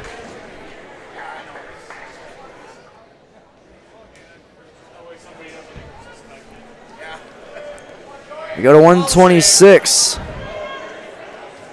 It's 34-33. Squirrels over the Eagles. We got two competitors coming down to the nitty-gritty. I believe it's Jaden Johnson of Central Cass and Elijah Geezer of the Eagles. And it's actually Josiah Crandall, who's up on a double leg on the takedown against Elijah Geezer. Crandall Jr. and Geezer, an 8th grader. Squirrels can build their lead with this mismatch as far as grade-wise. Crandall with more experience as the upperclassman. He's working that arm bar, and he might end things early. Just 30 seconds past the first period. He has it stacked, and can he pack it away? Crandall stacking and packing a suitcase, looking for the pin against Geyser, and he's got it. Building the lead to 40-33. We go to 132. This thing is out of reach for the New York Mills Eagles, which means the Squirrels move to 3-1 on the day. Nonetheless, we wrestle the matches to wrestle them. So we're at 132. And I believe this is Grady Link, who just got taken down by the likes of Jay Minderman. It's actually Joe Mann with the takedown over Marcus Stafford. Wow, 0 for 2. Rare 0 for 2 miss by me. Here's a cradle by Mann. Mann with the pin. Man, that was fast. And your final dual score, Central Cass narrowly escapes New York Mills 40-39. The Eagles are 2-2 on the day. The Squirrels survive and advance to 3-1. Let's recap Hillsboro Central Valley and Mahnomen-Waubun real quick before we move on to round 7. And Mahnomen-Waubun takes care of Hillsboro Central Valley just narrowly, 42-36, a 6-point duel in favor of the Thunderbirds. So the Burros today are 0-4. The Thunderbirds are 2-2. They lost their first two and have won their previous and now consecutive duels. We'll have round 7 coming up here shortly. Round 7, we'll look ahead very quickly. There's 2 duels slated. Crookston versus Dilworth Glendon Felton, and Mahnomen-Waubun versus Pembina County North. Make a decision during the break. We'll cover both matches, both duels. Crookston and DGF sounds like a good one.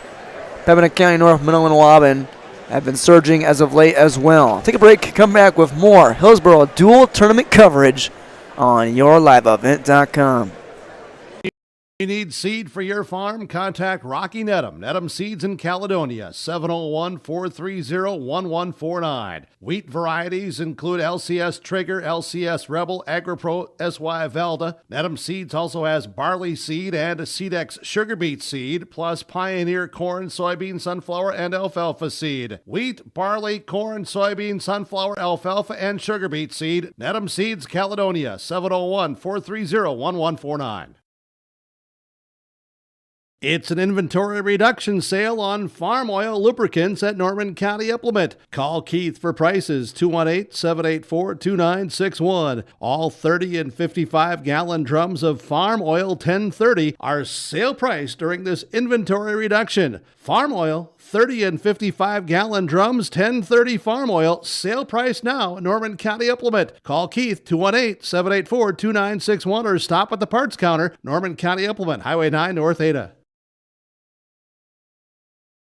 Olson Hardware in Hillsboro welcomes you to stop in, find all of your hardware needs. If you're doing yard and garden work, Olson Hardware has the lawn and garden tools, rakes, shovels, hose, and more, plus all of your lawn care needs too. If you're getting ready to do your outdoor projects this summer, stop by Olson Hardware, pick up your paint, stains, and all of the accessories.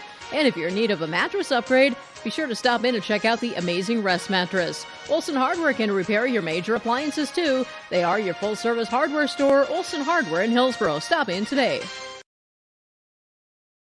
You can trust Paul's Hometown Repair for professional service on your vehicles, cars, vans, pickups. Bring them in to Paul's Hometown Repair Hillsboro. Whether it's light work such as oil changes and tune-ups, or more serious matters including transmission work and engine overhauls, they'll get the work done for you at Paul's Hometown Repair. They'll get your vehicle back on its wheels, running like new. Call 436-4676 to schedule your vehicle for service at Paul's Hometown Repair Hillsboro.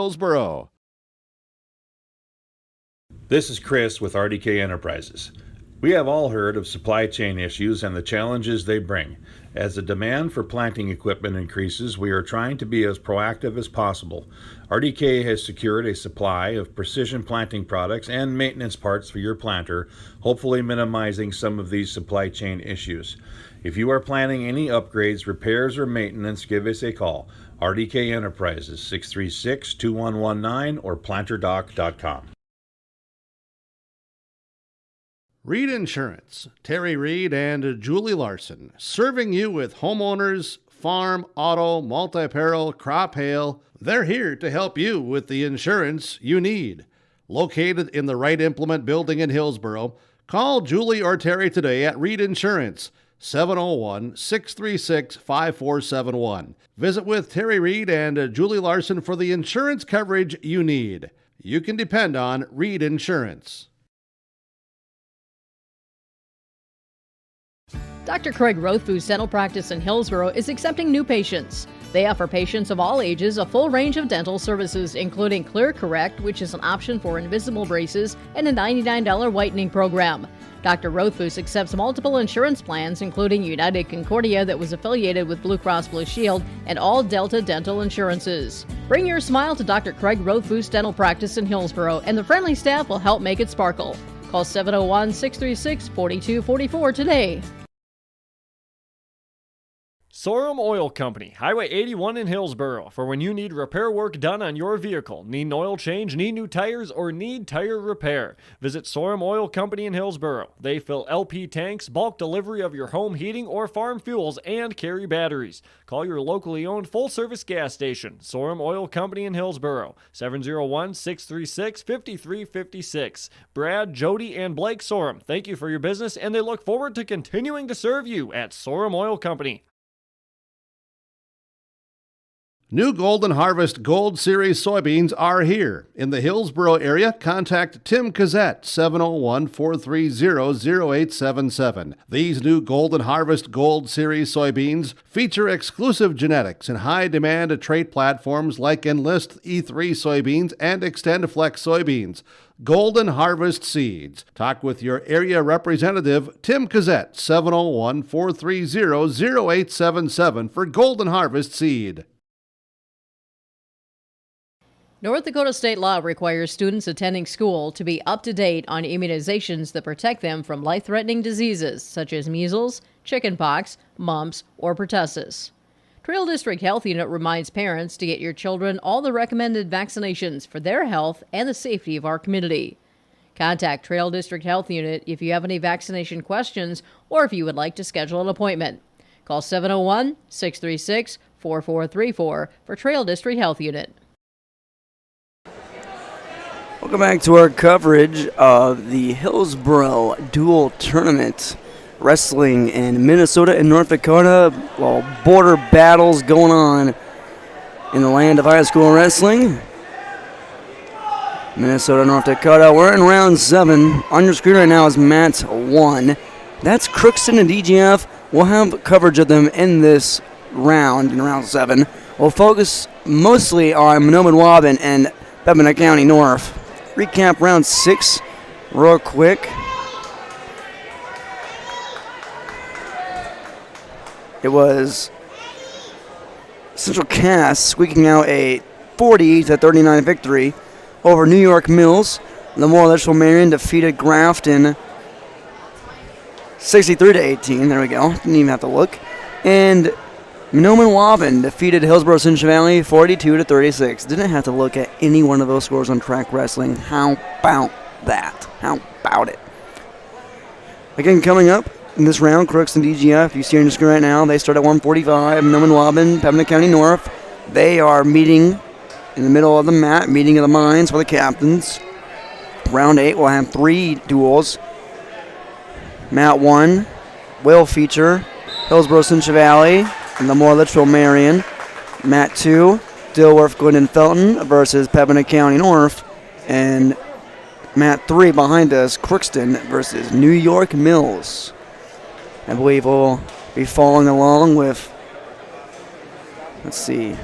we'll be following along with Hillsboro Central Valley, Lemoore Litchfield Marion, and DGF and PCN. Hillsboro Central Valley, as you know, is off this round. Get over to Mat 2 with the Thunderbirds and the Grizzlies. They'll start off at 145, of course, as well. I haven't seen much of the Thunderbirds today. They've been in Mat 3 a lot. And for these Thunderbirds, they are coached by John Short. And at 145, they should be sending out Manny Johnson, an 8th grader. As for Pembina County North, I believe it would be Ethan Stegman, a sophomore. Let's see what we got, as it looks like, I believe Crookston is up 12-0 versus DGF. Two very good schools. Crookston's been good this tournament. They're just 1-2. They've had the wrong side of the barrel on them. Quick takedown from Manny Johnson of Monoman-Waban. He's actually taking on David O'Connor, a freshman. He's got 2 on the takedown. Looking for back points and then some. Manny Johnson looking to start this duel off with a jolt, jimming his way towards the pin. Manny Johnson just got to get that last little shoulder blade to hit the mat. Does he have it? Yes, he does. Yes, sir. Manny Johnson. How about you? Here's looking at you. He's up 6-0 with his Thunderbirds on the Golden Harvest Tim Cazette seed sales scoreboard. Thunderbirds take the early advantage. We head to 152. 152 sees the, let's see here. For 152 at the side, the corner for Pembina County North is either Demetrius Avila or Ashton Vaughn. They've been spelling his name wrong all day. I thought so. They did include the N on his track wrestling profile. Ashton Vaughn versus Thomas Azure of Monoman-Waban. Thomas is a senior. Defending a shot right now from Vaughn. Vaughn looking for a sweep, more of a double that turned into a sweep attempt. Azure pressuring in on the front headlock. It's senior versus senior. Advantage. Monoman-Waban senior Thomas Azure gets to go behind for 2 in the first 30 seconds. Now full breakdown on top of Vaughn.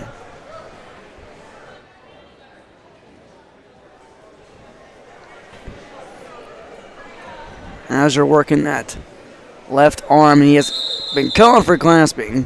2-1. Vaughn gets on the board.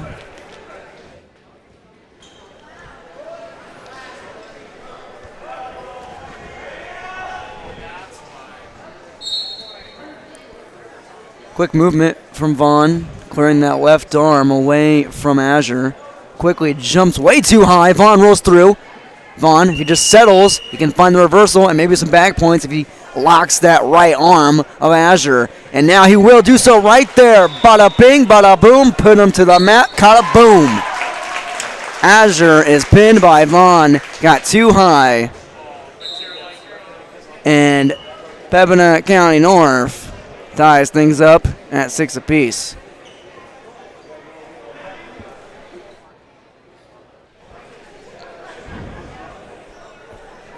At 160, there's, at 160, there's Demetrius Avila. See who his opponent is here shortly from Manome and Waubun. Well, thank you, Dad in the crowd. Here comes Will Olson. Will Olson, a senior. Avila, also a senior. We saw Avila in a great match earlier today. Stud football player for the Cavalier Tornadoes. His time as a Tornado has come to an end for that football team. State runner-ups in 9B football. On the other side, it looks like Crookston's up 18-0 on DGF. Locked up at 0 in the first 30 seconds. Avila, double leg attempt. Now he tries to roll through on a throw attempt. Olson's defense just as good as Avila has been today. Avila's not going to win any height advantages most of the time. Well, Olson also a championship football player. His Thunderbirds Section 8A football champions versus the Ada West Cougars earlier this fall in November at the Fargo Dome. Ankle pick attempt coming from Olson. Avila tries to slide by and get behind, and a duck under throw by goes Olson. Olson on top in the first period, 2-0. And Avila scrambles and rolls through and scrambles himself out of bounds.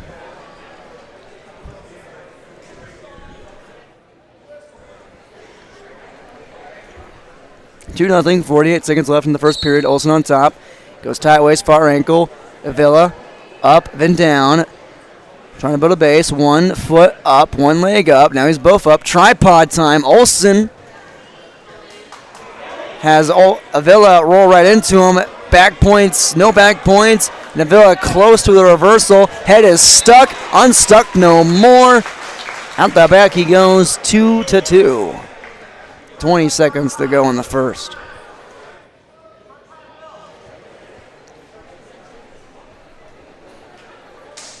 Riding close to that boundary of the mat. 6 seconds. It's all about pacing. It's all about timing, and that kid has the right idea right there. Olson has a choice. He defers. Avila is going down.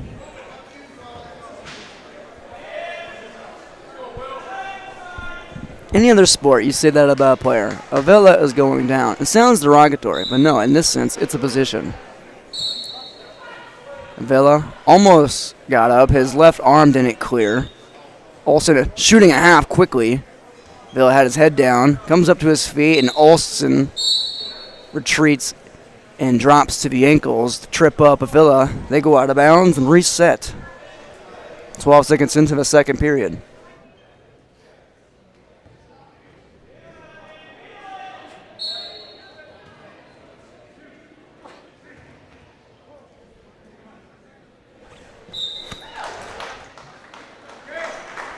Olson steady on top.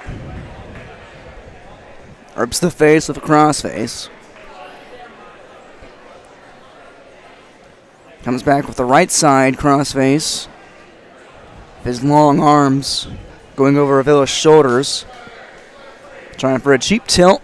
All knotted up at 2. Break the tie. Avila gives up the cheap tilt. And back points for Olson are in motion. I think he got the full 5, or maybe I just see 2 being held by the referee. Still has that ball and chain through the legs of Avila.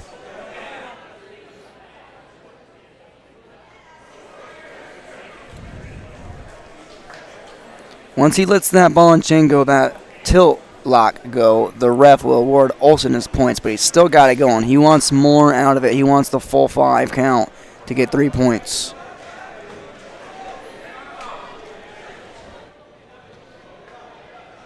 He lets it go. There's 2 points, 2 more for Olsen. He's up 4-2 with 32 ticks to go. Villa on his back, out of bounds.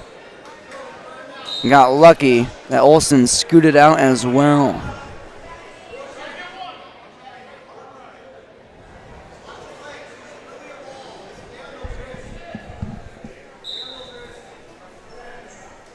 Villa back on bottom, 25 seconds to go in the second.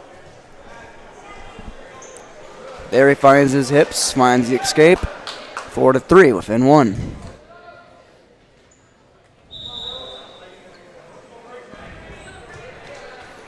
Ankle pick attempt coming from Olsen. Avila gets his legs back. Height advantage again to Olsen. Has long arms. Can reach across the entire body of Avila.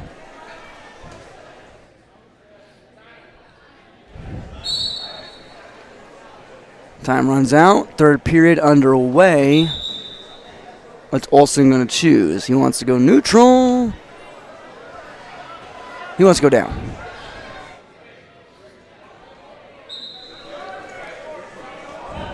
Olsen looking for a quick point. Get back up by 2.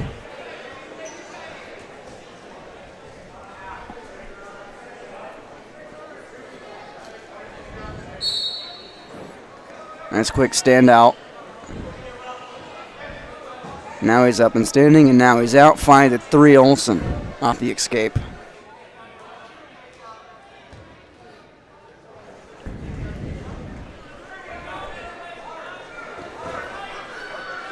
.140 left in this match. High C attempt from Avila. Looking to clear the arm, couldn't. Head pressure from Olsen, who uses his head for a double leg, and it just skirts out of bounds. Too much pressure.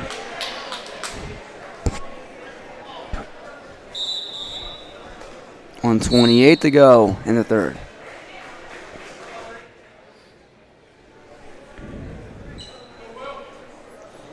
Olsen, heavy on the head. Ankle pick attempt again. Couldn't get his fingers on the ankle. Avila with his own shot and is redirected out of bounds.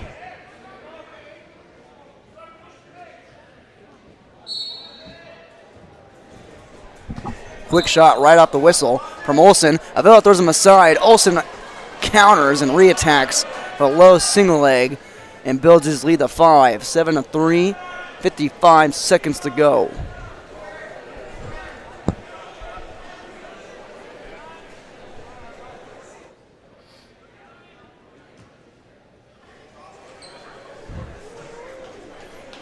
Olsen just staying tight on top. Work another cheap tilt. Even if he gets a 5 count, he goes up by 7. It's not a major decision here, knotted up at 6 between Monoman Waban and Pembina County North. Looks like we have, what do we got? We have a class, wow. 7-4. Villa needs an escape and a takedown to tie things up within 23 seconds. Time to kick it in the 5th gear, kid.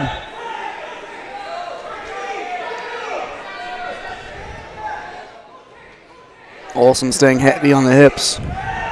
Heavy hips, heavy hips, heavy hips.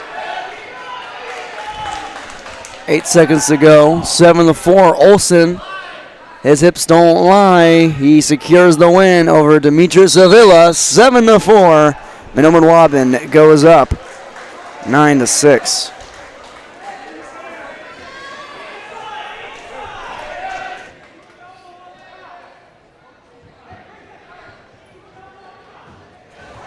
Brings us to 170 pounds. Check back on over mat number 1, Crookston on top of DGF, 30-18.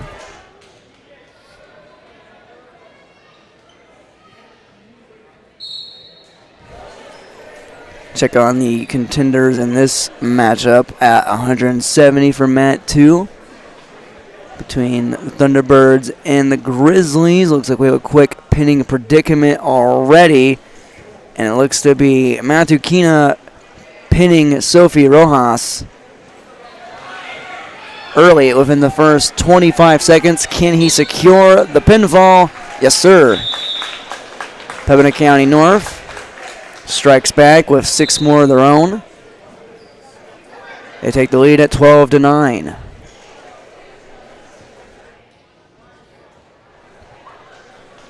Pushed us to 182 pounds. Minoan Waubun has Marvin Bellacourt listed for Pembina County North. Looks like Grady Hornig.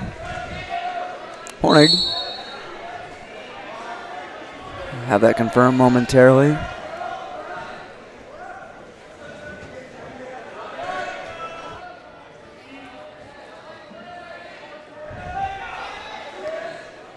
Tatum Bennett for Minoan Waubun, an 8th grader taking on senior Grady Hornig.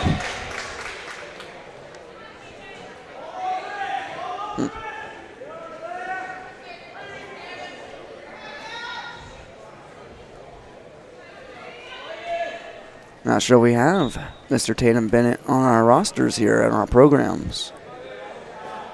We do not. Look at that. But he's in on a double leg, switches off to a single, never took his arm off the shoulder, and he pays for it, being rolled through on by Hornig, and Hornig, the craftier veteran at his senior age, finds 2.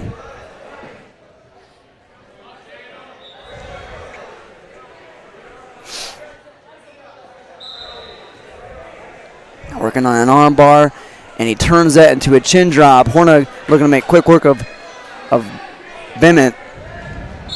And he does there as Bennett, there he is on our roster. The 8th grader is pinned by the senior Hornig.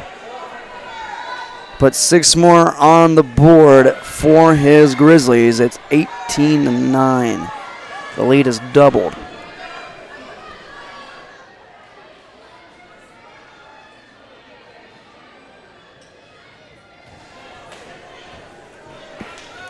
£195. Here goes my water bottle.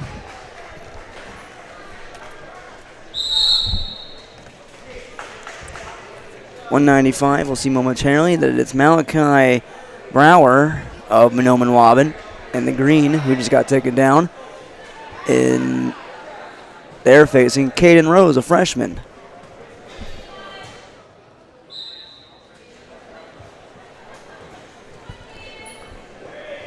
Brower, a sophomore. Rose is working on the far side cradle. Has it just about locked up, but his knees are on the right spot. Gotta get him in the side and swing him underneath him.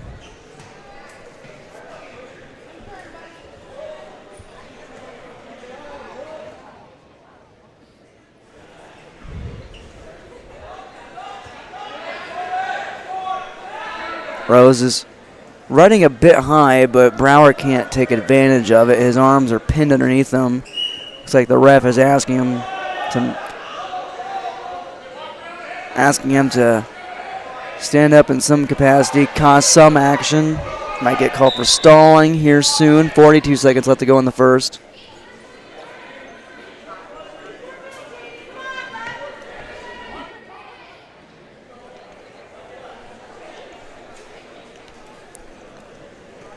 Rose heavy on the right ear. Make it the left, the right ear. The right ear of Brower. Brower finds his base just ever so slightly. Rose looking back for that cradle, looking to pull through on the arm he has secured. 3 seconds to go in the first, and that's how it ends. 2-0 in favor of Caden Rose.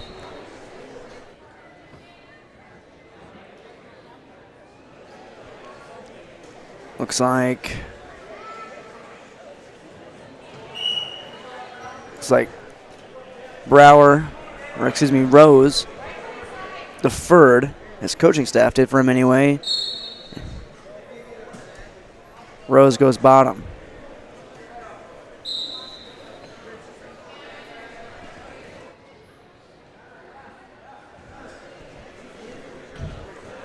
Brower a bit high. Rose has that leg. Holding on to it. Now he can lift his leg over. If he can get a base back up and then hop over with that leg secure. Might be able to find a reversal. Brower readjusts. Moves back to the middle, but allows Rose to his feet. Rose fighting. Looking to turn. Fighting the hands. Nice pressure in the knee. Brower gives, but he clasps as soon as Rose hits the mat. That's a penalty point. 3-0. Rose leads.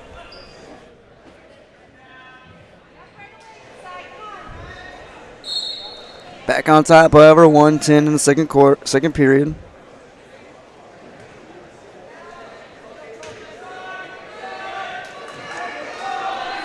Still on top, getting high. Now to the feet goes Rose, and Rose might need to adjust his headgear, but he's up 4-0.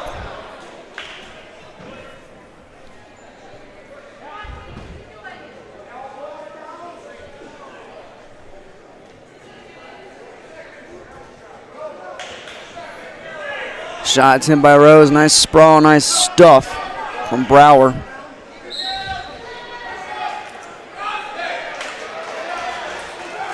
Brower slips behind for 2 points, cuts the deficit in half.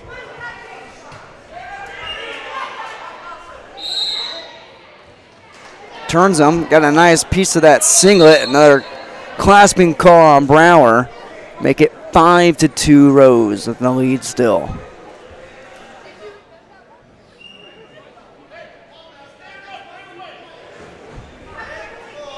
.16 ticks left to go in the second. Brower breaks Rose down. Down by 3.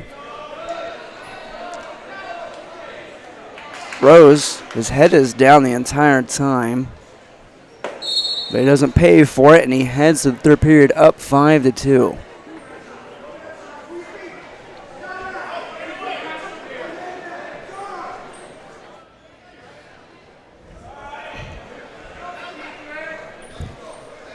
Brower's going to start on top in the third, but his coaching staff, John Short, Steve McMullen, and Casey Bernstein, telling him to let him go, cut him, make it 6-2 in favor of Rose.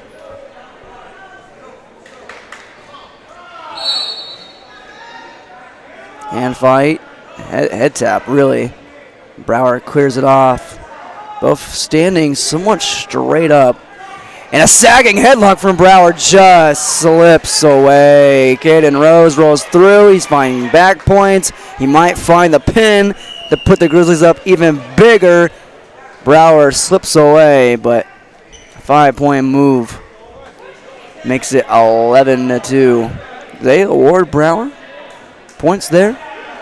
Track Wrestling did. Half Nelson coming from Rose nonetheless. And he can find a stick right here. Yes, sir.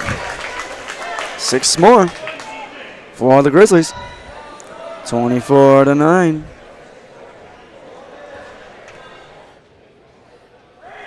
On to 220.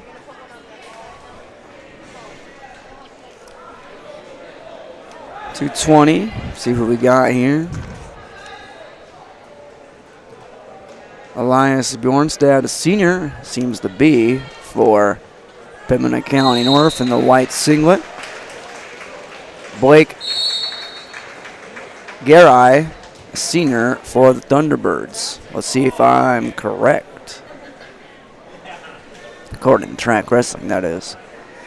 Wow, 2 for 2. How about that?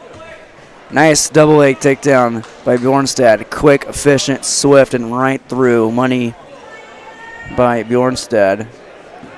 Garai in danger of getting cradled. He is being cradled. Back points awarded to Bjornstad. It's going to be up 5-0, and now the lock is being broken by the ref. I think he is bleeding. Yes, Bjornstad is bleeding, but he's up 5-0. All that for a drop of blood.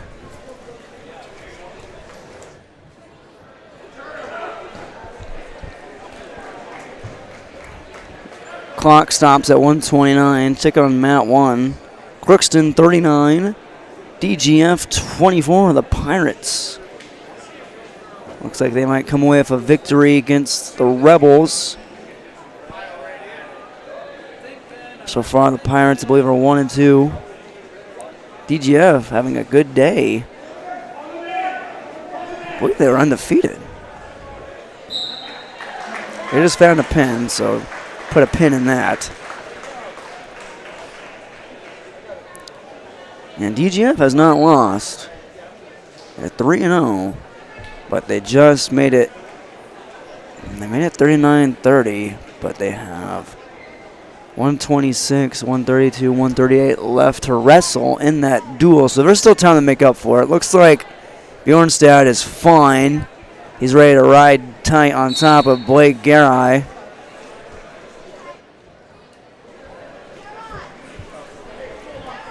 .122 left in this first period.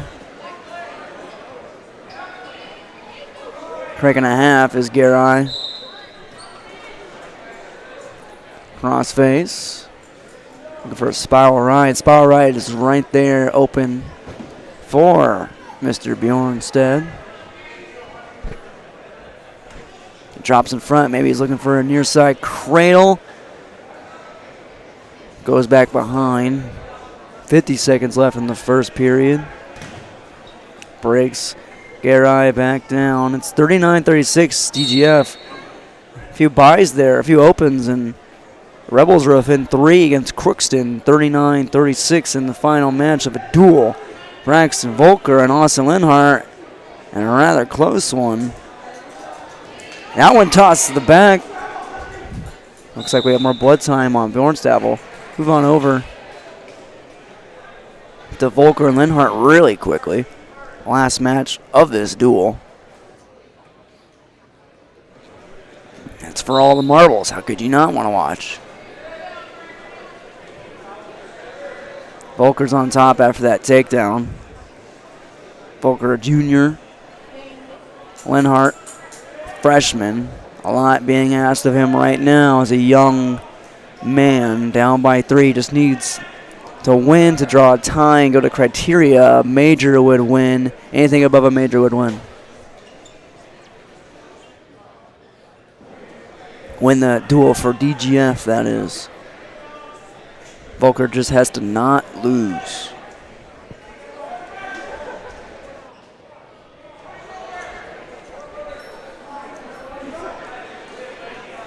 .30 seconds left in this match between Volker and Linhart.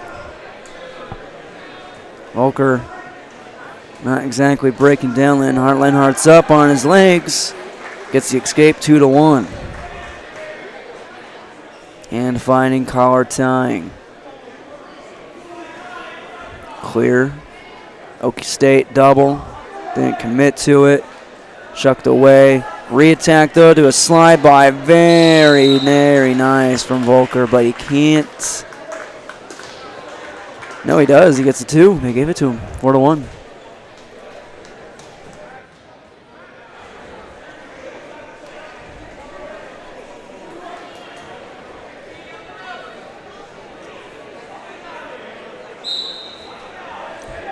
Start of the second period. Volker starts down for a sit out.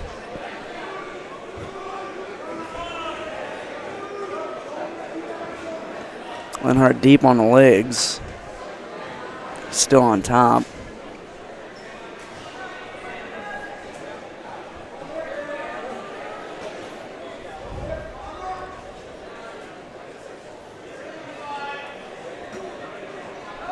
Volker up. Upright. Clear the hands. Pop the hips. Pop the hips. Pop the hips. Almost. Turns into it. There you go. Comes around for the reversal of his own. He's up 6-1. Still blood time going on Eli Bjornstad for Pepin County North. He's up 5-0 versus Blake Garai of Monoman Waubun. This dual score is 24-9. While we're in a blood time, we're watching Crookston and Dilworth Glidden Felton in their final match of this duel. Tight one at 39-36. Looks like Bjornstead is ready to go. Their first period isn't even over yet at 2:20.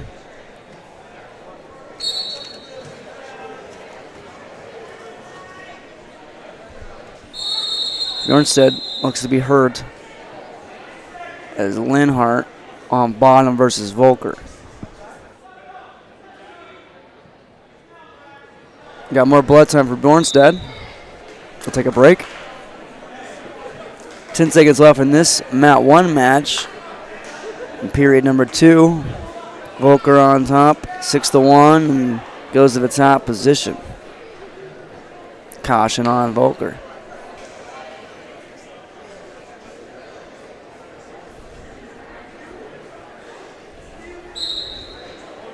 Almost clasped there on the initial stifling of a stand-up.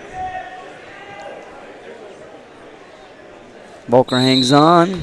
He heads to the third period in the lead, up by 5. Bjornstad being checked on still with blood time running. I don't see an official counter for his blood time, time. But it must be running thin. Volker and Linhart go neutral.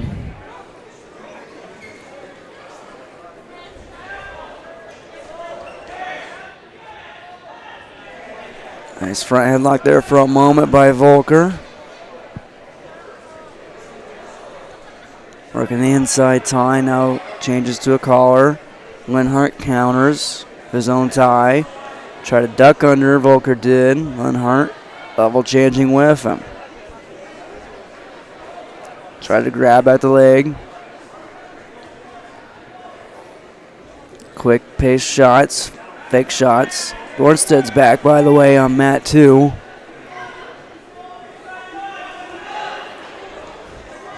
Hand fighting going on mat 1. There's a head jab.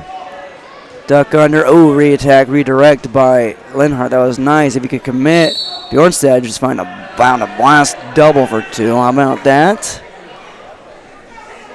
Volker sprawled on. Linhart trying to scoot his hips back.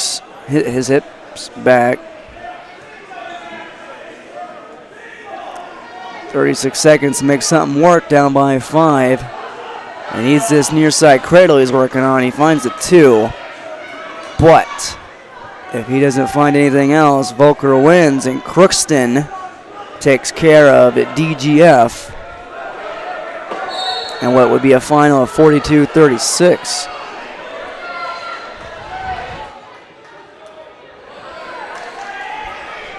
They just got to the second period in mat number 2.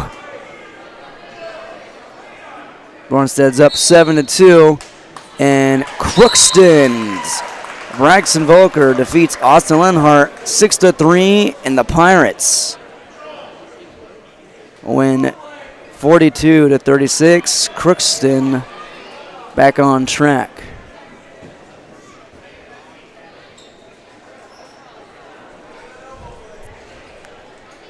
I believe that was the last match. I know it is. There it is. Yeah, shake hands, everybody. Now over to mat 2 again.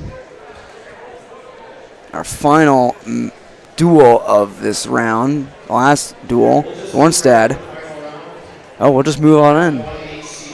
HCV Lemoore Litchfield Marion gonna wrestle here soon. That's on mat 1.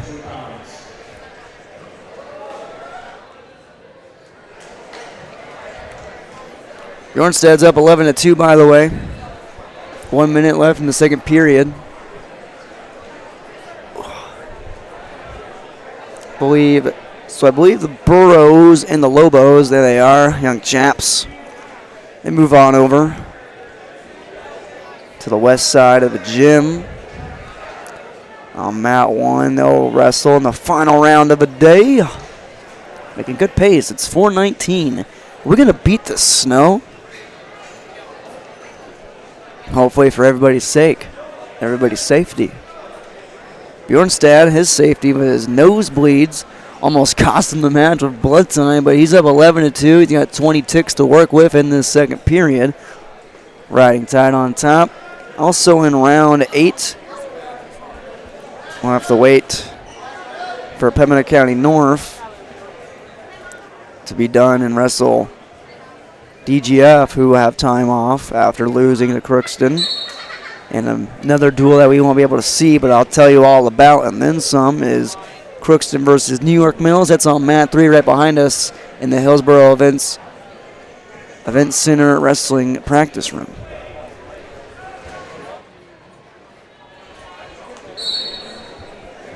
Ornstead up, almost out. Garai got called for clasping. That might be his second time.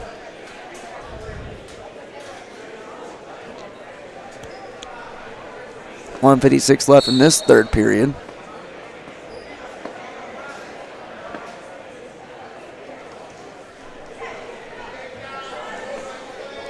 .145, 24-9. And that one Wobbin trails Pembina County North.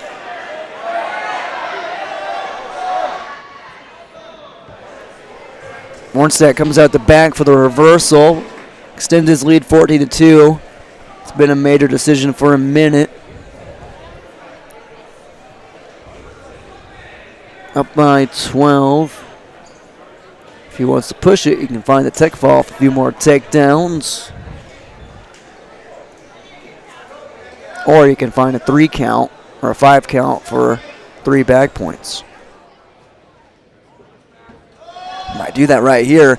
It's going to sink a leg half. A leg half. Ladies and gentlemen, at 220.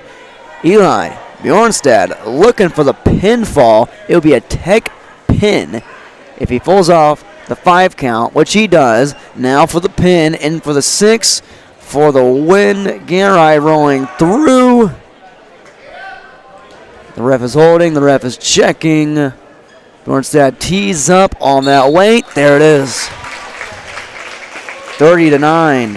Bjornstad against all blood time odds comes away with a tech pin over Garai of Mahnomen Waubun.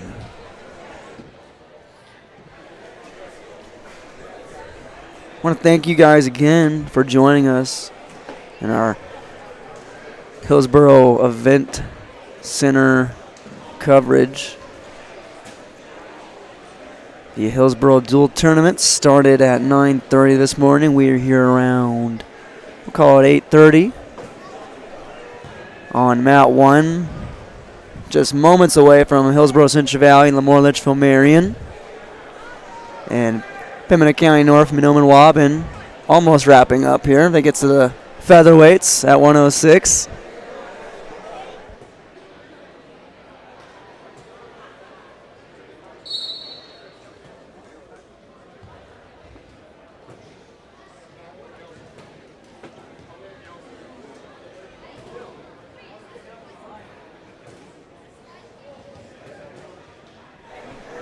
Oh, good old Larry visiting here at the Hillsboro Event Center. 106. Let's get you caught up between Pembina County North and Mahnomen Waubun.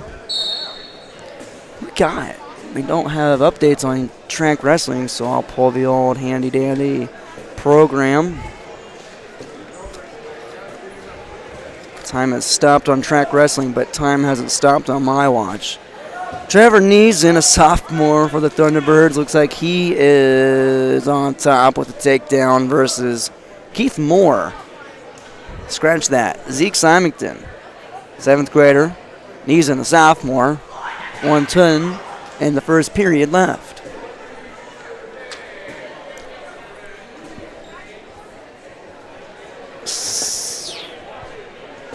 Nice ball and chain tilt-a-whirl tilt. It's in the name. By Neeson, he's going to pick up the pinfall if he tees this up. Yes, sir. Yes, sir. Yes, sir. Neeson notches a pin. And the Thunderbirds pull fin 15 after that stick for 6.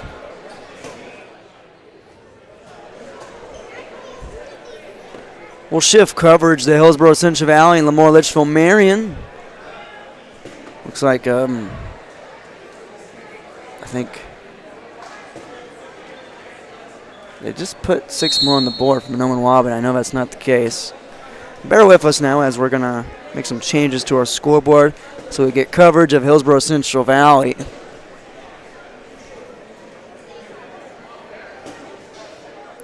I'll have that momentarily. Burrows and the Lobos. Lobos undefeated. Burrows winless so far today. Tough challenge. They have the talent to do so.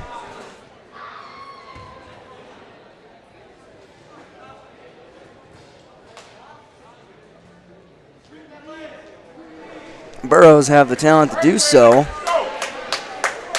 but they don't have all the spots filled. Get the Burrows on the board. Momentarily, they start at 152. Hang with me now. Halfway there. Whoa, whoa. Living on a prayer. Lobos on top at 152. Takedown from the first 25 seconds.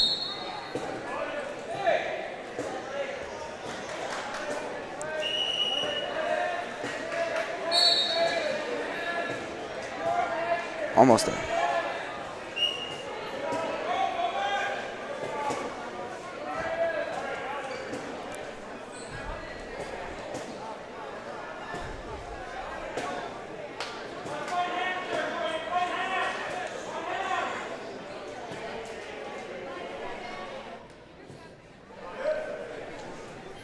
More Litchfield Marion on top, 2-0, and now Cradle locked up.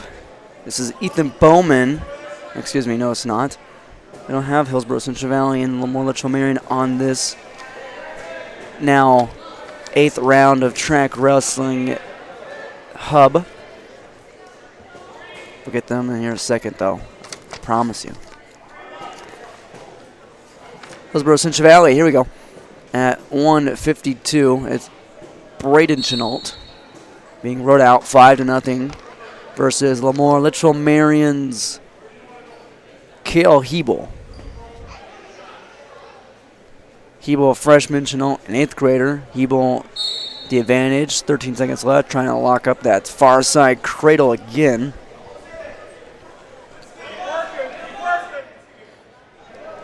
Meanwhile, Dominic Neeson is up 2-0 versus Logan Warner. Minoan Waban versus Pimlico County North, respectively. Those two wrestlers.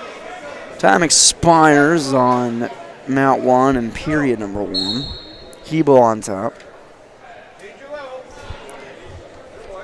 Looks like Hebel is taking up.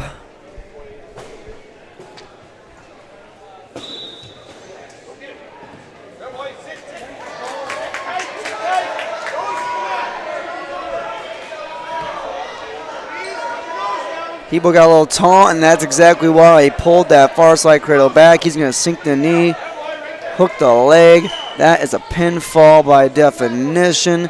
Just needs some time to sort it out. He's got all the time in the world, like the mid-2000s Chiefs offensive line blocking for him.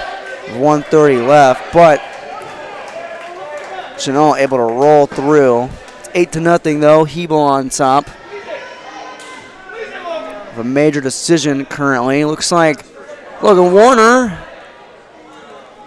and Neeson ends with a pinfall by Warner. Warner grabs 6 for the Grizzlies.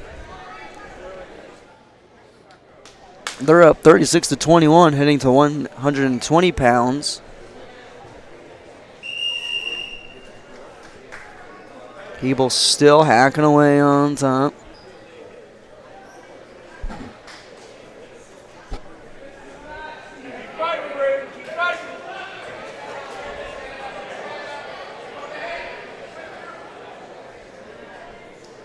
Trying to work that cradle again. Hebel finds it, heeds it, hones it, owns it. 30 seconds to work with. He's got the 5 count. He's got 3 points. That makes it 11-0.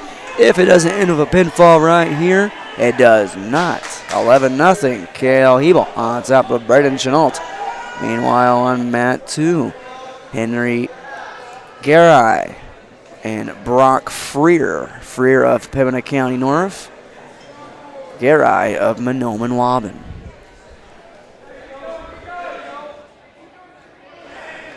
Looks like Freer just took a 2-0 lead off a takedown. He finds a half Nelson. He's sinking it. Is he going to sink the pin? Time will tell. And I'll tell you. Freer teeing up. Got the half Nelson. Fully cocked and loaded.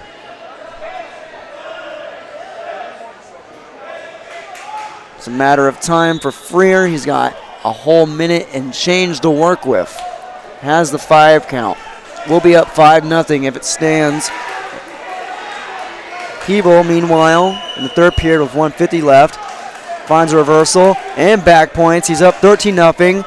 He gets the full 5 count. He will find a tech pin over Chenault if he secures the stick. Pin on mat 2. How about mat 1 with Kale Hebel and Chenault? Hebel, like I said, honing it. Laying out. He has a minute and 20 left. $1.20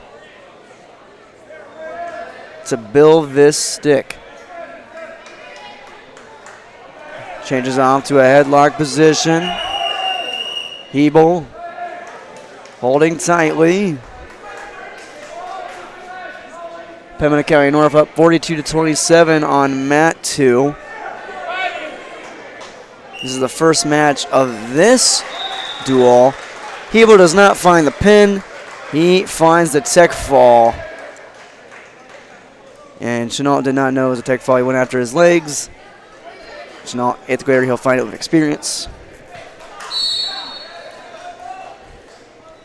5-0. Lamar Litchfield Marion.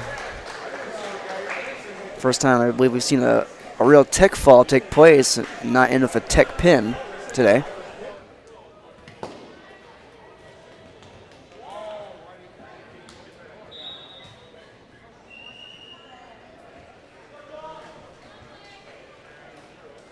.160 we go between the boroughs of Hillsboro, Central Valley,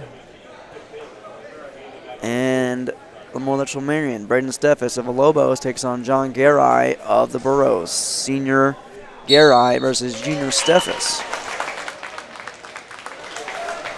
Looks like Trevor Hinkle of Pembina County North just pinned Blake McMullen of Mahnomen-Waubun. That puts the Grizzlies up 48-27. That was at 1:32. So they have one more match to go.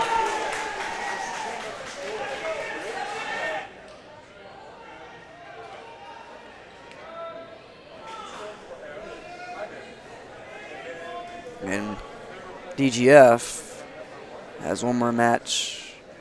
Pembina County North has one more match, one more duel against DGF later on in the 8th round. This is the 7th round on mat 2. This is round number 8 on mat 1. Garai in on a shot, single leg, sinks around the corner, finds 2. Steffes slips back and switches around, finds a reversal. It's all knotted up at 2. Nice switch by Steffes. A swift Steffes switch. Riding tight on the hips, in between.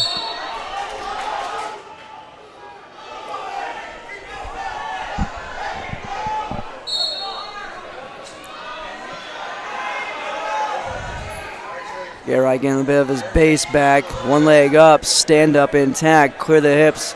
Has some of the arm and the hand. He gets it cleared. He has an escape. Re-attack. Nice reshot by Garai. He's up 3-2.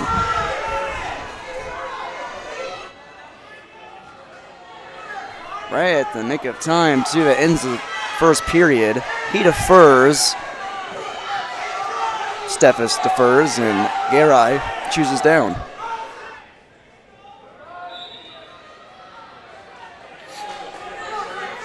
Tight ride by Steffes. Garai finds his feet, clears the hands almost. Dragged back down by Steffes. Steffes out of bounds. Oh, he clasped. Garai up by 2, 4-2.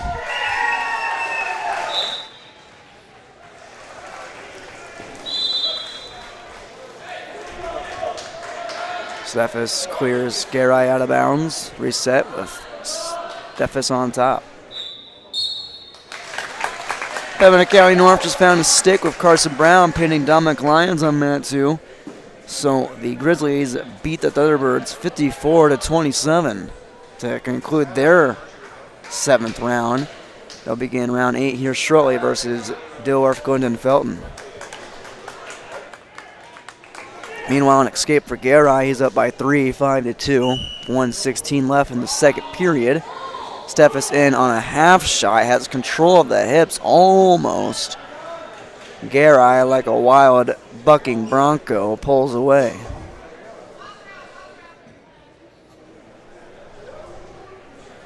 Slide by attempt by Steffes. No avail. Meanwhile, behind us, Spencer Ness and Unger. Crookston versus New York Mills. They just started. Crookston's up 3-0 at the 160-pound bout. Steffes in on a shot on Garai. Nice stuff by Garai. Go behind for 2. He's up 7-2. 30 seconds left in the second period.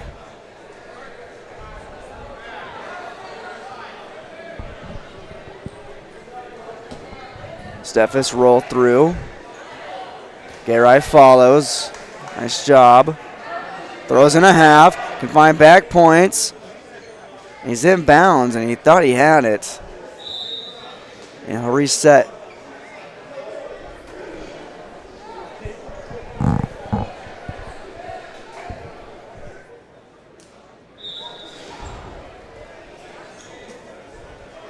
Garai, 2 seconds. Doesn't need to return Steffes.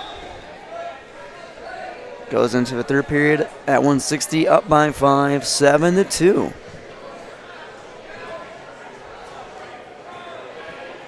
Steffes wants to go neutral. Like I said, time to dive deep into that bag of tricks. Quick low single by Steffes is countered by Garai. Quick roll through on the throw.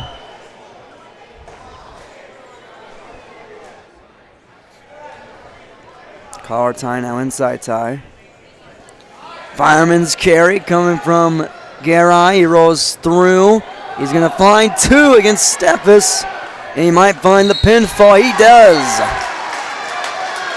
Burroughs take the lead at 6-5 against the Lobos, thanks to a stick against Steffes by Garai.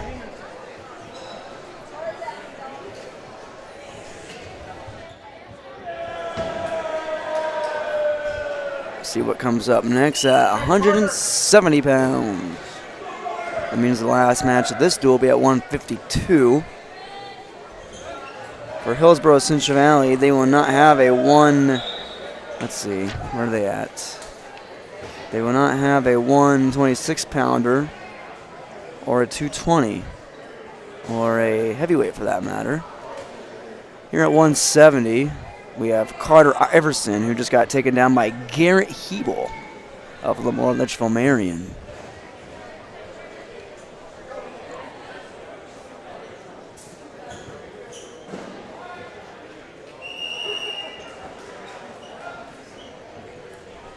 Back up after the cut.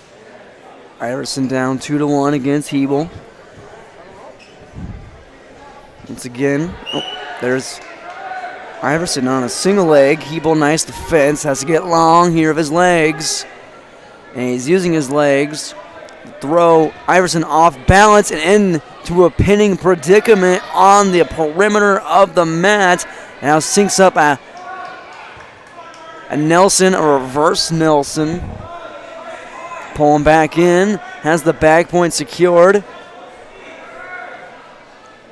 It's a matter of putting that chin teed up into the shoulder blade, into that little divot of a shoulder of Iverson. And Hebel goes tit for tat, gets a pin right back. 11-6, Lemoore Litchfield Marion back on top.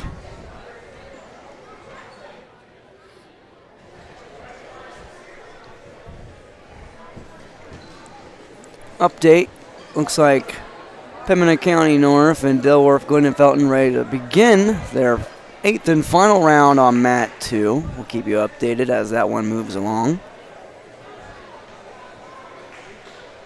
Behind us, it's New York Mills versus Mahnomen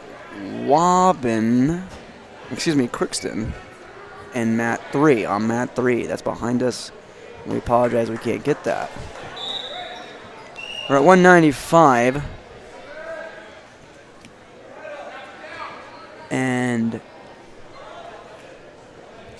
I think Lemoore Litchfield Marion just secured, yes, they secured an open. So they're up 17-6 against the Burros of HCV. Here at 195. We have Brady Lettmeyer, the Lobos, taking on Barrett Willison of the Burros. Lettmeyer, I talked about him earlier. You got Starker when we were talking about him, but a legit running back for the Lobos this year. State champion Lemoore Litchfield Marion Lobos. Nice little single by Willison. Johnny on the spot. Nice level change. Caught Lettmeyer off guard. Lettmeyer let his guard down. Willison looking to throw that half in. Ripping the face off Lettmeyer like it's a face mask. And rolling up that near side wrist, trying to turn it out. Now he goes smack dab in the middle, applying pressure to that lower back.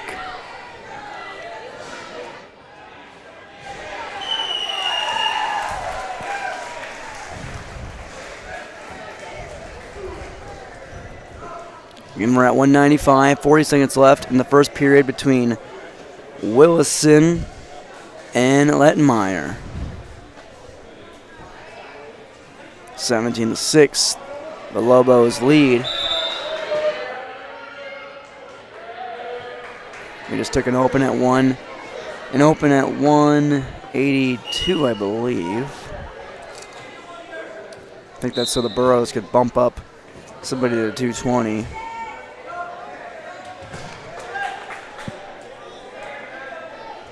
Willison still riding hard on top. 3 seconds left. Up I-2. He tries a guillotine over. Can't get it over. Willison defers. Lettmeyer. What's he going to choose?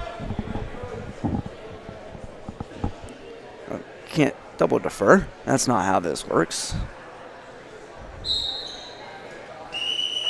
He will go neutral.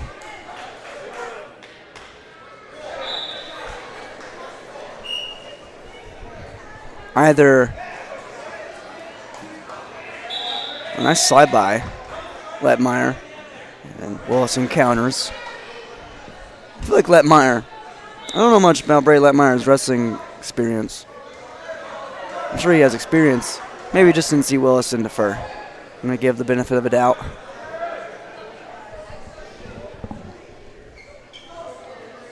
Lettmeyer kind of trying to work an underhook, but he's a little bit too high, and Willison drags him out of bounds.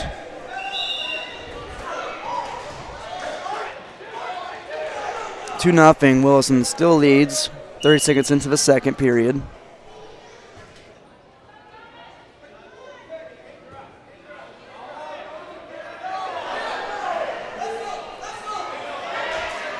Willison in on a double leg on the left side of Lettmeyer, picks him up, shows off the strength. Willison packs a wallop.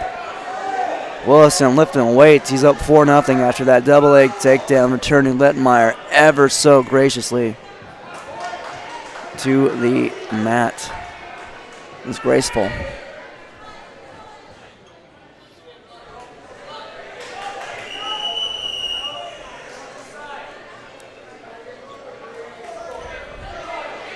4-0. 40 seconds left. Here on mat 2. It's like Thomas is actually. Yes, mat 2 looks like I believe to be Ashton Vaughn, yes, pinning Thomas Thureen, or almost had him. Makes it 7-4 in favor of Thureen. Lettmeyer's having his face ripped off with a strap by Willison. 9 seconds to punch that across for a pinning predicament. Willison cannot. We head to the third period. Willison up. Still 4-0.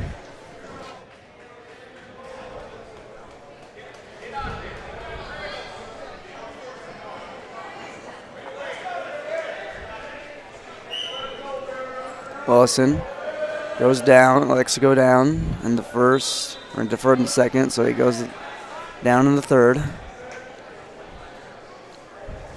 Lettmeyer a little bit out to the side, don't want to be there. Willison enough room to step up. Lettmeyer might have caught him with something though. Might have locked up near side cradle. Willison trying to hold on to that leg, that left leg of Lettmeyer.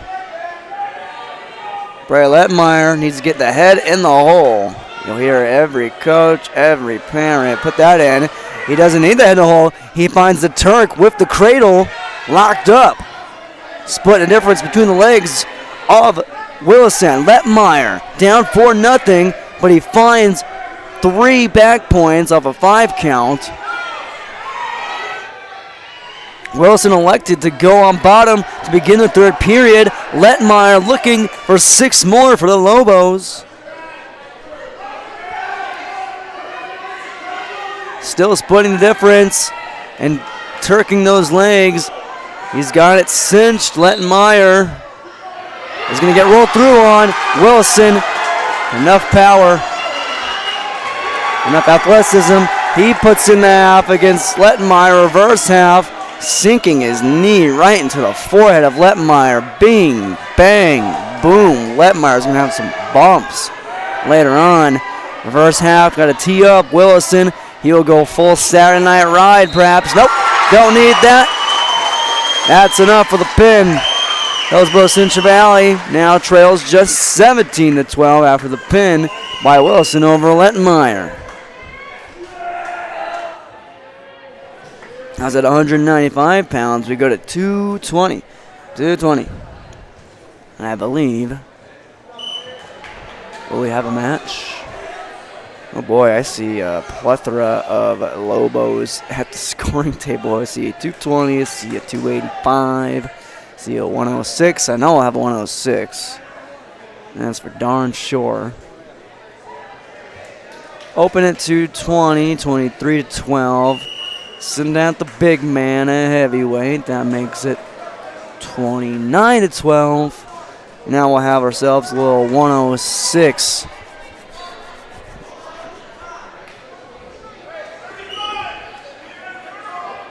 .106 scuffle. There we go.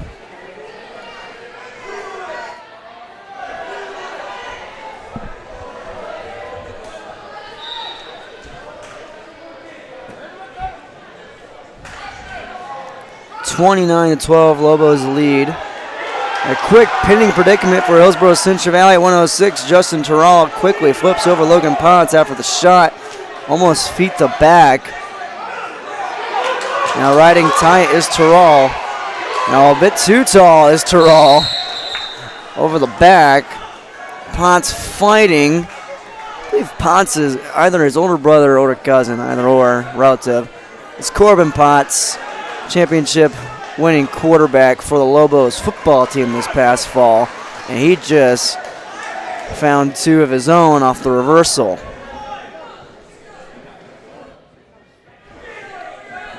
Terrell stands up, clears, finds an escape, finds the lead at 3-2.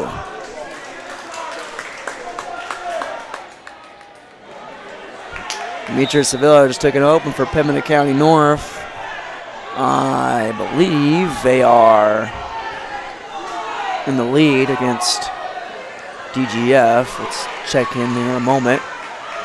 Terrell just gave up a takedown to Potts. Potts go behind and running the half Nelson. Terrell getting up on his knees, getting dumped to his back. An 8th grader mistake, and a 7th grader, Logan Potts, looking to make him pay for it. He's up 4-3. Terrell comes out with a double leg of his own and almost dumped back onto his own back with a whippersnapper. Still staying true and tight to that double leg, and Terrell and Potts go out of bounds. Yes, Pembina County North 6, DGF 3 on mat 2. 22 seconds left in mat 1 in the 106-pound bout. Potts is up 7-3 against Terrell.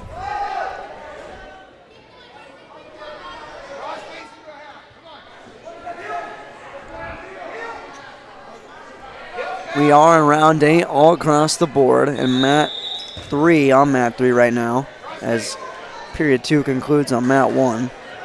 Crookston and New York Mills are duking it out. Crookston leads 9-3 at the 182 marker.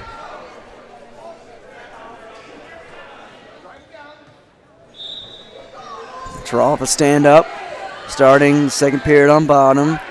Almost turns into a crossface. He might come out the side and find a reversal. Potts, good hips, follows. Looking for a near side cradle.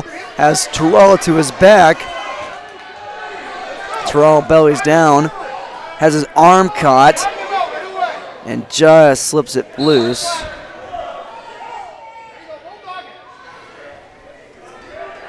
Half being cranked hard. Potts lets Terrell stand up, and Terrell tried to throw a headlock, it looked like, or some type of shuck by.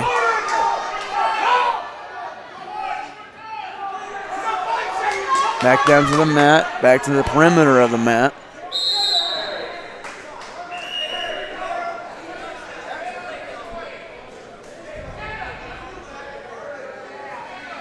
Potts still heavy.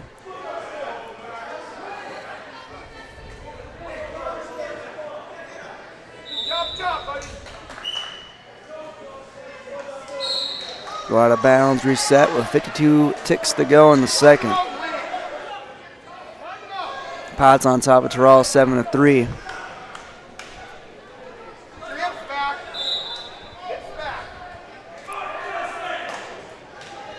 Potts still cranking hard on that half. He might dump him over.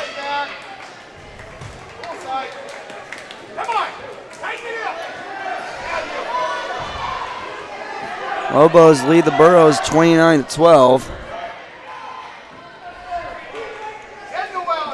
Back points, not quite yet for Potts. There they are. That one's flipped over. Terrell on his back. Potts looking for the pin. That put his Lobos up 35-12 against HCV. 5 seconds left here in the second. 3 count. 3 points on the 5 count. As both wrestlers collapse to the mat, exhausted from that exchange.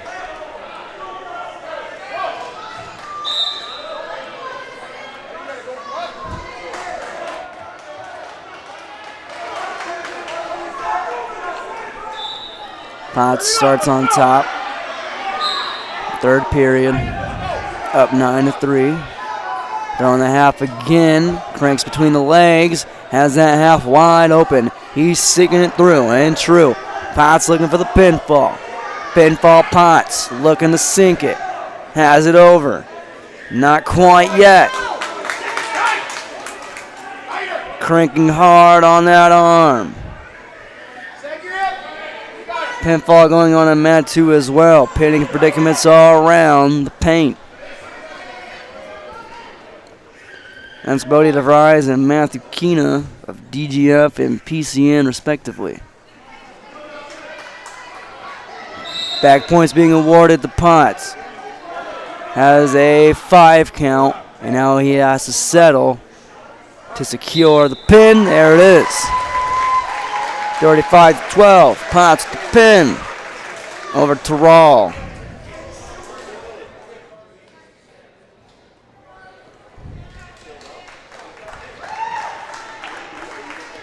Bump up to 113.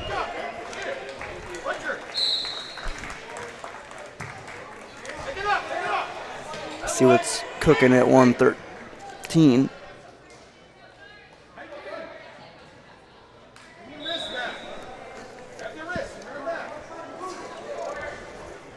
Hillsboro Central Valley, yes, they have Carson Gazette, that's right. Lobos got Joey Haight or Jace Duffy. That's Carson Gazette and Joey Haight. 113-pound bout. Haight on the inside. Gazette working. Now sweep attack. No, didn't fully commit to it. Off base a little bit.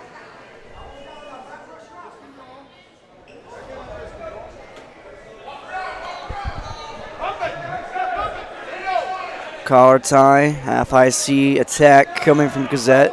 Again, doesn't commit. Little fakes.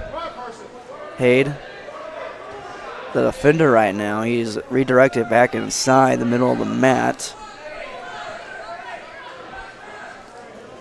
High C attack. Both arms immediately go to Haight's leg. Gazette fights through and finds 2 off the takedown.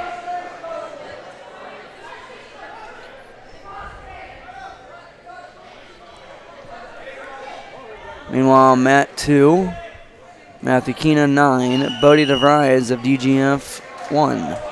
DGF trailing Pembina County North 6-3. Gazette staying on top of 20 seconds.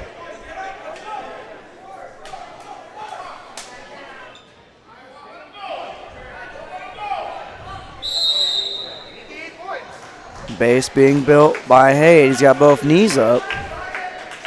But 5 seconds to work with. Doesn't seem like he'll find the escape. 2-0 after 1 in favor of Gazette HCV.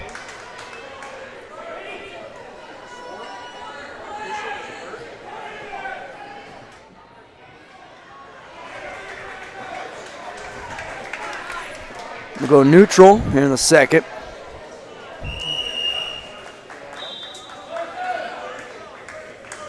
Immediately, aggressively collar tying both arms. Gazette looking to clear hands. Inside tie. Sweeps there. Fake the high C.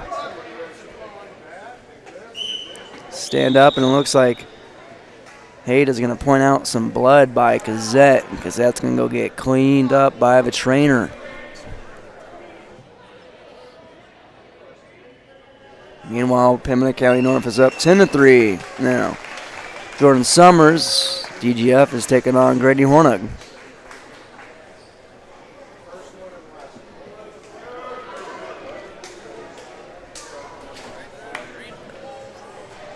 Both Gazette and Haight being cleaned up at the scorer's table.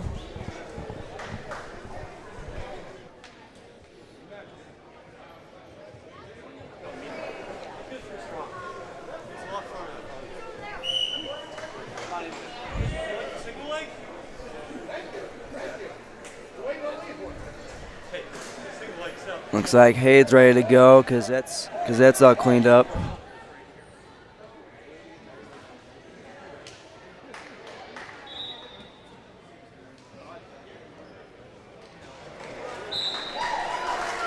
Match is back underway. 1:30 to go in the second.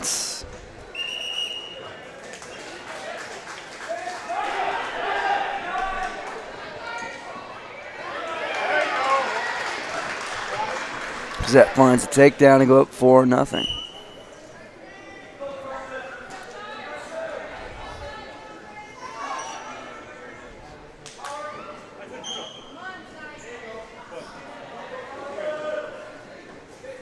Hips flat on the mat for Hayde.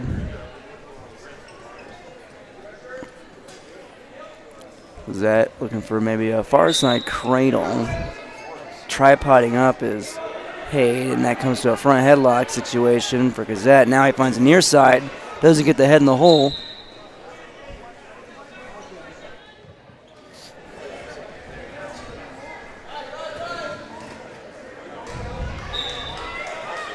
Now the head is somewhat in the hole in the rib cage. Gazette pushing, tearing, charging through, trying to clear for back points.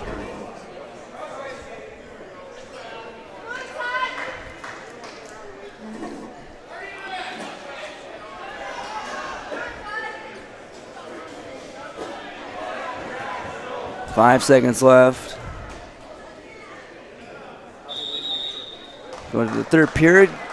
Gazette up 5, make it 4-0 against Hayde.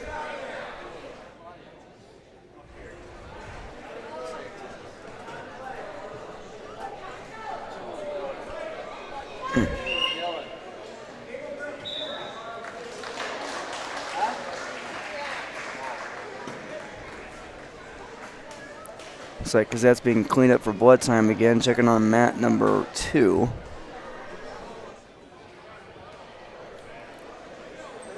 Ten to 9, Pembina County North leads Dilworth, Glendon, Felton. Crookston on mat 3 leads New York Mills 9 to 6. It's now 15 to 10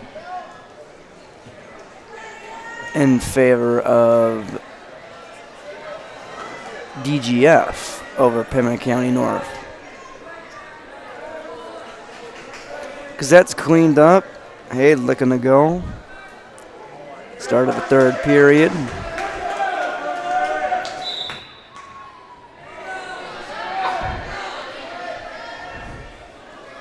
Gazette trying to clear from bottom. He's out. He's up by 5.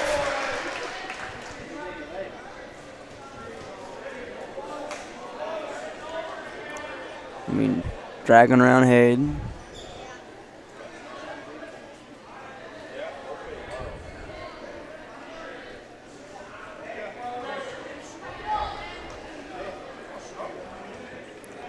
Gazette looking for a pick. Now he slides by and goes behind. Does he have 2 on the border? Oh, he almost had it. Just had to slide out. Hayde resets. Fresh start.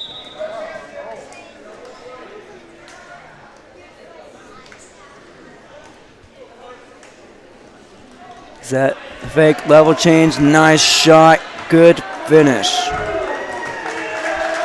Toe drag swag on the border. Gazette's up by 7. 7 to 0. 106 third period.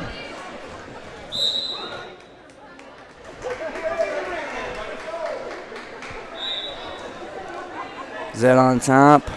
Hayde head down. Gazette's gonna make him pay for it. And on mat 2, looks like Bryce Fisher in a pinning predicament, being pinned by Eli Bornstad. Mr. Bornstad, Mr. Bloodtime Bjornstad earlier, looking for his second pin of the day. He's got 5 seconds to do so on mat 2. Gazette back on top. Bjornstad finds the pin. Pembina County North goes up 16 to 15 on mat 2.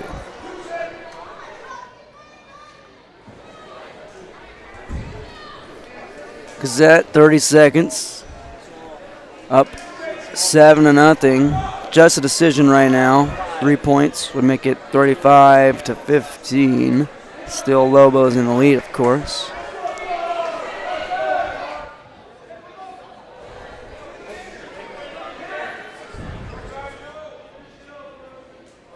Five seconds. Carson Gazette's going to win this match. 7 to 0. Make it 35-15. Burroughs trail, but pick up a win.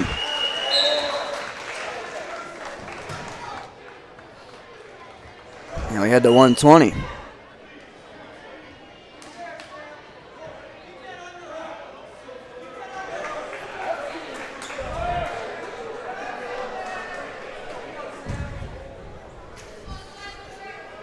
At 120 for the Burros, Sawyer Owens.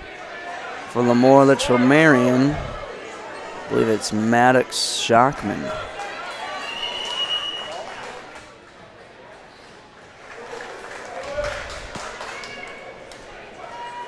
It's actually Jace Duffy. Jace Duffy getting the nod in this match.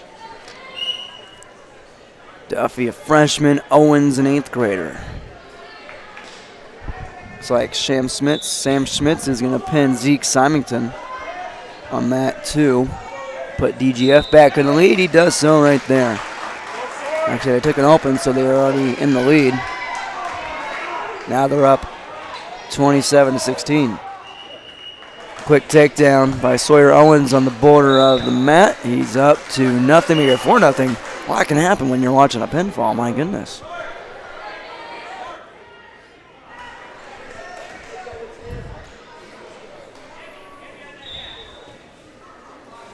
Owens on top. Nice initial breakdown of Duffy.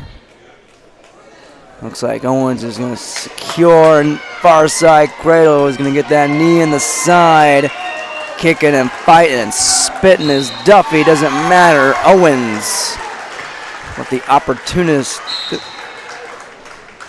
finds the pin. Makes it 35-21. Burrows grabs 6.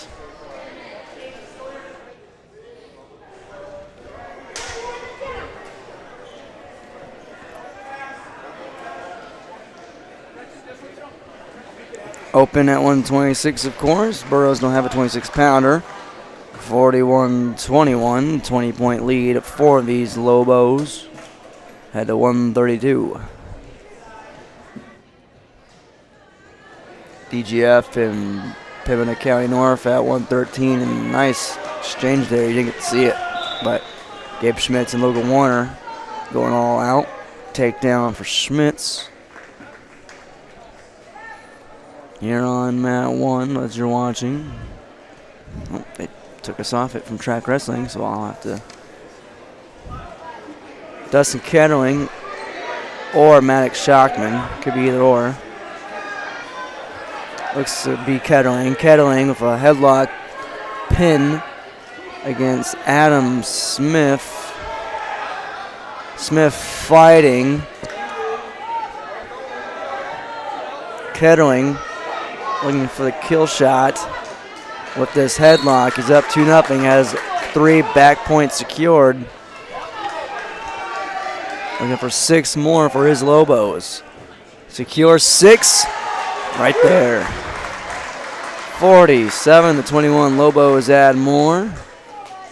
And a pin for Kettling. Dustin Kettling, the sophomore, at 132. He had to 138. 138.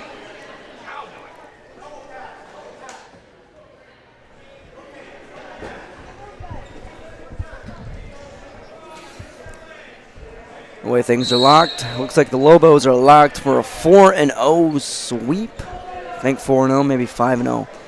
5-0 day for the Lobos. Let's see. They didn't wrestle until, they wrestled in round 2. There's an open for HCV. They bring it back in 47-27. Lemoore Marion, they beat Pembina County North, beat Monoman Waban, beat Crookston, beat Grafton, and they're going to beat Hillsboro Central Valley. Make a 5-0 day. At 145, this is our final, I believe our final bout. Or maybe they have 152. Takedown in favor of Hillsboro Central Valley's Henry Nelson over Jake Kramer. Nelson the junior, Kramer the freshman. And just like that, 25 seconds. Got a pinfall. Henry Nelson notches the pin, notches 6. It's getting close. 47-33. And that is the final bout. No 152-pound matchup. Your final on the Golden Harvest Tim Kazant Seat Sale scoreboard. Lemoore Litchfield Marion 47. Hillsboro Central Valley 33. Looks like we got some time to get some more coverage, extra coverage of mat twos. Pimlico County North and DGF, Dale Wharf, Glen, and Felton. Nice sweep there by DGF. That is, I don't have it on here right now. They're at 120 pounds. But that's TJ Fuller. TJ Fuller.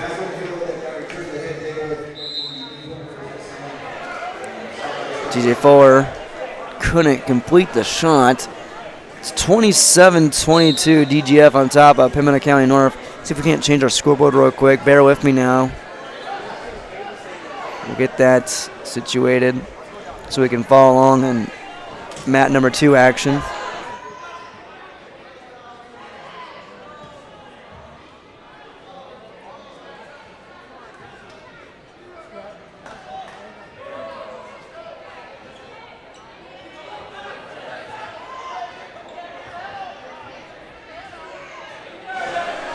Looks like Fuller on his keister, trying to fin the shot, head between the legs.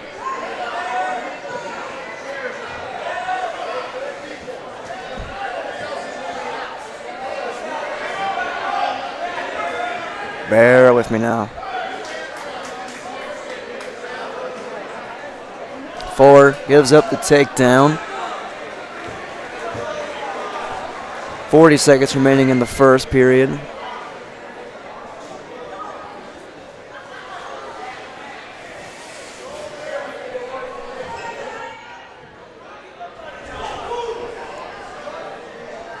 And we'll get over to Pimlico County North.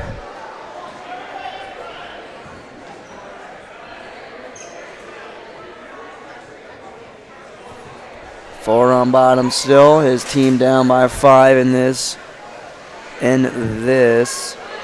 duel.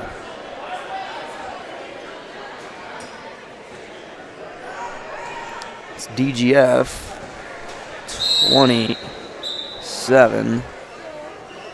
His team is up by 5, and then Pimlico County North 22. There we are.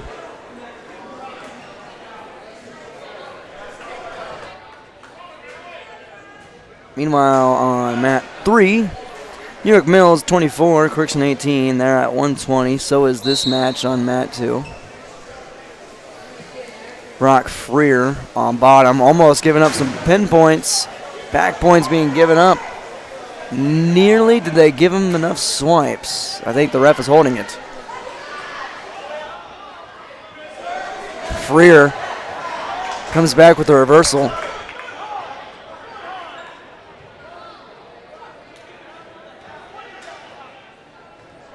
They're cleaning up mat number 1 right now, so its day is done. 4-0 in favor of Freer.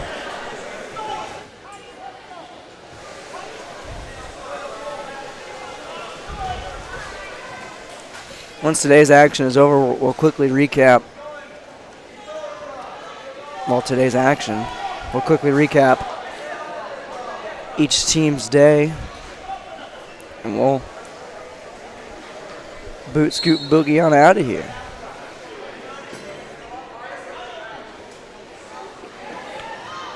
Freer on top. Yeah, return Fuller. Fuller trying to step out, gets tripped up.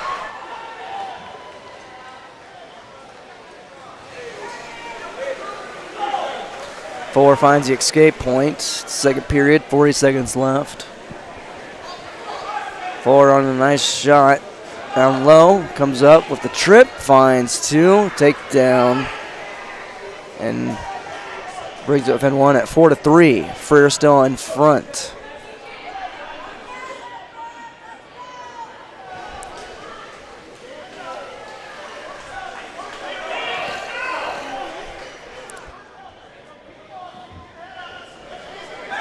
Crookston and New York Mills, tight one. New York Mills 30, Crookston 24.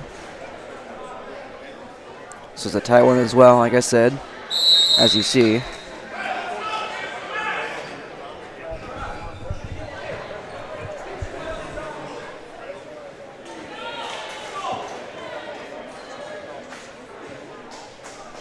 End of the third period. 4 down on the scoreboard and down on the mat in the bottom position. Gonna come out the side.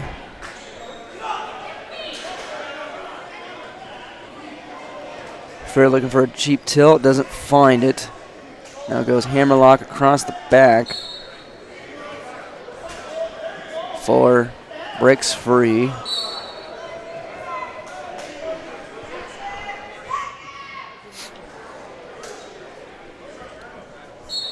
Freer back to cheap tilt shenanigans.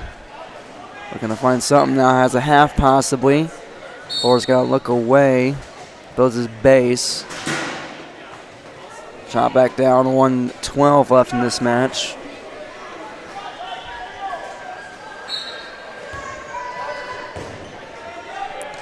Fuller might have something here. Has a leg, has to step over. He finds it, finds two, and finds the lead for Fuller.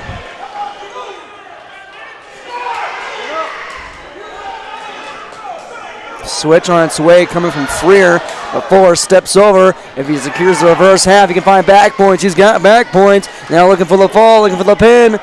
Can Fuller find the fall over Freer? Can't find it, but he finds 5 count and 3 more back points. 8-4. The lead is double for TJ Fuller over Brock Freer. 25, now 20 seconds to go.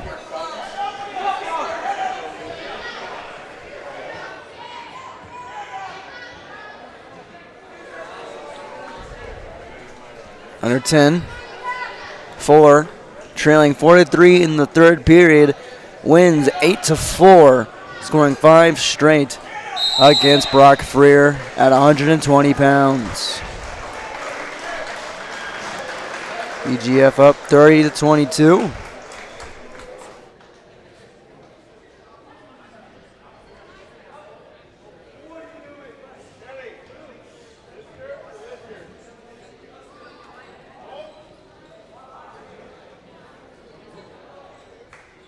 Head to 126 pounds.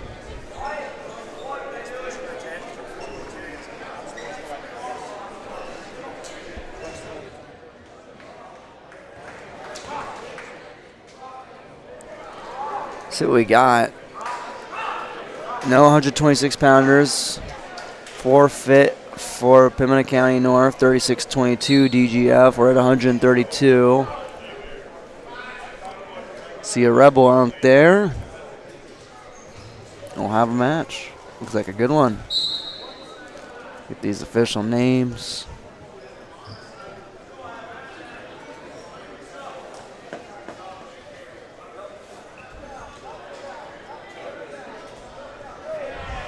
Quick shot in, nice low single, nice little dart single, and that's by Trevor Hinkle, senior out of Pimlico County North, finding the takedown over Alex Anderson, a freshman for DGF.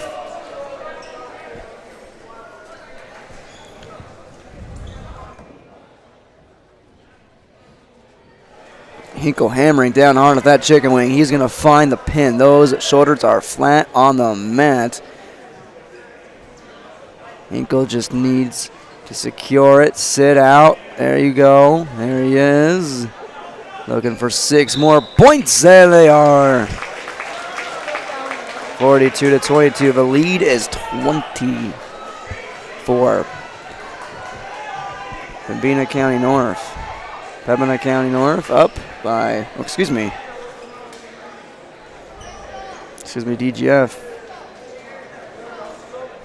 up. I think I have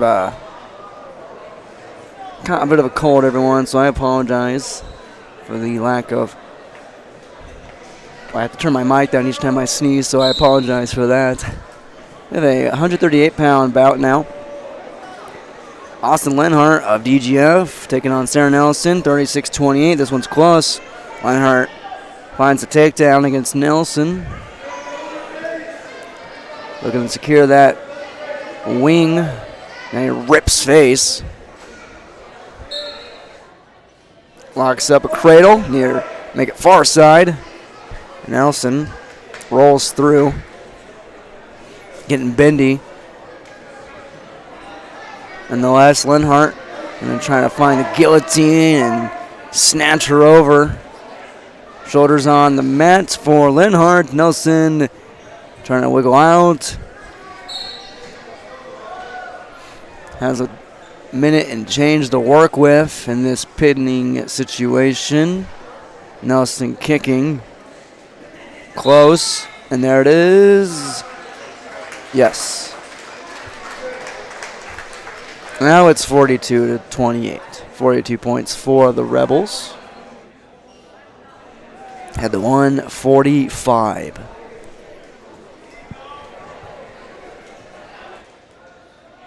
See what we got brewing.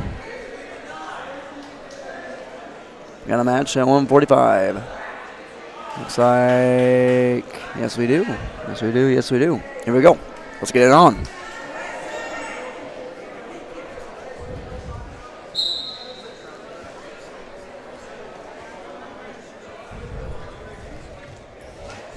Quick shot attack coming from Pimlico County North. Back on the sweep single. Nice sweep single.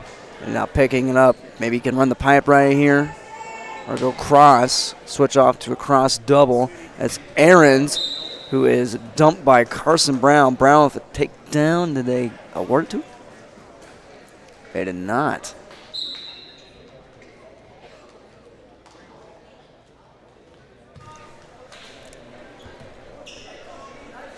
No Aarons. And Brown in a collar tie.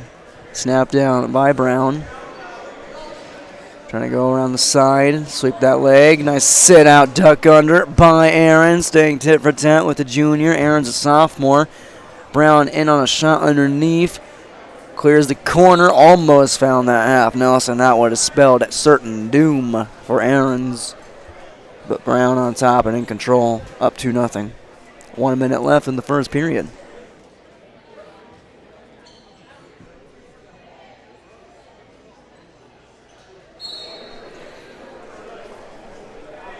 See what the official score is later on mat 3. Brand's dump on its way from Brown. Brown with the Brand's dump and the pin of Joey Aarons right on cue.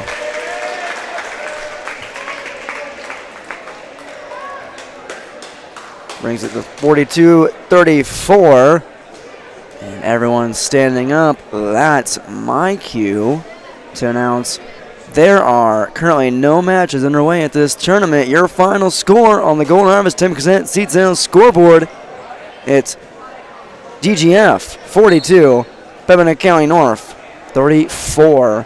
And that concludes our visual day of the Hillsboro Dual Tournament at the Hillsboro Event Center, North Dakota, Minnesota High School Wrestling. We started at 8:30 today, give or take. And now at 5:30, it's been a good, solid Saturday, I would say. We'll take a quick break, come back, and we'll break down our, I guess, players, wrestlers, our wrestlers of the day. And then we'll talk about the day and recap it. Don't go anywhere. You're watching the Hillsboro Dual Tournament coverage on yourliveevent.com.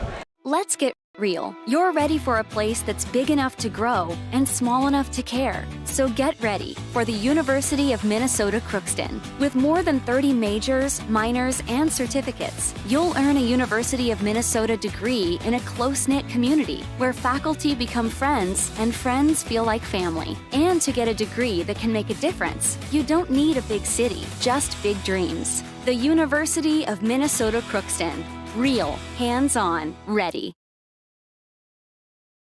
Valley General Store is ready for your business. Valley General Store is open Monday through Saturday from 7 a.m. to 7 p.m. at the intersection of Highway 200 and Highway 75. They can meet many of your needs with hardware, plumbing, electrical, tools, groceries, meat, fresh produce, frozen foods, baked goods, paper products, pet supplies, and other household goods. Check out Valley General Store's Facebook page for the weekly grocery sales flyer. Now open from 7 a.m. to 7 p.m. Monday through Saturday. It's Valley General Store in Halstead.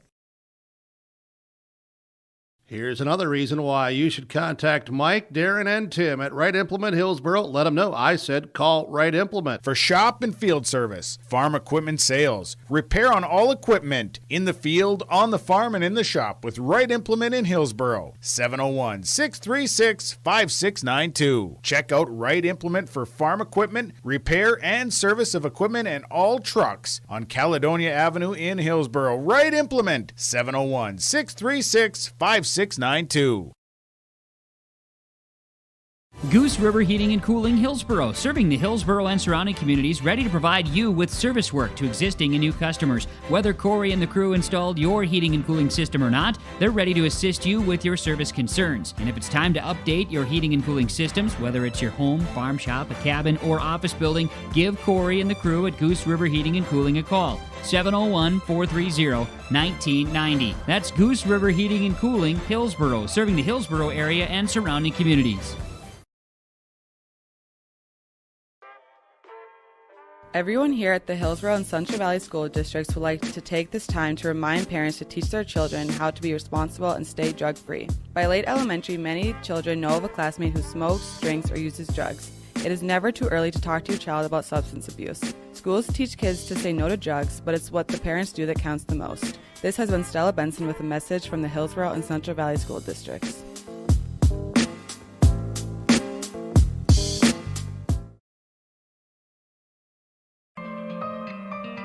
For all your flooring needs, look no further than Carlson Customs Incorporated. From tile, Cortex, and laminate flooring, waterproof floors, shower tiles, and carpet, you are sure to find what you need to update or create the perfect feel in your home or business. Locally owned and operated, Carlson Customs Incorporated. Call Todd at 218-531-0176. You finally found the perfect car in racing blue. You even got them to throw in the LED fog lights for free. Auto Owners insures your car because some people never learn to parallel park. That's simple human sense. River's Edge Insurance Agency, Halstead. 218-456-2172. Keep going. More. No, stop! Winter is a planning season for farmers, a time when your mind is on your fields. But the shorter days doesn't mean there's less work to be done. At Sis van der Haaf, we know that lower temps won't cool your passion for production. We're continually striving to develop sugar beet varieties that thrive despite the pressures from disease and the challenges of nature. Because sharing the pride of success starts with sharing the passion to achieve it. Sis van der Haaf, a passion that grows. Welcome back to YourLiveEvent.com's coverage of a now final Hillsboro Dual Tournament at the Hillsboro Event Center. Thanks for joining me on this journey today. I'm Derek Zimmerman-Geyer. It's been a long one. We were here at 8:30, and I'm pretty sure I developed a cold over the process, so thanks for bearing with me and watching teams like the Burros, the Rebels, the Thunderbirds, the Eagles, and the Grizzlies, as well as the Spoilers and the Pirates. There we are.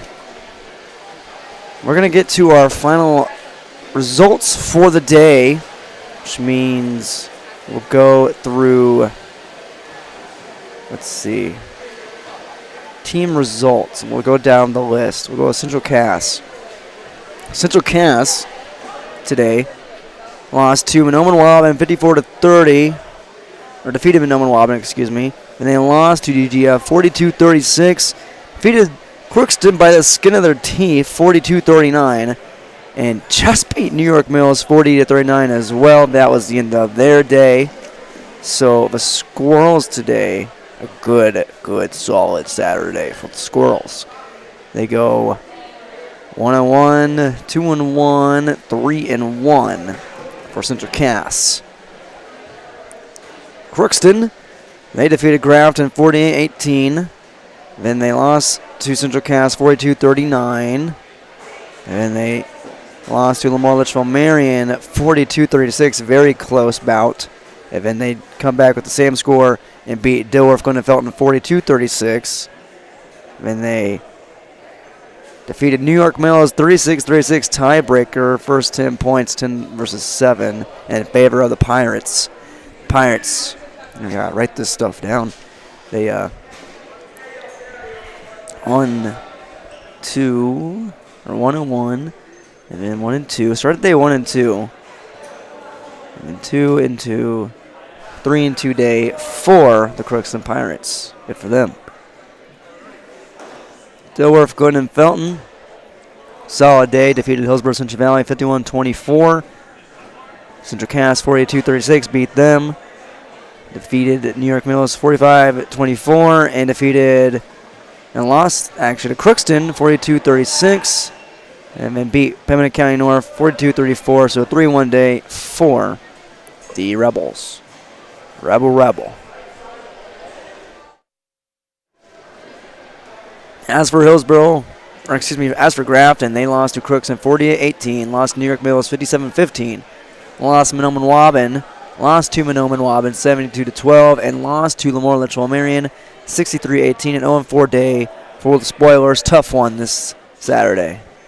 Hillsboro Central Valley, I believe, also winless, lost to DGF 51-24, New York Mills 49-26, Pembina County North 45-25, and Hillsboro Central Valley just loses to Mahnomen-Waubun 42-36 and lost just moments ago 47-33 to the Burros. A 0-4, 0-5 day for the Burros. Lamar Litchfield Marion, this one's pretty easy. They had a 5-0 day. 5-0 day for the Lobos. They show how legit they are. They defeated Pembina County North 43-33, Mahnomen-Waubun 54-30, Crookston 42-36, Grafton 63-18, and Hillsboro Central Valley 47-33. Mahnomen-Waubun lost to Central Cass 54-30. Having the same score against Lamar Litchfield Marion. Defeated Grafton 72-12. Defeated Hillsboro Central Valley 42-36. And lost to Pembina County North 54-27, 2-3 day for the Thunderbirds. New York Mills, the Eagles, defeated Hillsboro Central Valley 49-26. Grafton 57-15. Lost to DGF 45-24. And lost to Central Cass 40-39. And just lost in the tiebreaker, 36-36 tiebreaker, 2-3 day for the Eagles and New York Mills after starting 2-0. I believe. Yes. Okay. Gotta double check yourself. And then last but not least, Pembina County North. They lost to Lamar Litchfield Marion 43-33. Defeated Hillsboro Central Valley 45-25. Defeated Mahnomen-Waubun 54-27. Lost to DGF 42-34. A 2-2 day for the Grizzlies. As we move on here in our post-match report on yourliveevent.com, our post-tournament report, let me take a minute to look at Lamar Litchfield Marion and some of their standout wrestlers, because a lot of these wrestlers from Lamar Litchfield Marion and Central Cass stood out from among the rest. So, as I look through, give me one more break, and I'll be right back with you with more post-match coverage on yourliveevent.com.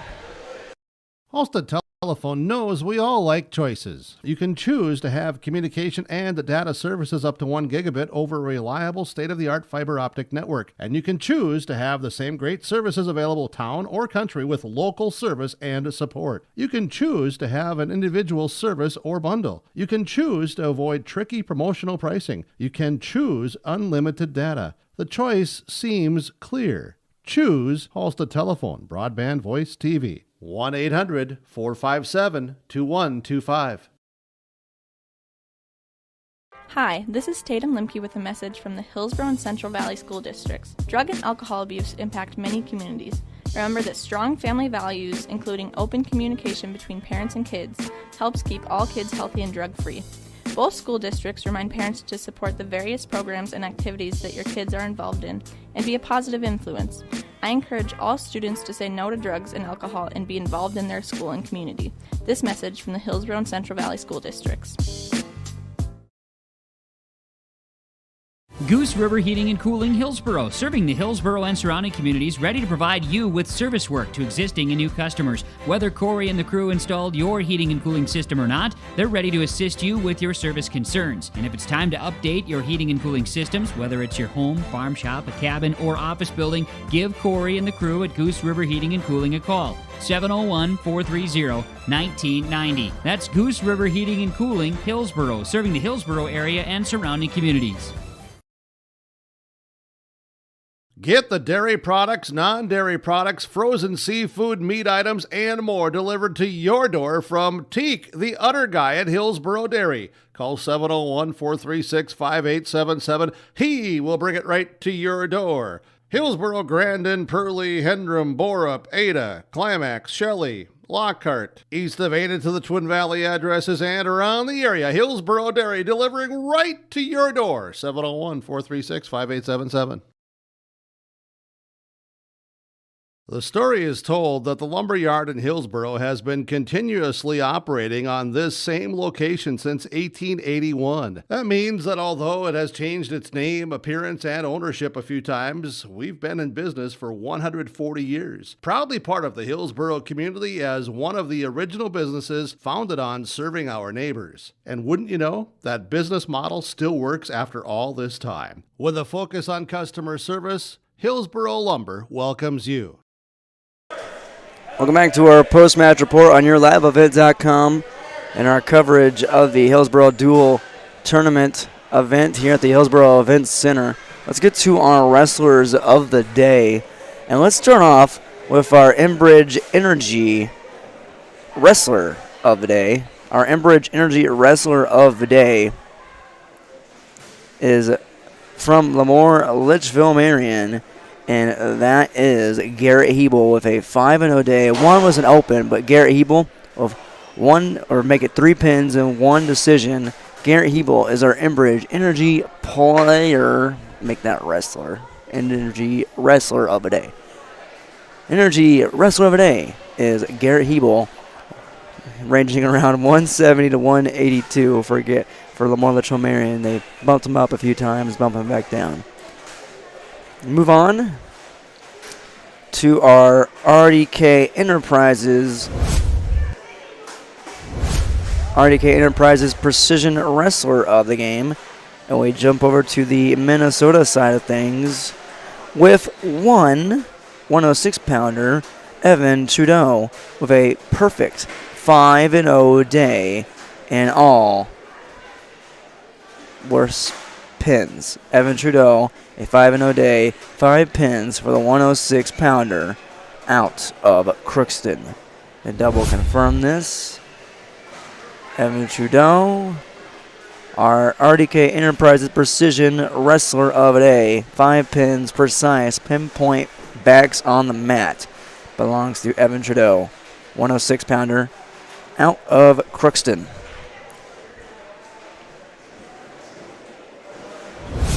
Again, RDK Enterprises Precision Wrestler of the game.